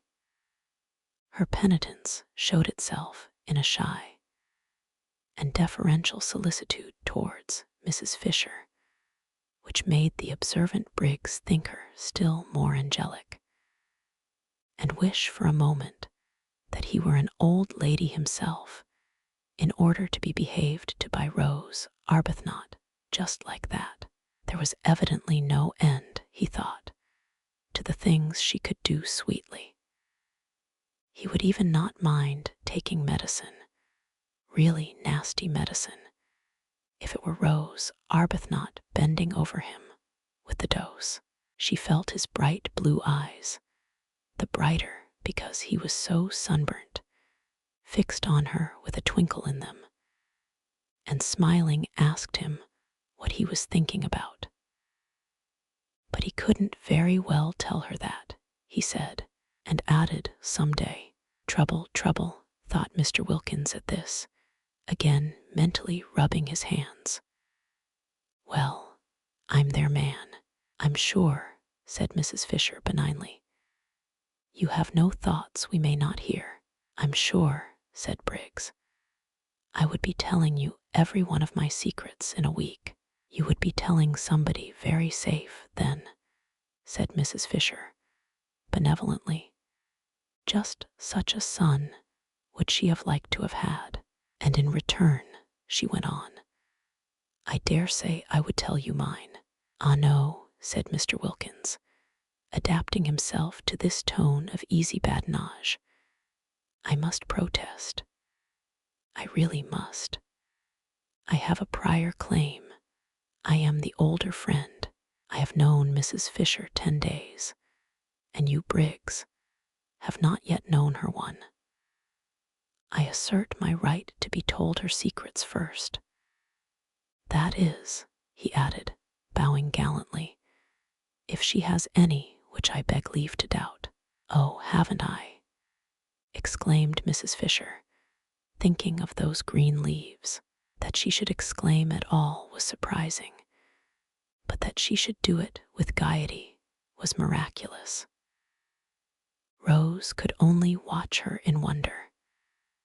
Then I shall worm them out, said Briggs, with equal gaiety. They won't need much worming out, said Mrs. Fisher. My difficulty is to keep them from bursting out. It might have been Lottie talking. Mr. Wilkins adjusted the single eyeglass he carried with him for occasions like this, and examined Mrs. Fisher carefully. Rose looked on, unable not to smile too, since Mrs. Fisher seemed so much amused, though Rose did not quite know why, and her smile was a little uncertain, for Mrs. Fisher amused was a new sight, not without its awe-inspiring aspects, and had to be got accustomed to. What Mrs. Fisher was thinking was how much surprised they would be if she told them of her very odd and exciting sensation of going to come out all over buds. They would think she was an extremely silly old woman, And so would she have thought as lately as 2 days ago. But the bud idea was becoming familiar to her. She was more apprivoisée now, as dear Matthew Arnold used to say. And though it would undoubtedly be best if one's appearance and sensations matched, yet supposing they did not, and one couldn't have everything, was it not better to feel young somewhere rather than old everywhere? Time enough to be old everywhere again, inside as well as out, when she got back to her sarcophagus in Prince of Wales Terrace. Yet it is probable that without the arrival of Briggs, Mrs. Fisher would have gone on secretly fermenting in her shell. The others only knew her as severe. It would have been more than her dignity could bear suddenly to relax, especially towards the 3 young women. But now came the stranger Briggs, a stranger who at once took to her as no young man had taken to her in her life. And it was the coming of Briggs and his real and manifest appreciation for just such a grandmother, thought Briggs, hungry for home life and its concomitants, would he have liked to have, that released Mrs. Fisher from her shell. And here she was at last, as Lottie had predicted, pleased, good-humored, and benevolent.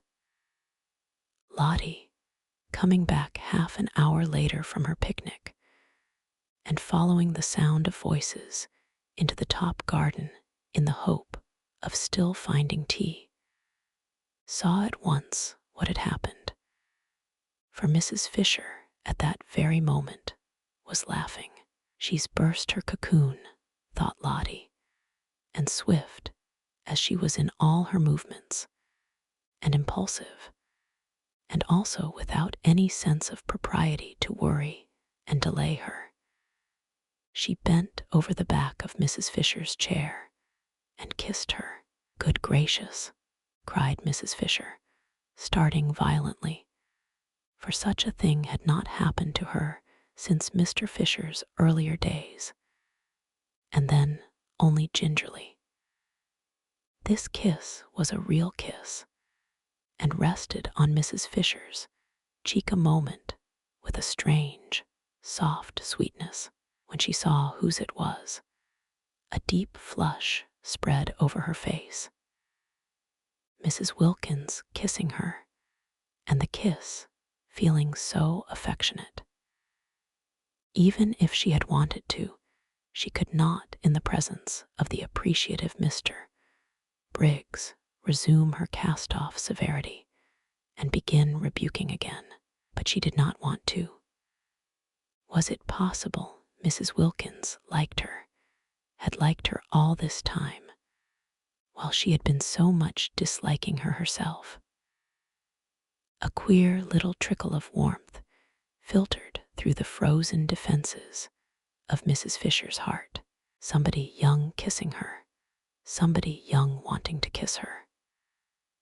Very much flushed, she watched the strange creature, apparently quite unconscious she had done anything extraordinary, shaking hands with Mr. Briggs on her husband's introducing him, and immediately embarking on the friendliest conversation with him, exactly as if she had known him all her life.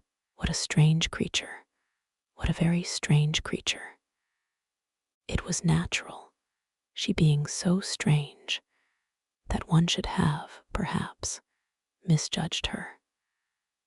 I'm sure you want some tea, said Briggs with eager hospitality to Lottie. He thought her delightful, freckles, picnic untidiness, and all. Just such a sister would he. This is cold, he said, feeling the teapot. I'll tell Francesca to make you some fresh. He broke off and blushed. Aren't I forgetting myself, he said, laughing and looking round at them. Very natural, Mr. Wilkins reassured him. "I'll go and tell Francesca," said Rose, getting up. "No, no," said Briggs. "Don't go away." And he put his hands to his mouth and shouted. "Francesca," shouted Briggs. She came running. No summons in their experience had been answered by her with such celerity. "Her master's voice," remarked Mr. Wilkins. Aptly he considered. "Make fresh tea," ordered Briggs in Italian. "Quick, quick." And then, remembering himself, he blushed again and begged everybody's pardon. Very natural," Mr. Wilkins reassured him. Briggs then explained to Lottie what he had explained twice already, once to Rose and once to the other two, that he was on his way to Rome and thought he would get out at Mezzago and just look in to see if they were comfortable and continue his journey the next day, staying the night in an hotel at Mezzago. "But how ridiculous," said Lottie. "Of course you must stay here. It's your house. There's Kate Lumley's room," she added, turning to Mrs. Fisher. "You wouldn't mind Mr. Briggs having it for one night. Kate Lumley isn't in it, you know," she said, turning to Briggs again and laughing. And Mrs. Fisher, to her immense surprise, laughed too. She knew that at any other time this remark would have struck her as excessively unseemly, and yet now she only thought it funny. No, indeed, she assured Briggs, Kate Lumley was not in that room. Very fortunately, for she was an excessively wide person and the room was excessively narrow. Kate Lumley might get into it, but that was about all. Once in, she would fit it so tightly that probably she would never be able to get out again. It was entirely at Mr. Briggs's disposal, and she hoped he would do nothing so absurd as go to an hotel, he, the owner of the whole place.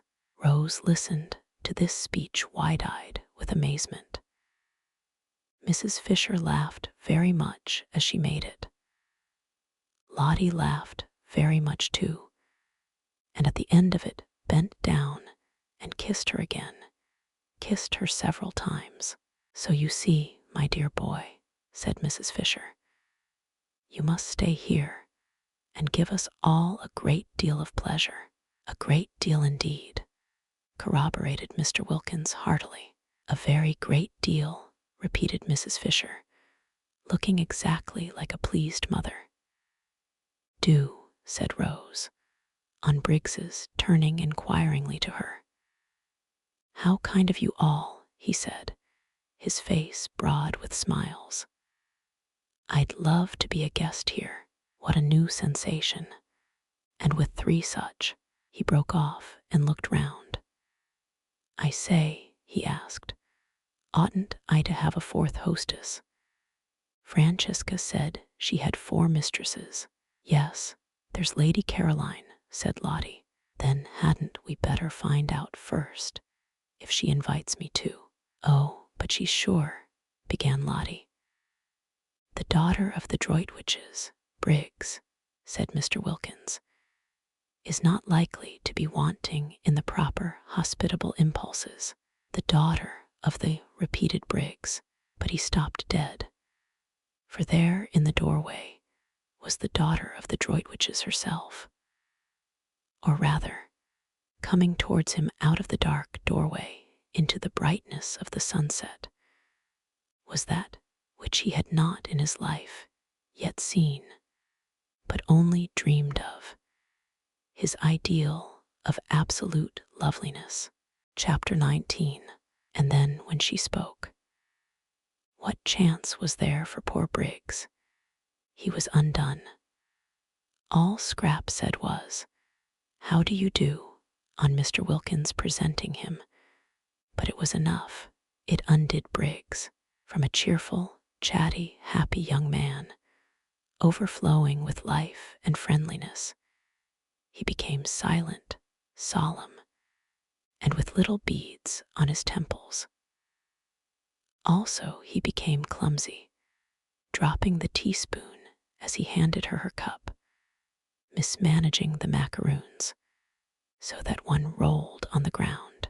His eyes could not keep off the enchanting face for a moment, and when Mr. Wilkins, elucidating him, for he failed to elucidate himself, informed Lady Caroline that in Mr. Briggs she beheld the owner of San Salvatore, who was on his way to Rome, but had got out at Mazego, etc., etc., and that the other 3 ladies had invited him to spend the night in what was to all intents and purposes his own house rather than an hotel.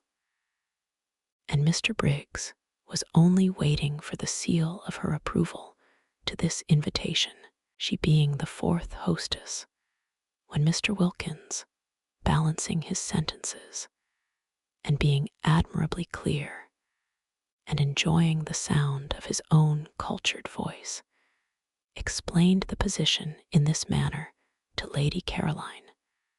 Briggs sat and said never a word. A deep melancholy invaded Scrap. The symptoms of the incipient grabber were all there and only too familiar, and she knew that if Briggs stayed, her rest cure might be regarded as over. Then Kate Lumley occurred to her. She caught at Kate as at a straw. It would have been delightful, she said, faintly smiling at Briggs. She could not in decency not smile, at least a little, but even a little betrayed the dimple, and Briggs's eyes became more fixed than ever. I'm only wondering if there is room. Yes, there is, said Lottie. There's Kate Lumley's room. I thought, said Scrap to Mrs. Fisher, and it seemed to Briggs that he had never heard music till now. Your friend was expected immediately. Oh no, said Mrs. Fisher, with an odd placidness, Scrap thought. Miss Lumley, said Mr. Wilkins. Or should I? He inquired of Mrs. Fisher. Say, Mrs. Nobody has ever married Kate, said Mrs. Fisher complacently. Quite so. Miss Lumley does not arrive today in any case, Lady Caroline, and Mr. Briggs has, unfortunately, if I may say so, to continue his journey tomorrow, so that his staying would in no way interfere with Miss Lumley's possible movements.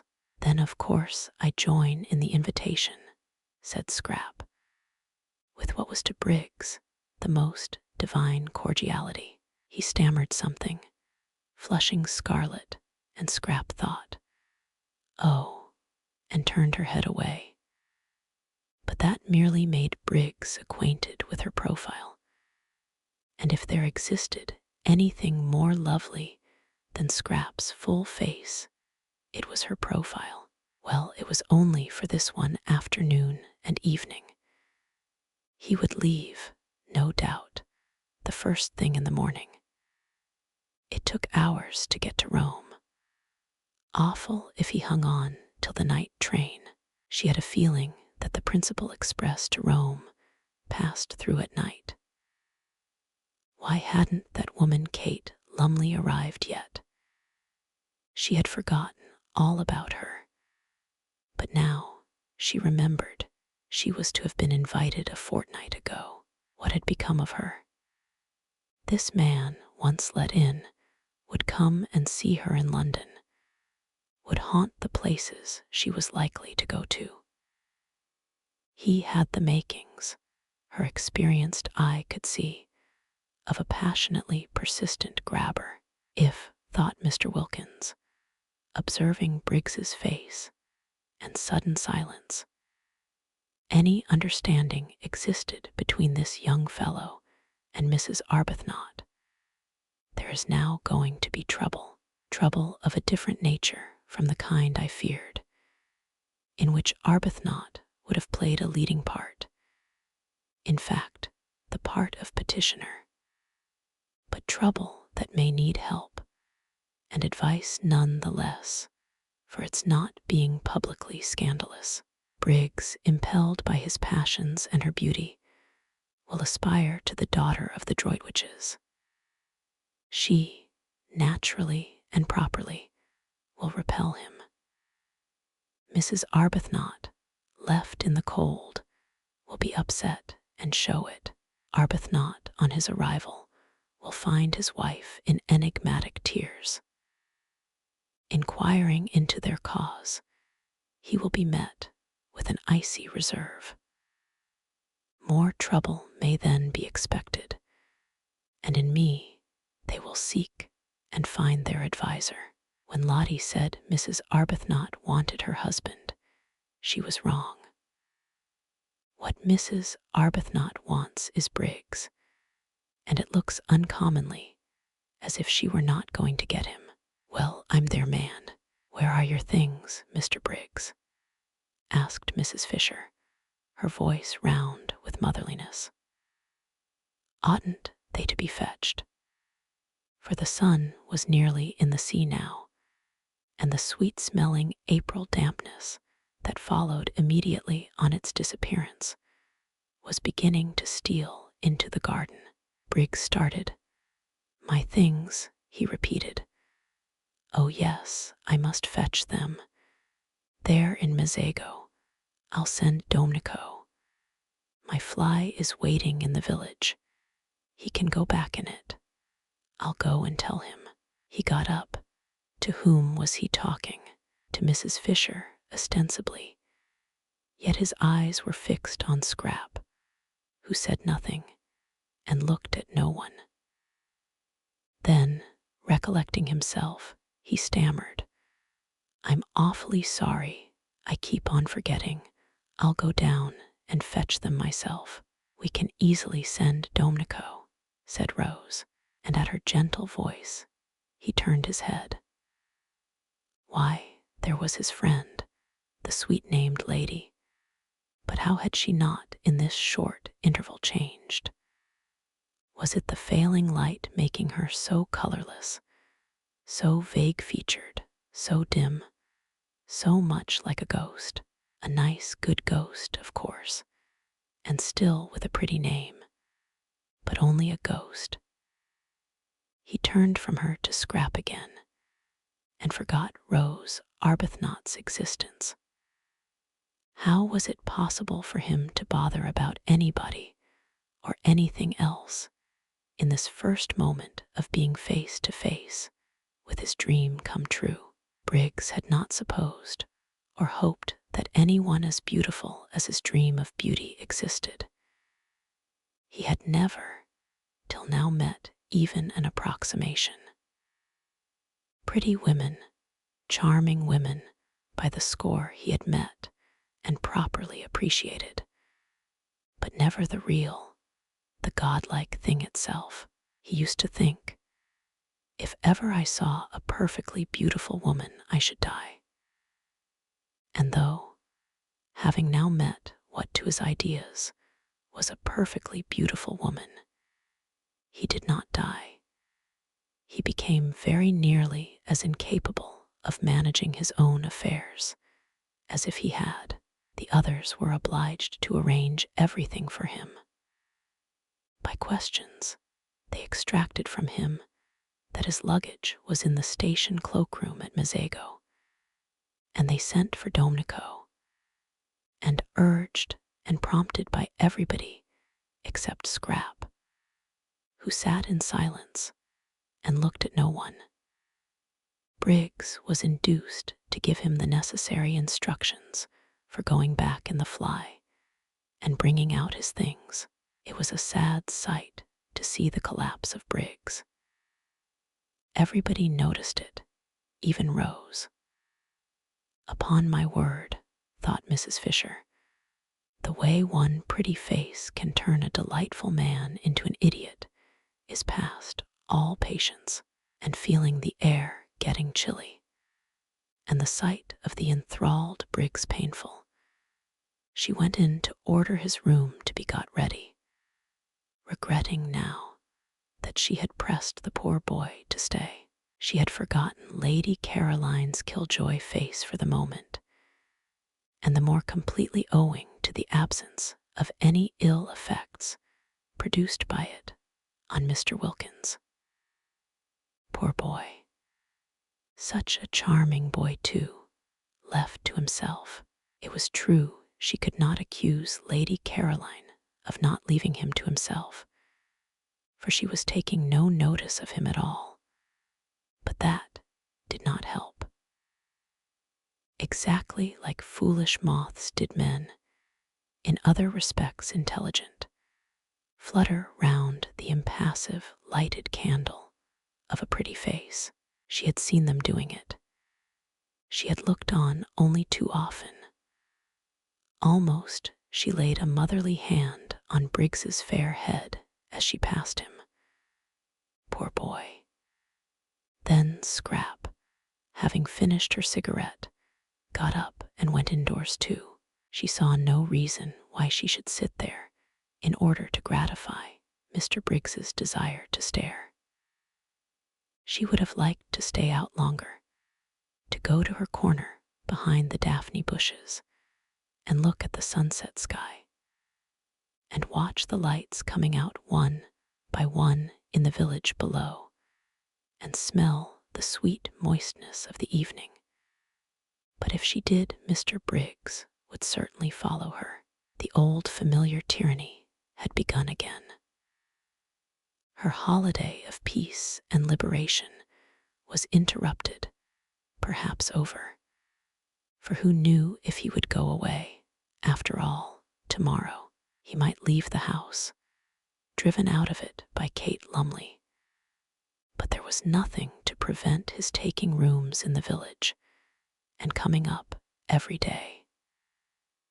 This tyranny of one person over another, and she was so miserably constructed that she wouldn't even be able to frown him down without being misunderstood. Scrap, who loved this time of the evening in her corner, felt indignant with Mr. Briggs, who was doing her out of it, and she turned her back on the garden and him and went towards the house without a look or a word. But Briggs, when he realized her intention, leapt to his feet, snatched chairs which were not in her way out of it, kicked a footstool which was not in her path on one side, hurried to the door, which stood wide open in order to hold it open, and followed her through it, walking by her side along the hall. What was to be done with Mr. Briggs? Well, it was his hall. She couldn't prevent his walking along it.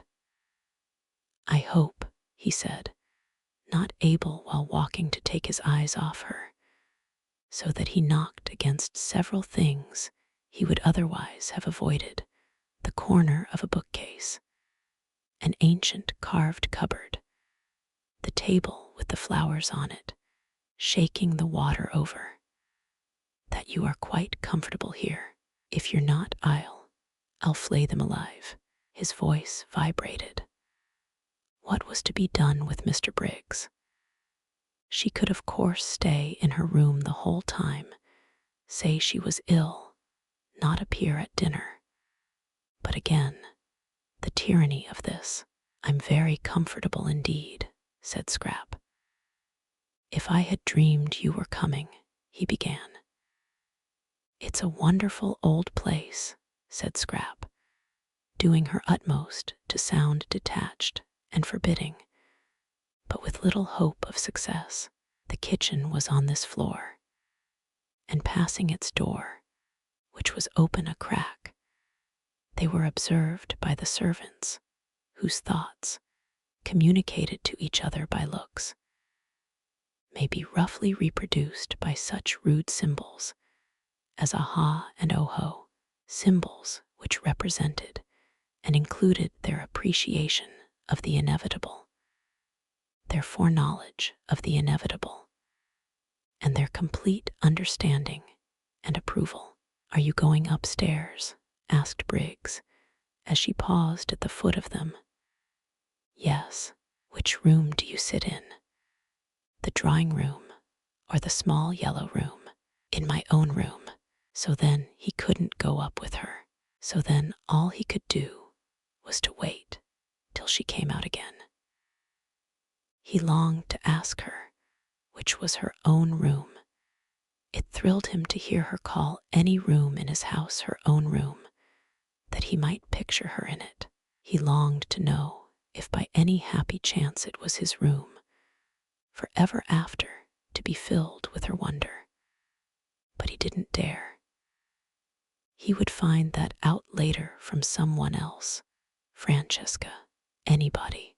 Then I shan't see you again till dinner." "Dinner is at 8, was Scrap's evasive answer as she went upstairs. He watched her go. She passed the Madonna, the portrait of Rose Arbuthnot, and the dark-eyed figure he had thought so sweet seemed to turn pale, to shrivel into insignificance as she passed. She turned the bend of the stairs, and the setting sun, shining through the west window a moment on her face, turned her to glory. She disappeared, and the sun went out too, and the stairs were dark and empty. He listened till her footsteps were silent, trying to tell from the sound of the shutting door which room she had gone into, then wandered aimlessly away through the hall again, and found himself back in the top garden. Scrap from her window saw him there. She saw Lottie and Rose sitting on the end parapet where she would have liked to have been, and she saw Mr. Wilkins buttonholing Briggs, and evidently telling him the story of the oleander tree in the middle of the garden. Briggs was listening with a patience she thought rather nice, seeing that it was his oleander and his own father's story. She knew Mr. Wilkins was telling him the story by his gestures. Domenico had told it her soon after her arrival, and he had also told Mrs. Fisher, who had told Mr. Wilkins. Mrs. Fisher thought highly of this story and often spoke of it. It was about a cherry wood walking stick. Briggs's father had thrust this stick into the ground at that spot, and said to Domenico's father, who was then the gardener, "Here we will have an oleander." And Briggs's father left the stick in the ground as a reminder to Domenico's father, and presently, how long afterwards nobody remembered, the stick began to sprout, and it was an oleander. There stood poor Mr. Briggs being told all about it, and listening to the story he must have known from infancy with patience. Probably he was thinking of something else. She was afraid he was. How unfortunate, how extremely unfortunate, the determination that seized people to get hold of and engulf other people. If only they could be induced to stand more on their own feet. Why couldn't Mr. Briggs be more like Lottie, who never wanted anything of anybody, but was complete in herself and respected other people's completeness? One loved being with Lottie. With her one was free, and yet befriended. Mr. Briggs looked so really nice, too. She thought she might like him, if only he wouldn't so excessively like her. Scrap felt melancholy. Here she was shut up in her bedroom, which was stuffy from the afternoon sun that had been pouring into it, instead of out in the cool garden. And all because of Mr. Briggs. Intolerable tyranny, she thought, flaring up. She wouldn't endure it. She would go out all the same.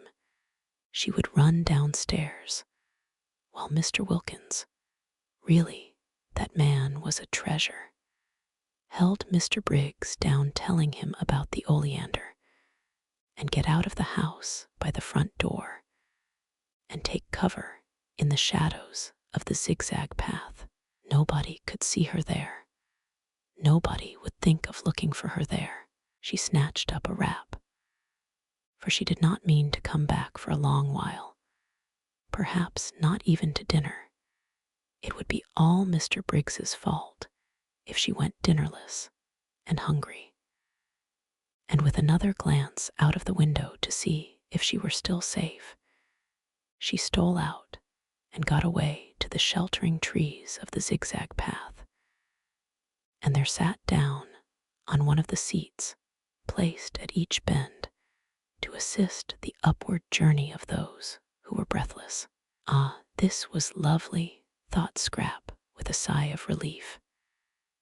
How cool, how good it smelt.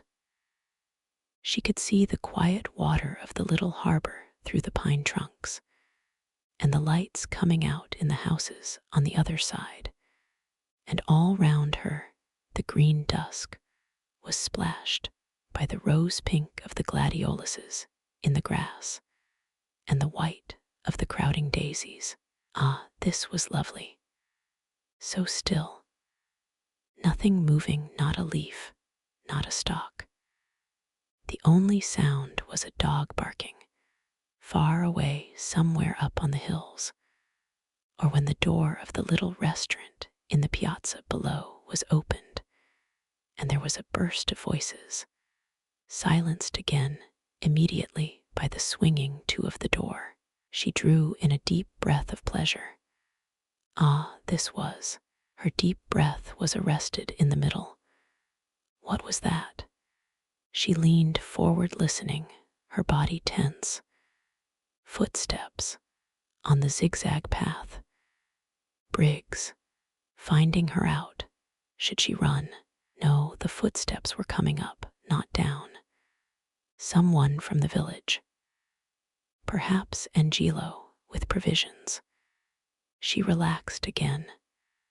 But the steps were not the steps of Angelo, that swift and springy youth. They were slow and considered, and they kept on pausing. Someone who isn't used to hills, thought Scrap.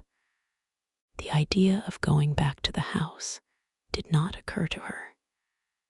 She was afraid of nothing in life except love. Brigands or murderers, as such, held no terrors for the daughter of the Droitwiches. She only would have been afraid of them if they left off being brigands and murderers, and began instead to try and make love. The next moment, the footsteps turned the corner of her bit of path and stood still. Getting his wind, thought Scrap, not looking round. Then, as he from the sounds of the steps she took them to belong to a man, did not move, she turned her head and beheld with astonishment a person she had seen a good deal of lately in London, the well-known writer of amusing memoirs, Mr. Ferdinand Arundel. She stared.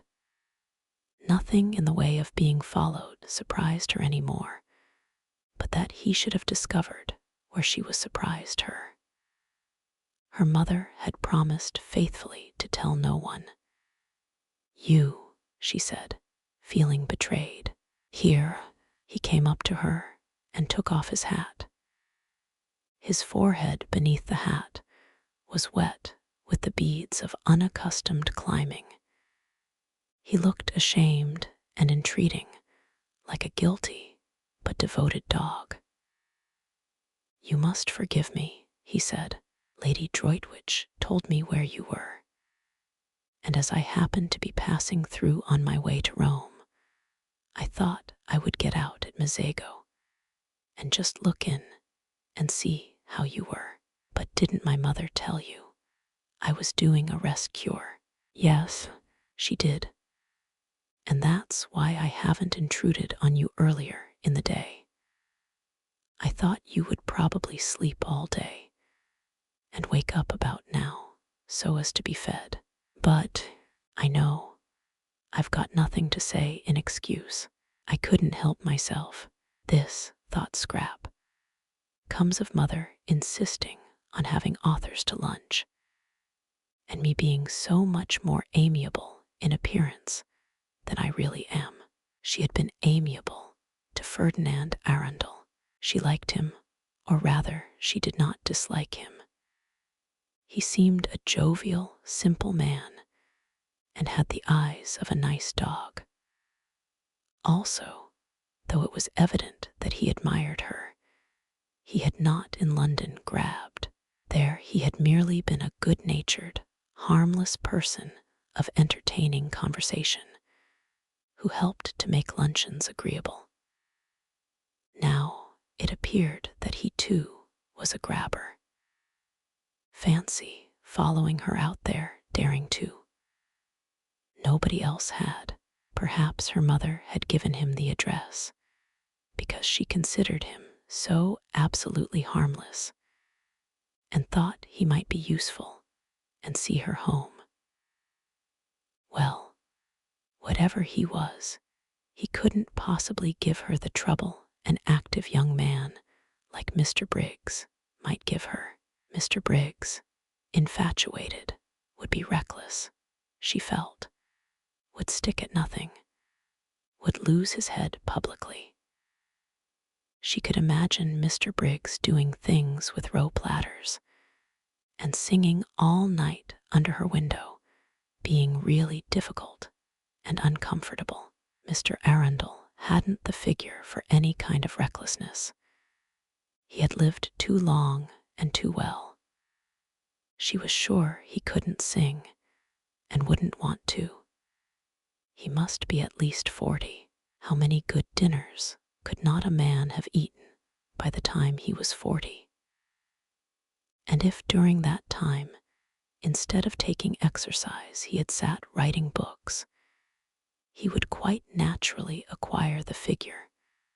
Mr. Arundel had in fact acquired the figure, rather for conversation than adventure. Scrap, who had become melancholy at the sight of Briggs, became philosophical at the sight of Arundel.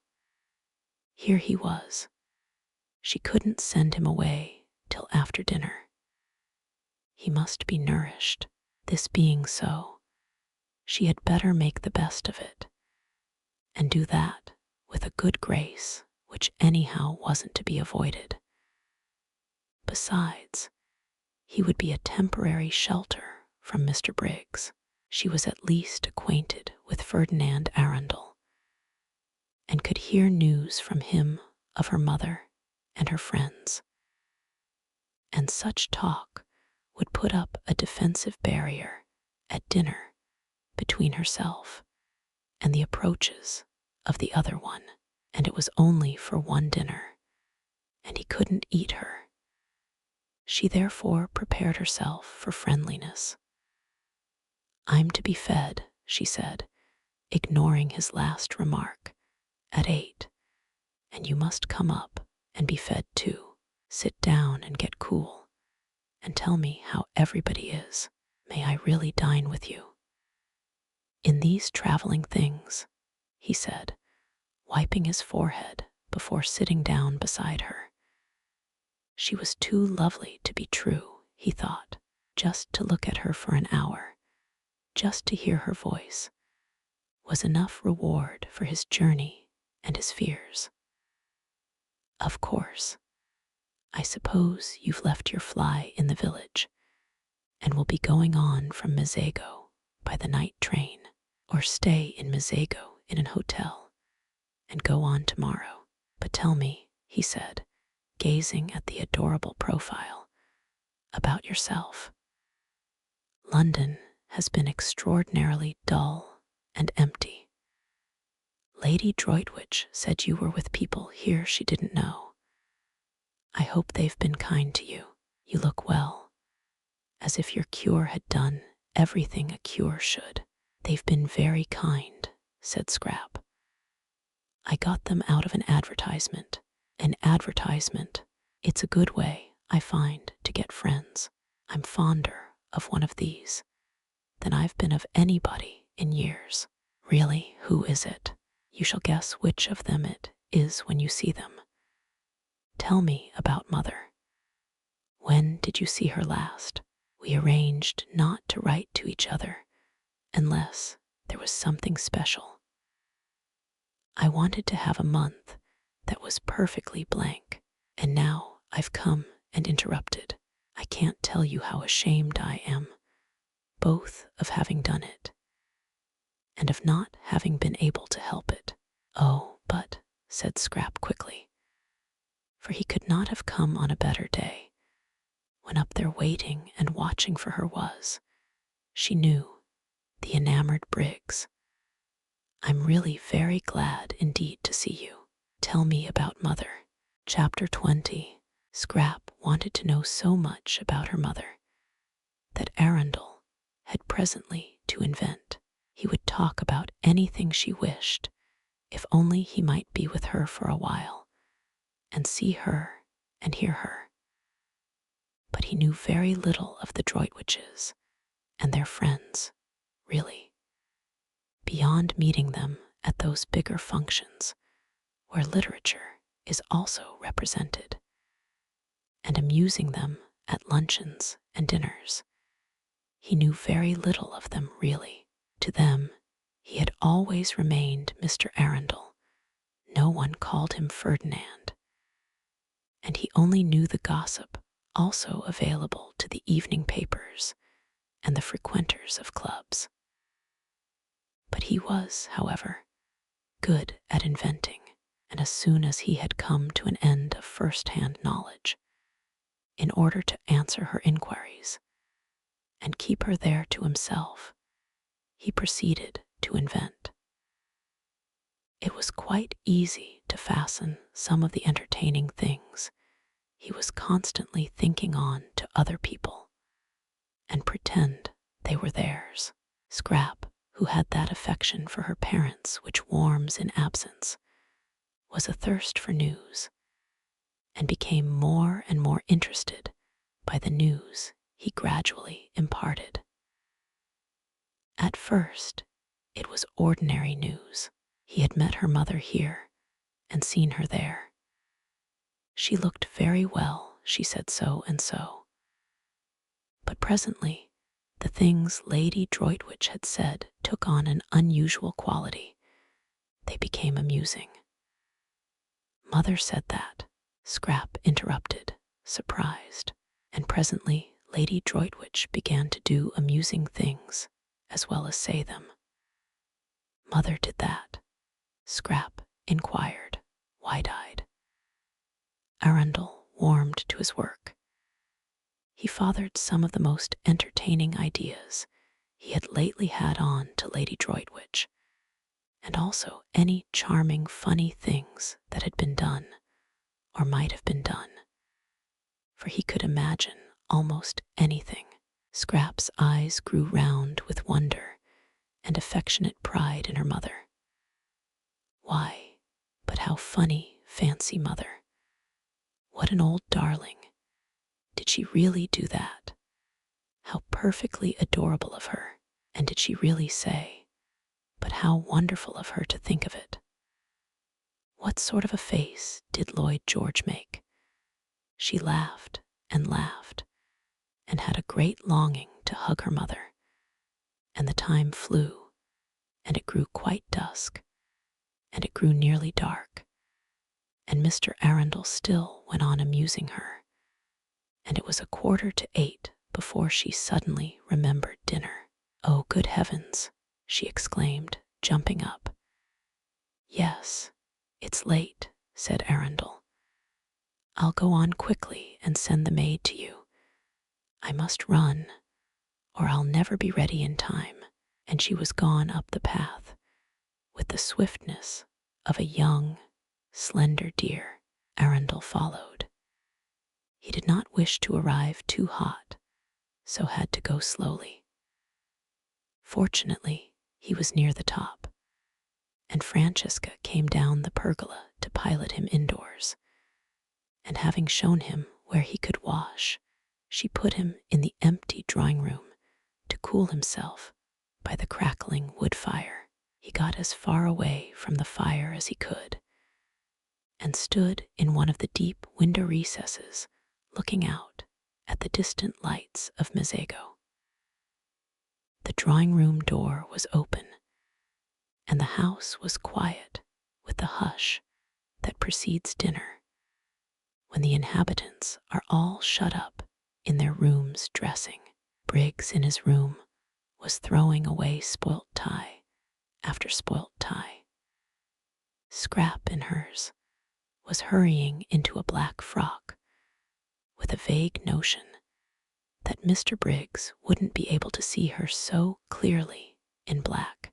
Mrs. Fisher was fastening the lace shawl, which nightly transformed her day dress into her evening dress, with the brooch Ruskin had given her on her marriage, formed of 2 pearl lilies tied together by a blue enamel ribbon on which was written in gold letters, Esto Perpetua. Mr. Wilkins was sitting on the edge of his bed, brushing his wife's hair.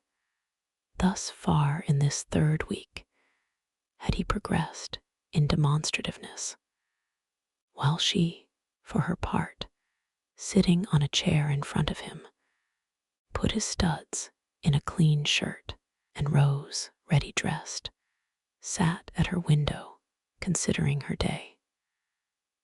Rose was quite aware of what had happened to Mr. Briggs. If she had had any difficulty about it, Lottie would have removed it by the frank comments she made while she and Rose sat together after tea on the wall.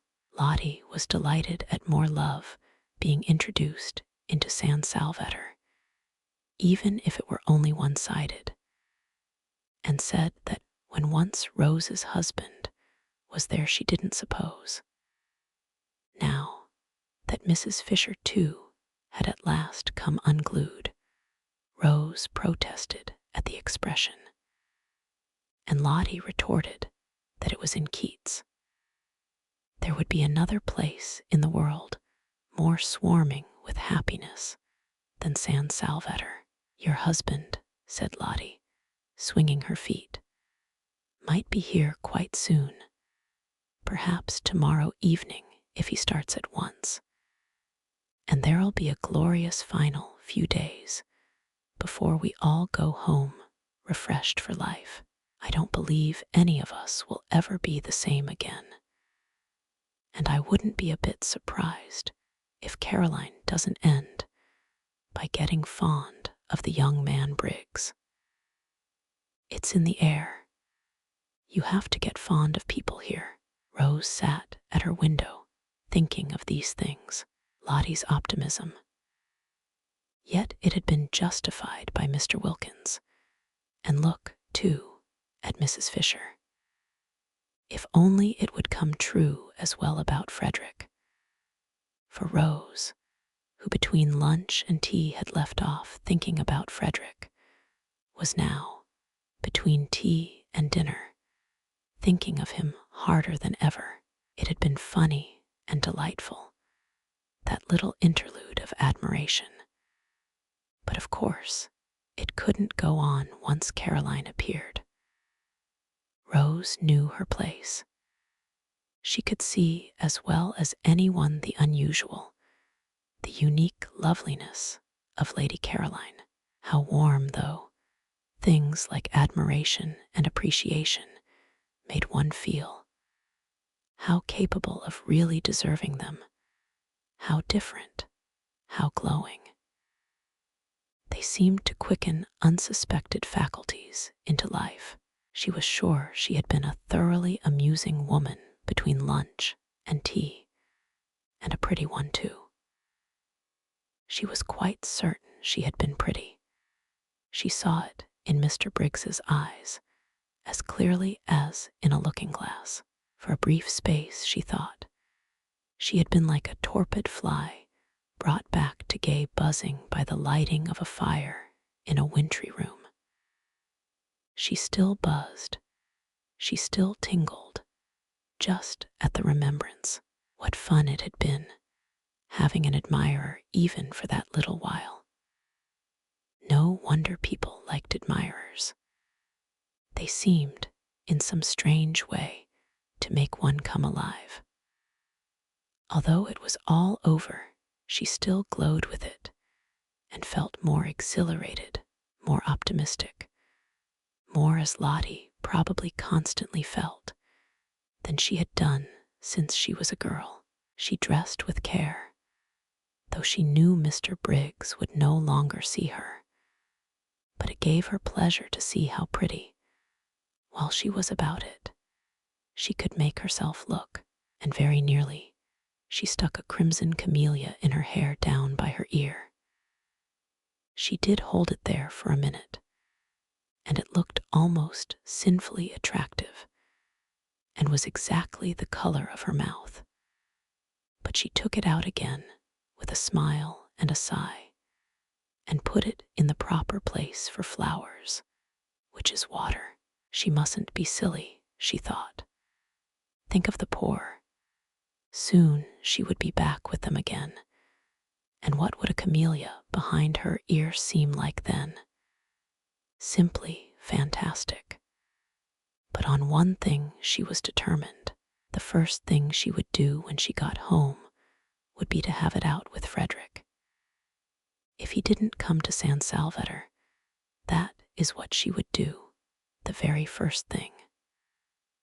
Long ago she ought to have done this, but always she had been handicapped, when she tried to, by being so dreadfully fond of him, and so much afraid that fresh wounds were going to be given her wretched, soft heart.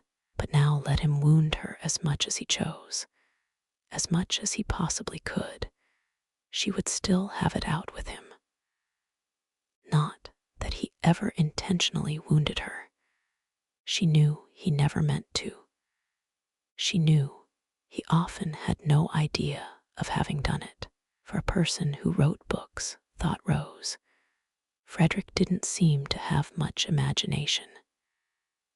Anyhow, she said to herself, getting up from the dressing table, things couldn't go on like this.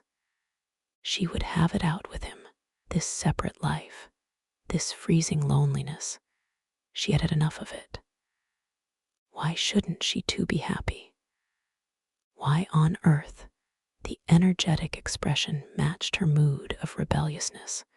Shouldn't she too be loved and allowed to love?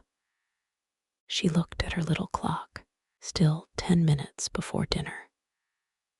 Tired of staying in her bedroom, she thought she would go on to Mrs. Fisher's battlements, which would be empty at this hour, and watch the moon rise out of the sea. She went into the deserted upper hall with this intention, but was attracted on her way along it by the firelight shining through the open door of the drawing room. How gay it looked! The fire transformed the room, a dark, ugly room in the daytime. It was transformed just as she had been transformed by the warmth of no. She wouldn't be silly. She would think of the poor. The thought of them always brought her down to sobriety at once. She peeped in, firelight and flowers, and outside the deep slits of windows hung the blue curtain of the night. How pretty! What a sweet place San Salvatore was! And that gorgeous lilac on the table. She must go and put her face in it, but she never got to the lilac. She went one step towards it, and then stood still, for she had seen the figure looking out of the window in the farthest corner, and it was Frederick. All the blood in Rose's body rushed to her heart and seemed to stop its beating. Frederick, come. She stood quite still. He had not heard her. He did not turn round. She stood looking at him. The miracle had happened, and he had come. She stood holding her breath. So he needed her, for he had come instantly. So he too must have been thinking, longing. Her heart, which had seemed to stop beating, was suffocating her now, the way it raced along. Frederick did love her then.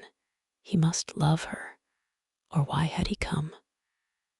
Something, perhaps her absence, had made him turn to her, want her. And now, the understanding she had made up her mind to have with him would be quite easy. Her thoughts wouldn't go on. Her mind stammered. She couldn't think. She could only see and feel. She didn't know how it had happened. It was a miracle. God could do miracles. God had done this one. God could. Her mind stammered again and broke off. Frederick, she tried to say, but no sound came, or if it did, the crackling of the fire covered it up. She must go nearer. She began to creep towards him softly. He did not move. He had not heard. She stole nearer and nearer, and the fire crackled, and he heard nothing. She stopped a moment, unable to breathe. She was afraid. Suppose he, but he had come. She went on again, close up to him, and her heart beat so loud that she thought he must hear it. And couldn't he feel, didn't he know? Frederick, she whispered, hardly able even to whisper, choked by the beating of her heart. He spun round on his heels. Rose, he exclaimed, staring blankly. But she did not see his stare, for her arms were round his neck, and her cheek was against his, and she was murmuring, her lips on his ear, I knew you would come. In my very heart I always knew you would come. Chapter 21. Now Frederick was not the man to hurt anything if he could help it. Besides, he was completely bewildered. Not only was his wife here, of all places in the world, but she was clinging to him as she had not clung for years, and murmuring love, and welcoming him. If she welcomed him, she must have been expecting him. Strange as this was, it was the only thing in the situation which was evident, that, and the softness of her cheek against his, and the long-forgotten, sweet smell of her. Frederick was bewildered. But not being the man to hurt anything if he could help it, he too put his arms round her, and having put them round her, he also kissed her, and presently he was kissing her almost as tenderly as she was kissing him, and presently he was kissing her quite as tenderly, and again, presently, he was kissing her more tenderly, and just as if he had never left off. He was bewildered, but he still could kiss. It seemed curiously natural to be doing it. It made him feel as if he were 30 again instead of 40, and Rose were his Rose of 20, the Rose he had so much adored before she began to weigh what he did with her idea of right, and the balance went against him, and she had turned strange and stony and more shocked, and oh, so lamentable. He couldn't get at her in those days at all. She couldn't understand. She kept on referring everything to what she called God's eyes. In God's eyes, it couldn't be right. It wasn't right. Her miserable face. Whatever her principles did for her, they didn't make her happy. Her little miserable face, twisted with effort to be patient, had been at last more than he could bear to see, and he had kept away as much as he could. She never ought to have been the daughter of a low church rector, narrow devil. She was quite unfitted to stand up against such an upbringing. What had happened, why she was here, why she was his Rose again, past his comprehension, and meanwhile, and until such time as he understood, he still could kiss. In fact, he could not stop kissing, and it was he now who began to murmur, to say love things in her ear under the hair that smelt so sweet and tickled him just as he remembered it used to tickle him, and as he held her close to his heart and her arms were soft round his neck, he felt stealing over him a delicious sense of at first he didn't know what it was, this delicate, pervading warmth. And then he recognized it as security. Yes, security. No need now to be ashamed of his figure and to make jokes about it so as to forestall other people's and show he didn't mind it. No need now to be ashamed of getting hot going up hills, or to torment himself with pictures of how he probably appeared to beautiful young women, how middle-aged, how absurd in his inability to keep away from them. Rose cared nothing for such things. With her, he was safe. To her, he was her lover, as he used to be, and she would never notice or mind any of the ignoble changes that getting older had made in him, and would go on making more and more. Frederick continued, therefore, with greater and greater warmth and growing delight, to kiss his wife, and the mere holding of her in his arms caused him to forget everything else. How could he, for instance, remember or think of Lady Caroline, to mention only one of the complications with which his situation bristled, when here was his sweet wife, miraculously restored to him, whispering with her cheek against his in the dearest, most romantic words how much she loved him, how terribly she had missed him. He did for one brief instant, for even in moments of love there are brief instants of lucid thought, recognize the immense power of the woman present, and being actually held compared to that of the woman, however beautiful, who is somewhere else. But that is as far as he got towards remembering Scrap, no farther. She was like a dream, fleeing before the morning light. "When did you start?" murmured Rose, her mouth on his ear. She couldn't let him go, not even to talk. She couldn't let him go. "Yesterday morning," murmured Frederick, holding her close. He couldn't let her go either. "Oh, the very instant then," murmured Rose. This was cryptic, but Frederick said, "Yes, the very instant," and kissed her neck. "How quickly my letter got to you," murmured Rose, whose eyes were shut in the excess of her happiness. "Didn't it?" said Frederick, who felt like shutting his eyes himself. So there had been a letter. Soon, no doubt, light would be vouchsafed him. And meanwhile this was so strangely, touchingly sweet. This holding his Rose to his heart again, after all the years, that he couldn't bother to try to guess anything. Oh, he had been happy during these years, because it was not in him to be unhappy.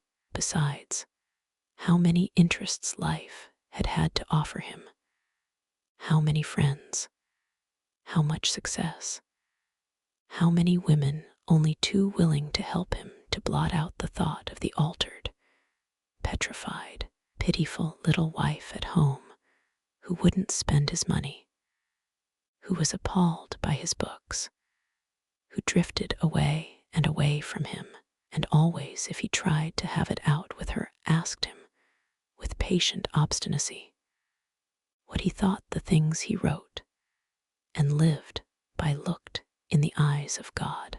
No one, she said once, should ever write a book God wouldn't like to read. That is the test, Frederick.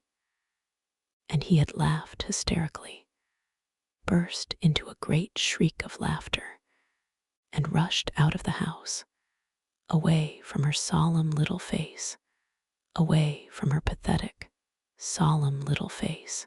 But this Rose was his youth again, the best part of his life, the part of it that had had all the visions in it and all the hopes. How they had dreamed together, he and she, before he struck that vein of memoirs, how they had planned and laughed and loved. They had lived for a while in the very heart of poetry. After the happy days came the happy nights, the happy, happy nights, with her asleep close against his heart, with her when he woke in the morning still close against his heart, for they hardly moved in their deep, happy sleep. It was wonderful to have it all come back to him at the touch of her, at the feel of her face against his wonderful, that she should be able to give him back his youth.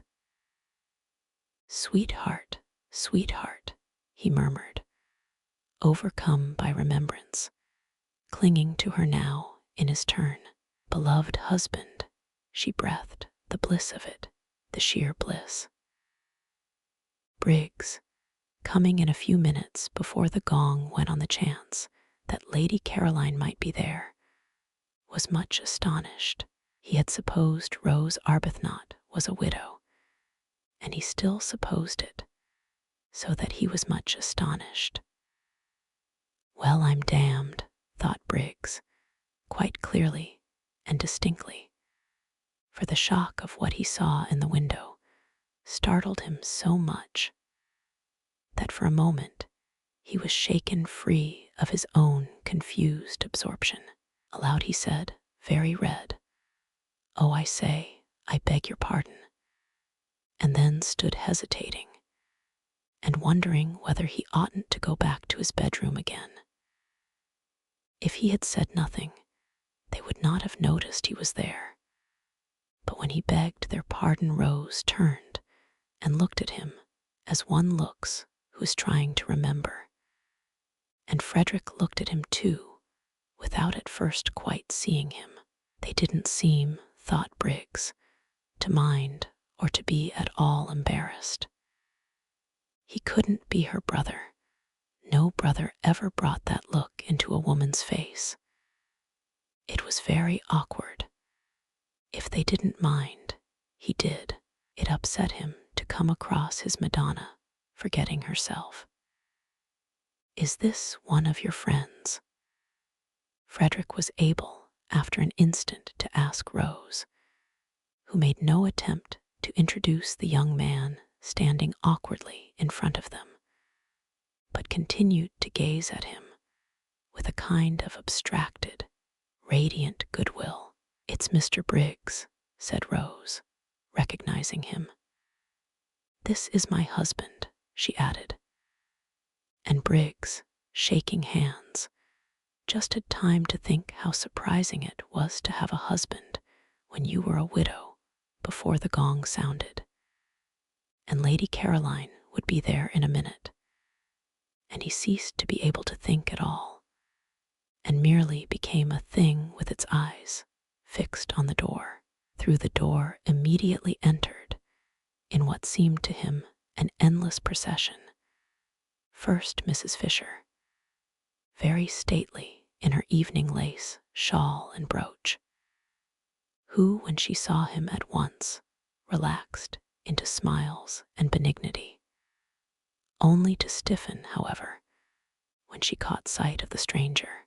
Then Mr. Wilkins, cleaner and neater, and more carefully dressed and brushed than any man on earth. And then, tying something hurriedly as she came, Mrs. Wilkins. And then nobody.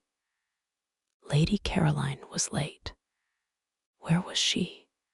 Had she heard the gong? Oughtn't it to be beaten again? Suppose she didn't come to dinner after all.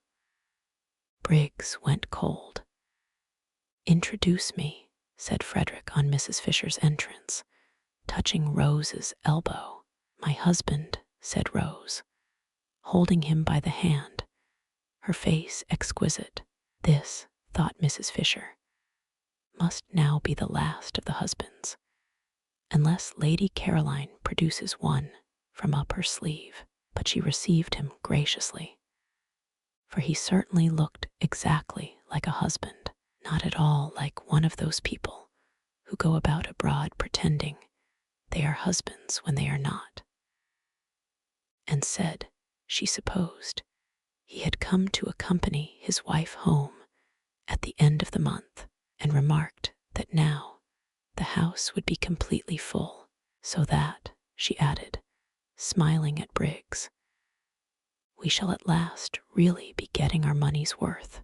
Briggs grinned automatically, because he was just able to realize that somebody was being playful with him. But he had not heard her, and he did not look at her. Not only were his eyes fixed on the door, but his whole body was concentrated on it. Introduced in his turn, Mr. Wilkins was most hospitable and called Frederick sir. "Well, sir," said Mr. Wilkins heartily, here we are. And having gripped his hand with an understanding that only wasn't mutual, because Arbuthnot did not yet know what he was in for in the way of trouble, he looked at him, as a man should, squarely in the eyes, and allowed his look to convey as plainly as a look, "Can that in him would be found staunchness, integrity, reliability, in fact a friend in need." Mrs. Arbuthnot was very much flushed, Mr. Wilkins noticed.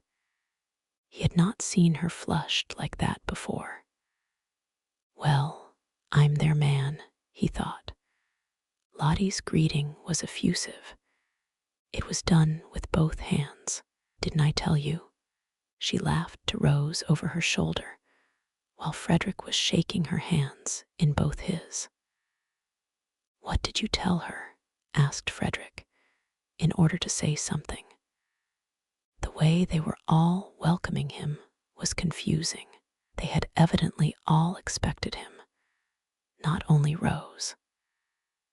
The sandy but agreeable young woman didn't answer his question, but looked extraordinarily pleased to see him. Why should she be extraordinarily pleased to see him? "What a delightful place this is," said Frederick, confused, and making the first remark that occurred to him. "It's a tub of love," said the sandy young woman earnestly, which confused him more than ever, and his confusion became excessive at the next words he heard spoken, these, by the old lady, who said, "We won't wait." Lady Caroline is always late, for he only then, on hearing her name, really and properly remembered Lady Caroline, and the thought of her confused him to excess. He went into the dining room like a man in a dream. He had come out to this place to see Lady Caroline, and had told her so. He had even told her in his fatuousness. It was true, but how fatuous that he hadn't been able to help coming. She didn't know he was married. She thought his name was Arundel. Everybody in London thought his name was Arundel. He had used it and written under it so long that he almost thought it was himself.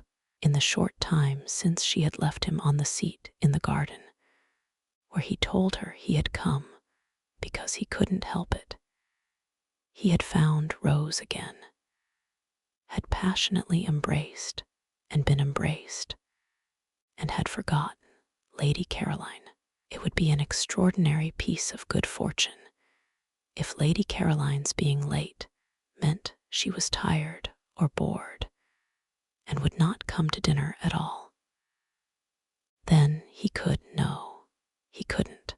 He turned a deeper red even than usual, he being a man of full habit and red anyhow, at the thought of such cowardice.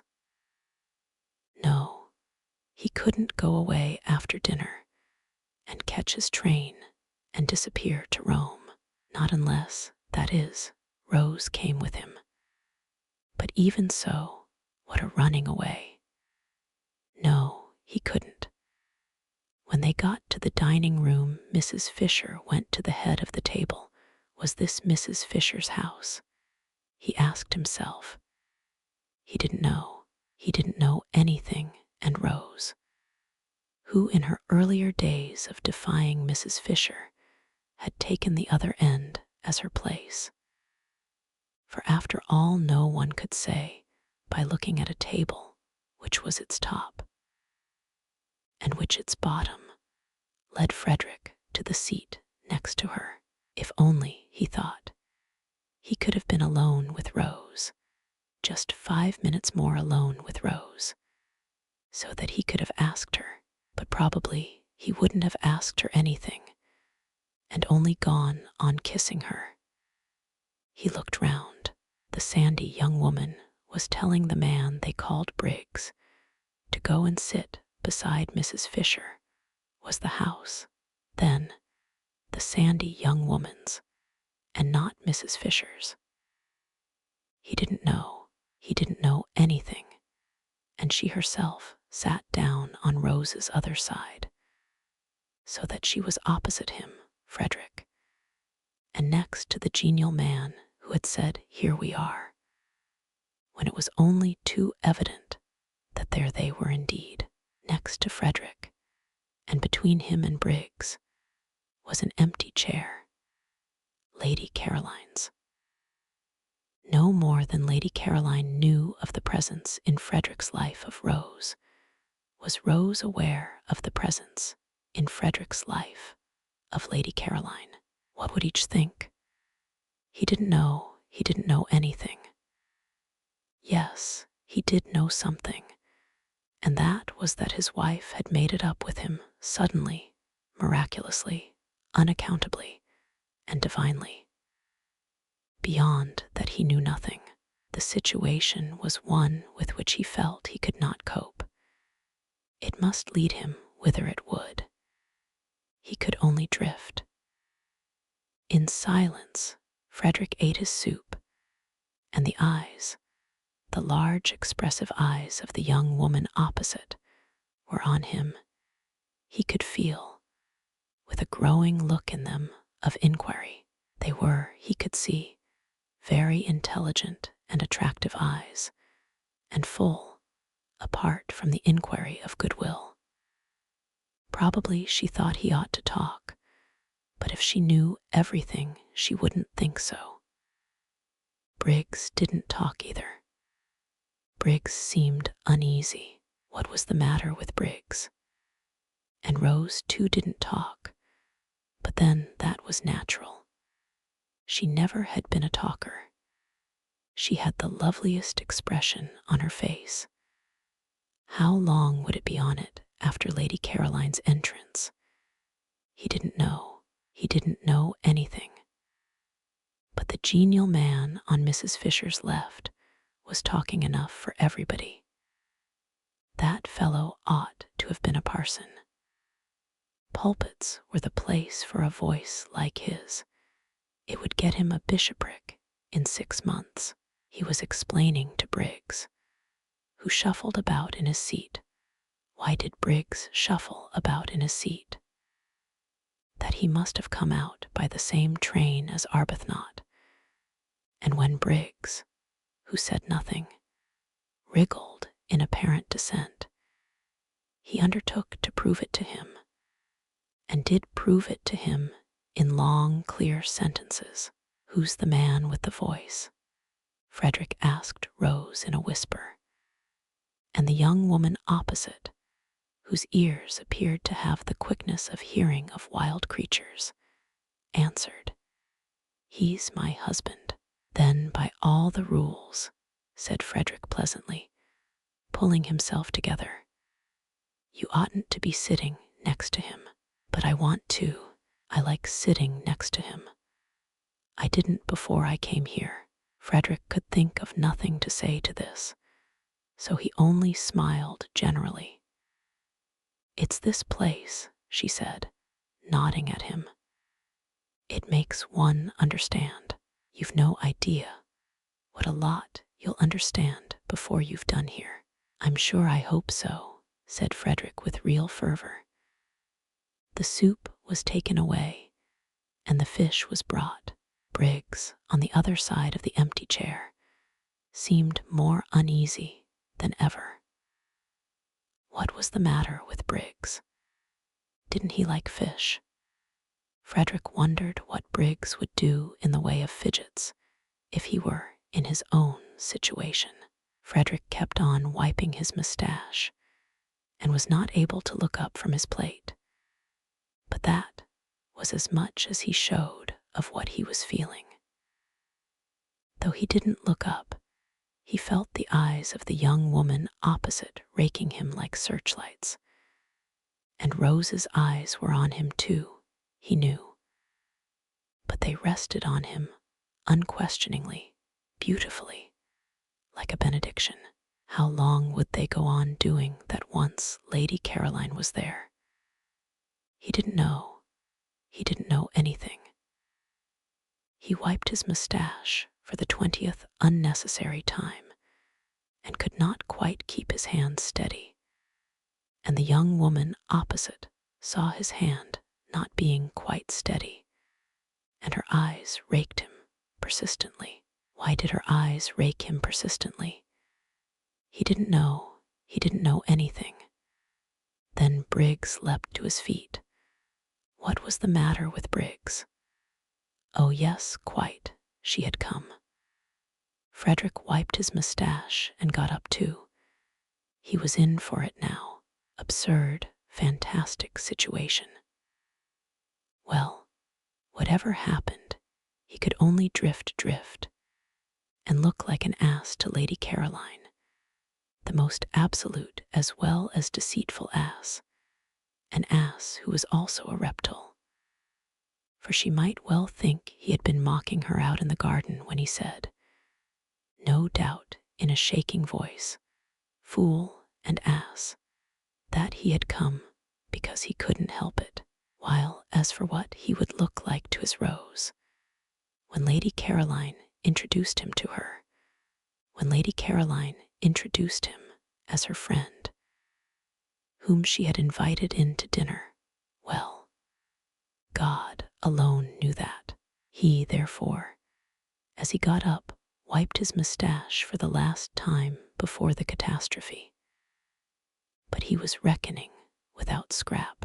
That accomplished and experienced young woman slipped into the chair Briggs was holding for her, and on Lottie's leaning across eagerly and saying before anyone else could get a word in, "Just fancy, Caroline, how quickly Rose's husband has got here," turned to him without so much as the faintest shadow of surprise on her face, and held out her hand, and smiled like a young angel, and said, "And me late your very first evening."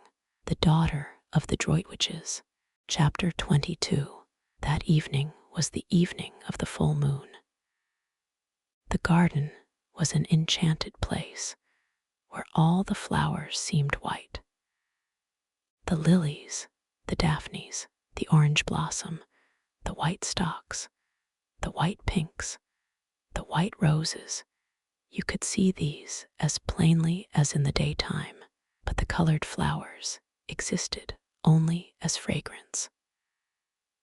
The three younger women sat on the low wall at the end of the top garden after dinner, rose a little apart from the others, and watched the enormous moon moving slowly over the place where Shelley had lived his last months, just on 100 years before.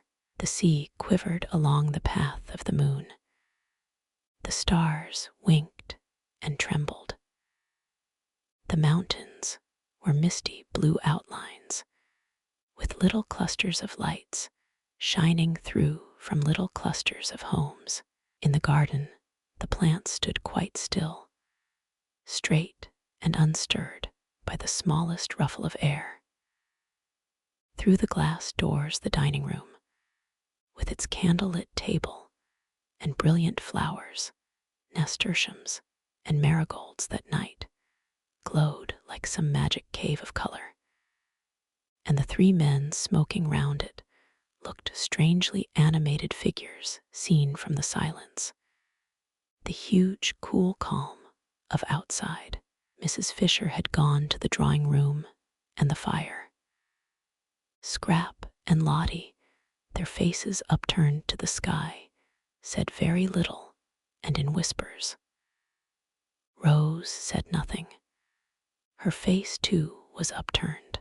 She was looking at the umbrella pine, which had been smitten into something glorious, silhouetted against stars.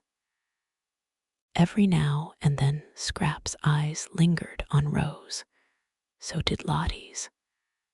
For Rose was lovely anywhere at that moment. Among all the well-known beauties, she would have been lovely. Nobody could have put her in the shade, blown out her light that evening. She was too evidently shining. Lottie bent close to Scrap's ear and whispered. "Love," she whispered. Scrap nodded. "Yes," she said under her breath. She was obliged to admit it. You only had to look at Rose to know that here was love. "There's nothing like it," whispered Lottie. Scrap was silent. "It's a great thing," whispered Lottie after a pause, during which they both watched Rose's upturned face, to get on with one's loving. "Perhaps you can tell me of anything else in the world that works such wonders." But Scrap couldn't tell her, and if she could have, what a night to begin arguing in. This was a night for. She pulled herself up. Love again. It was everywhere. There was no getting away from it. She had come to this place to get away from it, and here was everybody in its different stages. Even Mrs. Fisher seemed to have been brushed by one of the many feathers of love's wing. And at dinner was different, full of concern, because Mr. Briggs wouldn't eat, and her face when she turned to him, all soft with motherliness. Scrap looked up at the pine tree motionless among stars. Beauty made you love, and love made you beautiful. She pulled her wrap closer round her with a gesture of defense, of keeping out and off. She didn't want to grow sentimental, difficult not to hear. The marvelous night stole in through all one's chinks, and brought in with it, whether one wanted them or not, enormous feelings one couldn't manage, great things about death and time and waste, glorious and devastating things, magnificent and bleak, at once rapture and terror and immense, heart-cleaving longing. She felt small and dreadfully alone. She felt uncovered and defenseless. Instinctively, she pulled her wrap closer. With this thing of chiffon, she tried to protect herself from the eternities. "I suppose," whispered Lottie, "Rose's husband seems to you just an ordinary, good-natured, middle-aged man." Scrap brought her gaze down from the stars and looked at Lottie a moment while she focused her mind again. "Just a rather red, rather round man," whispered Lottie. Scrap bowed her head. "He isn't," whispered Lottie. "Rose sees through all that. That's mere trimmings. She sees what we can't see because she loves him. Always love."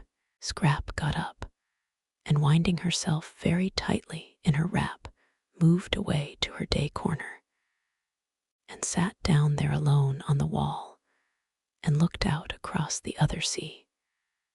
The sea where the sun had gone down. The sea with the faraway dim shadow stretching into it, which was France. Yes, love worked wonders.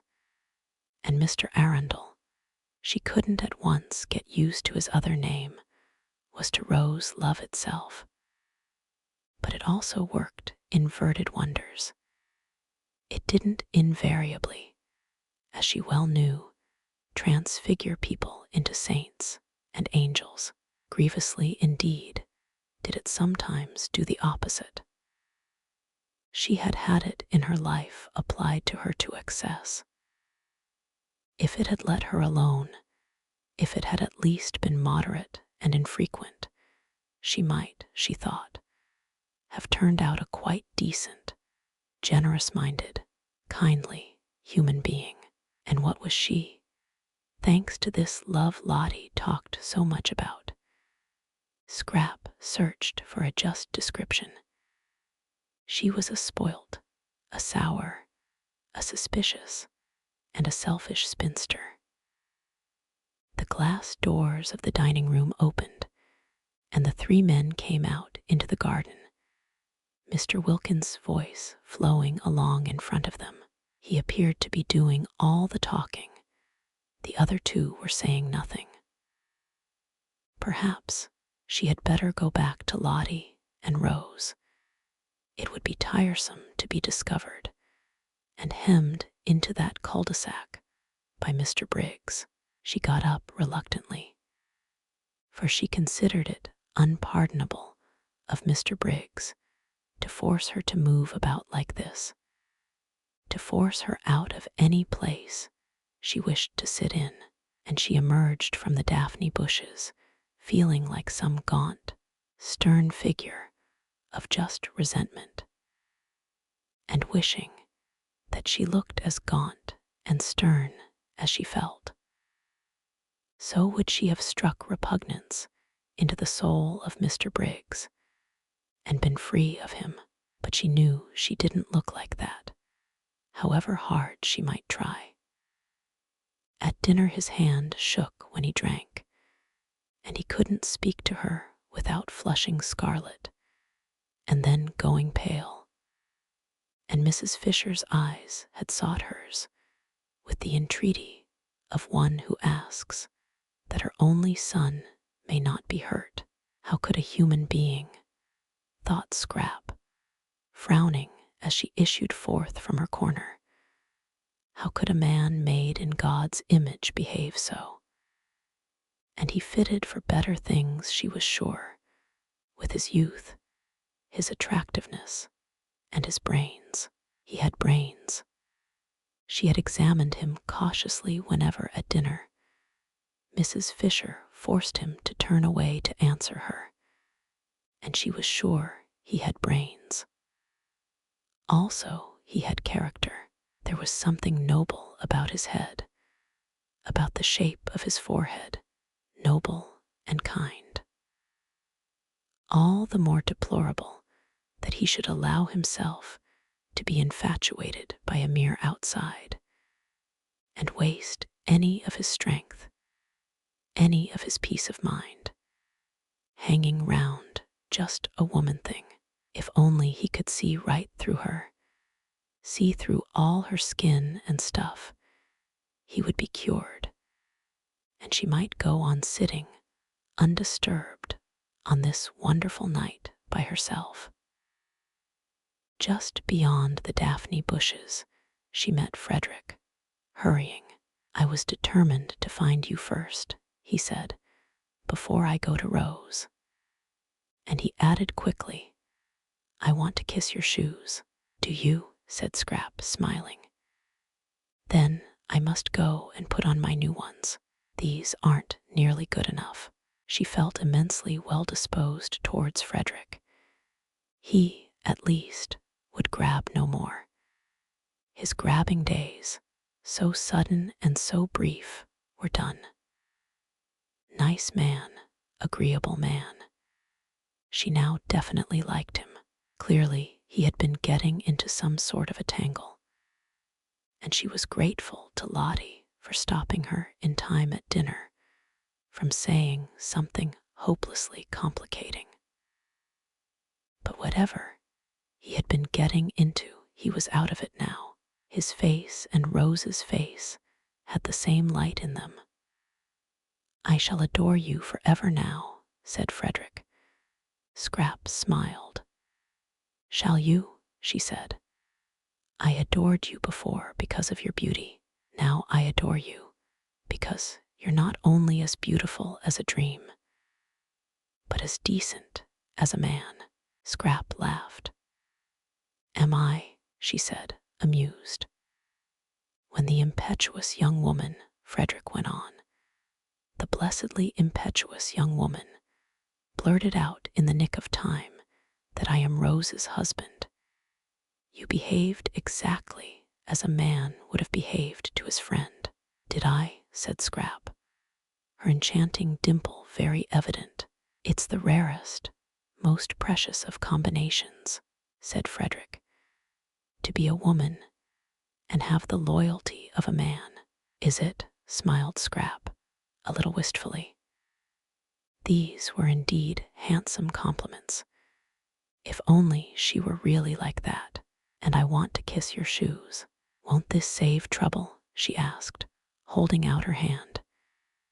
He took it and swiftly kissed it and was hurrying away again. "Bless you," he said as he went. "Where is your luggage?" Scrap called after him. "Oh, Lord, yes," said Frederick, pausing. "It's at the station. I'll send for it." He disappeared through the bushes. She went indoors to give the order. And this is how it happened that Domenico, for the second time that evening, found himself journeying into Mezzago and wondering as he went. Then, having made the necessary arrangements for the perfect happiness of these two people, she came slowly out into the garden again, very much absorbed in thought. Love seemed to bring happiness to everybody but herself. It had certainly got hold of everybody there, in its different varieties, except herself. Poor Mr. Briggs had been got hold of by its least dignified variety. Poor Mr. Briggs, he was a disturbing problem, and his going away next day wouldn't, she was afraid, solve him. When she reached the others, Mr. Arundel, she kept on forgetting that he wasn't Mr. Arundel, was already, his arm through Rose's, going off with her, probably to the greater seclusion of the lower garden. No doubt they had a great deal to say to each other. Something had gone wrong between them, and had suddenly been put right. San Salvatore, Lottie would say, San Salvatore working its spell of happiness. She could quite believe in its spell. Even she was happier there than she had been for ages and ages. The only person who would go empty away would be Mr. Briggs. Poor Mr. Briggs. When she came in sight of the group, He looked much too nice and boyish not to be happy. It seemed out of the picture that the owner of the place, the person to whom they owed all this, should be the only one to go away from it unblessed. Compunction seized Scrap. What very pleasant days she had spent in his house, lying in his garden, enjoying his flowers, loving his views, using his things, being comfortable, being rested, recovering. In fact, she had had the most leisured, peaceful, and thoughtful time of her life, and all really thanks to him.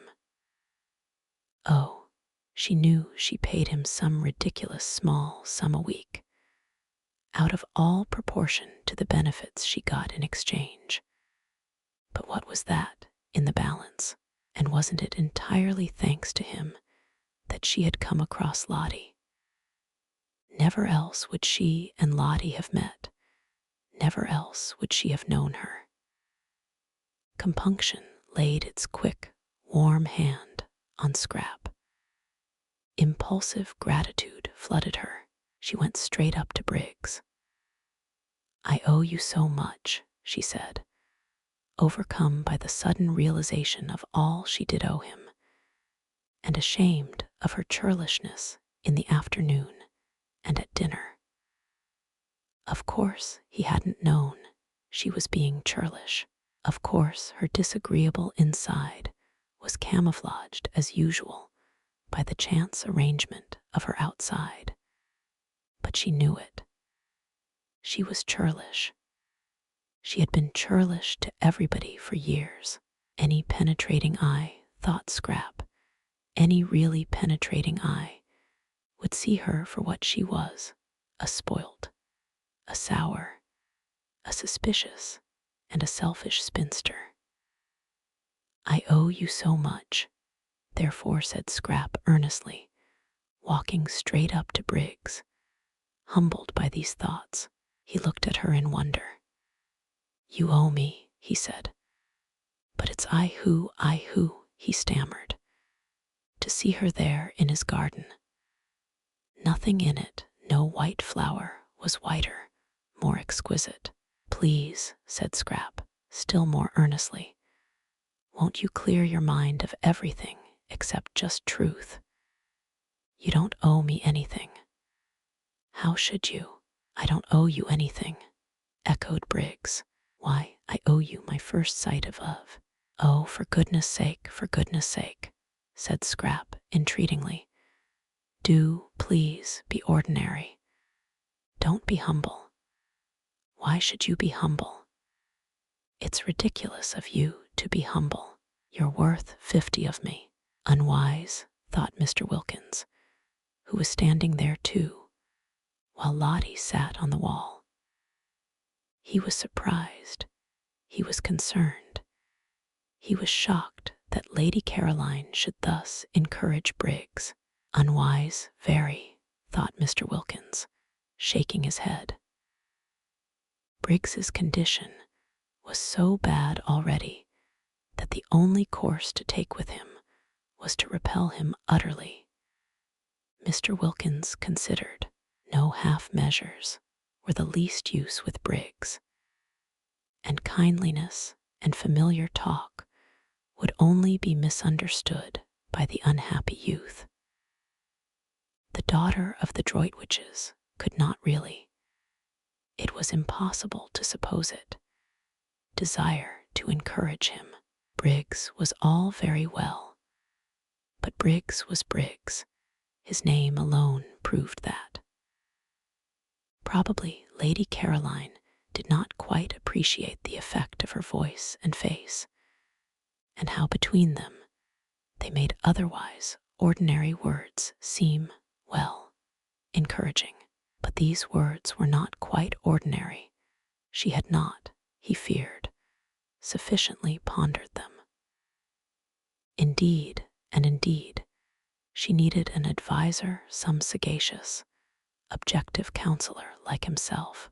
There she was, standing before Briggs, almost holding out her hands to him.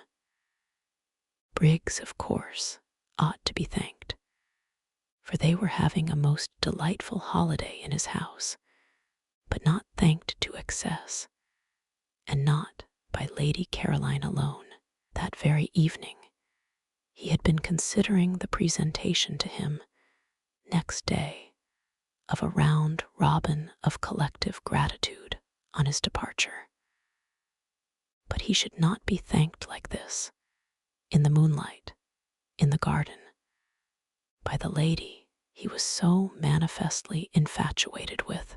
Mr. Wilkins, therefore, desiring to assist Lady Caroline out of this situation by swiftly applied tact, said with much heartiness, "It is most proper, Briggs, that you should be thanked. You will please allow me to add my expressions of indebtedness and those of my wife to Lady Caroline's. We ought to have proposed a vote of thanks to you at dinner. You should have been toasted. There certainly ought to have been some." But Briggs took no notice of him whatever.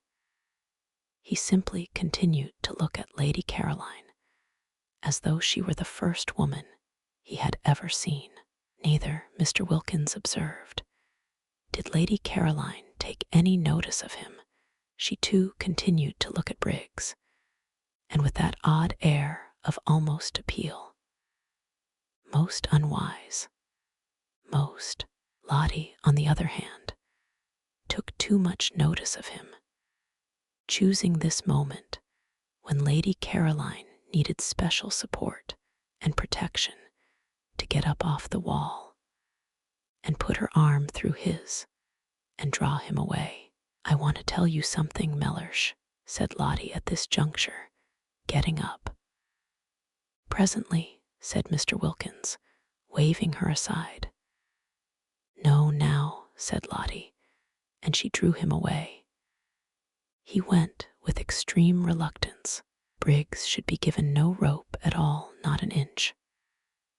"Well, what is it?" he asked impatiently, as she led him towards the house. Lady Caroline ought not to be left like that, exposed to annoyance. "Oh, but she isn't," Lottie assured him, just as if he had said this aloud, which he certainly had not. "Caroline is perfectly all right, not at all right. That young Briggs is. Of course he is. What did you expect? Let's go indoors to the fire and Mrs. Fisher. She's all by herself." "I cannot," said Mr. Wilkins, trying to draw back. "Leave Lady Caroline alone in the garden." "Don't be silly, Mellersh. She isn't alone. Besides, I want to tell you something." "Well, tell me, then." Indoors, with a reluctance that increased at every step, Mr. Wilkins was taken farther and farther away from Lady Caroline. He believed in his wife now and trusted her, but on this occasion he thought she was making a terrible mistake.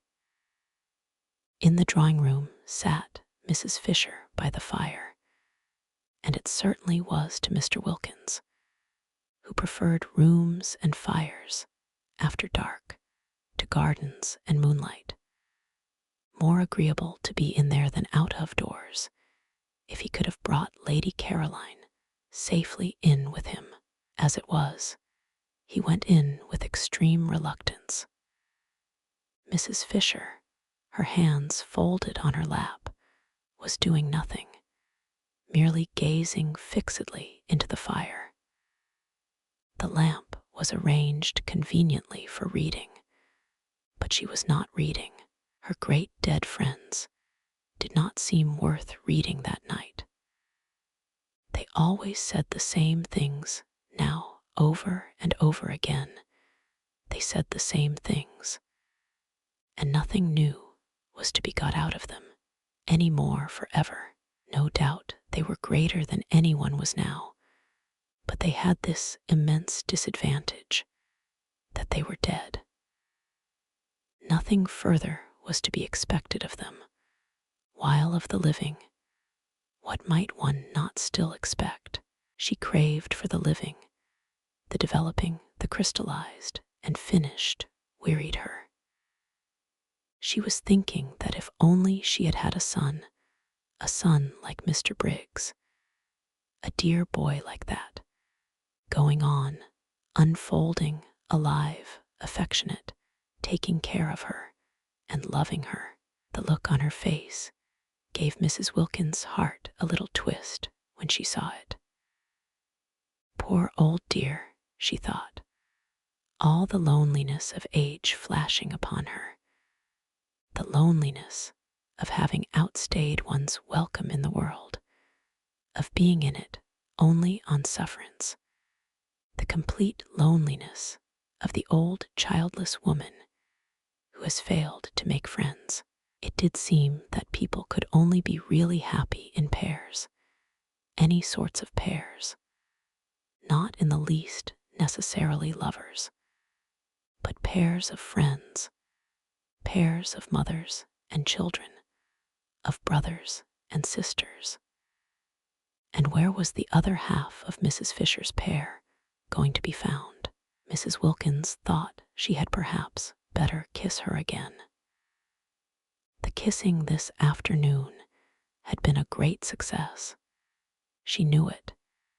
She had instantly felt Mrs. Fisher's reaction to it, so she crossed over and bent down and kissed her and said cheerfully, "We've come in," which indeed was evident. This time Mrs. Fisher actually put up her hand and held Mrs. Wilkins' cheek against her own, this living thing, full of affection, of warm, racing blood, and as she did this, she felt safe with the strange creature, sure that she who herself did unusual things so naturally would take the action quite as a matter of course, and not embarrass her by being surprised. Mrs. Wilkins was not at all surprised. She was delighted. "I believe I'm the other half of her pair," flashed into her mind. "I believe it's me, positively me, going to be fast friends with Mrs. Fisher." Her face, when she lifted her head, was full of laughter. Too extraordinary, the developments produced by San Salvatore. She and Mrs. Fisher. But she saw them being fast friends. "Where are the others?" asked Mrs. Fisher. "Thank you, dear," she added, as Mrs. Wilkins put a footstool under her feet, a footstool obviously needed, Mrs. Fisher's legs being short. "I see myself throughout the years," thought Mrs. Wilkins, her eyes dancing, bringing footstools to Mrs. Fisher. "The roses," she said, straightening herself, "have gone into the lower garden. I think love-making. The roses, the Fredericks then, if you like, they're completely merged and indistinguishable." "Why not say the Arbuthnot's, my dear?" said Mr. Wilkins. "Very well, Mellersh, the Arbuthnot's, and the Carolines." Both Mr. Wilkins and Mrs. Fisher started. Mr. Wilkins, usually in such complete control of himself, started even more than Mrs. Fisher, and for the first time since his arrival felt angry with his wife. "Really," he began indignantly. "Very well, Mellersh, the Briggses then." "The Briggses," cried Mr. Wilkins, now very angry indeed, for the implication was to him a most outrageous insult to the entire race of Disturs, dead Disturs, living Disturs, and Disturs still harmless, because they were yet unborn. "Really, I'm sorry, Mellersh," said Mrs. Wilkins, pretending meekness. "If you don't like it, you've taken leave of your senses. Why, they've never set eyes on each other before today." "That's true," But that's why they're able now to go ahead. Go ahead. Mr. Wilkins could only echo the outrageous words. I'm sorry, Mellersh, said Mrs. Wilkins again, if you don't like it. But her gray eyes shone, and her face rippled with the light and conviction that had so much surprised Rose the first time they met. It's useless minding, she said. I shouldn't struggle if I were you, because she stopped and looked first at one alarmed, solemn face, and then at the other, and laughter as well as light flickered and danced over her. I see them being the Briggses, finished Mrs. Wilkins. That last week, the syringa came out at San Salvatore, and all the acacias flowered. No one had noticed how many acacias there were, till one day the garden was full of a new scent, and there were the delicate trees, the lovely successors to the wisteria, hung all over among their trembling leaves with blossom.